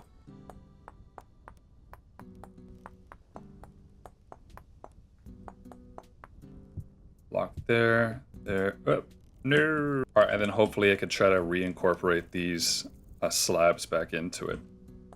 Yeah, okay, great.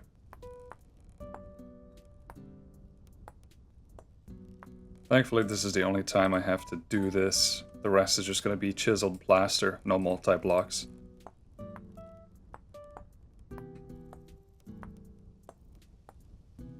Alright, there we go. There's our first circle, and I'm going to make an exception for this one. It's going to be 2.5 blocks tall, just because of the nature of how this connects. Building it from the top down is going to be a big pain. I could do math, but I don't really know how it's going to look when I get to the bottom. So this is kind of the best way to do it at the moment, in my opinion. I think I'm almost certainly going to have to get more plaster as well. As in, I need to go back to the chalk desert, grab a lot more chalk stones. It's very far away.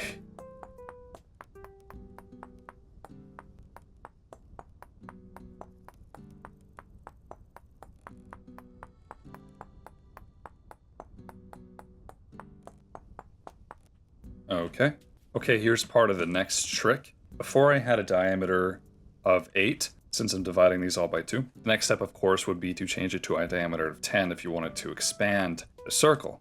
However, I'm not going to fully expand it to 10. It will have a diameter 10, but it won't fill out as much as the circle that the circle tool is giving me. I'll show you what I mean. So this is a picture of what the 10 block diameter looks like.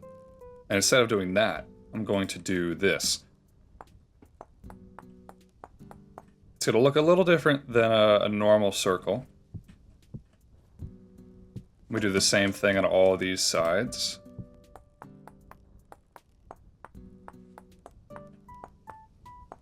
I was hoping you could kind of see the circle from below, but you really can't. All right, we're going to repeat this one more time.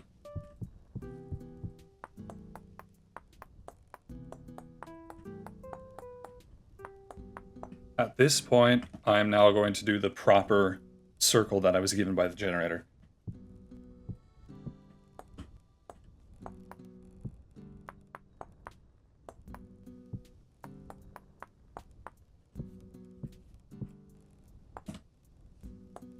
And this is a really tight spot, but you can maybe kind of see this circular shape slightly larger, just a tiny bit. Anyway, this is the philosophy. I'm going to keep doing this all the way down. It's very tedious, and I'll meet up with you when we get close to the bottom. This is certainly taking a shape. Not one that I expected, but here we are. Also, all my berries came in again. I have nowhere to put them. I don't have room to make more wine. I don't think I have use for more wine. They're just here. I've been snacking on some of them when I pass by, but other than that, I'm not really going to bother. That tubular part is finished. So I had an idea because I really overshot the size of this workshop area. I guess I expected that this helve hammer, I knew it was kind of long. I didn't know how long. I thought it would come straight out from the axle. And so all my devices would have to be pretty far back set so I'd have room to work in the center. But really, they turn 90 degrees. And I can kind of tuck them in the side. So this bottom could have been a lot smaller. I'm glad earlier in the video I went for the smaller size anyways, instead of making it larger.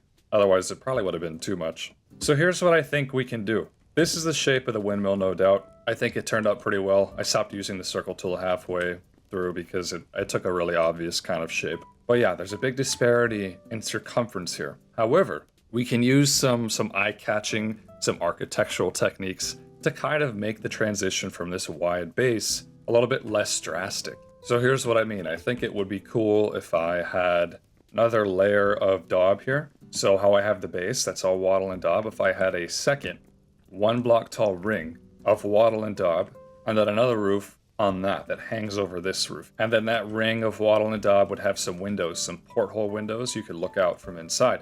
I think that would be cool. And then after that, I'm gonna get some walnut beams, create some supports to kind of have a 45-degree angle going from the roof to this thing, maybe have this thing wrapped up in the beams. A lot of windmills have a lot of support beams kind of hanging around it, supporting this taller structure. That's my plan. That's what I've been thinking about. Let's do it. This is 3/4 of a block tall, so maybe just slightly taller than 1 block. I think what I'm going to do is chisel it down to the same kind of micro block ratio as this bottom one.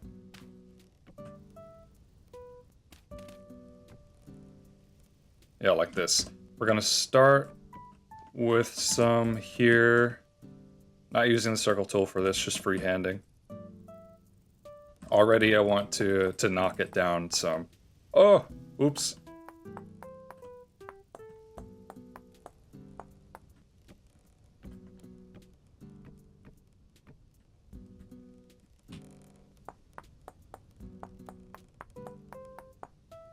Okay, and then basically I just gotta get these two to connect. Shouldn't be too difficult.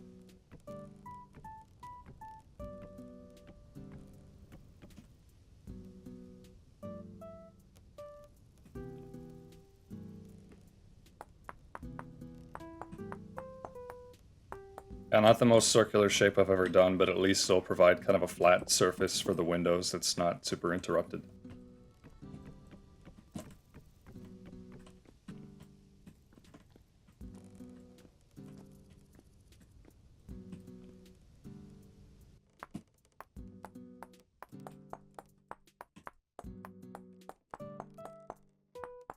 Okay, that's done. Now the second roof circle. This is going to be, I think, about this wide starting over. That's okay. I want it to be a little bit wider overhang than the bottom one. It makes the base seem like it's wider, which is the whole point.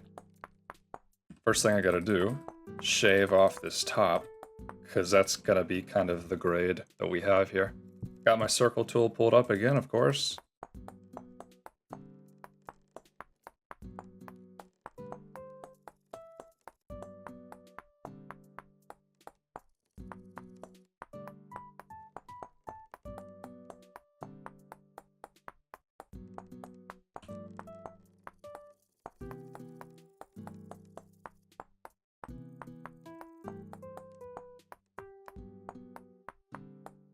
Maybe you can see it a little bit better now. That's the general shape. That means I've done a quarter of the circle. Looks kind of like this. And hopefully this is the very last step before I begin the actual detailing. The details of the build and not just the physical structure. Last one. Okay, I already got a look at this from the distance, and I think it is a big improvement. Let's go down and take a look, I suppose. That looks... I feel like that looks a lot better. Really helps ease the transition from there to there, you know? That really does help. And I'm going to go even further. I already mentioned this, but I want to put cross beams angled up to the windmill. I'm even thinking of wrapping this entire thing in like a crisscross pattern because honestly, it's very featureless besides the shape. I feel like that might help a little bit. The other thing I want to do, add windows to the main structure, to the upper area. I feel like they would look pretty good. There's a lot of detailing to be done. I think I will probably just handle that with a montage.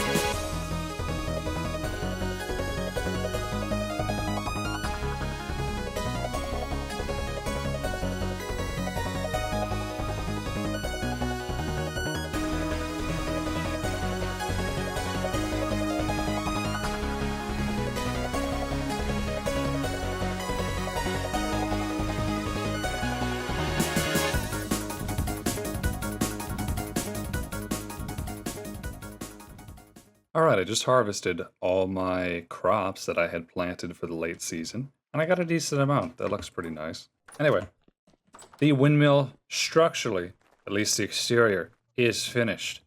And I think it looks gorgeous. I mean, I feel like that turned out amazingly well.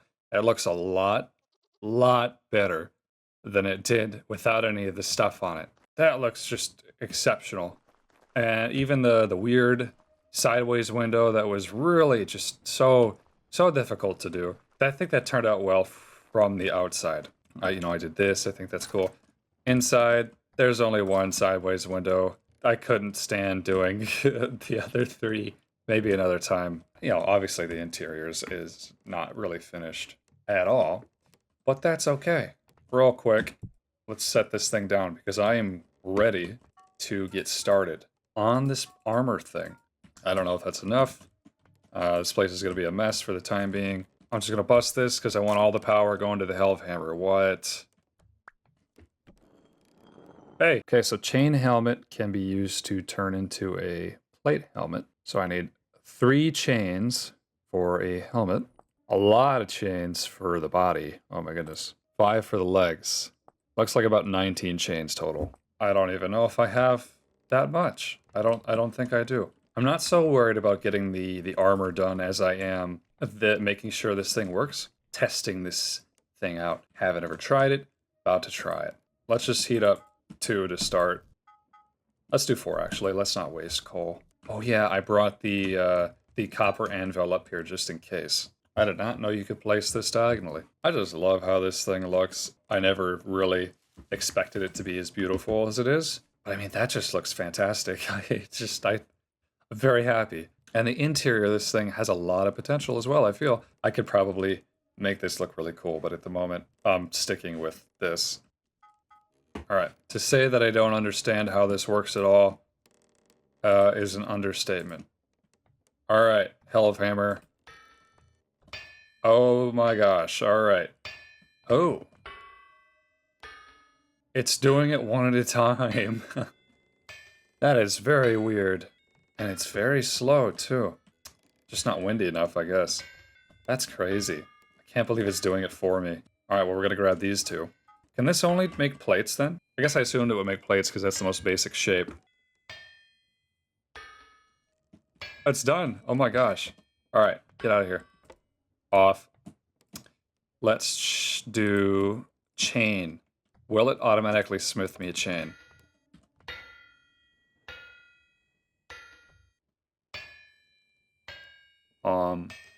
No. Yeah, okay, so it really does only do plates. I suppose I have to do that myself. Well, whatever, I need plates anyways, so let's do it. I'll just smith this myself into the chain. Yeah, because it can't do it, can it? Huh.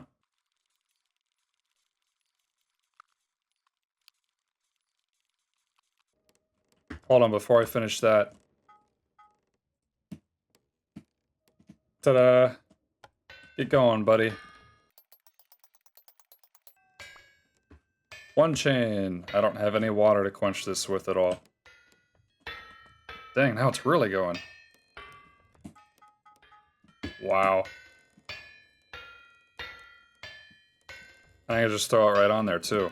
Any tips on how I could increase my wind power would be appreciated. I realize I could probably have extra windmills. Maybe I can make those existing windmills larger. I really would prefer to just keep the windmills I've already got. I don't really want to add any more because, well, then it might look a little bit strange. I could make those larger. I'm fine with doing that. If there's like gear ratio stuff that would help me to know, please let me know. It's too bad you can't forge a plate and then from there forge it into the chain. Or maybe you can and I don't know how to do it properly. I cannot forge as nearly as fast as this thing can.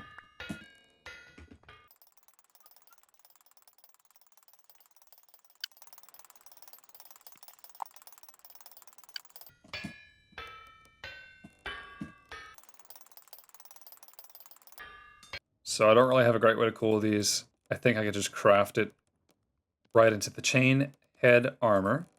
And then take my plates that I just made. Then leather. And a plate helmet. 1,000 durability. Jeez. Now comes the moment of truth. This is the whole reason we made this thing. Let's try it on. Oh. Not bad. Now, I just wonder what a full set would look like. And After many hours of looking for more copper, more cassiterite, turning it into ingots, trying to survive the elements, smithing and forging, I finally have a full set of tin bronze armor. Look at this. That sound design is crazy. Now let me tell you why I made this. I am going to the Resonance Archives. It's a big old dungeon. I don't know a whole lot about it. All I know is that it's huge, has tons of loot. It's pretty hard to do. I've never done anything like that in this game before. And I won't be putting that into the video. That'll be part of a live stream, which by the time you watch will have already come out. So I'm going to go do that right now. Well, I don't know. That was something. It was actually really cool. The Resonance Archives exceeded expectations. I had no idea that Vintage Story's lore could get so detailed. It was huge. There was a lot going on, and I'm not going to spoil it, but what I am going to do is direct you to the live stream VOD, which you can watch on my channel. I'll leave a link in the description, and I'll probably put it up on screen. Yeah, it really tore me up, but I got a lot of really good stuff, and I got the key to the next part in the story, as well as some iron, which I'm excited to get into. Look at my poor armor. There are many different ages in Vintage Story's gameplay loop. There's the Stone Age, which you start in. You beat rocks together to make tools and pan for minerals. There's the Copper Age, where you pour molten copper into clay forms to get your first metal tools. Then there's the Bronze Age, which I'm in right now. You start to learn how to prospect and mine and alloy. After that, there's the Iron Age and the Steel Age. Those ages require a lot of industrialization. You need to unlock wind power, even deeper mining, create huge blast furnaces, pulverizers, that kind of thing. It's all pretty complicated. Now, I could just spend this video going to the Iron Age. That's a pretty big task in itself. I put down all the steps to achieve it on this little totem pole thing. It's kind of a short list, but I'm not gonna stop here. We're not just gonna go to the Iron Age. We're going straight to the Steel Age, which is a lot more complicated. I believe I can do it. It's gonna take a long time, but if you really, really want to see what makes this game different from Minecraft, then keep watching. First, we have to get the Iron Age before anything. My first step is to repair my armor. So I made some pretty good armor that gives me a decent amount of protection when I go caving, because it's incredibly dangerous using my new Windmill forge thing. But I took it to the Resonance Archives. It's like a dungeon in this game, and it got pretty beat up.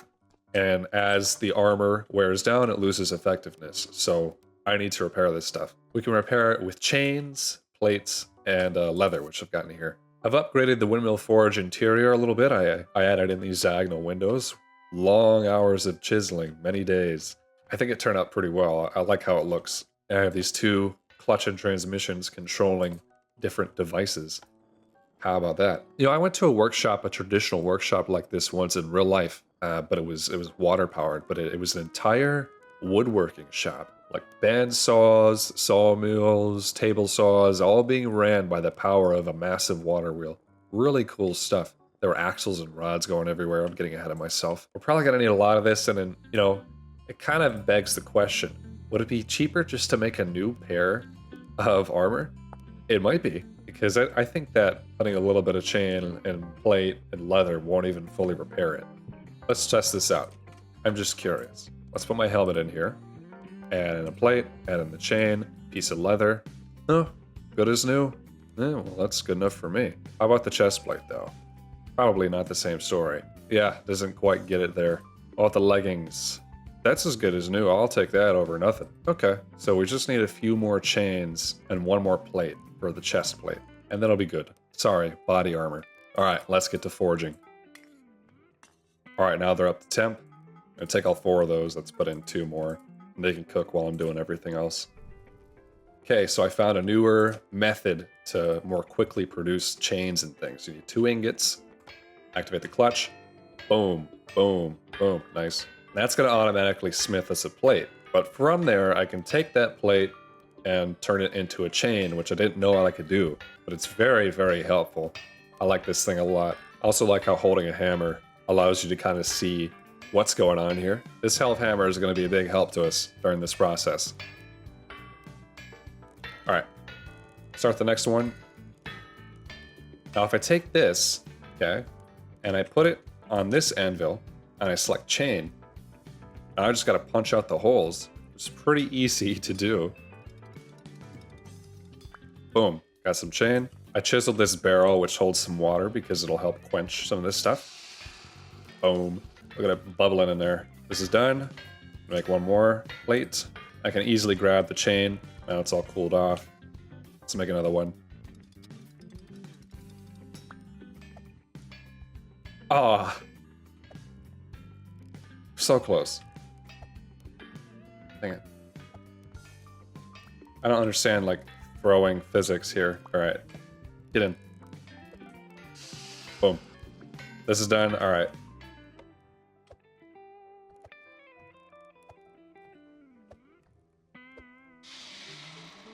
Okay, so this should be pretty straightforward. Boom. All healed. For the most part. Let's throw it on. Alright, we're ready for the caves. Alright, I just finished baking up some bread. I think I've got everything I need to go down to the caves. I think we can mark off the first step here. Can I put a check mark? No. Let's put a big X right there. Done. Boom. This thing makes me really slow, but that's okay because I don't need to be fast down in the caves. Just need to be tough. This is right under my house. The reason I'm going down here, prospecting shows like really good hematite readings. That's the next step, is to find hematite, which is iron ore. I remember the first time I ever came down here, I was just freaked out. It's freaky down here, man. I don't know, but now I feel pretty safe. I got lots of torches too. Mark my way, light it up. I got killed so many times down here the first time I ever ventured down. And I know there's got to be iron in this cave somewhere. Huh.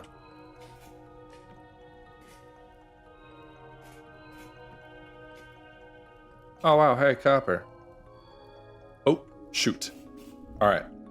Battle test. Ow. Oh, these are locusts. They're like little bug robots or something.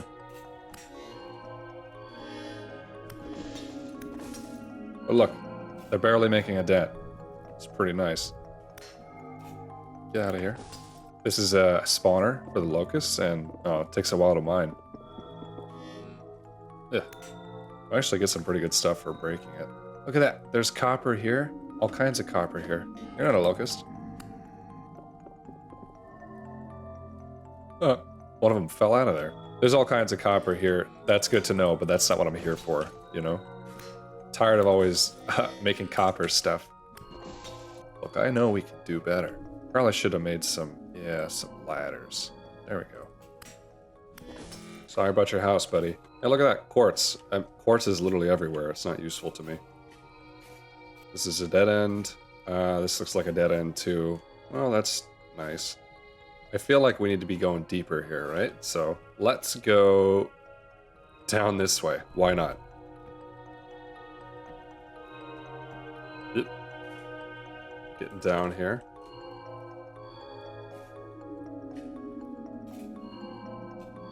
Is that? Hold up.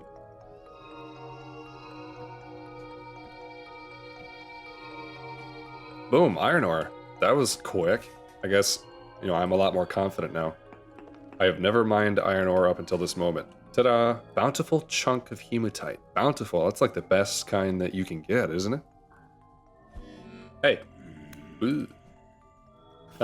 Alright, here we go. Right under my house. This is a really good seed. People always ask me to share it, and I always forget to do it, but I will be putting the seed in the description if you'd like to try this one yourself. It's pretty good. I mean, there's bees everywhere, there's bauxite everywhere. I guess there's iron and translocators under my house. Can't deny it's pretty nice.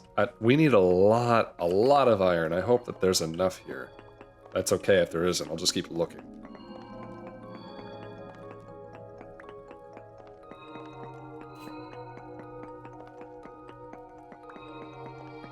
So while it's called iron ore, and this is hematite, there's other ways to get it. There's other kinds of ores that are also iron. There's a magnetite for one, and Dialco found that in his iron video. And I've got some magnetite as well. I don't really remember where I got it, probably out of a cracked vessel or a treasure chest or something like that. But they both work as iron. They're just different forms of the ore. It's interesting. My temporal stability is getting really low. Oh, shoot. See, my temporal stability is getting lower, so I'm starting to lose my mind and hear cave noises. That's okay, the grind continues. Wow, it just keeps going. It's pretty nice. That's what I think makes this game so rewarding. It's because it's balanced so much with the like the horror elements, the very scary Lovecraftian Eldritch horror, that kind of thing. Because of that, because there's more fear in the gameplay loop, I think that you value everything outside of that, your home, you know, your base, a lot more, the stuff that you have. You care a lot more about it, which is a very good motivator, keeps you wanting to play the game. Does that make sense? I don't know if it makes sense. It's a good balance of relaxing and horrifying, I guess. If ever such a thing could exist. Vintage Story does it perfectly. Alright, it's getting pretty low. I want to keep mining. There are ways to restore temporal stability in caves. One by using a temporal gear, and the other by killing drifters, I think. So... Ooh! Wow! What are the chances? Alright, so... can be used with a knife to restore temporal stability with some pain involved. Like, I think you have to hold it in your offhand, and then you have to hold your knife.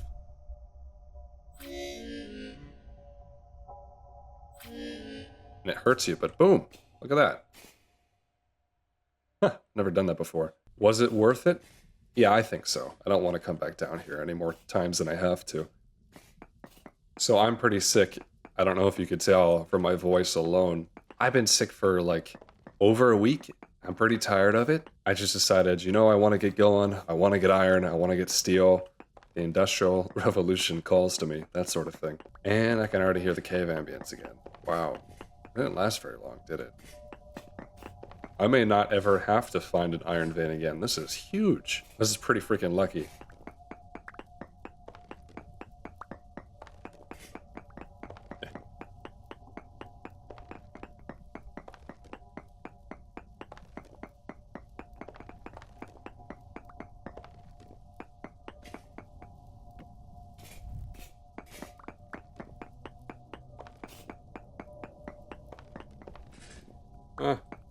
Oh, hello.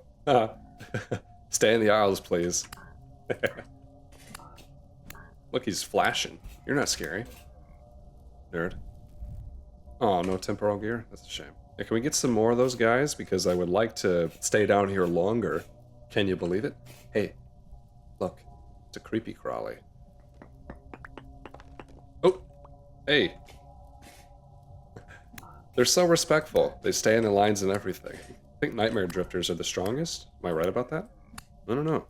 But, wow! That restored a lot.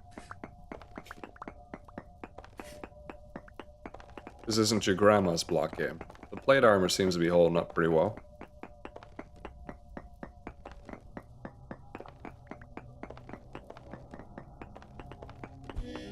Oop. Well, hello. Oh, another one. That didn't really restore a whole lot. I guess we're gonna find out what happens when you stay in a cave too long. But my screen is flickering. I don't know if you noticed that. Yep. See? There was a flicker. And there it goes again. Alright, you know what? I think that we should probably just go. This is enough iron. Look at all that. My gosh. I can hear the shepherd's tone in the background. Shoot.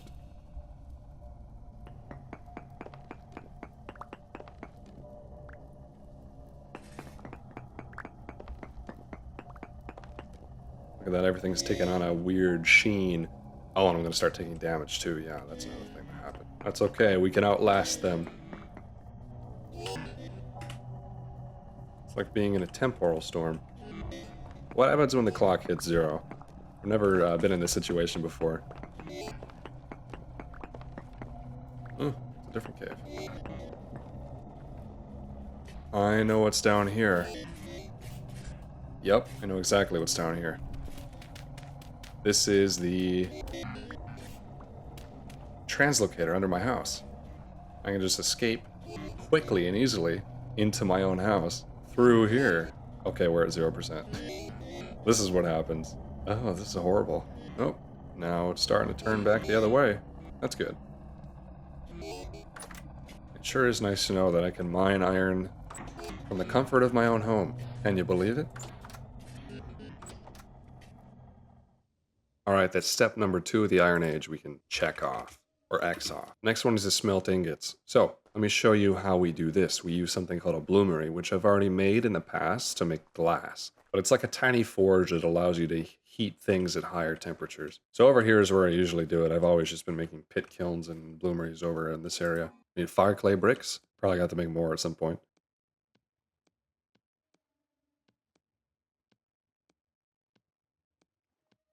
Set these down. It's kind of ugly over here, forgive me for that. Chimneys on top. Now this is how much iron we actually got. I feel like that's a significant amount. So I have to smash it up with a hammer to get the actual hematite nuggets out. Oh my gosh. I don't even know if I'm going to be able to hold it all. Oh my lord, probably not. Alright. About 120 total? Okay.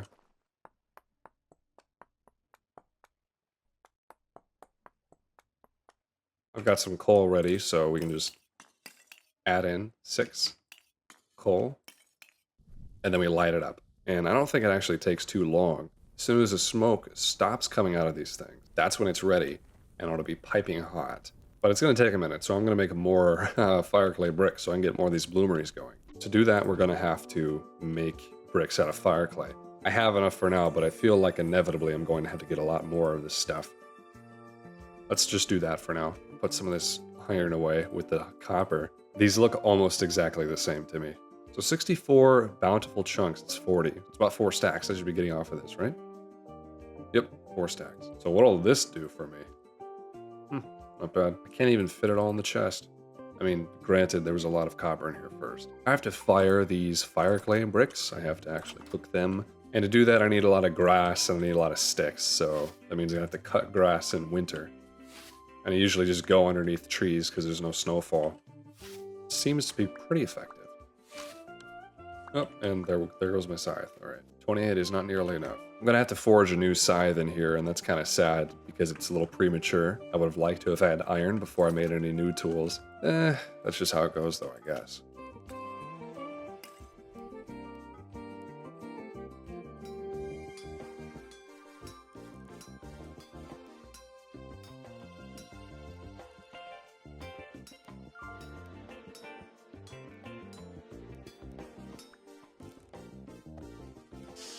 Nice. Man, I really don't like the long night times during winter. Once I kind of max out this place, I really do want to move south. I like winter in real life a lot, but it really slows you down.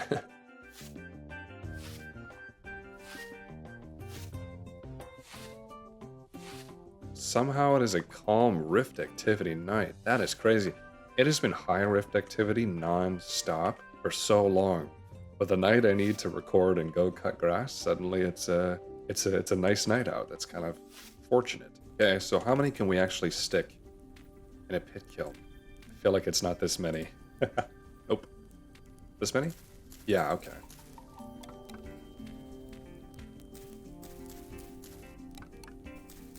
I remember being very impressed with this whole thing. The idea of a pit kiln, you throw something in there and you surround it with flammable material. I mean, it is pretty realistic. Vintage Story Stone Age is done very well.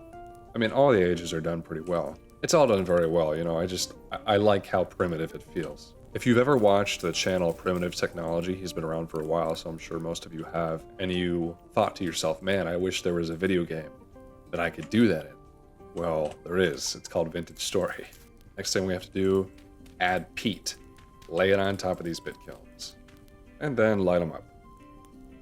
I just realized that doing this is going to make these bloomeries kind of hard to get to when they're done, because they're going to be a lot quicker than these are. Alright, I think it's time to take a rest, and we will come back to this in the morning. Ta-da, they're all done. I actually went and did some cooking. The pit kilns, the bloomeries, they had plenty of time to cook. So look at all this. Wow. Lots of bricks. I don't really know how far this is going to get us. Contents, 6 iron bloom. Let's take a look. Iron bloom. Hooray. here's what I'm gonna do. I'm gonna set up some new ones around the base of the forge.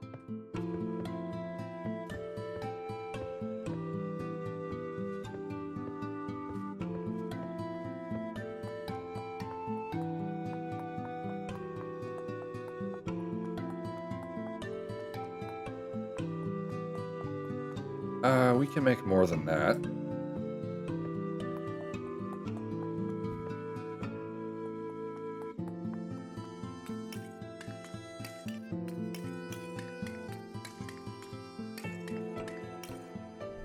Alright, let's light them up. Look at that. Since these iron blooms are cold, we're gonna have to, I guess, heat them back up. We've got to heat it back up, and then we have to work it into an ingot. Alright, look at that thing. It's piping hot. So it's as simple as... Oh, I can't work it on here. Working this metal needs a tier 2 anvil. That's what I heard. If you want to work a metal, you have to make sure it's at least a level below in order to work it. So this is a copper anvil. Copper's level 1. As I mentioned in the beginning of the video about ages, like Stone Age is level 0, Copper's level 1, Bronze is level 2, Iron is 3. So we need a level 2 anvil. And I've got one over here, actually. And boom, that is what that looks like. And you know what else we can do? I'm pretty sure I can just start smashing it to pieces. Oh, look at that. It is actually working it. Okay. So it's clearing up all the slag. That's that black stuff there. And I think it's going to find the ingot underneath for me. Gotta love wind power. I was going to do it by myself first. At least that's what I was thinking. But it's much nicer to let the machine do it for me. Let's heat up another iron bloom. Can I do multiple? Nope. The speed of this thing waxes and wanes just with the wind power. I guess it's a pretty calm night. Ta-da! Our very first iron ingot. Dang it. Dang it. Dang it. This thing I need to change. I need to fix this thing. This needs to be different. Dang it. Boom. Alright. I'm actually curious on trying this myself without the use of automation. Though this forge will make things a lot easier for me, that's for sure. Let's try it. So, I have to get rid of all this black stuff, right? Ooh. Useful. Just kind of pops off there. In big chunks. I like that. I remember watching Primitive Technology basically forge an iron spearhead out of iron bacteria. And he did something very similar where he just constantly heated it and worked it. Kept removing impurities and slag until he had his ingot, I guess. It's pretty cool. Yeah, this is pretty straightforward. It was even a little bit faster doing it my own self. But I'm gonna let the machine handle it, I think. Yeah, 2 iron ingots. Okay, there we have it. 168 iron bars, ingots. This took me the better half of February to do. It's about February 7th. A very long time just running back and forth between the forge and the Hellhammer. And I couldn't have done it without some delicious ginger herbal tea. I like to do about 2 bags of this stuff to make it a stronger flavor, steep it at a boiling for 5-ish minutes. And then I added some lemon honey that I got as a gift, as well as eat it with this delicious scone that I also got as a gift. I love scones, man. Never get them. So thank you to my aunt for that. But yeah, couldn't have done it without this stuff. Anyway, now that that's done, we have to turn this into steel. But we are done with the Iron Age. That means we get to move on to the Steel Age. And the first step is to build a pulverizer? Okay. The reason we need to build a pulverizer is because that's what allows us to get a necessary ingredient that we put into refractory bricks. So we gotta do that first. Pulverizer is kind of a complex structure, but you do need a pulverizer cap. And I'm gonna make one out of our iron that we just acquired, because we need a high tier metal if we're gonna crush some of the materials we need to crush. I'm also gonna have to move this table because the pulverizer is gonna go there. All right, I don't know if this takes 1 or 2. I'm doing 2 just in case. Okay, so iron pounder cap. Okay, it only takes 1.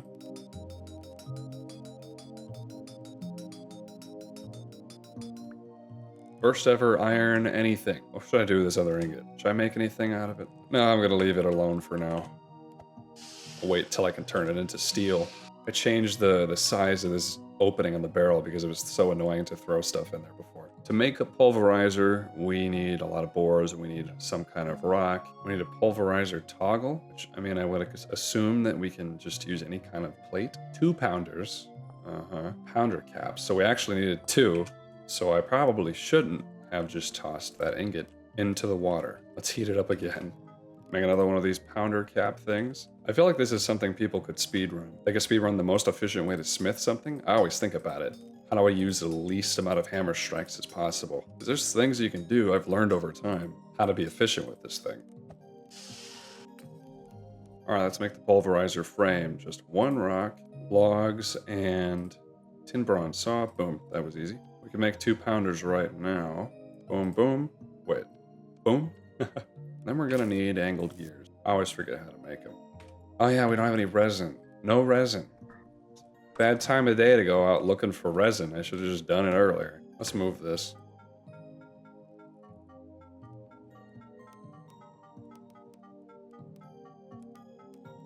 Oh no. You're going here.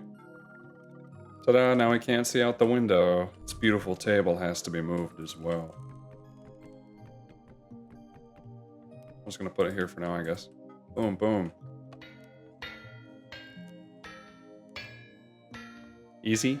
I actually buffed this thing by adding a new windmill. Not like you can see it. You have to wait till day, I guess. While that's going, let's get our resin. Yes, I'm crazy and dangerous. Okay, there's a resin tree like right there. It's not far. Rift activity is medium.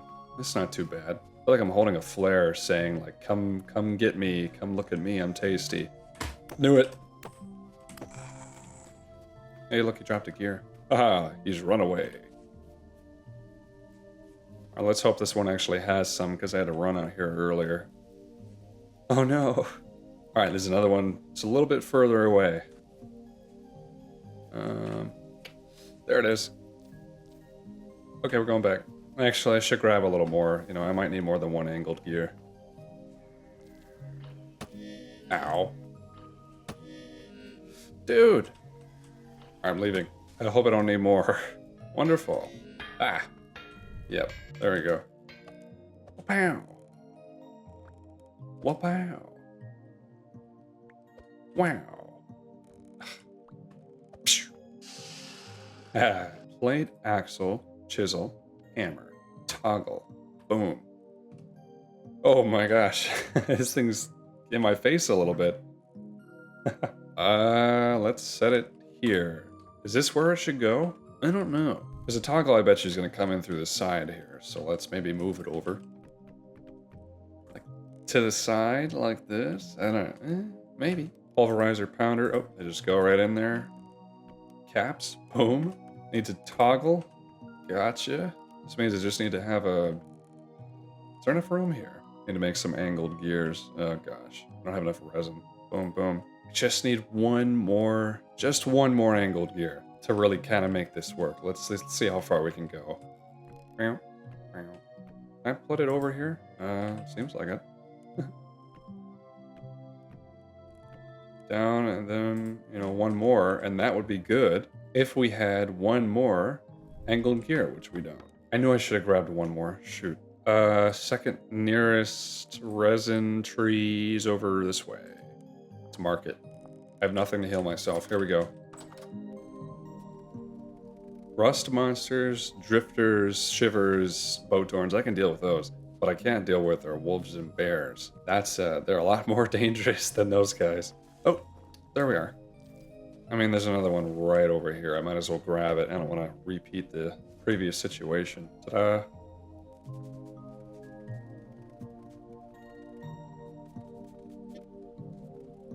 Okay, here we go. Just realized I should have the clutch and transmission up here.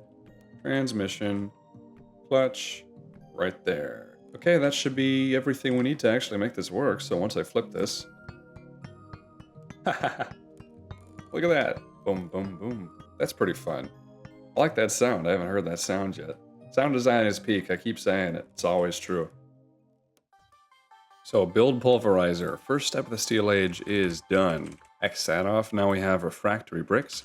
I've got everything I need, plus a little extra. We're going to have to pulverize a lot of this stuff, combine it into unfired bricks, fire them in pit kilns, and then we can use it to build the cementation furnace. So, what do I do? Do I... Okay. How do I get it to pulverize something? Oh, does it need, Oh, I bet you... Yeah, it does, doesn't it? It needs these chutes, right? Yeah, you need like a hopper or something, don't you? I know that they exist. I feel like I've seen them that way in servers.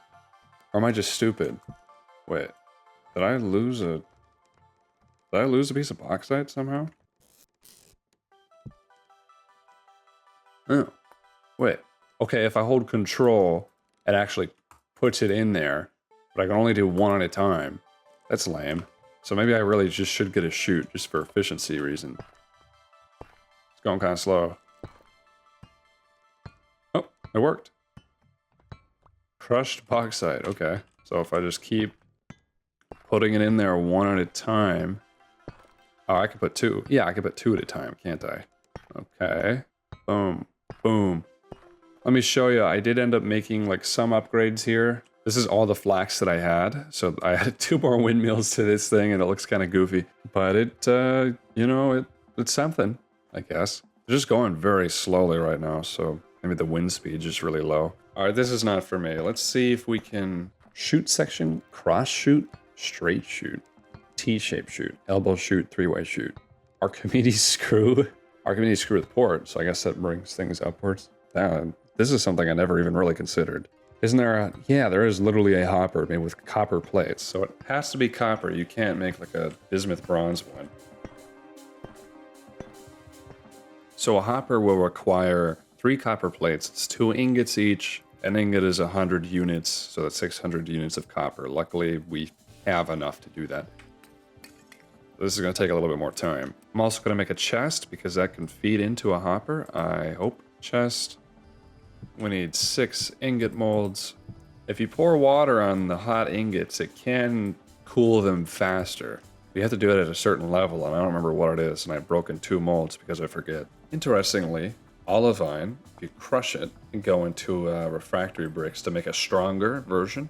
I don't even know how many refractory bricks I'm going to need. I assume that you go through them, like you need to just keep making them. So I'm going to make all the tier 2 ones first, which require the addition of olivine. But the tier 1 don't require it at all, it's just quartz and bauxite, as well as fire clay, which I have a lot of. Alright, there we go, finally. Now once these cool down to a certain amount, I can probably safely pour water on them. But at the state that they're in now, they would explode. And that's, you know, similar to real life when you add water to molten metal. Okay, I didn't want to put water on it. I read, because I was curious, there isn't a certain point that when you pour water on it, it won't break. It's more like the chance of it breaking goes down with its temperature, so didn't want to risk it. Alright, so I guess we're just going to pound these flat. Fun fact, holding something in your offhand increases your hunger rate. If I were to equip these wood tongs, boom, increased by 20%. It's at 125 right now, probably because it's cold and it's winter.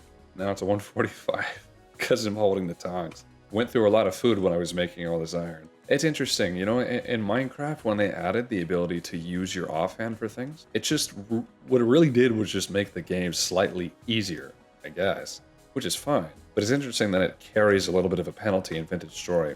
It's also interesting that using your offhand is actually necessary for a lot of things. So I feel like that means it's just way better integrated into this game than it is into Minecraft. Yeah.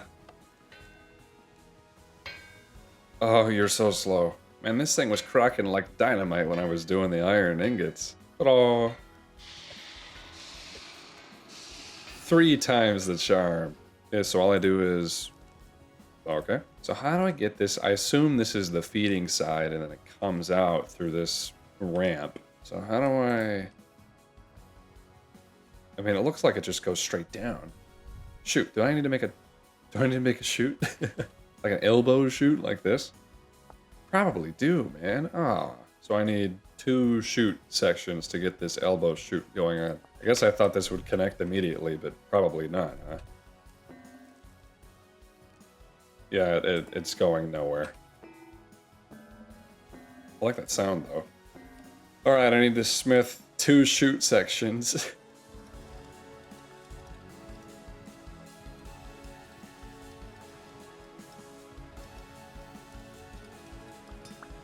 We have 1 chute section.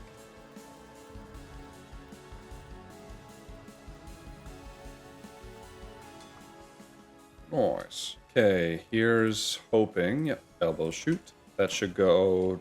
No. Maybe if I put that on top. There we go. Okay, so... Hopper. Look at that. It just fed right in there. I think if we peek inside, we can see the little bauxite. Okay. And over time, it should kind of just spit out, yeah, this stuff. So that's how that works. That's interesting. So I guess I just, like, need to stand here then. Yeah, I guess this is going to take a while. Okay, that was the last one, actually. So what we have to do is just combine this stuff all together. Crushed bauxite, crushed quartz, or do our crushed olivine. That gives us 64 unfired refractory brick tier 2.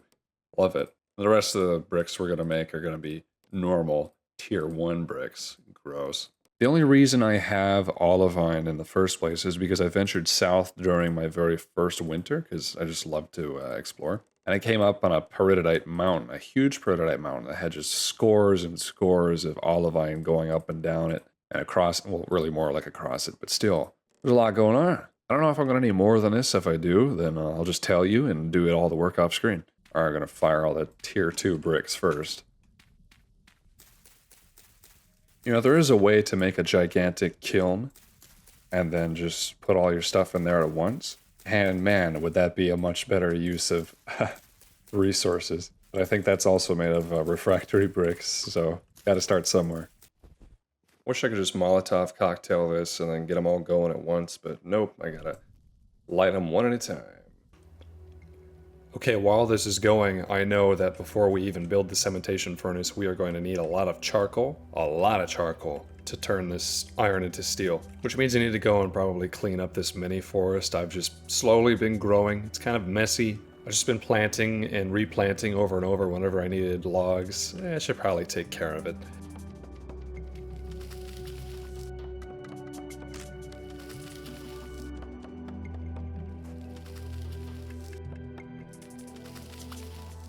It looks a little different around here. Alright, let's bury all this wood in a pit or something.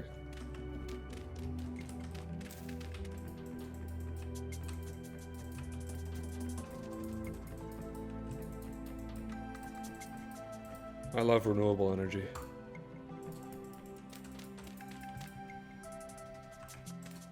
That's probably not going to be enough charcoal. I guess I don't really know how much we're expected to use. Meanwhile, these are done. So here's our tier 2 bricks. Pretty sure it is just this simple. We got 16. We don't even have enough of these, oh my gosh. And we need the refractory brick gratings. So this means, well, I guess I needed to spend a lot of time getting a lot more fire clay.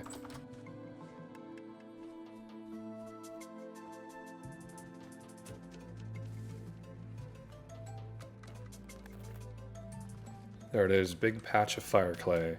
Basically, I gotta run through the entire process of grinding up quartz and bauxite all over again. I'm not gonna put you through that a second time.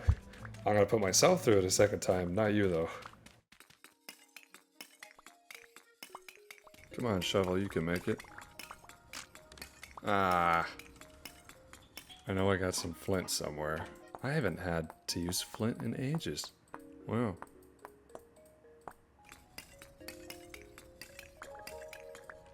Alright, we finally got all the bricks that we need. We can check the refractory bricks off. I bet the next thing we need is the iron door, so I guess we'll do that right now. I also got a lot of charcoal. I ended up doing 2 charcoal pits, one after the other. We're going to use it, so might as well.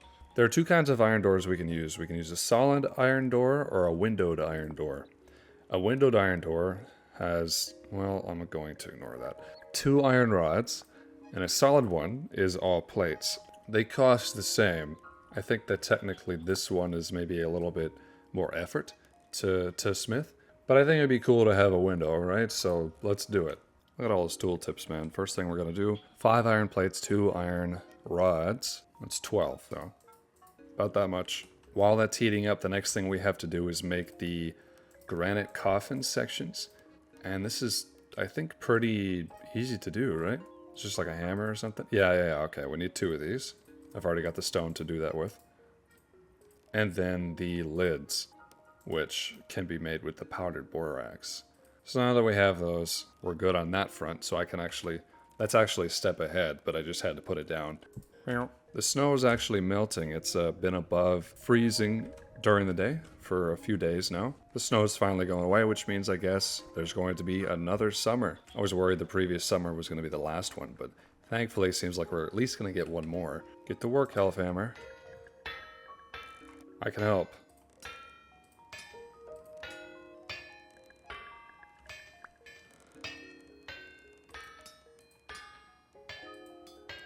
Look at those hills back there. It reminds me of those 3 little creepy dudes in Mario Galaxy 2, I think it was. There was a world, it was called the Icefire Galaxy or something like that, where if you got one of those binoculars and you looked up on the ridge line, you would see like little ghost creatures. I'm sure I could probably find a picture of them. Anyway, that's just kind of what that reminds me of. Just a little bit. And it's actually because of a glitch. So clouds are all lit up like this when you look at them through windows. Even at nighttime, where they're not supposed to be. See? Big difference. Very lit up.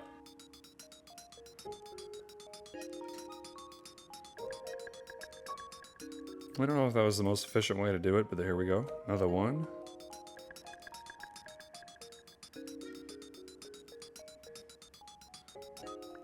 Ta-da! I technically don't really need to cool these before I craft them into something, but eh. Big freaking iron door. Oh my goodness, it's almost like it's a shield of some kind. We can strike off 3 and 4 right away. So now it's time to actually build the furnace. And I wasn't really sure where to put it, but after clearing most of this forest, I think it's probably fine if I just stick it right here. I don't know. Just right here's a fine enough spot. So yeah, I think you're supposed to place a granite coffin section first. And then what do? You have to hit some kind of keybind and it'll outline the cementation furnace for you, so it'll show you how to build it. Or if I can push it up a block, you know, like make it a little bit higher. Oh, okay, that's not right. Oh, like this. Show structure preview. Oh, interesting. Wow, okay. That's pretty big. So I guess this is slightly red because the wrong block is there, right? So if I clear these up, hold on. Hide, show. Yeah, now they're green. Where do I put the door? Guess right here.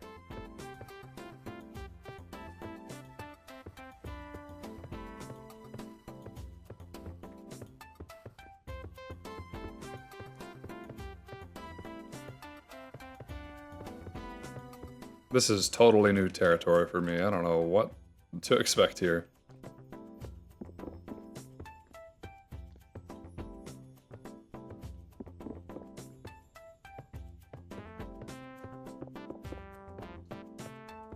Okay, I think that's the entire outside structure then. Not terribly glamorous. And then... oh, big door. Dang! And then in here we have to have the gratings. I think it goes like this. A little bit of mortar in the middle? Yeah. So we just need 9 of these. Wow. Pretty sure I'm doing this right. So let's hide it. Oh, this is what it actually looks like. And then... show structure preview. 3 blocks are missing or wrong. These are wrong? Really? Maybe these are supposed to be solid. How about now? Oh, it's not even giving me the option to show it anymore, so it must be correct. I must have done it right.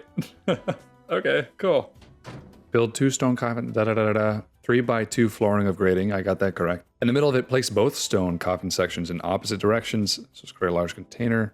Keep the air pathways of the interior clear. Once that is ready, fill the stone coffin to the top with 16 iron ingots and charcoal or coke. Okay. I've got my charcoal. Structure is not complete. 0 tiles are damaged. What the heck? I just tried to put them in here. This is weird, man. Come on, get in there. Build the stone coffin to the top with 16 iron ingots. Okay. Ow. It's not letting me. Needs a layer of high quality carbon bearing material, coke or charcoal. Okay, needs that first. Oh, hey, it went in. Next, add carburized metal ingots. Now charcoal. Okay, so we're just layers and layers of this. Stone coffin lid is missing. Way ahead of you. So you can only do 16 at once, really? I wonder if I could put multiple coffins in here. Dig out an empty space 2 blocks below each stone coffin section. This is where you have to place 2 piles of coal or charcoal in order to fire the furnace. Use a chisel to build a small retaining wall so the coal doesn't fall to the sides while piling. Once that is ready, ignite the coal piles. I guess I just got a tunnel underneath here. So build a small retaining wall with a chisel and hammer. Out of what? We got some cobblestone in here, so let's use that, I guess. Think I'm doing this right? Retaining wall, huh? Because I know when you try to pile up coal and charcoal and stuff, it just kind of goes everywhere. Make it even smaller. It doesn't say how much to do, and I can't really see very well, but I'm just gonna pile it up in there, I guess. I can't even see it.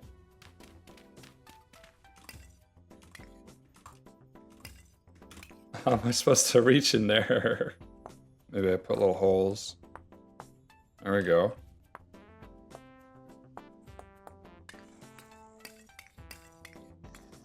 Okay. That's as much coal as I can put in there. I'm pretty sure this is correct. So this means I can start firing, right? Ooh. Look at that. Okay. Oh my goodness! Look! Wow! I'm glad I have a windowed one. It's funny that I could just stand underneath here and not be burnt. But if I go inside here... Whoa! Yeah, I knew it. You can verify the furnace is working by looking into it through the door, but we don't recommend you go inside there. Yeah, okay. You will need to replenish and relight the coal piles approximately once per day. Leave the stone coffin closed. It'll take a week in total. There's the smoke. This isn't a very pretty structure. You know, it's not like terribly inspiring, but it is pretty cool, I guess. All right, so we built the cementation furnace and we fired it. So that's another 2 we can knock off. The next thing that we have to do while that thing is running, because it's going to take a while, is smith an iron anvil. So this is created by welding, which means you need a little bit of borax, and I've got that. An anvil base, and an anvil top. So these anvils must be smithed on another anvil, 2 sides at once, then basically weld them together while they're hot. It's interesting, you know, I used to, one of my previous job used to be soldering, and I used to use flux all the time to combine metals. Pretty cool. While I'm here, I'm just going to do this. I need to have a proper tannery. But I have a little bit of borax in here. So we got to make both halves of the anvil. So anvil base, how much does that take? Started by smithing 5 ingots and 3 plates. My gosh. Hold on. Okay, I'm going to heat up 4 of these and just see where it gets us, because I have no idea where to start. I need a grabber. Huh. Clearing up around here. Wow, look, all the snow just zap, it's gone. Should have grabbed that before. Oh, you're chasing me? Oh, up. Oh, up. Oh. Aw. Do you need medical assistance? Do you want me to get a medical care professional? Here goes nothing. Okay, anvil base requires 5 iron ingots. My god. Try hammering down before adding additional voxels. Got it, boss. Gonna heat up some more of these. I don't think I have enough left on this hammer. Wham. Wham. I can see why... My gosh. This is such a mess. Honest to God, I'm having kind of a hard time deciphering what I'm looking at here. So we should only need one more. Oh, okay. That doesn't seem right to me. I feel like a lot of those voxels didn't go anywhere, like they just disappeared. Am I crazy for that? Because I've just put down 5, and I said 5 should be enough. Right? That's not enough.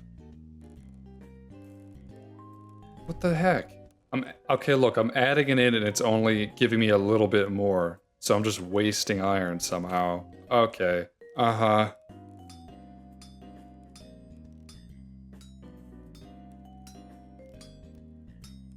And now look at that, it's too cold to work. Come on, buddy. I'll be glad when this is over. That's as hot as it's gonna get. Come on, buddy.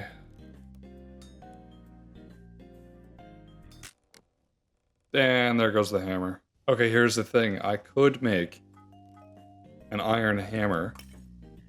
Oh wait, no, I can't make an iron hammer because I need another hammer to make that hammer. Oh no. No, that means I'm gonna have to make a tin bronze hammer. Like all the way from scratch because I just don't have a way to make another hammer. Oh boy.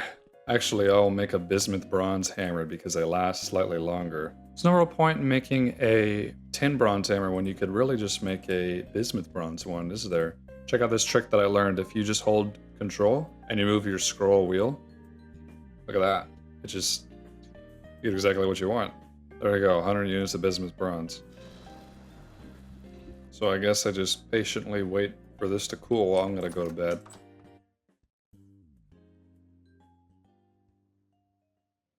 Good morning. I could have been more mindful about this. I could have just made another hammer with my last hammer, but I didn't do that, did I? Huh. Wonder how this is going. Look at that, it's nearly to the bottom. That's kind of cool. And you know something else? Winter is pretty much over. Look at that. I don't see any snow anywhere. I mean, there's ice, but that'll thaw out. Not bad. About time. All right, come on. Oh, yeah. All right, back where we left off, like it never even happened. I'm gonna move all these voxels from this side to this side.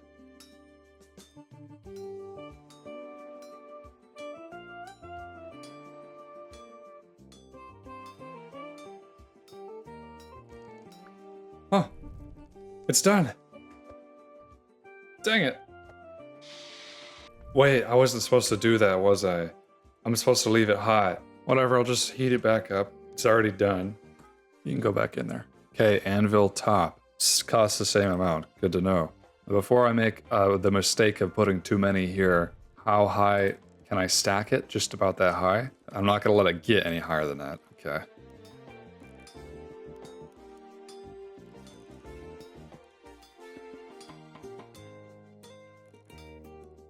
Probably put another one on. Okay. This one looks like even more of a mess than the previous one, but you know, at least I've learned something.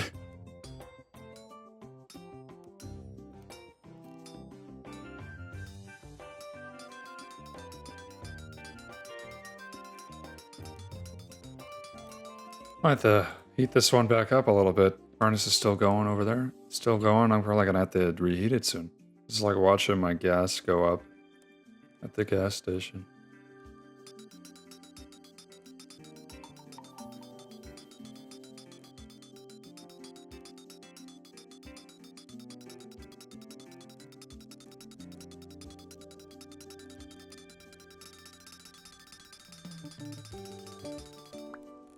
Oh my goodness. It's done. So I just set it, add the flux, and then I guess I just wait.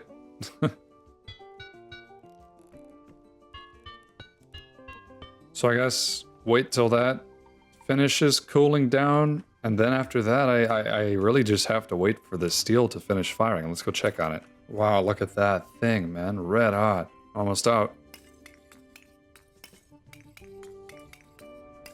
Easy enough. And then there's all the charcoal inside the coffin. You know, I used to work with steel. I didn't forge it, but, I used to make things out of it for my job. This is a job a long time ago. I remember asking, like, what's the difference between steel and iron? And steel is just iron that retains carbon. So this makes sense. This kind of cementation furnace thing. All that charcoal is burning, but there's no air being consumed, so all that carbon stays inside. So it's basically enriching the iron bars with crazy amounts of carbon and all this heat. At least that's the understanding of it. When this is finally done firing, we're going to have blister steel, so it's going to need to be worked even further from that. But after that, we'll have it, supposedly. Smith the iron anvil. Now we just need to wait a week. I'm going to have this cool little custom chocolate. My aunt got me. She got me these 2 little chocolates. One of them is supposed to be oolong flavor, and the other one's supposed to be Earl Grey flavor. I'm picking the one with the little spirals on it, or the little suns, because I think that this one is oolong. I'm going to try it. Yeah, I think that's definitely oolong, though. It really just tastes like chocolate. It's pretty good, though. I am not like a candy or a chocolate eater or anything, but it was a gift. Anyway, it's been a week, and this thing is done. Also, the iron anvil, I had to fix it. I'll talk about that in a minute. Look at this. It looks like there's rust on my door. Was that there before? But besides that, this thing is like busted up. That means I'm probably going to have to remove these and replace them with new blocks for the next batch. But yeah, it took a while. I planted crops. I domesticated, took care of my animals. You know, I mostly just kind of was a busybody. Now, throughout the process of the steel making, this thing displayed a percentage when I looked at it, and it told me how close it was to being done. So that's how I knew when it was finished. It's 100% complete, so let's see what we can get out of here, I guess. Ooh, look at that. Look, the coal's still in here. Okay.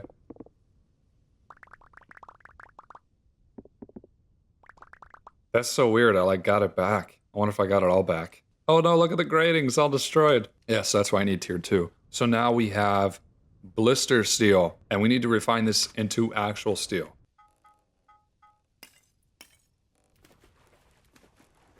Okay. Whoa! There we go. Alright, so guess we just get rid of the slag off of this thing and then we're good. We got steel. Oh. Well, that was easy.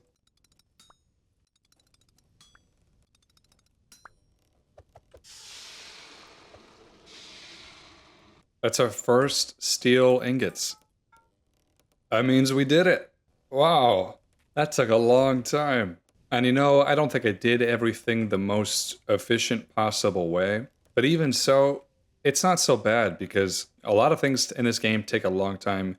You just do each step one at a time, all at the same time. While I'm stoking that thing, I'll be planting my crops, I'll be feeding my animals, I'll be firing pottery, collecting berries or whatever, tanning leather, that kind of thing. It's all part of the process. So it means that there's always just very much to do, you know what I mean? There's always a lot to do in this world. So I'm going to refine the rest of this, which isn't going to be very much. Oh yeah, by the way, this iron anvil, I did it incorrectly, as in I just put them on top of each other then left. What you're supposed to do is you're supposed to put them on top of each other, the 2 halves with the borax, and then hammer it down. And I didn't know that, so when I came back the next day to try to use it, it just fell to pieces. So I had to reheat it, hammer it together, and then it works just fine. There we have it. That's all the steel forged, which means I can mark these last 2 off, leaving only step number 10, which is, I don't know, what do we do with it? I left these hot, and that's so we could still work them. So let's make something with our steel ingot. I'm gonna make, oh, look at all this stuff. Why would you ever make steel nails and strips? You have to be crazy. Let's make steel pickaxe head.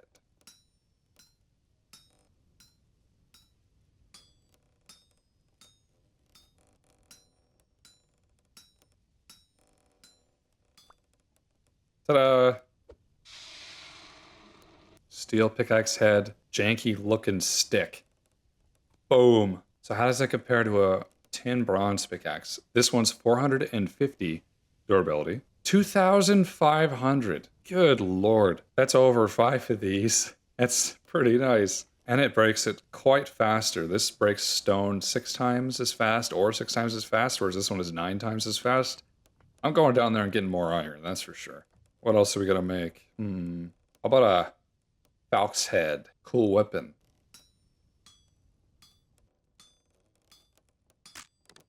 Oh no! I should have been a hammer.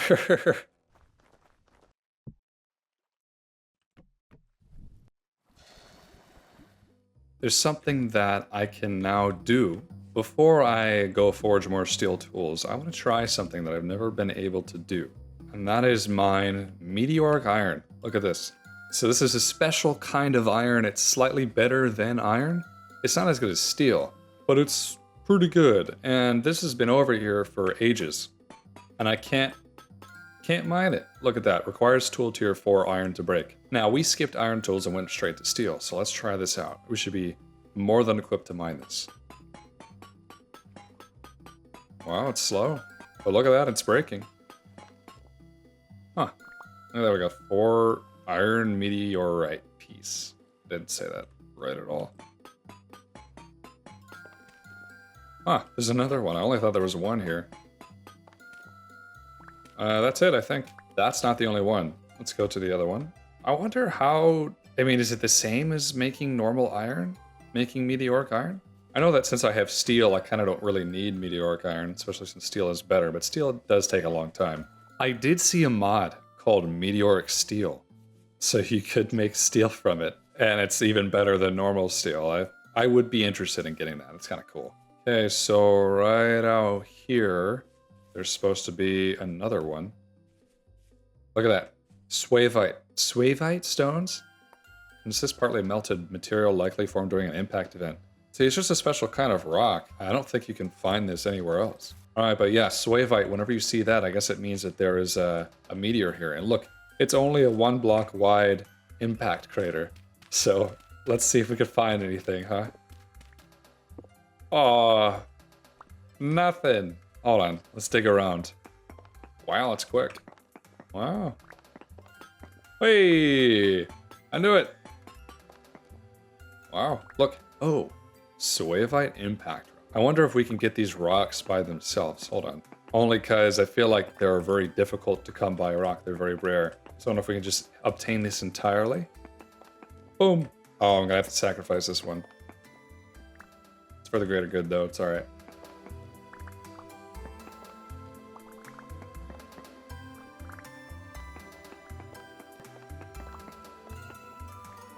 Well, that's really fascinating. Barely made a dent in this thing, though. 15 Swavite impact rocks. That's a really pretty looking rock, though. That's pretty cool. Only have 18 iron meteoric piece, but 2 pieces smelt into 1 meteoric iron ingot. Wow. So it doesn't take much. Okay, this beautiful spot of the world. There's also, look, some meteoric iron right here. While I ran all the way over here, I ate that other chocolate, and it tasted a lot more like Earl Grey.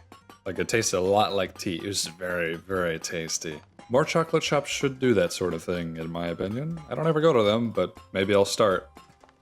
So I wonder if that was it then. No Swavite impact rock.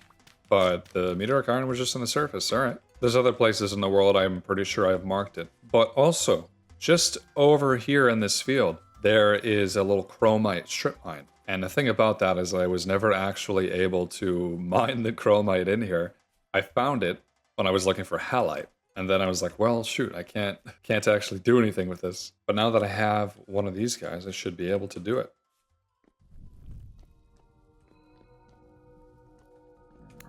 Ooh. What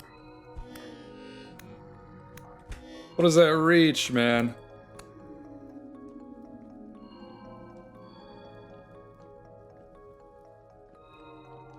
Yeah, it's very, very deep. There it is, chromite. Now I can mine it. This not only requires iron, but it requires steel to break.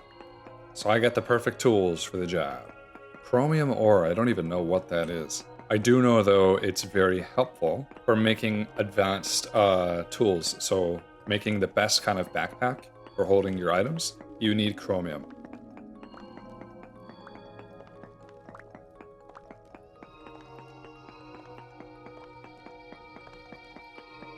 There's a lot of this. I could be down here for a while. There's a lot of this stuff. Let's just see what you can actually do with it. This is poor chromite. Oh no. You could turn it into crushed chromite. You could make a chromium ingot. Crushed chromite can be used to make a diluted chromite and chromite, so chromium sulfate. Chromium sulfate can be used to make chromium tanned hide, which you can use to make really good backpacks. It's created by cooking all this crap in a pot. What about diluted chromite? You can use to make, it's an ingredient for mordanted cloth. So if you want to make dyed clothes. So you can make dyed clothes, and you can make tanned hide. Tanned hide can be used to make sturdy leather. Sturdy leather can be used to make sturdy leather backpack, which has 8 storage slots. Sturdy mining bag has 14. It's very expensive, but it holds a lot of space, especially for mining. And saddlebags, which can be for elks, which is pretty cool. Let's fire these up. Let's see what happens. Only 12 at a time, huh? It doesn't let me go more than 4 black coal. It's nice that it's consistent, I guess. I guess while that's going, I'll repair and get another thing of steel going. Might as well. Let's fix it up with these tier 2 refractory bricks. I actually wonder if I get any back. Yeah, got a little bit back. See, it's a little stronger now. You probably can't even tell the difference. It's very slight.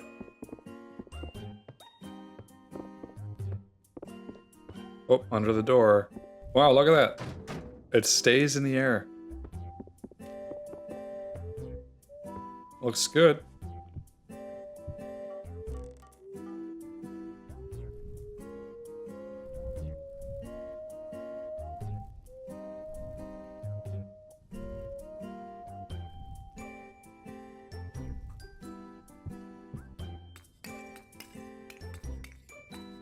This is very expensive.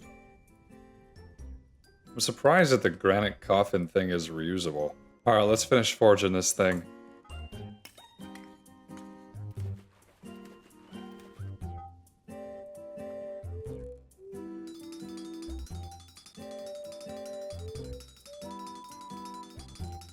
I don't even need to cool this down, I don't think. Ta-da! Looking pretty fierce with this thing. This thing, it's kind of cool. This thing, it's a different color. Wow. Also, it's way stronger. Negative 5.3 health. Not much more than this, but it's certainly more durable. My goodness. There's a lot of other steel things I could make. I guess I will make them as needed. But I do think I kind of want to try for the Meteoric Steel mod, which means it would be the first mod that I ever installed on this channel. But I do want to do that. Okay, so these are done, and it actually says that there's 6 meteoric iron ingots in here and not like one of those iron bloom things. So I think we're just gonna, yeah, look, we just got them outright. There's no reforging to be done. Wow, that's interesting. This one has 4, another 6.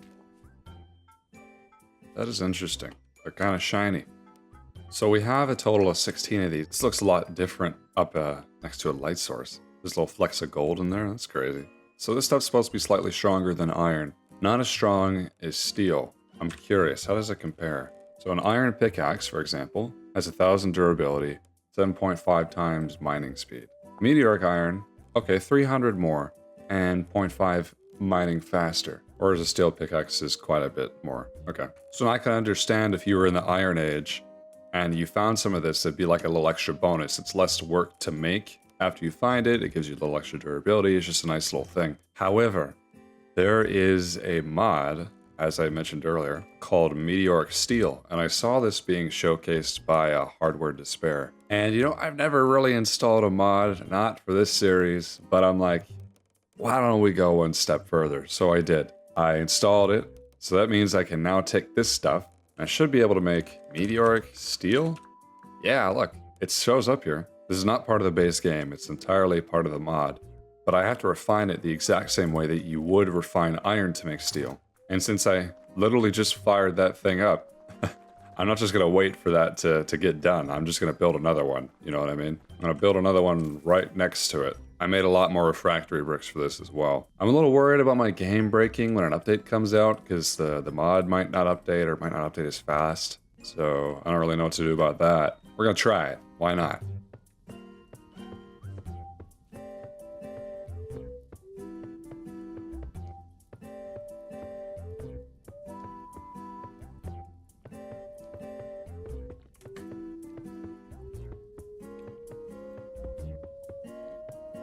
just realized we're gonna need another door for this.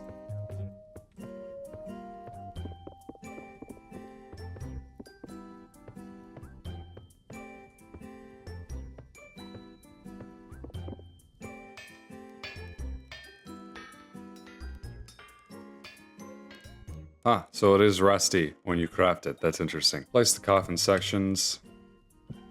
The lids. The door. I guess we gotta go underneath here, don't we? Which reminds me, I don't have a shovel anymore.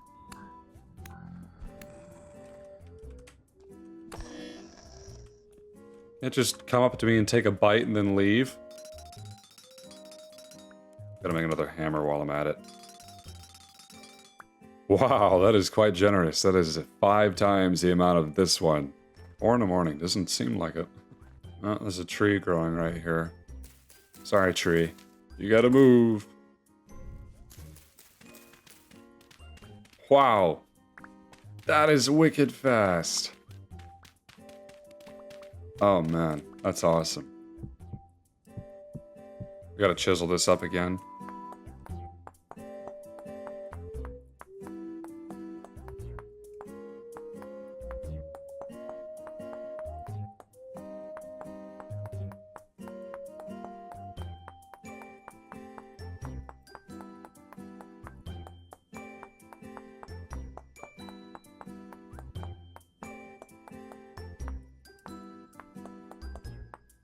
I don't even like how tall this thing is. I'm gonna lower it.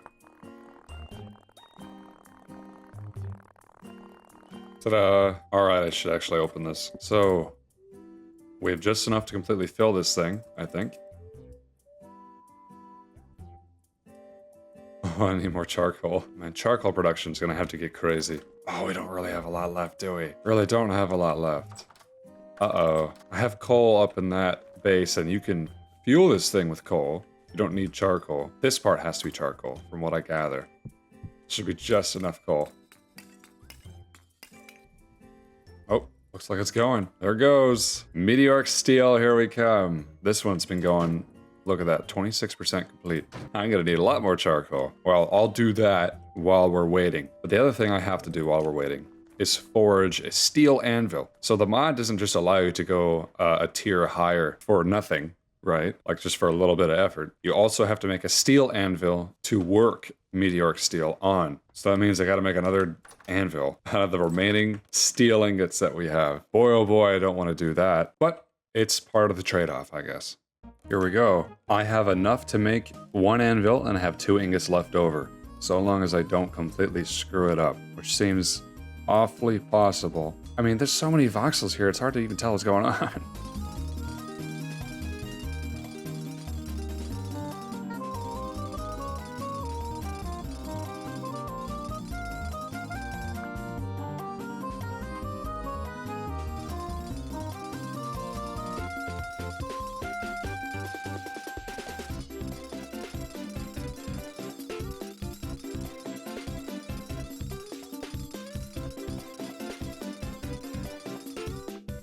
Oh my gosh. Okay.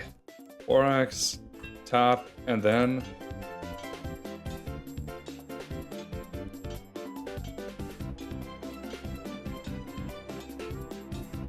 Dang. Oh. Ta-da! Look at that. Steel anvil. That looks pretty slick. And it instantly cooled down and everything. Basically, all I have left to do is just babysit these things.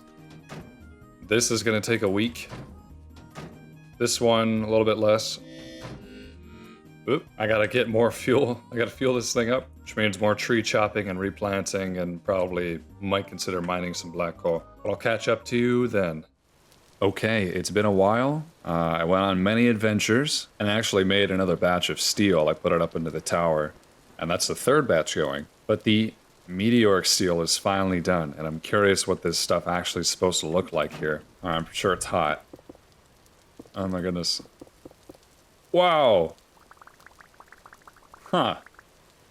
Look at that. That's crazy. This looks like, what is it? I don't know. It just looks pretty, I guess. So what can we actually make with this? I know you can't do armor, you can only do tools. Why on earth would you make meteoric steel nails and strips? Are you crazy? I can make a hoe and chain, but the chain doesn't do anything. Meteoric steel arrowhead, there you go. What about a lantern? Can we get a lantern going? No? Alright, fine. You can make a meteoric steel anvil? That's crazy. Look, so I have a steel falx that does 2,125 durability, and it does 5.3 hearts of damage. So a meteoric steel falx would do, okay, 0.2 more.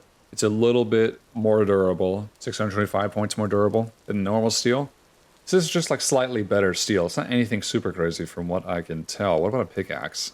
This is a steel pickaxe. It has a max durability of 2,500. Stone is 9 times. So this is, 750 more points of durability, and it's 1 times faster. Well, that doesn't make sense mathematically, but it is. But it's 10 times. A mine's stone 10 times, whatever. The normal steel pickaxe is 9 times. So yeah, just slightly better steel. So what are we going to make with our brand new meteoric steel ingots? You'll find out in a minute. By the way, it is beautiful. I love the summer and the spring. And I've been listening to the music. I haven't been listening to the music lately. I usually have it turned off, but I've been having it on. It's very nice. Oh boy, here we go. I'm just going to do one. So what I did while I was waiting, I traveled very far south. I guess I had never been this far south without any tools before, without getting into the Copper Age. So I was just testing all the way down. And I went here. First, it's got a lot of cool ruins. But second, it is the first place I have ever found sulfur. From what I understand, it's the only place I've ever found sulfur before. I just found it at the bottom of a lake, so I marked it. And look at this also. You can see this is where the difference between old and new chunks. It's all like kind of gross. I think my FPS is kind of messed up. It doesn't match well with the FPS of the map, so it flickers for you guys, so I apologize for that. But if you're looking closely, oh, look at that. That's definitely meteoric iron. It's definitely meteoric iron. Question mark. Look how circular that is. It's perfect. Anyway, yeah. Went down here. Mined sulfur. I have a little hut here I built when I was still new. Traveled down here my first winter. Kept going south. And I stopped right here and then died.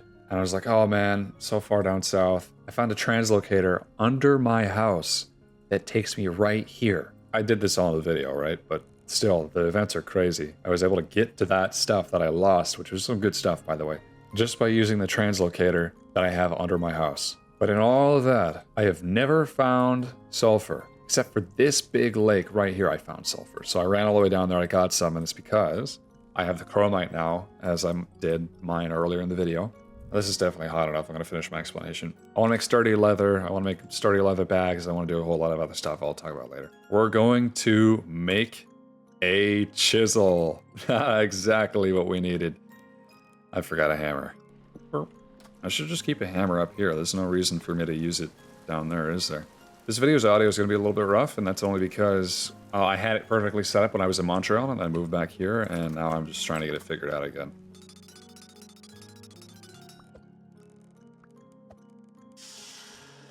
That's right, the best possible tool you could ever possibly have at your disposal, the meteoric steel chisel. Oh, look at my weird little hand. This would be like a cool weapon. Imagine like a knife like this. It's like a street knife. Look at that. But I think that pretty much encapsulates step 10 here, which means the Steel Age has been complete, if you could call it that, or I am at least in the Steel Age pretty firmly. And that is everything.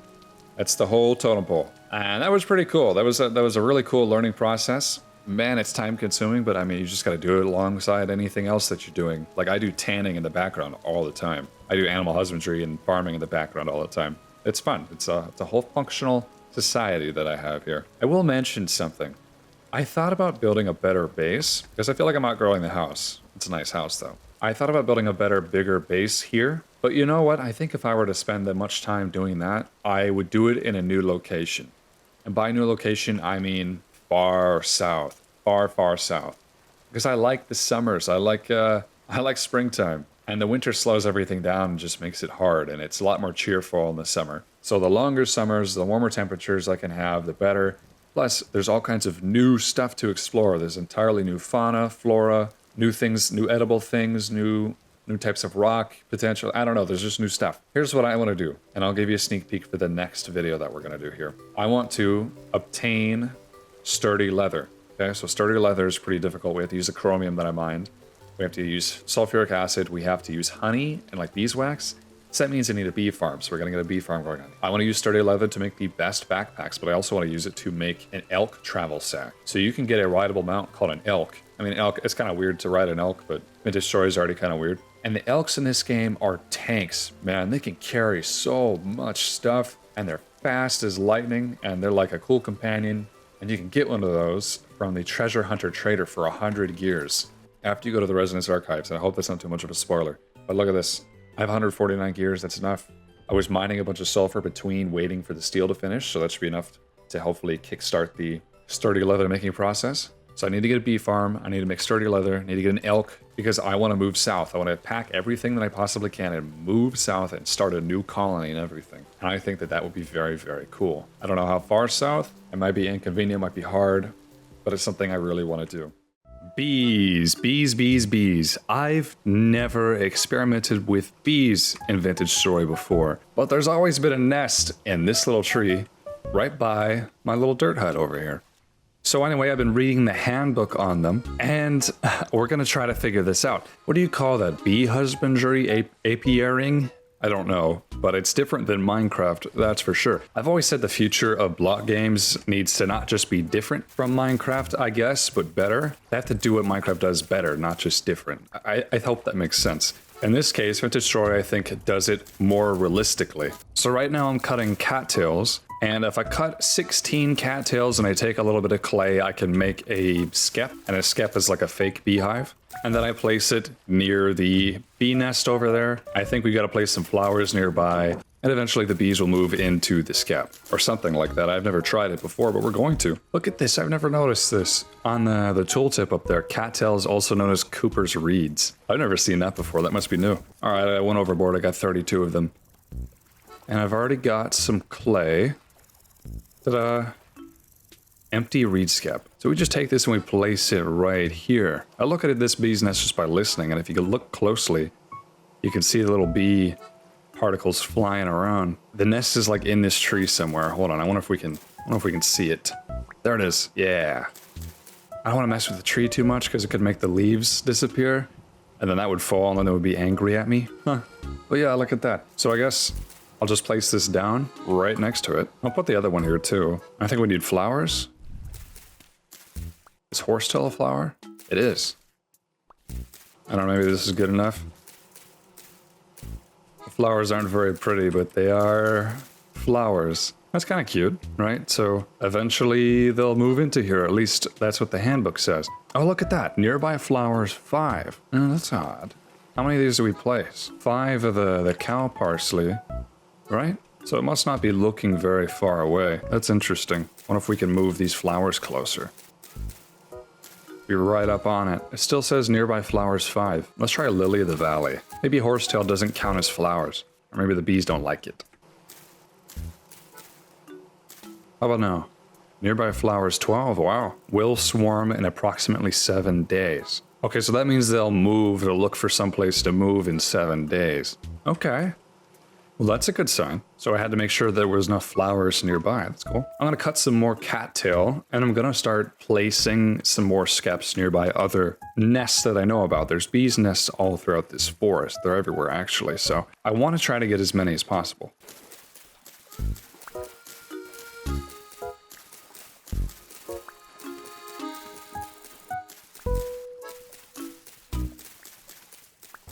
You know, you guys might find this kind of strange, but one of my favorite modern Minecraft updates is 1.15, the bee update.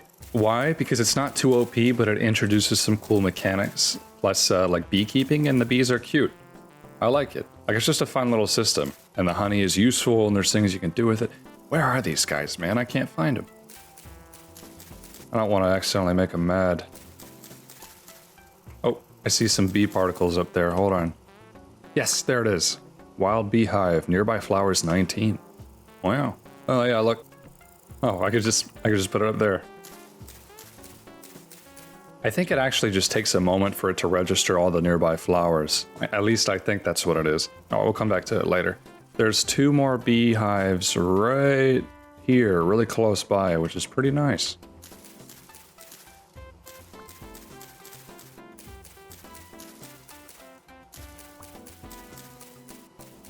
Where are you guys? There it is.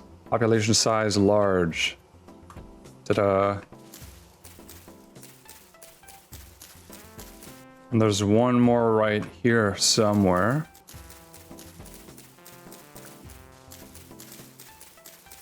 I can see them. They're way up there. I think I hardly reached that thing, but look, it says nearby flowers 37. Oh my gosh. Okay, you're going there. I don't need to put any flowers here. And then I'm actually going to go to this one over here because it's closer to the house. It can really be a trick to find them, although I guess you don't really need to find them. But I would like to know what the stats on it are, you know? There it is. 27. All right, we're good on that. There you go. When I get a chance, I want to take those beehives, or those skeps, and place them in here in a little protected area because I think raccoons will come and try to destroy the bee colonies. So in here, I want to fill it up with flowers. So I guess I'll put the big flowers like cow parsley on the edges, and forget-me-nots in the center. There's a lot of flowers around here, so there we go, lily of the valley. I should spend some more time gardening, you know, I've never really done it too much. Like planting nice flowers, making pretty gardens. Never really done that. And there's a ton of options. There's like 3 or 4 types of ferns that grow near my house. Now if I was clever, I could make some really nice arrangements. I don't really like how the cow parsley looks. I don't know if I've ever seen it in real life. What does cow parsley look like in real life? I'm curious. I'll throw up a photo of it on screen in post, I think. But right now, I'm just gonna have to wonder. Okay, I'll get more later. But yeah, this is where the bees are going to go. Let me check on the first one. Look, now it counts 22 flowers and it will swarm in a day. So it just didn't register all the flowers until recent, which is interesting. So I hope those other ones will be fine, will work out just fine. I hope they're close enough. I was lucky that this hive is as close to the ground as it is. But yeah, look, it's summertime. It's June, middle of summer. The berries are finally coming in. Yum yum berries. Now that's nice and all, but there's other things that I want to do. For one, I want to get an elk. Okay, and that's got nothing to do with bees. But in this game, you can capture and tame elks. You can ride them, you can carry stuff around in them. They're pretty cool. Now you can find one in the wild or you can buy one from the trader. So before we get the elk, we need to have different pieces of equipment, like a saddle, which I can make that right now. A bridle, which I guess I can also make. So when you catch a baby elk, you have to keep and feed it for a year, and then it'll grow into a normal elk, I guess. But if you buy one, I think you can just get it as it is right away, which is what I'm counting on here. So there's 2 kinds of bridles, actually, and the different kinds of bridles affect how your elk is controlled. So the one that I'm going to make allows me to move the elk around just like a player, ASWD. But the other one, I think, affects it a little differently. I don't really know. There we go. Saddle and bridle. Okay, just in case I'm going to grab some fence pieces. You never know. And the other thing I'm going to grab is this thing. I don't want to spoil you guys, so just pretend it's an elk discount. It's got something to do with the story. It doesn't really matter right now, but it gives me a little bit of a discount on the elk. And the other thing I need is gears to buy this thing. So I have 158 because I never actually spend them. All right, let's go check it out. Oh yeah, look at this. I think all my crops are done growing as well. I got to harvest these. Ooh, the cabbages came in quite nice. And the rye? I better harvest that rye before it gets too hot in here, actually. Because once it gets too hot, it can damage it. And that can, unfortunately, lower the amount of rye I can harvest from it, or the amount of grain that I actually get from it. All right, now we're heading to the trader who's going to sell us this thing. And I just realized I forgot to say good morning to all you guys. Or good night, I guess, is more realistic, isn't it? But if it's morning, good morning. I hope you had a nice breakfast.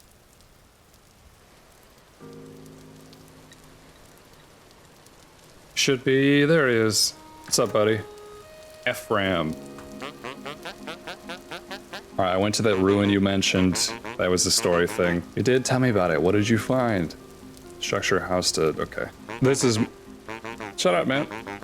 This is more story stuff. The Lazaret. I know this one strange place full of stone and monsters. Let me see here. This will show you the way. Oh. Very nice. Only that's quite a distance away. You best be prepared for a long journey. Perhaps I can help with that. I have an elk I could part with.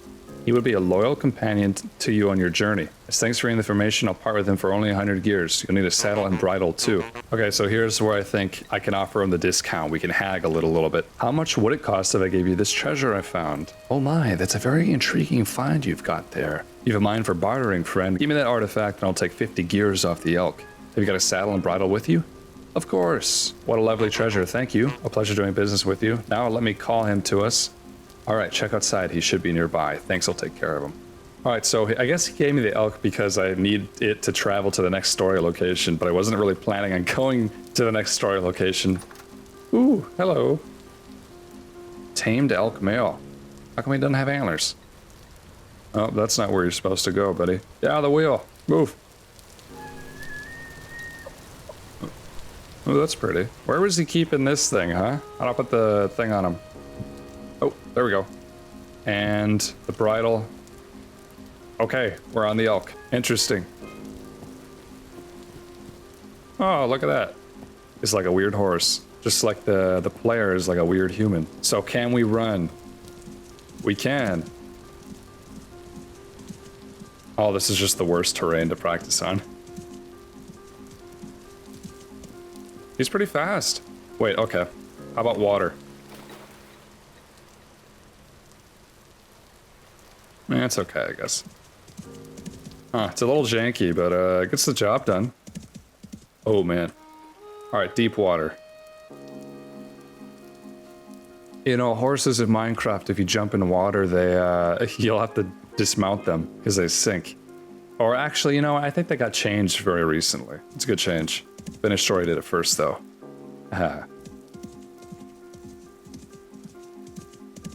Oh, cave.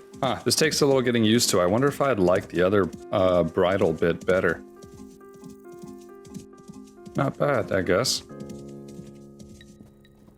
Huh. Okay.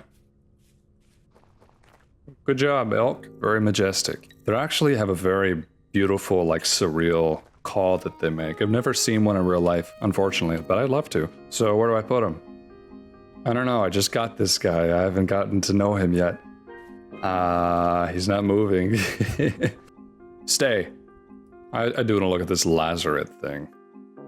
Approximate location of the Lazarette added to your world map. So I guess that is the next story location / dungeon thing I need to go to. All right, where is it? Okay, it's over here. Dang, dude, that's far. Is it also underground? No kidding, I'm gonna need an elk to get there. Goodness. He's just not moving. He's just not moving at all. He's... What a good boy. Let's go to bed.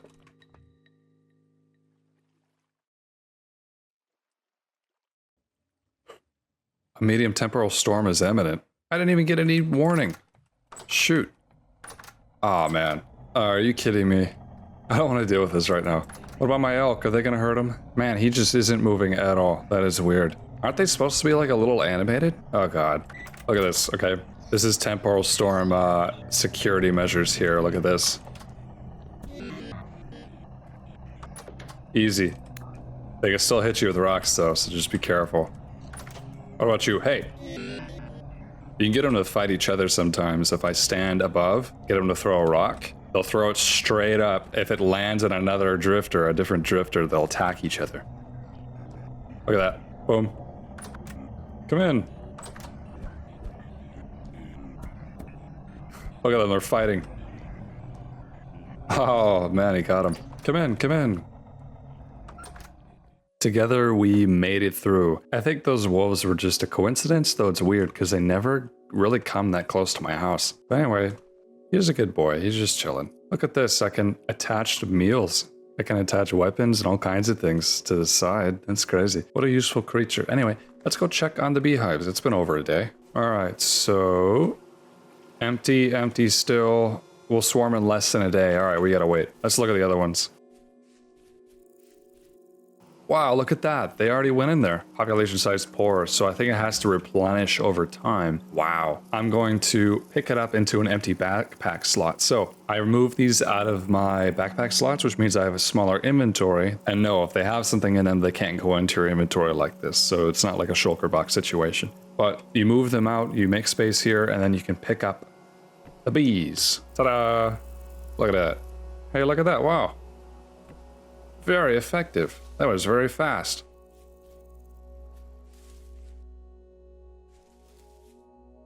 Huh, strange. Never noticed this, but there's like this hole here.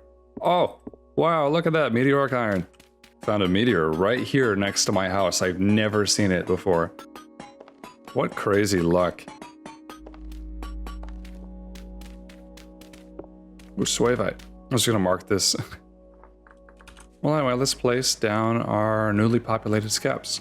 As poor population, this one, also poor population. I guess it's gonna take a minute to realize what flowers are nearby. So here's the thing. If I break this, I'll get the honeycombs and the honey and stuff. But if I break it, I won't have any more skeps. So I guess I could either put empty ones here and wait for those to spread over. I guess I didn't really need to put those over there. Or I could just wait till the ones I put out there are full. This is surprisingly easy. Huh. Although now that I'm looking at this isn't the most efficient layout for a bee farm or an apiary. You know what I mean? I just realized this video is all over the place. You're probably pretty confused. What am I even trying to do here? I have a goal in mind and I'll explain it. Simply put, I want to move. I want to get out of here. This place is nice, but I'm sick of the long winters. I want to go south. And the further south you go, the warmer it gets, the nicer it gets. I want to kick back on the beaches of some island somewhere, you know? That's where I want to go. But that's like tens of thousands of blocks away. That's far. And the easiest way to move is to get an elk, a tamed elk. So you can, one, move very quickly, but two, it can carry stuff. I can only hold so much in my inventory, but there might be a lot of things I want to bring, all different kinds of seeds, for example, tools, ore, that sort of stuff. That one's still empty. So you can trick the elk out with all kinds of backpacks and saddlebags and things so you can increase storage, but you need sturdy leather, not just normal leather. And look, this one's empty too. Dang it. I think this isn't close enough. There we go. Not just normal leather, but a sturdy leather, and it's made with a high-tier ore called chromite and honey. You need to like boil it together with sulfur also, I think, to make sturdy leather. It's very different than the normal leather making process. Still waiting on this guy.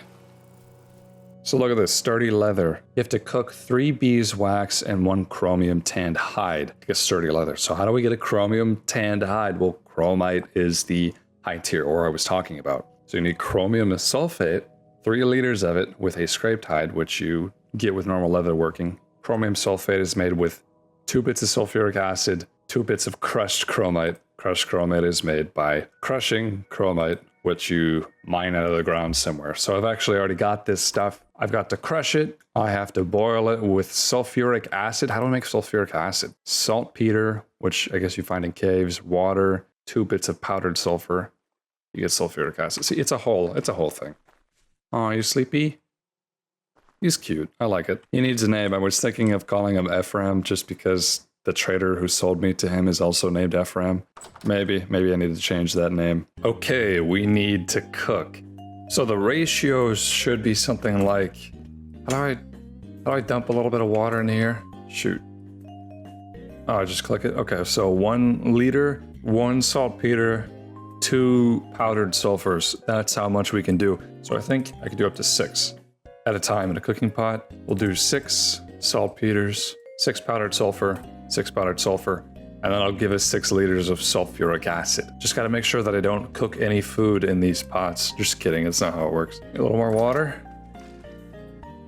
Ta-da! Alright, I don't really know how hot these have to get. I'm gonna assume I can just do it with firewood. There's no temperature constraints on these that I can see. Yeah, look, they're already cooking. That was easy. While those are going, we have to take these chromite nuggets and crush them in a pulverizer, so let's run up there.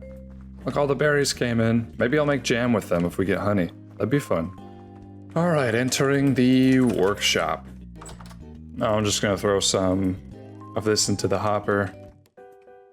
Click. And it should start crushing. You just barely see the nugget kind of getting crushed. Oh, what the heck? Look at that. Yeah, it's just giving me the chromite back. It's not actually crushing it. Alright, something's wrong here. What the heck? I didn't even get it all back. It just destroyed half the chromite and gave me nothing. What the heck? Okay. Requires pulverizer tier 4. This is what tier is this? It's probably tier 3. Alright. Shut up. I think we need to upgrade this thing. This needs to be a pulverizer tier 4, which I think means steel. Yeah, because otherwise it just obliterates the chromite. That doesn't make sense to me, but okay. Oh, look at that. So the sulfuric acid is done. I'm just going to put this in a barrel and hope that it doesn't eat through the barrel. Residue-covered fireclay ceramic pot. Covered in grime, can no longer be used for meal making? I was joking earlier about remembering which pots had sulfuric acid in it, but it actually does damage the pots. Wow. I actually didn't think that was going to happen. I've cooked all kinds of things in these pots that probably shouldn't be. I guess I just assumed that this would be the same, but no. You can't just make sulfuric acid in the same pots you cook beef stew with. I mean, it makes sense. I think it can at least reuse these for sulfuric acid and stuff, so let's do that. Although we don't have like a lot left. Okay, there we go. Okay, currently 16 liters of sulfuric acid. I don't have enough saltpeter. I mean, I have a little bit left. I have about 7. That's not a whole lot. So I could make 7 more liters of it. Might as well, right? I'll just let that cook while I'm working on other things. Just don't like that it's not a nice even multiple of 2. Well, it is a multiple of 2. I just don't like that you can't get an even integer square root out of it. How about that? At least the barrel doesn't seem to be damaged, or the bucket that I'm using. 4 in there, 3 in there, 1, 2, 3, 4, 1, 2, 3, 4, 1, 2, 3, 1, 2, 3, 3, 4. Alright, it's getting dark, but let's see what we can do about this pulverizer thing. I guess the first thing I'm gonna do is tear this to pieces. Boom. So iron pounder cap, that's what we had before, and I guess I will just put that away forever. We've got to make ourselves some steel pounder caps, so let's get on that. I'm gonna try something here when I set this back up. We're gonna maybe do it a little differently. This thing is so big, it's hard to look at. It goes like this. No, it doesn't. It goes like this. What the heck, man? I need this ramp to be facing the other way. Oh, okay, fine. We're just gonna do it this way now. We need to add in the axle. We need to add in the actual pulverizer things. The elbow chute. Yep, that's not facing the right way at all. There we go. And then I had the hopper going into the chute before, but I think I can just put the hopper down here. And I think I can just put a basket on top of the chute, right? I think it'll go right into the chute that way. Okay, and now the way that I have this set up, I should be able to put items in here, they'll get crushed, and then they'll be automatically collected, I think. Alright, let's make our pounder caps.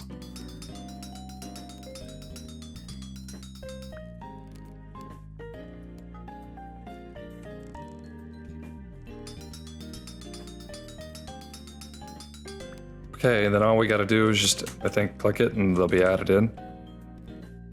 You can't see it, but they're there.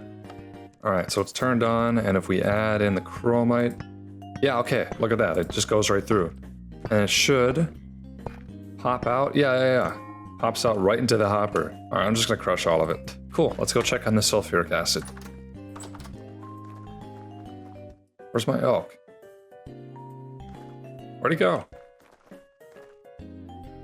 What? Oh. What? He walked over here. That was weird. So he just got up, he walked here, and then sat back down. It's kind of strange. He's never moved out of zone up until this point. Okay, that's weird. Cool. Alright. So glad I destroyed my pots for this. I guess it's 23 liters sulfuric acid. It's nothing crazy. If I want more than this, I have to get more saltpeter. I don't really know how much sturdy leather I'm gonna need to make. So I'm sure on the map I've definitely marked it somewhere, which means I gotta check every single one of these. Oh boy. One of these caves gotta have saltpeter. Like, I don't think it's that uncommon. Oh, yeah, right there. Okay, boom. So we just pin that one down. So look at that, it'll show up on our mini-map. And then I guess we're gonna go caving or digging. I just came up here to check, and look, some of these didn't go into the hopper. That's weird, right? Hold on now. These ones are going in. Look, that one didn't go in. What the heck? That's kind of odd, right? Yeah, look at that. What the heck? Why is that just sticking on the surface? Maybe I need to... Maybe they're clipping? Maybe they're like slightly on this block? Maybe I've seen people will add like little walls on the sides to keep stuff inside the hopper, so maybe that's something I need to consider doing. I'm gonna put this right here. Okay, and then we're gonna chisel this down, I guess. Let's build up the thinnest wall on all sides. Oh, this is gonna take a minute. This isn't pulverizing anything anymore. What the heck? I put like 119 in here. Put 119 in here, why don't I... Huh? That's a lot less than what we had before. What is happening? Hold on, I gotta like look this up or something. After doing a little research, look at this. At the top it says when pulverized turns into 0.3 times crushed chromite. And it's not totally evenly. If I did 10 of these, I would get 3. I think it's more probability based. Not totally sure. But anyways, this I guess is an accurate amount for 119. So I'm just going to keep it going. Right now, chromite has no use except for this. You have to crush it to turn it into crushed chromite, and then you can make sturdy leather, and I think you can use it as like dye, or like mordant, which holds dye and cloth, like a primer. But other than that, it doesn't do anything. You can't use it in metallurgy. It only has a use when you crush it. Oh yeah, look at this. So this is literally just a single block of pine that I put over the hopper, and hopefully that keeps everything inside of it. Let's go check on the scaps one more time before we go for the saltpeter. Okay. Oh, look at this. That one's empty, but this one, population size large. Wow. Mine now. Haha. Like this one we threw high up on the tree. Yeah, right there, but it's still empty. It doesn't want to swarm, I guess. I don't know why that is. Stick it a little higher. Yeah, it doesn't say that it wants to swarm. That's kind of odd. I'm just going to move it to one of the other trees, I guess. Or, you know what, better yet, I'll just take it back with me, because now that I have bees at my own little bee garden, I don't need to run out here and get bees. I can just do it from home, essentially. This one's also empty. That's odd. Okay. They didn't want to swarm. That's interesting. Oh, yeah, look at that. There's a glitch with the windmills, or at least there is on my computer. Like, if you're real far away and you look at it like this, sometimes it gets all jittery, like it's Z-fighting or something. I don't know. All right, I'm going to take this one back, too. Sorry, beehive. I'm going to place this one here. I'm going to place this populated one here. The population size on these are already pretty large. That's nice. Let's plant some more flowers. Now, I had an idea for this to make it kind of larger. I'm going to have to remove some of these for that. I know I've actually got some more flowers in here. Lily of the Valley, cow parsley. And I have some honeycomb because I accidentally destroyed a bee nest when I was chopping a tree. There's some that we can use right here. First, I'm going to take this lantern and put it over here. So I'm going to make like shelves. Look at this. Big benches. And then we can just put our skeps right here, right? And then they'll slowly, or at least they should slowly, populate over time. Look at this. 72 flowers nearby. That's crazy. There we go. Let's go check out our chromite real quick. Oh, look at that. It popped out. What the heck? And look, they're not going in. What's up with this, huh? Why doesn't it go in the hopper? Anyway, I don't know. This is like a good amount of crushed chromite for right now, but it's still concerning to me that these pop out and don't go in. So I'm going to raise this wall up by a little bit.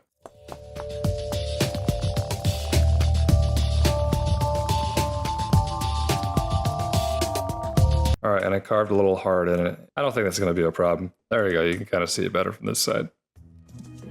Oh, there's some very pretty flowers right here. Look at that. Okay, something about this bit, this whatever I'm using, it's annoying me a little bit. It's whenever I let go of W, stop moving forward, it stops sprinting. And when I normally run around and I hold control, and I stop for a second and then I go again, I don't have to reset my control. Like, I don't have to lift it up and put it back down. I can just hold it down. But the elk doesn't work that way. And now I'm kind of wondering, should I use the other bit? I think what I am using is a snaffle bit. Can I take it off? Let's get it off of you. Yeah, this is a bridle with a snaffle built, but I think... I think that if I use the curb bit, I'd like to try it actually. Anyway, let's get these flowers. They're very pretty looking. These kind of don't grow by me.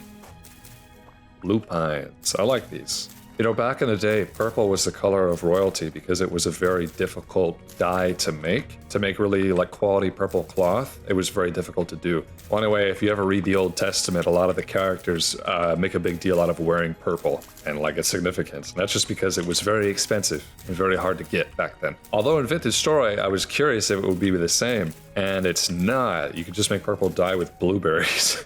So, whatever. That's not what we came here for. We came here to get saltpeter. This guy has some trouble getting over ledges and things. So I think if I jump, I keep my momentum. Whereas if I just run straight into a block, it kind of like goes up first and then over. So it's a little bit slower. But if I jump first, it seems like it's better. What do I know? Well, okay. This is the spot that's marked with saltpeter, but you know what? I bet you I marked this in a cave. In a nearby cave or something, probably this one or this one. Let's try over here. All right, stay. We're going down. I didn't bring ladders, that's fine. Pretty sure I've been in here before.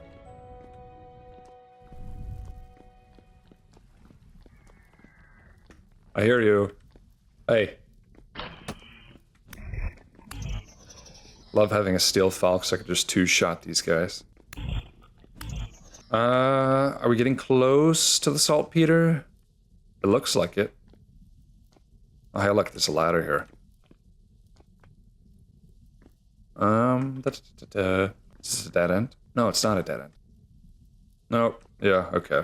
Maybe I should have just mined straight down from that spot. You know, probably would have found it a lot easier. I'm gonna get lost in here. What about here? Saltpeter, here we come. Yes! There it is. So what is saltpeter? I was actually curious, so I looked it up. And saltpeter is potassium nitrate.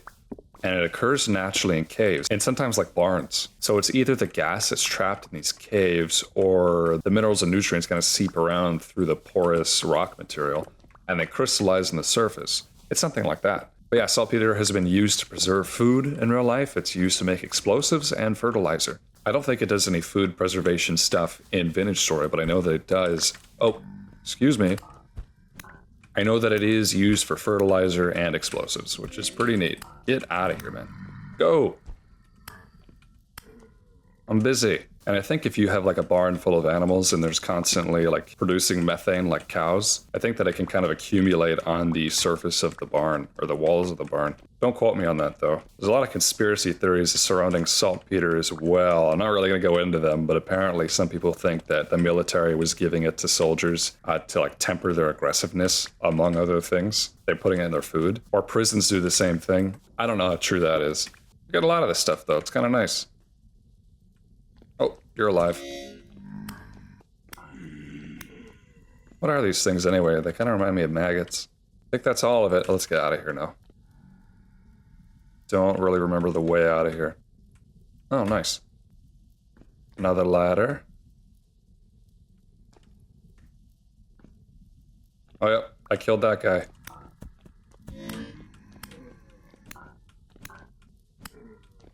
And the exit. Hooray. We survived. Where'd you go, elk? Oh, there he is. Good boy. Ephraim. The elk. Are these purple ones too? No, they're blue. Look at that. These are awfully pretty. They really just look like a deeper purple to me.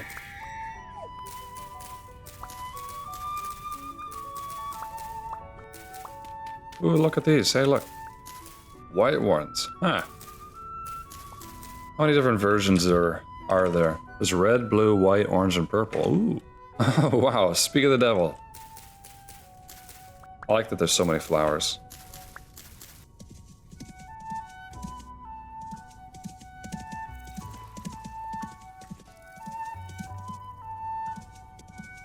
Gosh, you're struggling. Okay. All right. Look at all these bees, man. I need to make more. 69 flowers. Wow. They all have bee populations. Hooray. I'm going to plant these guys on the outside. We're going to alternate them and make them pretty.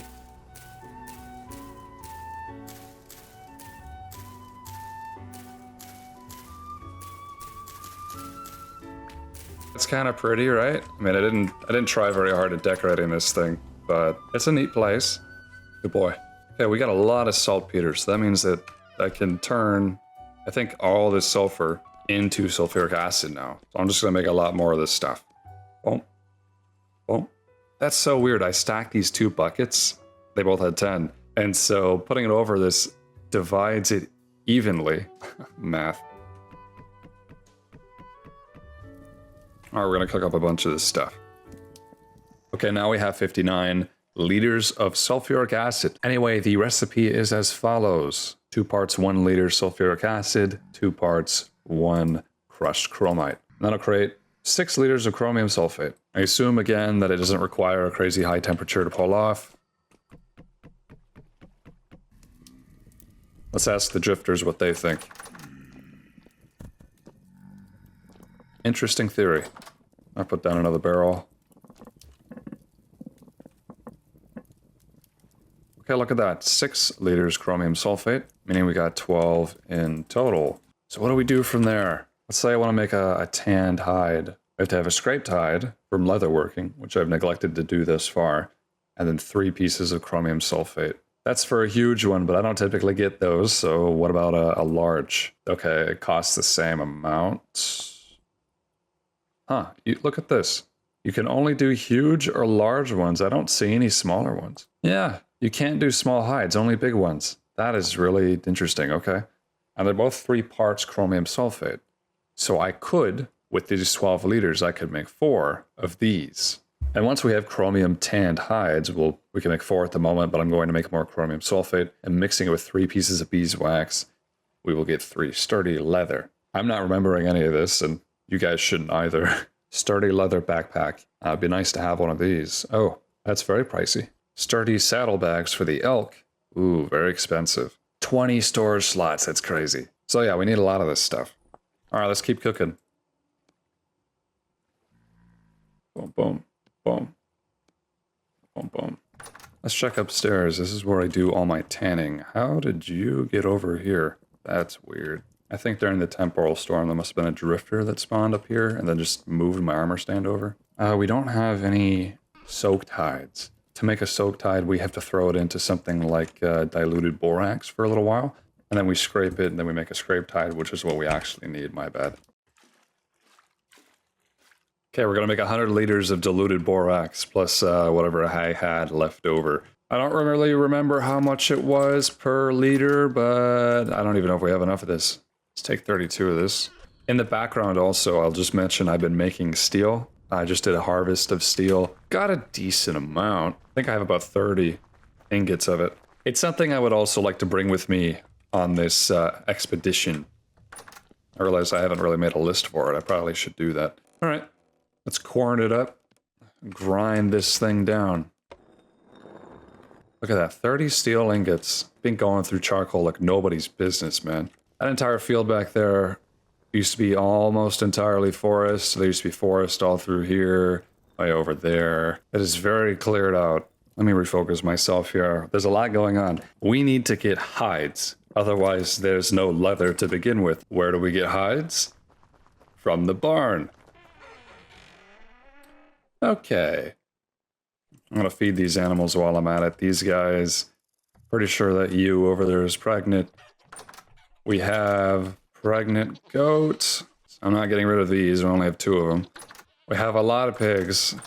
But you know what? They're also, I think all of them are pregnant sows.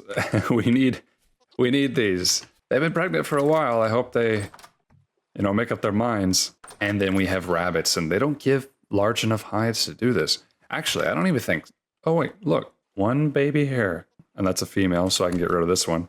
But you know what? The hide that I get from this rabbit is too small to turn into a chromium tanned hide. I think I actually am going to have to get it from something these size. That's done. Turn off. How much was it in here? I don't really know. Just gonna, I think it's 20. Yep. So 20 powdered borax, 50 liters of water. I think it's a 2 to 5 ratio. 50 liters of diluted borax, but we don't have hides to put in here. Large enough hides, I mean. But I do know a place we can go I guess we'll hop on the elk again. We are gonna go hunting, kind of, not really. So a while back when I was first domesticating all my barn animals that you just saw, when I was trying to get the sheep, I got them up in the mountains here, way up in the mountains, and that was really difficult to do. Originally, I trapped a whole bunch in a pit by getting them angry and then having them follow me into the pit. And I just had actually a bunch in there. I was gonna breed them and then wait till they made babies, and then the baby I would try to trap in a crate and bring it back here. But that is not what I ended up doing. I ended up just aggroing two of them, making them mad, male and a female, and then just had them kind of follow me all the way back, which was very dangerous, but it did work. But anyway, all those sheep should still be up there. I just kind of left them up there, which means I think now is a good time to wipe them out. Okay, I'm leaving you here. Don't move, because I'm not going to be able to find you. They're all trapped in a pit, so it shouldn't be too hard to kill them. I could also go hunting. You know, I've always kind of wished that there was some more extreme hunting in Vintage Story, and I had like better rewards. This would be one of them. Getting huge hides for sturdy leather. That'd be cool. Alright, they should all be in here. Yep, there they are. I guess I should at least leave one male and one female alive. So here's the problem though, I can't like reach them. Oh yeah, if I just hang in a lap. Ow. Never mind.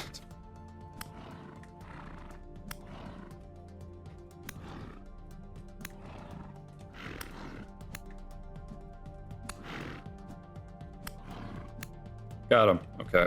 How much do we get from this? One rawhide. Another rawhide. Okay. Nothing to write home about. Yeah, they're kind of avoiding me. Can I make it through here? I think they can.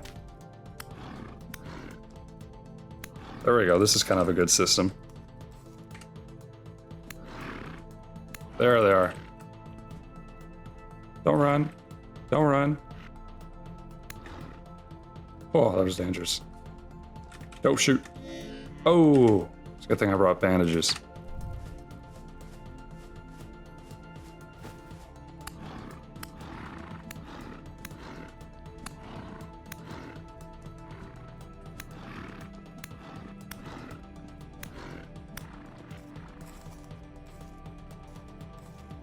Okay, there's two more males over there. I can kill one more male sheep.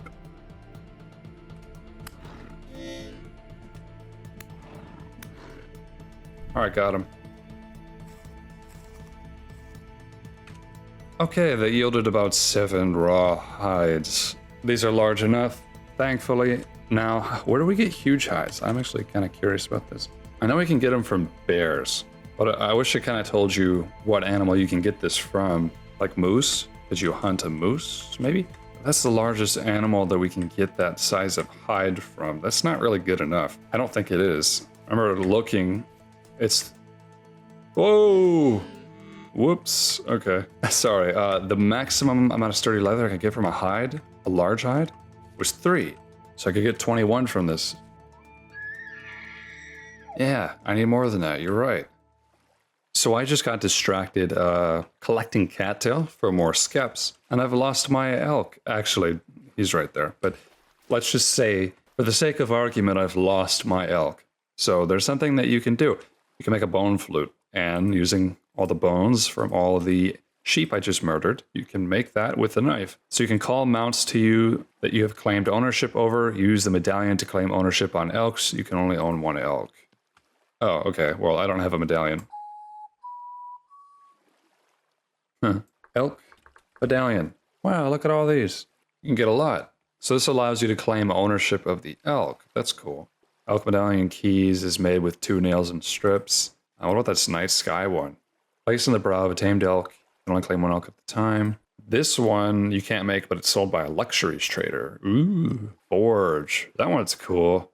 That one's really cool. I like that one a lot. Strand. Neat. Some of these you can buy. Crown. Huh. Stiletto. Yeah, there's a lot of different kinds of medallions, and you can buy a few of them, and you can make a few of them. You can make the sawtooth and the keys one. That's it, I think. Wait, no, you can make the trident as well, which is a neat one. This crescent moon is sold by a clothing trader. How do I get this forge one, though? That one's really cool. Well, okay, I could make one, but I could also buy one from a luxuries trader, and then we could really use the bone flute. Gotta be a luxury traders nearby. Survival goods trader, clothing, artisan, luxuries. Boom. There's one right there. All right, we're gonna go pay him a visit. Before we do that though, let's soak these hides so we can get them started. It shouldn't take like an immensely long time. Yeah, okay. Boom. Let's also make the scaps. We do 4 of them. Gotta get the gears. I'm actually gonna take a nap because it's getting late. Aren't these guys pretty though? I actually have 1 extra. I'll just hold on to that, I guess. Okay, let's pay a visit to the luxuries trader. I will say, riding this thing does make it a lot easier to get around. I'm getting a hang of it, I think.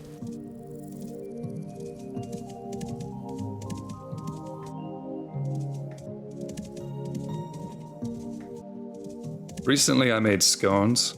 I've been eating a lot of scones. I got gifted a few, and then I realized how much I actually like them. This is a total aside, but I decided I would try to make them. I made maple scones. I actually recorded myself making this. I've never recorded myself cooking anything before, but I figured I'd do it for the video. I think it'd be interesting. But yeah, scones are the perfect companion to tea, and you know, I don't really like overly sweet things, so it's nice to have something that's only got a little bit of sweetener. And I use maple syrup, which my father and I made together, which is neat. We milked a moose for it. I'm just kidding. But yeah, it really didn't take much. I liked them so much that I made them again. I adjusted the recipe a little bit, and that's what you're seeing. I added more maple syrup. But yeah, it's a really easy recipe to follow. I did this a few days ago, but I bet you I remember everything. It was like 2 cups of flour, 1 tablespoon baking powder, teaspoon of salt, probably not even that much, but it doesn't really matter. Half a cup of maple syrup, half a cup of heavy cream, 4 tablespoons of butter. You chop the butter up into pieces, you cube it into the dry ingredients until they're pretty small and mixed in. Then you pour in the wet ingredients, half a cup maple syrup, half a cup of heavy cream. You knead it together just a little bit, and then you fold them onto themselves a couple of times so you get nice layers. Then after that, I just cut them into wedges. I put them on a baking tray. I brushed a little melted butter and syrup onto them as well, and then baked them for 15 minutes. It doesn't take long. Then when I took them out, I took the leftover melted butter and syrup, I mixed it with powdered sugar, and then I brushed that on top again because I wanted it to have a little bit of a glaze to it. And that was cool. They're pretty tasty. I probably didn't need to put as much syrup as I did, but they're great. And it was late at night, so I didn't want to have a caffeinated tea, so I found an herbal tea. It was coconut and something. I don't remember. It was some kind of coconut tea. It's different. It's pretty good, though. It was a gift from my girlfriend. But anyway, yeah, scones, they're basically just biscuits. They're a great tea companion, and it only took me 30 minutes to make it, so I recommend. Anyway, hello, Marco. Got anything to trade? Elk medallion, he doesn't have it. Dang it. Ooh, a saddle blanket, look at that. Forlorn Hope saddle blanket. You can only buy them, and you can use it to decorate your elk. So that's something. I guess I'll buy that. Thank you, yeah, but still need one of those medallion things. How do I put this on him? Ta-da! Ooh, isn't that pretty? Fancy. Yeah, he likes it. Alright, I know I've met lots of other luxuries traders, so let's see what we can find here. Commodities, building materials, clothing, artisan, building materials, clothing, artisan, clothing, furniture, artisan. Are you kidding me? I swore that there was a luxuries merchant somewhere. Artisan, building materials, clothing, furniture. There's another treasure hunter over there. Commodities. Are luxuries traders rare? Artisan, treasure hunter, luxuries. Well, okay. There's a luxuries trader. He lives 5,000 blocks from me. I'm not going over there. Kidding me? There really is only one other that I see here, and it's pretty far.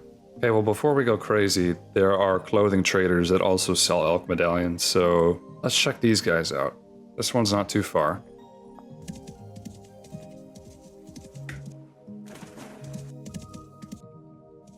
Oh, look at these crimson maples. I've only ever seen 2 of these in my world, and they're both right here. Very rare trees. Very pretty ones. So if I move, I'm definitely taking those with me. Here's where I need to move to. I need to move to somewhere really, really flat that has mountains in the distance and a lake nearby. Preferably an ocean, but you know what? This world doesn't have ocean, so that's because you have to set the land cover of your world when you generate it. And by default, you only get these kind of lakes in your world. You don't get oceans to generate. But I wonder if I can adjust that with commands, and then when I explore new chunks, maybe I'll find oceans and things like that with reefs? Maybe? I guess I'll have to look into that.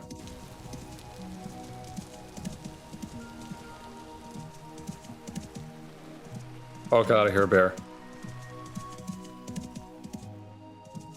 How many mushrooms are on that tree, man? That's crazy. Wow, he can get over 2 blocks. There you go. Clothing trader. Alright, buddy. Heavy tool belt. Merchant belt. Leather bracers. He really does just sell clothing. I kind of like these belts, but I've got no use for it. Bye. Don't be sad, buddy. There's another one south of here.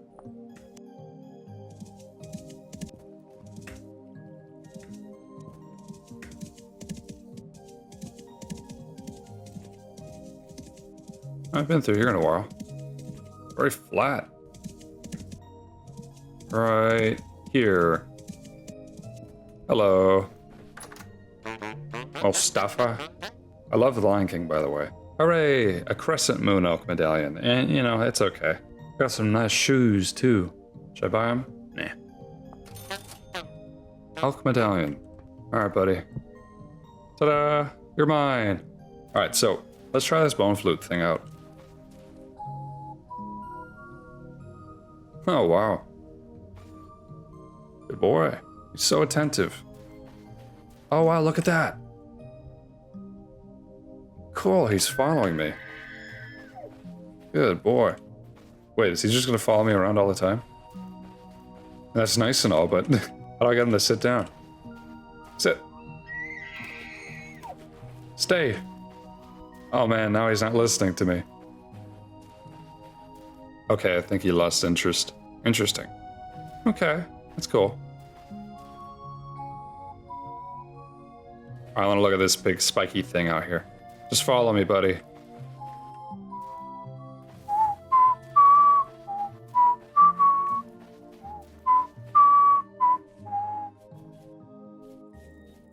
I've already been here before. This is cool. Anyway, look at that. Hey, look. There's a trader over there, too. Yeah, I've already been there. That's the artisan trader. I don't come this way very often. It's pretty. Come on, buddy. Oh, he's swimming. Hey, look at that. Another meteoric iron. Look at this. Loose meteoric iron pieces. Nice. Ta-da!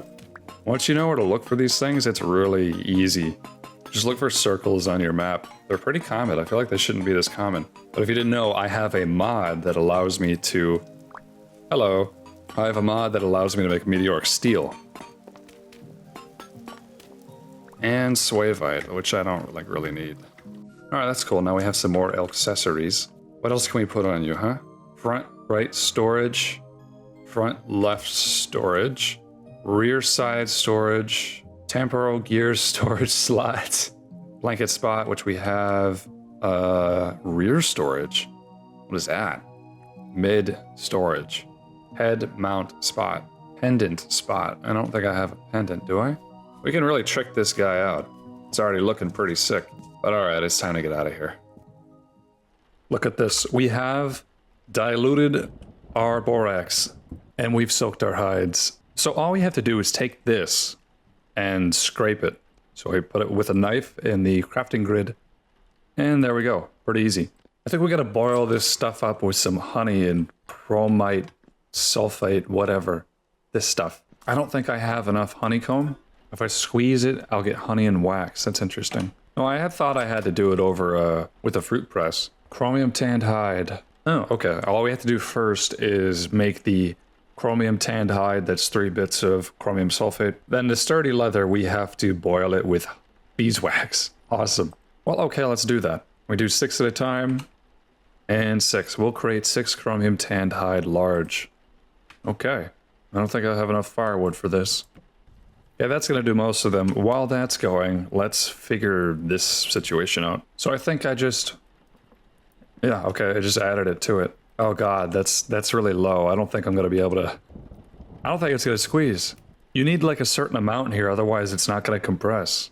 Yeah, look at that. I only went this far down. I need to go down to there. Shoot. I mean, do you expect me to have pounds and pounds of this stuff? Jeez. Okay, well, I don't know what to do with that. We can try adding more honeycomb, and I don't really think our bees are ready to harvest. Oh, they're getting rained on. This is the only large one we have here. Another large one on this side. But I feel like I should probably leave these let them build up a little bit. Maybe we can go to the wild hives and harvest those. I imagine it's not too difficult. I just run up, smash them, and run away. I feel kind of bad doing it, but what choice do I have? Oh. Look at that, chromium tanned hide. I think we can make one more, right? Will it cook without having to add firewood? That's the question. Might have to add one more log here. No. Actually, look at that. Nice. Okay, so we have 7 of these. That's something to be proud of. Take a nap real quick. Let's go destroy beehives. I feel kind of bad doing it, you know? I'm gonna leave that one there because it's always been there. It's always been there. I'm gonna leave it be. But some of the ones that are further away, they're fair game as far as I'm concerned. Okay, where are you? There it is. What's the best tool for this? Aha! Honey achieved. Ow. Ow. I didn't get a whole lot from that. I just got 2. Alright, well. Elite. Maybe they'll build another nest. Alright, here we go. Aha! Wow! That dropped a lot. Ow. Ow. I've already forgotten where this one was. There you are. So just keep jumping. Hooray! I thought I dropped 3, but I don't see 3, do I? They're chasing me. Can I fight them?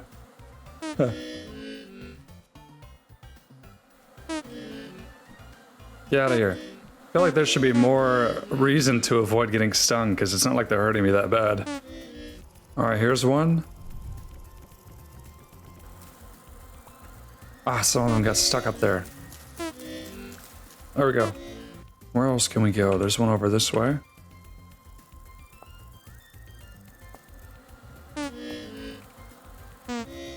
Really kind of slaughtering the golden goose here.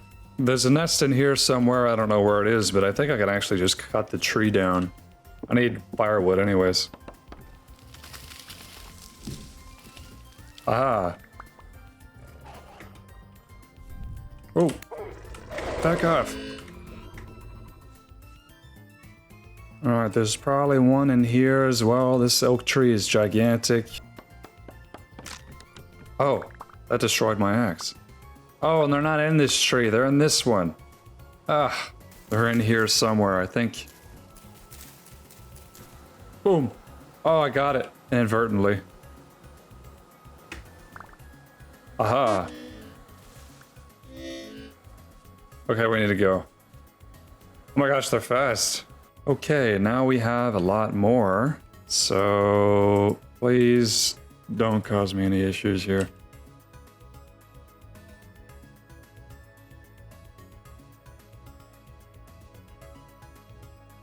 Ah, finally. Ta-da! Okay, so you really do need to have a lot at once. Boom, they gave us 22 beeswax and 4.4 liters of honey. Okay, that's more than enough.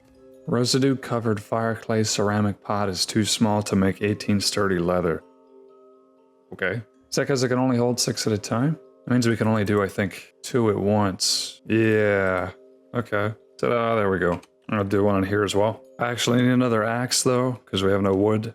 And I haven't got one over here. I really go through these. Let's make 2.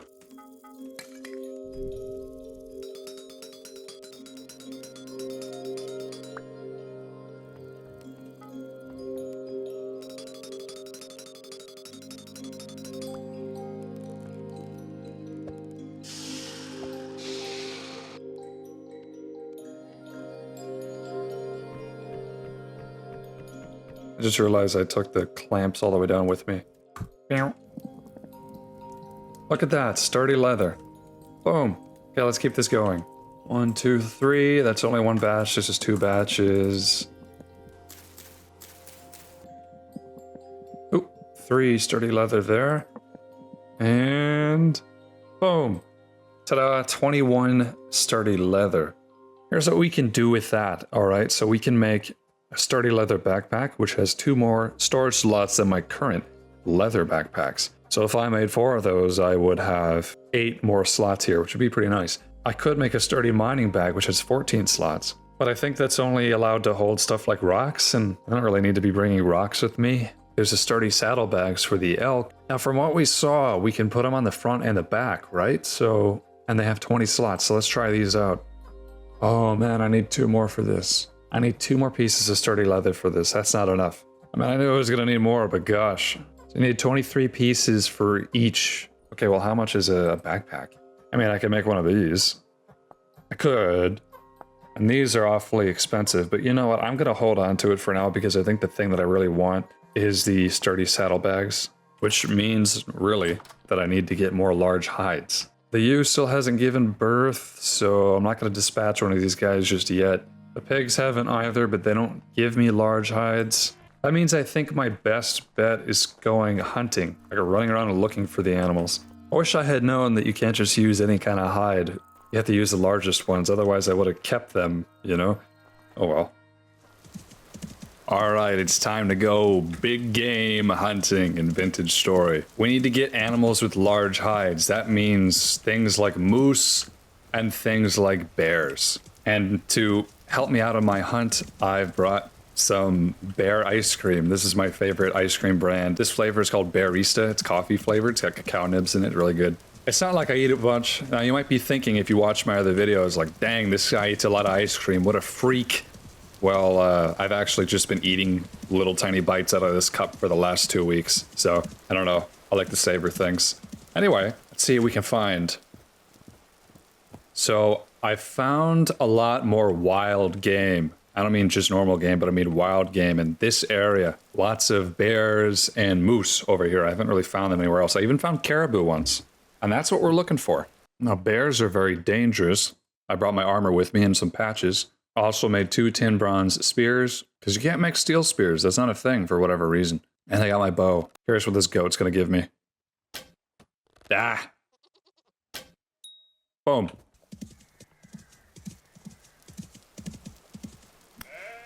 Ah, that actually worked. Mounted hunting goes crazy. Come here. Nice. Good job, steed.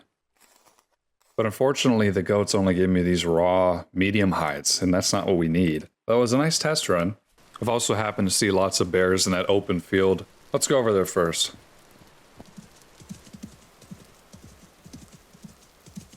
There was one over here for the longest time, and it killed me a few times, actually. I ended up killing it. I don't know if it was the same bear every time. Oh, wait, look. There's one. All right, here we go.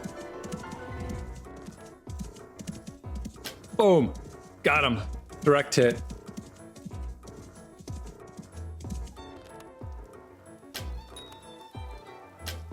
Alright. Oh! No! I didn't mean to get off. Oh man, I didn't mean to get off the elk. Come on, let me on. Let me on. Yes. Okay. Oh man, I hit shift or something. Okay. We're doing alright. We're doing alright. Bears are fast, man. Alright, let's bring out the spears. Got him. This is awesome. Got him. Gotta get my spears back. I knew it. I wouldn't pick them up. It's too bad I don't just pick them up normally, huh? Whoa! That was deep! Oh my gosh, alright. That was a close one. Wish this guy was better at turning quickly. Got him. Dang, this is going hard.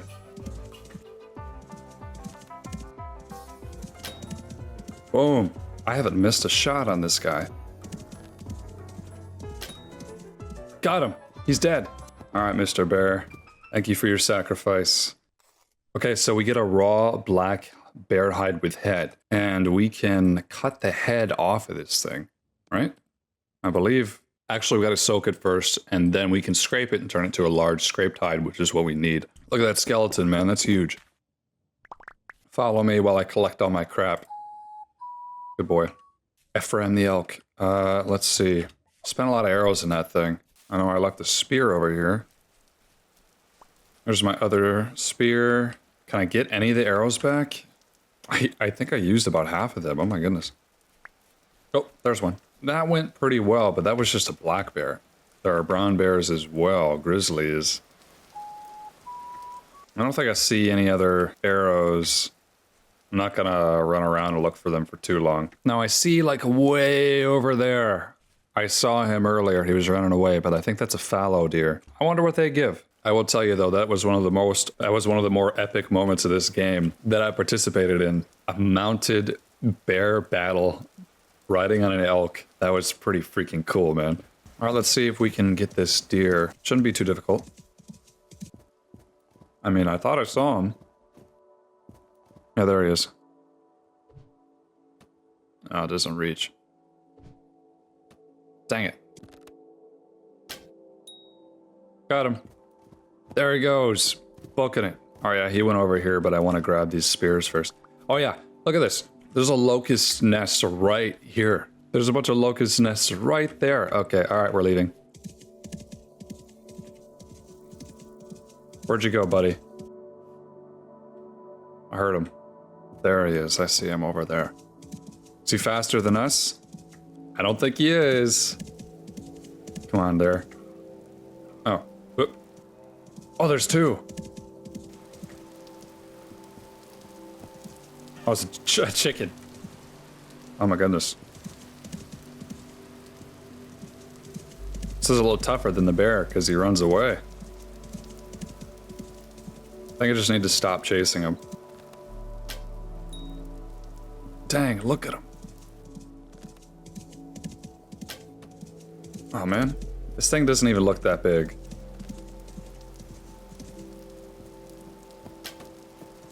Dang it.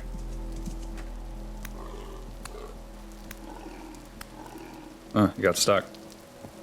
Well, that is a dead fallow deer. Okay. What kind of hide do we get from a fallow deer? Ooh. Yes, that is exactly what we needed. You wouldn't have thought it. So tiny. Very nice. Okay, well, there was another one over here. Where did that one go? I thought we had kind of lost it over this way. There he is. Dang it. Boom, got him. Can I hit him while he's running? Not at all. Where'd you go? There he went. Into the water, you fool. Eventually, it's actually going to turn around if it stays in the water too long, and then try to go to the land, and it's going to ignore everything in its way. So I think I can catch up to it. But if not, come here, buddy. Oh, shoot. He beat me. He's coming. I think I can make the shot here. Got him. Where'd you go? Oh.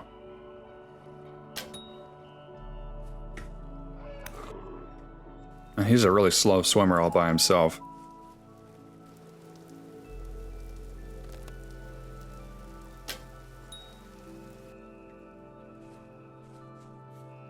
Spear. Spear. I can blow this thing underneath the water. That's awesome. All right, time to debone this guy underwater. This was a male fallow deer, but I got the same stuff from it, which is interesting. Slowly but surely, he made it over. He's incredibly loyal, and we just met. Good boy. Can we name him? I wonder if we can name him. All right, I gotta put this ice cream away. It's melting. We're doing pretty good so far. We have 4 of these, and each of these was equal to 3 sturdy leather. And then we have one of these, which is equal to about 6. So about 18. No, I mean, we need a lot more than that, but it's still, it's good. Now, I want to kind of look through these woods a little bit, but there's a pass we can take through the mountain through the mountains here, we can see some crazy terrain, maybe get to some more wilder areas. I haven't been there in a long time. I know there's like caribou in this forest. I've seen them. I've seen all kinds of game in here actually. Bears and the like. It's a pretty dangerous place. And also probably pretty dangerous to go stomping in with an elk, but oh well. Oh, I already hear a wolf. Yeah, wolves are not what we are after. Okay, I'm stuck. Oh my gosh, I keep getting stuck here. Yeah, I don't want to be in the forest because it's a terrible place to hunt, especially when you're on the back of an elk, and it's a terrible place to navigate. I think I got mauled to death by a bear in this lake once. Critters, nothing more.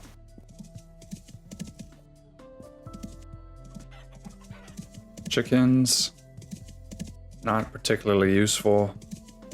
And okay, we made it through, thank goodness. This place is really deserty. I've actually never prospected over here, so I might as well take some samples. Magnetite. Let's go around here, I want to see something. So a while back when I was first getting to know this world, I actually found something that I thought was really fascinating. And I never got to show anybody. But yeah, look at that. It's a hot spring. And you never would have known that these are in the game. They, I don't think they actually do anything. But check this out, man. Sludgy gravel, these are all unique blocks. With hot spring bacteria mat, 55 degrees, 65 degrees, 74, and then 87. It's pretty gross here, huh? And if you step inside the water, it's pretty dangerous. Yeah, it really is a hot spring. Now, you can't do anything with it yet, but I mean, it would be awfully interesting if you could. Look at that, it's smoking up and everything. All right, I haven't been over here in ages. See if we can see anything. We're getting pretty far from home. Pretty big trees. I don't know if I should expect to see like a deer or a bear over here though. I guess maybe they're in more like lush areas. I'm not totally sure. Never been too far this way before. Lands unknown. Oh my gosh. Look at that. I don't think I've ever seen a mountain that big. Look at that thing, man. My God. All right, let's take a sample. Decent native copper, magnetite. Eh. How big is that mountain, man? Oh, look at that. It's like all screwed up. I think that's because it's old and new chunks. I must have explored part of it before, I guess. I don't have too many arrows left. It's actually also getting late. Hopefully it doesn't get too dark tonight. Let's go up on this ridge. Maybe it's flatter. Huh, look at how the new landforms look here. It's pretty weird. Oh, look. Turnips. Yeah, turnips. Can I feed? Can I feed him? I was kind of wondering that. You want some? I don't know how to feed him. Eat up. Maybe I gotta put him next to a trough or something like that. Okay, whatever. Let's take a sample. 1.59 bismuthinite per mil. Ooh, this is a nice spot. Look at that mountain, man. That's crazy. This is a great place to look for game. Nice and open. Man, look how big that tree is. Look at that. Pear tree. Oh, it's not ripe yet. Huge oak tree. Gigantic oak tree. That is so cool. I never cut one down before. Even if I did right now, there's no way I'd be able to haul all the way back. Check this out, man. Huge valley. That's beautiful. Look at this. I mean, isn't that just stunning? I could see myself moving into a place like this. This is what I'm talking about. That would be beautiful. Look at that, some kind of grain. Rye. Maybe he likes rye? No, but I do. Look how this terrain looks right here. I mean, you can kind of really clearly see the noise patterns being imprinted into the ground. Look at these mountains. Wow. Huge. We should keep looking.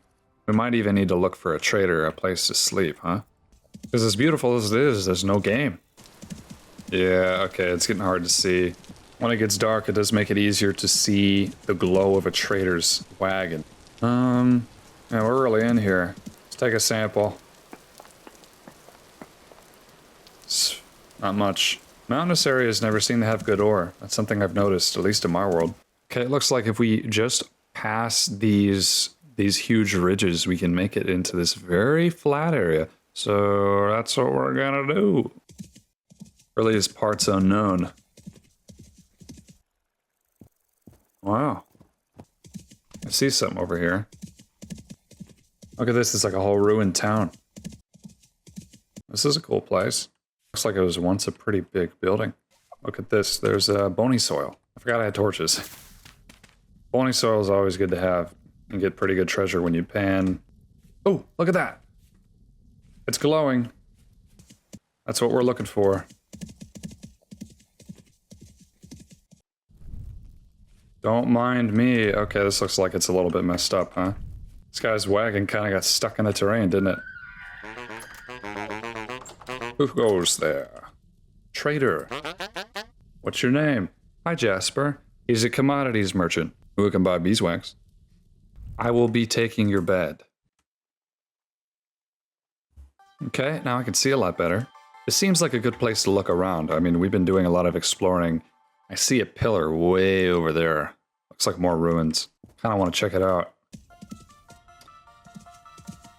Look at this. This is some big ruins, man. Huge spire thing. That's cool. I think I could technically use this thing to take a sample. Maybe I shouldn't, but... And it's right here. Very poor hematite. Once again, there's not much to this area. Except, hey look, white currants. These are my favorite bushes because they're just so rare. I'll take them with me. Why not? So yeah, look, this is like the most intact building I've found. Can we get inside? Oh yeah, look at this. Cool place. What's in here, huh? Ooh, poultices. Ooh, seed. These are good. You can find rare things. Rare seeds here. Ah, just cabbages. But you know what? Cabbages are good.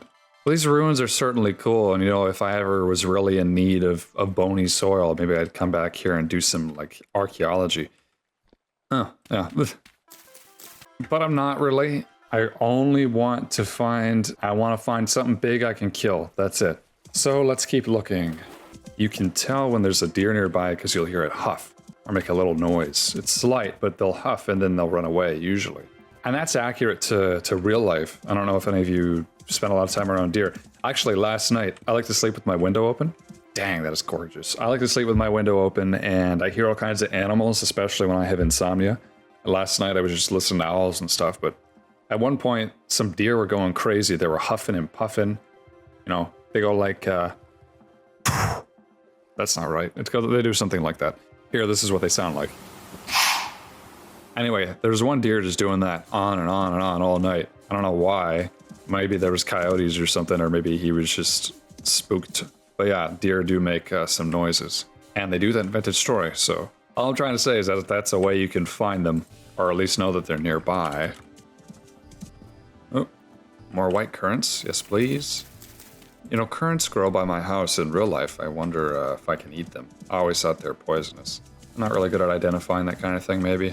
Or at least I just don't want to risk it. It looks like right behind this we have even more flat areas, which is kind of preferential. Let's go around. Hey, I gotta admit, this thing is kind of awesome. This elk, exploring with this thing. Exploring is one of my favorite things to do, really. I love discovering new land like this. It's just cool. You might be wondering, how could I just leave behind my base I've worked so hard to build? And I don't really see it as leaving it behind. I feel like setting up shop somewhere new is a slow way of kind of conquering the world of Vintage Story. I like that. I think that's cool, and I don't plan on never coming back. Quite the opposite. It's for the love of the game. It's just a part of the grind to me. Look at some of these trees, man. They're all like lopsided. Look at that. Alright, buddy, what do you sell? Mustafa. I already met you, Mustafa. Clothing merchant. He doesn't sell any elk stuff, and even if he did, I don't have the money to buy it. Oh, he does have the saddle blanket, which is nice.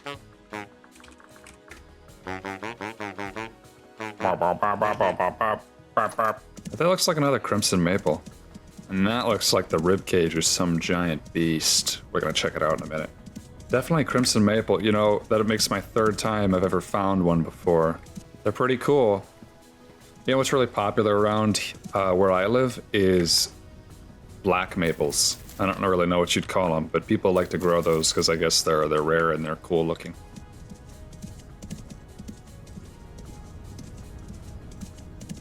Still looking for deer.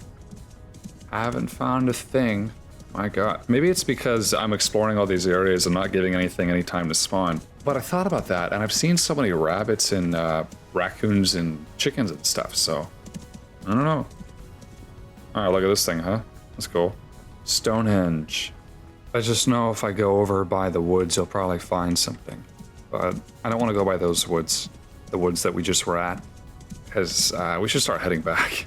There's another trader. Been finding a lot of these guys. What are you selling?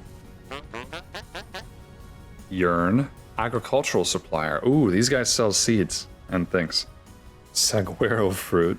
Parsnip seeds, cabbage seeds. Okay, nothing impressive. That's too bad because you can get new seeds that you can't normally get from guys like these. I actually have a question. So, the auction house. Active auctions. I never understood how this works. Is this an online thing? I assume that you could trade with people online, but I don't see anything ever in here. So what is up with that? If anybody knows, please comment and tell me. It's a big old lake. Well, look, it's been a very cool adventure and everything, but you know, we haven't actually found any game ever since we kind of left the nearby plane, and we should head back, or at least look somewhere closer to home. I love exploring, but I need to get on with it, you know? These hides are only gonna last a few more days, too. I gotta start treating them. Another crimson maple, look at that. Ooh, bee's nest. I'm gonna mine it, because why not? Aha.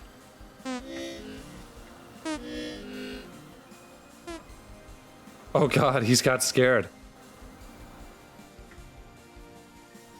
Here, buddy. Oh, he's scared of the bees. Oh, another huge oak. Look at that. Hooray! God, he freaks out. He's so skittish now. Don't be scared.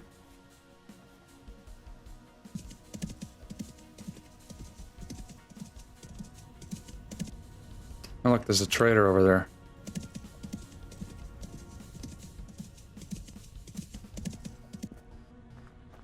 Salutations. Noah. Sells clothing. Oh well. Alright, well, it's been really fun to run around and kind of just see what's out there, you know? But I think I'm just gonna head back. Right as I say that, look at that. Now, that's either a moose or it's another elk. We're really cutting it close here, though. I need to get over to that thing. We're pretty high up here. We're on that big, beautiful mountain that I saw before. Wonder if we can even get over there, you know? That is an elk. Oh my gosh. Oh, man. Okay. It is an elk, because that just made the elk noise, and it wasn't this one. It wasn't Ephraim. Oh, shoot. Okay. This is stupid. Oh, no! Oh, I'm so sorry. Okay, I'm going it alone, okay? I'm gonna get up there. I'm gonna figure out a way up there. Wait for me. Let's take a sample. Why not? I've actually never seen an elk before. Ilmenite. Titanium. What? What do I do that for?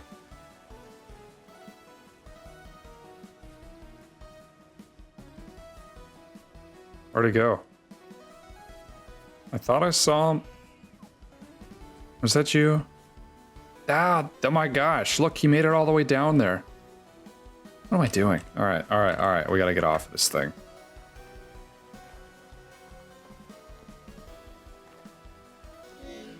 There's the elk. I guess it somehow got to the bottom, unless that's a different elk. I've never seen a wild one. Sorry, buddy, don't look. Okay, don't look again.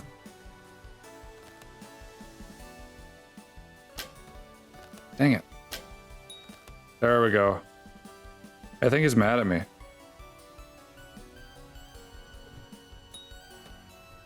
Wow. That took nothing. You know, I guess he was pretty hurt from jumping off the cliff. Alright, what do we get?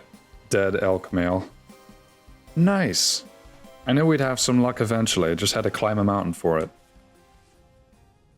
Look at this. On the way back, I decided to climb this mountain so I get this view. And who did I find up here? Hello. I appreciate your donation to the Skin Foundation. Alright, whatever. One large hide, not spectacular. Tops of mountains seem to have pretty nice game. I just saw another bear. Is that it? Yeah, there he is, man. Another bear. This terrain is a lot rougher. I have 5 arrows left. Let's see if we can take him.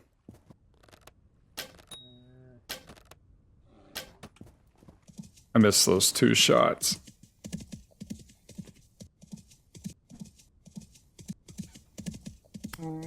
Got him.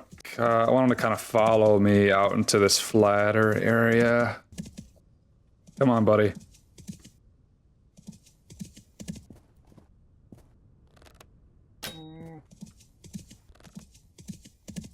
Come on, come on, come on, come on. Man, he's circling me. Boom. Oh no, I'm out of arrows. Shoot. Poke. Don't poke the bear, they always say. Man, okay, the bear's model is very strange if you look at it run.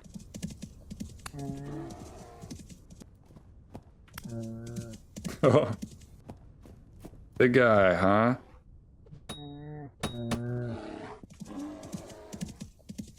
Alright, that was both of my spears, so,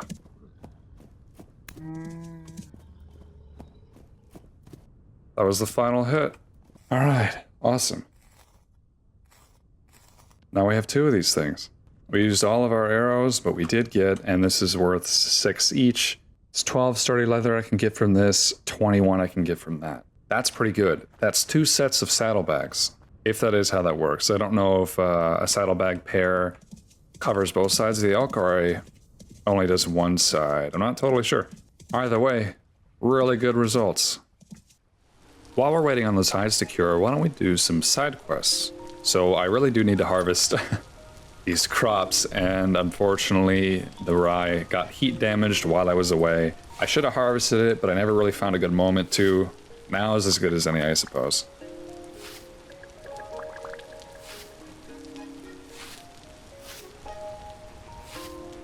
Rye is a pretty good grain to have. Look at Ephraim sticking his head through, he's hungry. You know, I bet I could give him a trough to eat from. Over here, the flax is still growing there, but over here it's done. Look at that growing rice. The rice is almost done. Rice is a great crop. Interestingly, flax grain only gives 30 saturation, while rye gives double that. And I guess flax's main crop is really flax fibers, not the grain you get from it, so it's good to feed to animals. Hey, come back here. Whoa, alright, no. Don't go in there. Come here. I don't know if it was actually going to eat from this, because it doesn't say elk on there. But, you know, maybe he'll like it, I don't know. Alright, the other thing we can harvest are the onions and some of the rice. Rice, I think, is the best grain that you can get. Oh, he's still following me, okay. Look at that. 75 saturation, just a little more than the rye that we had. The best vegetables, no contest, are the cabbages. Check this out. 300 saturation compared to the normal 100 you get from a standard vegetable. It's pretty good. I'm curious, maybe onions will work? I filled this thing up with onions. No, it still says the same thing. Alright, whatever, man. You get what you get and you don't throw a fit. How about that? Cabbage is one of those things I'm definitely going to be taking with me, as well as rice grain. And I'll take whatever seeds I can get besides that. But those are the best crops. Rice in particular will be growing a lot better once it's down south. Ooh, look, this one's done. The next task we gotta do, the next little task. Harvest more cattails, or Cooper's reeds, that just grew in. Who calls them Cooper's reeds? Is that like a European thing? I've never heard of that before. Let me tell you, in the States, cattails grow everywhere. They're everywhere. And I've never heard them called Cooper's reeds. whatever. I'm just curious, does anybody actually call it that where you're from? Alright, it's time to harvest the bees. So these should all be large populations, which I think is as big as they can get. They're pretty active. And so, like the wild beehives, I just have to smash them to get the honeycombs and stuff out. But you know, that's dangerous. I mean, I don't know how dangerous it really is, but I don't feel like being swarmed by bees. So the handbook says angry bees can become diverted if there happens to be anything nearby, which could be mistaken for you. And then it shows a straw dummy. Those are pretty easy to make, just 2 hay and 1 stick. So I'm just gonna stick it right here, I guess.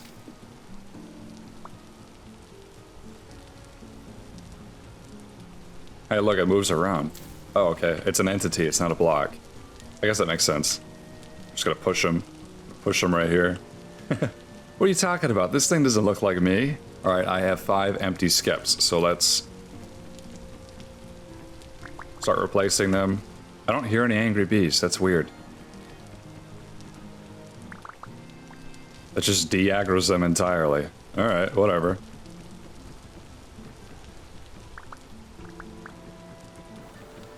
Oh, those ones are mad. Oh. Haha, oh.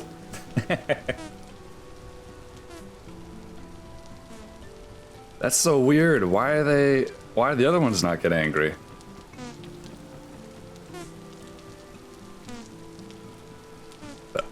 Oh wait, what the heck? Why can't I pick that up? Well, anyway, we got about 12 honeycomb from that. And we got some of the cattails back. I feel like bees shouldn't be able to fly around in rain, but whatever. So I can actually make some more. Yep.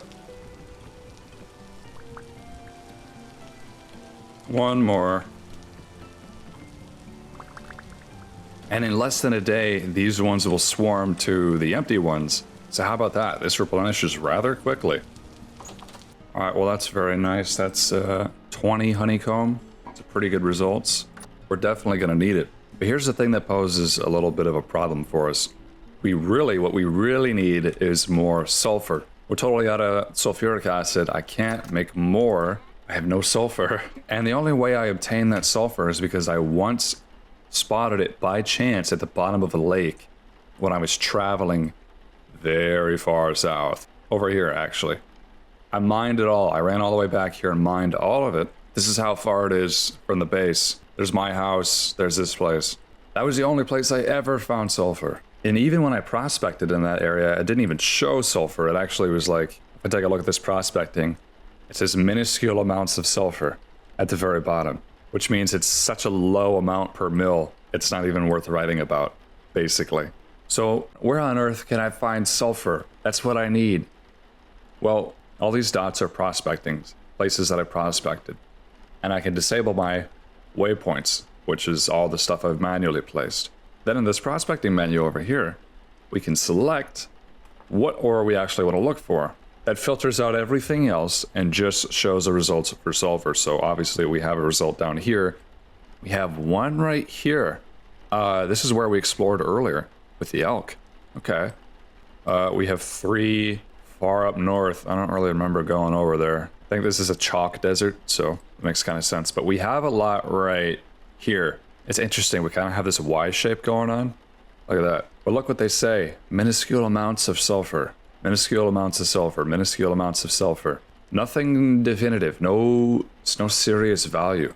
So here's my question. If we treat this as a triangle, if I prospect here, here, and here, and then like more in the center, I wonder what we'll get. This is something we absolutely need to find.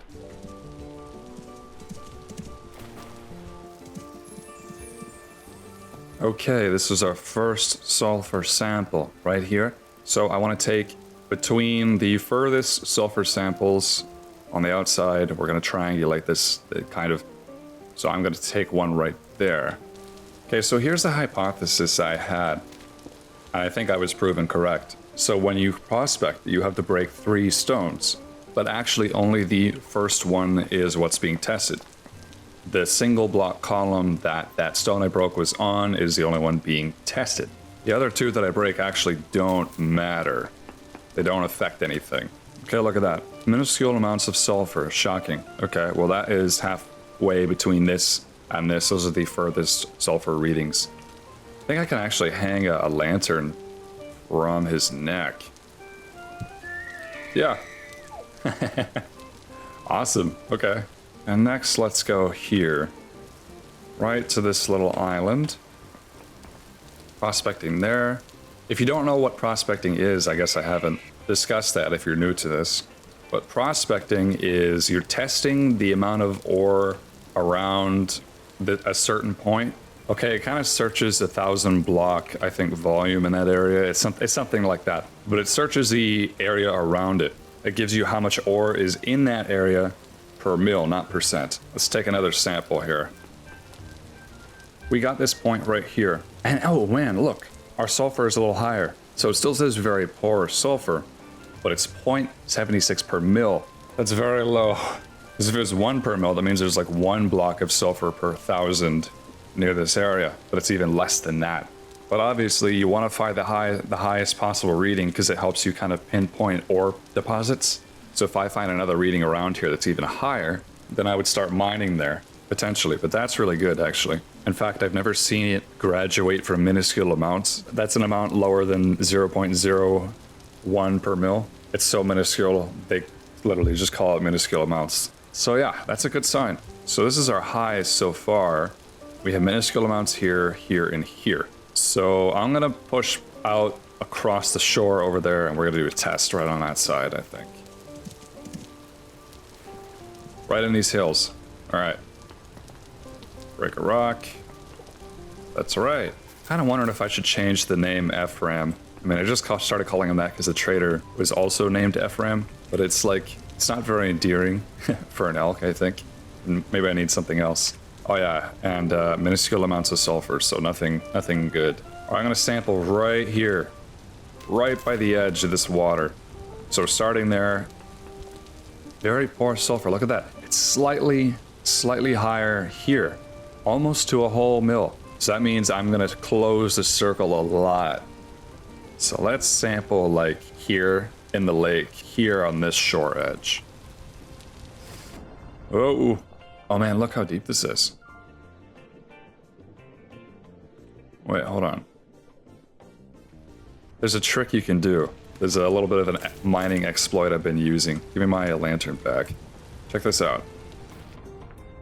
So lanterns work underwater. You can actually pretty reasonably mine underwater because sometimes they're huge underwater caves and there's no monsters. So I'm not afraid of going in them. It's really not too hard to do. I feel like that needs to be patched because your mining speed isn't affected by water like it is in Minecraft. Look, that was really fast. So either there needs to be a penalty for that, or I don't know, or you should just have reduced visibility when you're underwater. Oh my gosh, look. Very poor sulfur. That's even better readings. 1.91. And look at that, fluorite?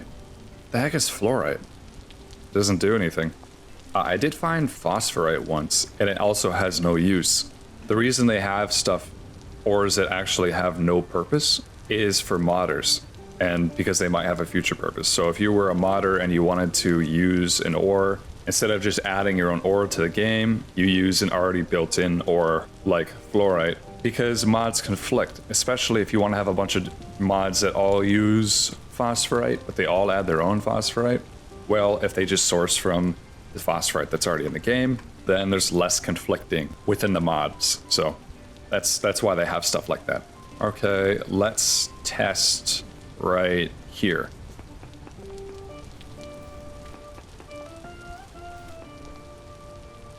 Very poor sulfur, so it went down again. That's our highest. We're getting really close here. We're getting pretty close. I'm gonna test right here.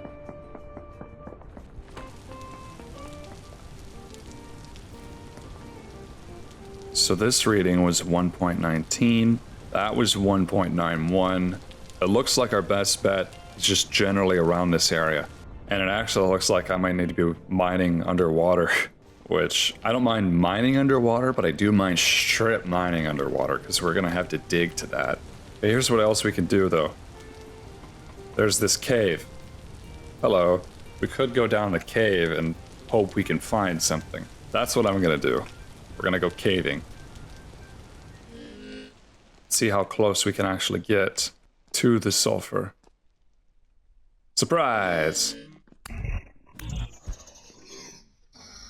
So we need to be going that way. So I'm hoping that the cave loops around, but if it doesn't, it at least will hopefully get us deep enough. I have my armor with me in case I had to do this. So I'm not too concerned. Okay, that's the right direction. Ooh. Okay, cool. Little house. Ooh, look at this library. Wow, look at that. That's cool. Ooh, tapestry lore. This is a rare thing. Banner of the Forlorn Hope. So sometimes you find tapestries within these ruins and you can get a little bit of a story about the world. So Banner of the Forlorn Hope. They declared themselves the vanguard. Swords raised, oaths taken. They swore a heavenly charge against our foe. It was a challenge of will and ingenuity. Well, that's it. But, you know, I'm taking it with me because it's cool looking. You know what else is cool is these freaking libraries. The only way to get ruined blocks, like ruined bookshelves or ruined tables or whatever, is to put glue on it and then you can get them. Because if you try to pick them up otherwise, they'll just disappear. Whoop, chest. Ooh, Jonas part. Flux cap connector. Sure. Aged book lectern. That's cool. I guess I'll take it. Sticks. Drafting instruments. I don't need those. Tuning cylinder. Ooh la la. And look. Aged owl treasure chest. Ooh, a lore book. I'll read that some other time. I wasn't planning on, like, doing any of this kind of stuff. Look at that. Another lore book. Still, nice find. We're looking for sulfur. And this is a dead end. Okay. This is even further the wrong way. Alright. Here's what we're gonna do. I'm just gonna, like, mine down from here.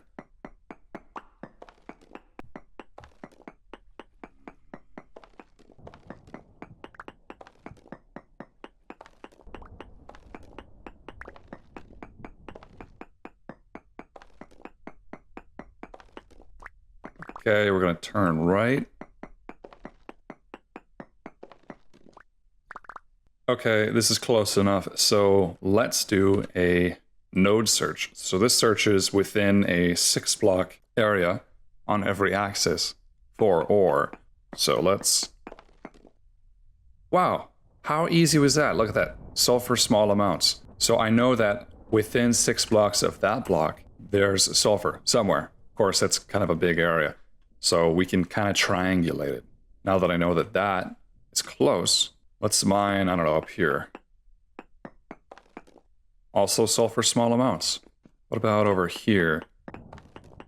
No sulfur. Okay, so not that way. Of course, this doesn't make things super easy, but I'm going to start mining kind of like this direction and then testing. Sulfur small amounts, phosphorite small amounts. My method when it comes to node searches has been to find the furthest I can possibly go in a straight line that you can test for a specific ore. So if I keep mining this direction, I'm going to keep going until I no longer sense any sulfur. Oh yeah, we're getting really low. Temporal stability is failing. That's okay. Still sulfur. Now if you notice, we're at trace amounts of sulfur now and not small amounts, so it means that it senses less. Look at that. Maybe this is our meal ticket? Huh. Okay, well before I go down this cave, I'm actually going to go up it, so I can get some of my temporal stability back.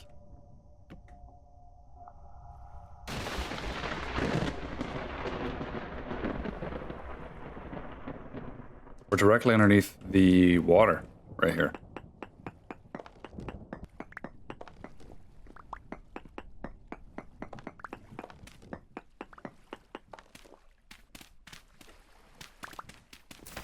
Oh, knew that was gonna happen.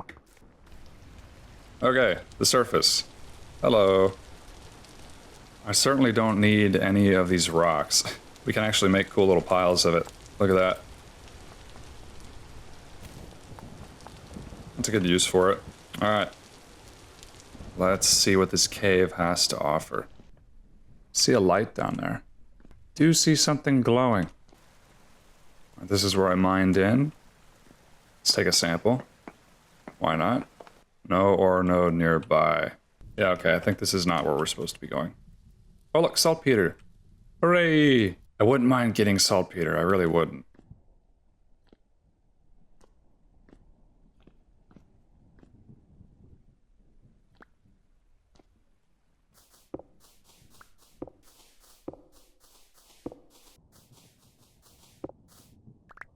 Huh, look at this.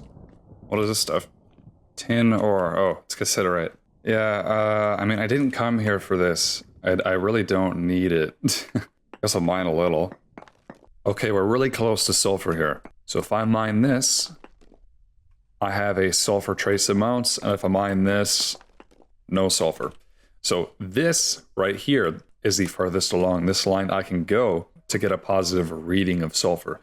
And a prospecting pick searches 6 blocks away from the block that you've mined, so it can use a logical reasoning to deduce the nearest sulfur along this axis is 1, 2, 3, 4, 5, 6, right here. So then the next step would be to start mining along the next axis. I guess I'm gonna go like this way? Sure. I'm gonna see how far I can go before we don't hit sulfur anymore. Sulfur. Still sulfur. No sulfur, okay. So that was no sulfur. What about here? Trace sulfur, no sulfur. You always have to be careful, especially if you're mining at different levels, because that can also affect things. Obviously, it's checking in every axis. But there's no sulfur here, and there was sulfur here. So 6 blocks away, 1, 2, 3, 4, 5, 6. I'm pretty sure I'm doing this correctly. So basically, right here, or at least very close to right here. So now the question is up or down? Up! Wow, that was quick. And just like that, we've pinpointed it. Now it's kind of hard to see in the sandstone. That's gonna be a pain. Look at that. Very easy way to find things with prospecting. It's actually quite fun, and that was it. There's no more. Hold on, let's just look around here a little bit. There it is. Sulfur can be kind of tricky. It likes to throw you off. But we need as much of this as possible, so...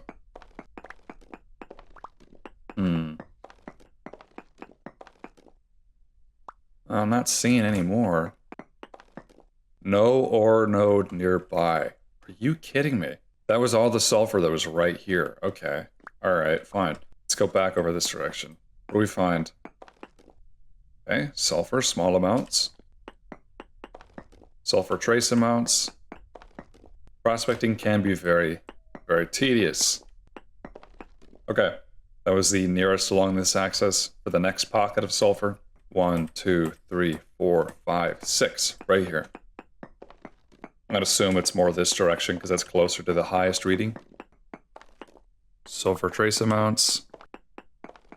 No sulfur, but there's phosphorite, which we don't need.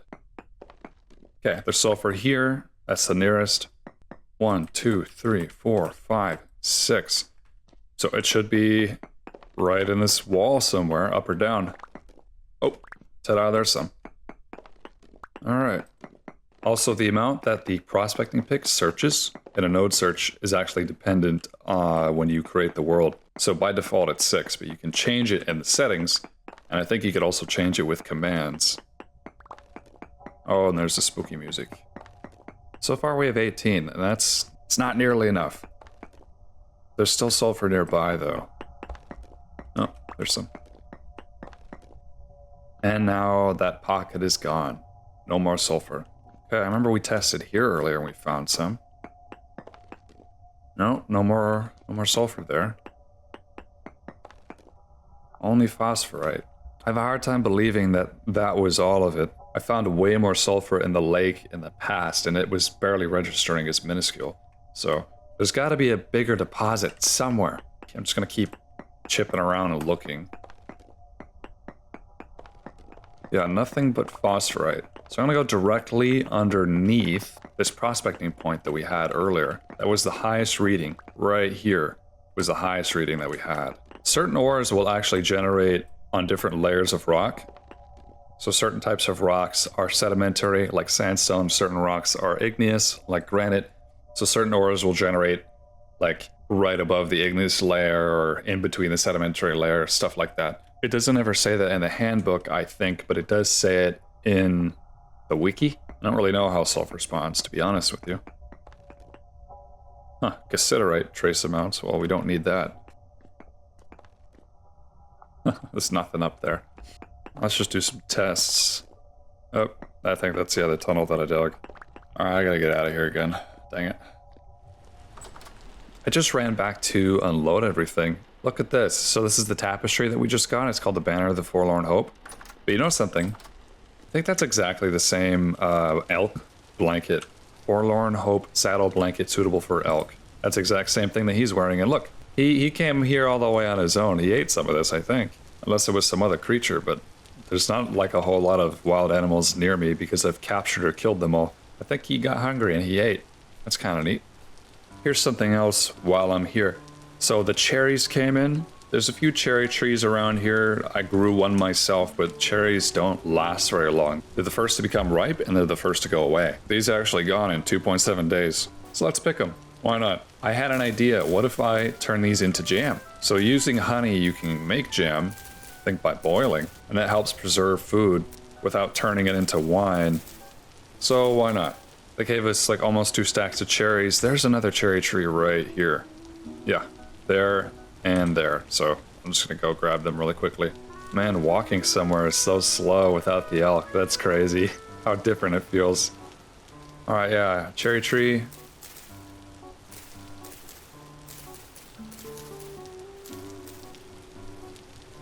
There's one more over that way. I got cherries before. I harvested them last year or the year before or something. But you know, they don't last very long at all. 2 days. And they're only 40 saturation, so that's just a little bit more than like cranberry. It's not nearly as much as a blueberry or a currant. If they're not that healthy for you, then what's the point of growing them? Well, there's not really a point, but I do have them, so might as well try them out. There's a mosquito in here somehow, that's crazy. And cherries are nice in real life. The vitamin C tablets that I have are cherry flavored. I'm sure no actual cherries were harmed in the production of that tablet though. Yeah, look, he ate a little more, now it's at 3 portions. So we have 4.4 liters of honey. We have nearly 6 stacks of cherries. So we can turn this into cherry jam, cherry porridge, okay, and a fruit pie, which I don't really feel like making a fruit pie. But you can make jam and you can actually mix and match different types of fruit. That's cool.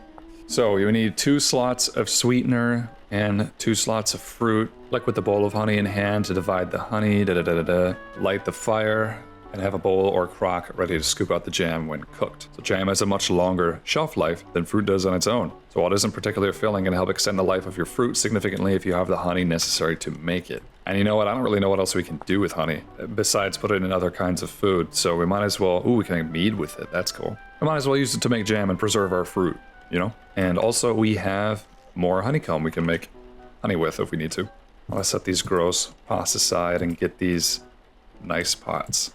So equal parts honey and fruit. Man, I can only subtract and add 1 liter at a time. That's kind of annoying.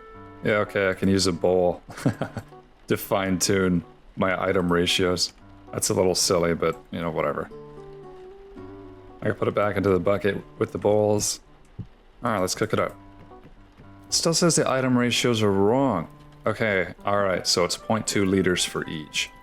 So we can actually add a little more honey to it then. All right, this is what we can do. This is as much honey as we have, and then we're out. So let's squeeze some more, why not? Now, cherry isn't probably a good enough fruit to make jam out of, but I have so much food. It doesn't really matter to me that much. Let's add it in. Oh, beep. Come on. Oh man, no, it doesn't go deep enough. Oh shoot. Fine. But look at that. It's at 6 servings of cherry jam. Wow. I have to get an emergency bee nest. I know there's one right by the cherry tree we just passed. There's one in this tree. Not for much longer though. Haha. Alright. Ooh, 4. Ow. Hopefully that's enough now. So that gave us 4.8 liters of honey and 24 beeswax. So we could make more jam, though I don't really find that to be worth it. I will taste it though. This is what it looks like. Bottoms up. Yum. As for all these cherries, I guess I'm just gonna stick them in the cellar. How much longer do they last down here? 7 days? That's not terrible. Maybe I'll find something to do with them in 7 days. I don't feel like making more. I don't think it's worth it. So the jam is good for 51 days in my inventory and 1.8 years in a chest. Wow, that's really nice. It's a fun little experiment, but we need to get back to sulfur mining. Well, I searched that other area for a long time and I couldn't find anything, which is crazy. I figured I'd have good results. So I went over by this mountain. Remember I had said that I'd found a little bit of sulfur over here. Well, did a lot of searching around and we have really good readings. The highest I got was 4.85 per mil. And I just dug straight down and I found this cave and I lit it up and we have lignite, which is nice. I need some coal and also lots of sulfur. Hopefully lots of sulfur. Just keep getting harassed by monsters. Get out of here. Okay, fine. I could just block it off. Save me some trouble, you know what I mean? There we go. Oh, there's a shiver. Oh. Poor guy has epilepsy. Lots of sulfur. This is nice, finally. It really is a pain to pinpoint it, although it does make it pretty rewarding to find once you finally get it.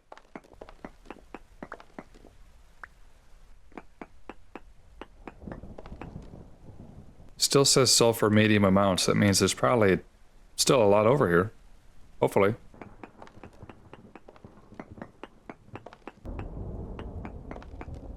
Sulfur very large amounts. Okay.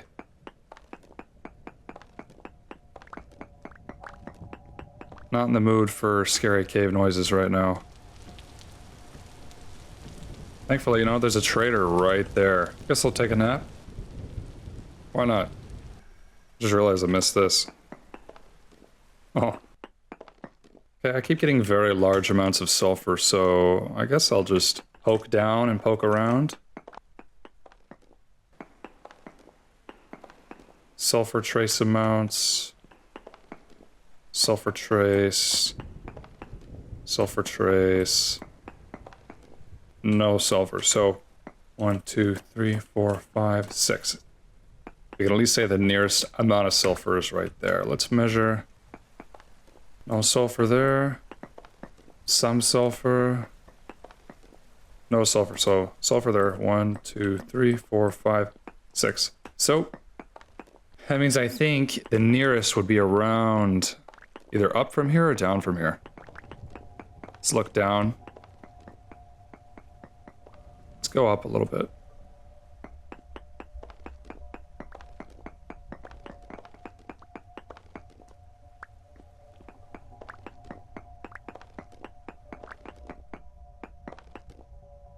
No sulfur over here at all. That's interesting.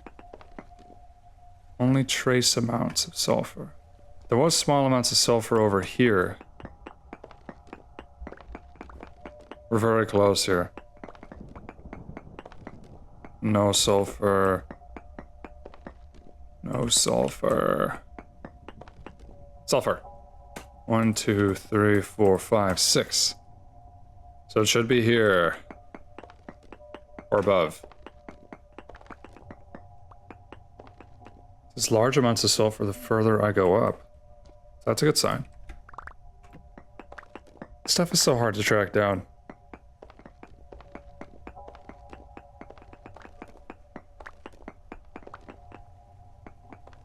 Sulfur very large amounts. Okay. Oh, there's lignite right there. There it is. Ta-da! Sulfur.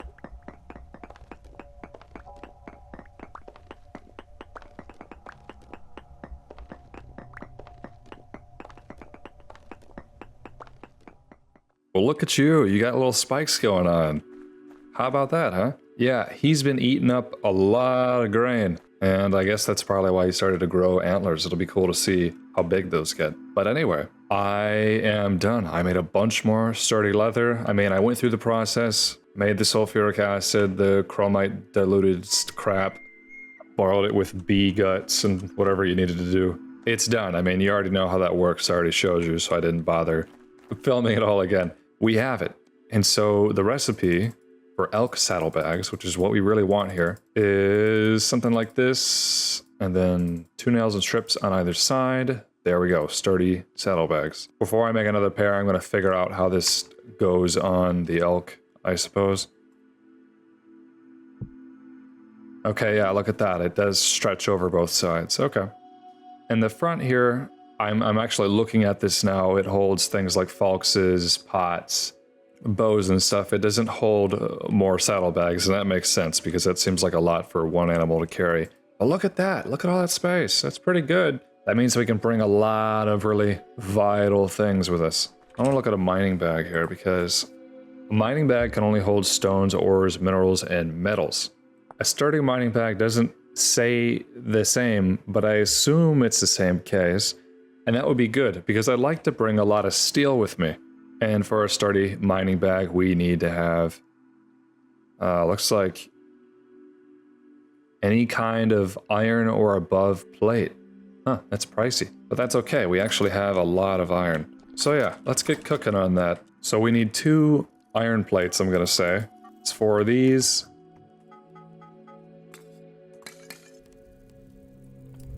Well, I can't believe it. I used to have 100 and I think I had 168 iron bars.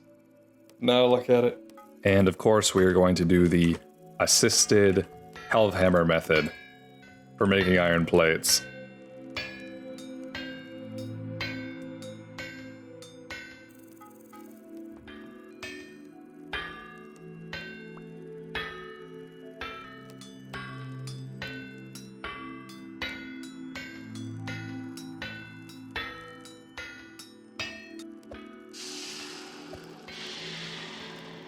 I think the other thing we needed was, what was it? We needed 2 pieces of linen and 1 flax twine. Should be easy to get. You know, I feel like there should be a mod for spinning flax fibers into twine because I don't think it's just that easy. Like just to do it with your hands like this, you know, that's all you gotta do. 2 pieces of linen. Okay, so we have that. We have the iron plates, we got the sturdy leather, and we have 1 twine that gives us sturdy mining bag. So let's remove one of these leather backpacks and add in one of these guys. Okay, look, blue slots. So I think I can't just throw like a hammer in there. It has to be like rocks. Yeah, okay. What about like quartz? Quartz can go in there. Peridot, if I need it. Nails and strips? Yeah, that can go in there. Blasting powder? Nope. Brass ingots? Yes. Iron meteorite pieces? They can go in there. Tin? I don't even know why I asked. What about like bricks? No bricks. Brick blocks? Mortar? Ashlar blocks. Cobblestone? Nope. Flint? Surely flint. Yeah, okay. What clay? I don't know why I'm doing this. So that's very interesting. I can use this to bring hulks and hulks of ore and steel and stuff. The other bits I am just going to turn into the sturdy leather backpack. And that's 10 each, and I have enough to make 3, which is the remaining slots in the inventory.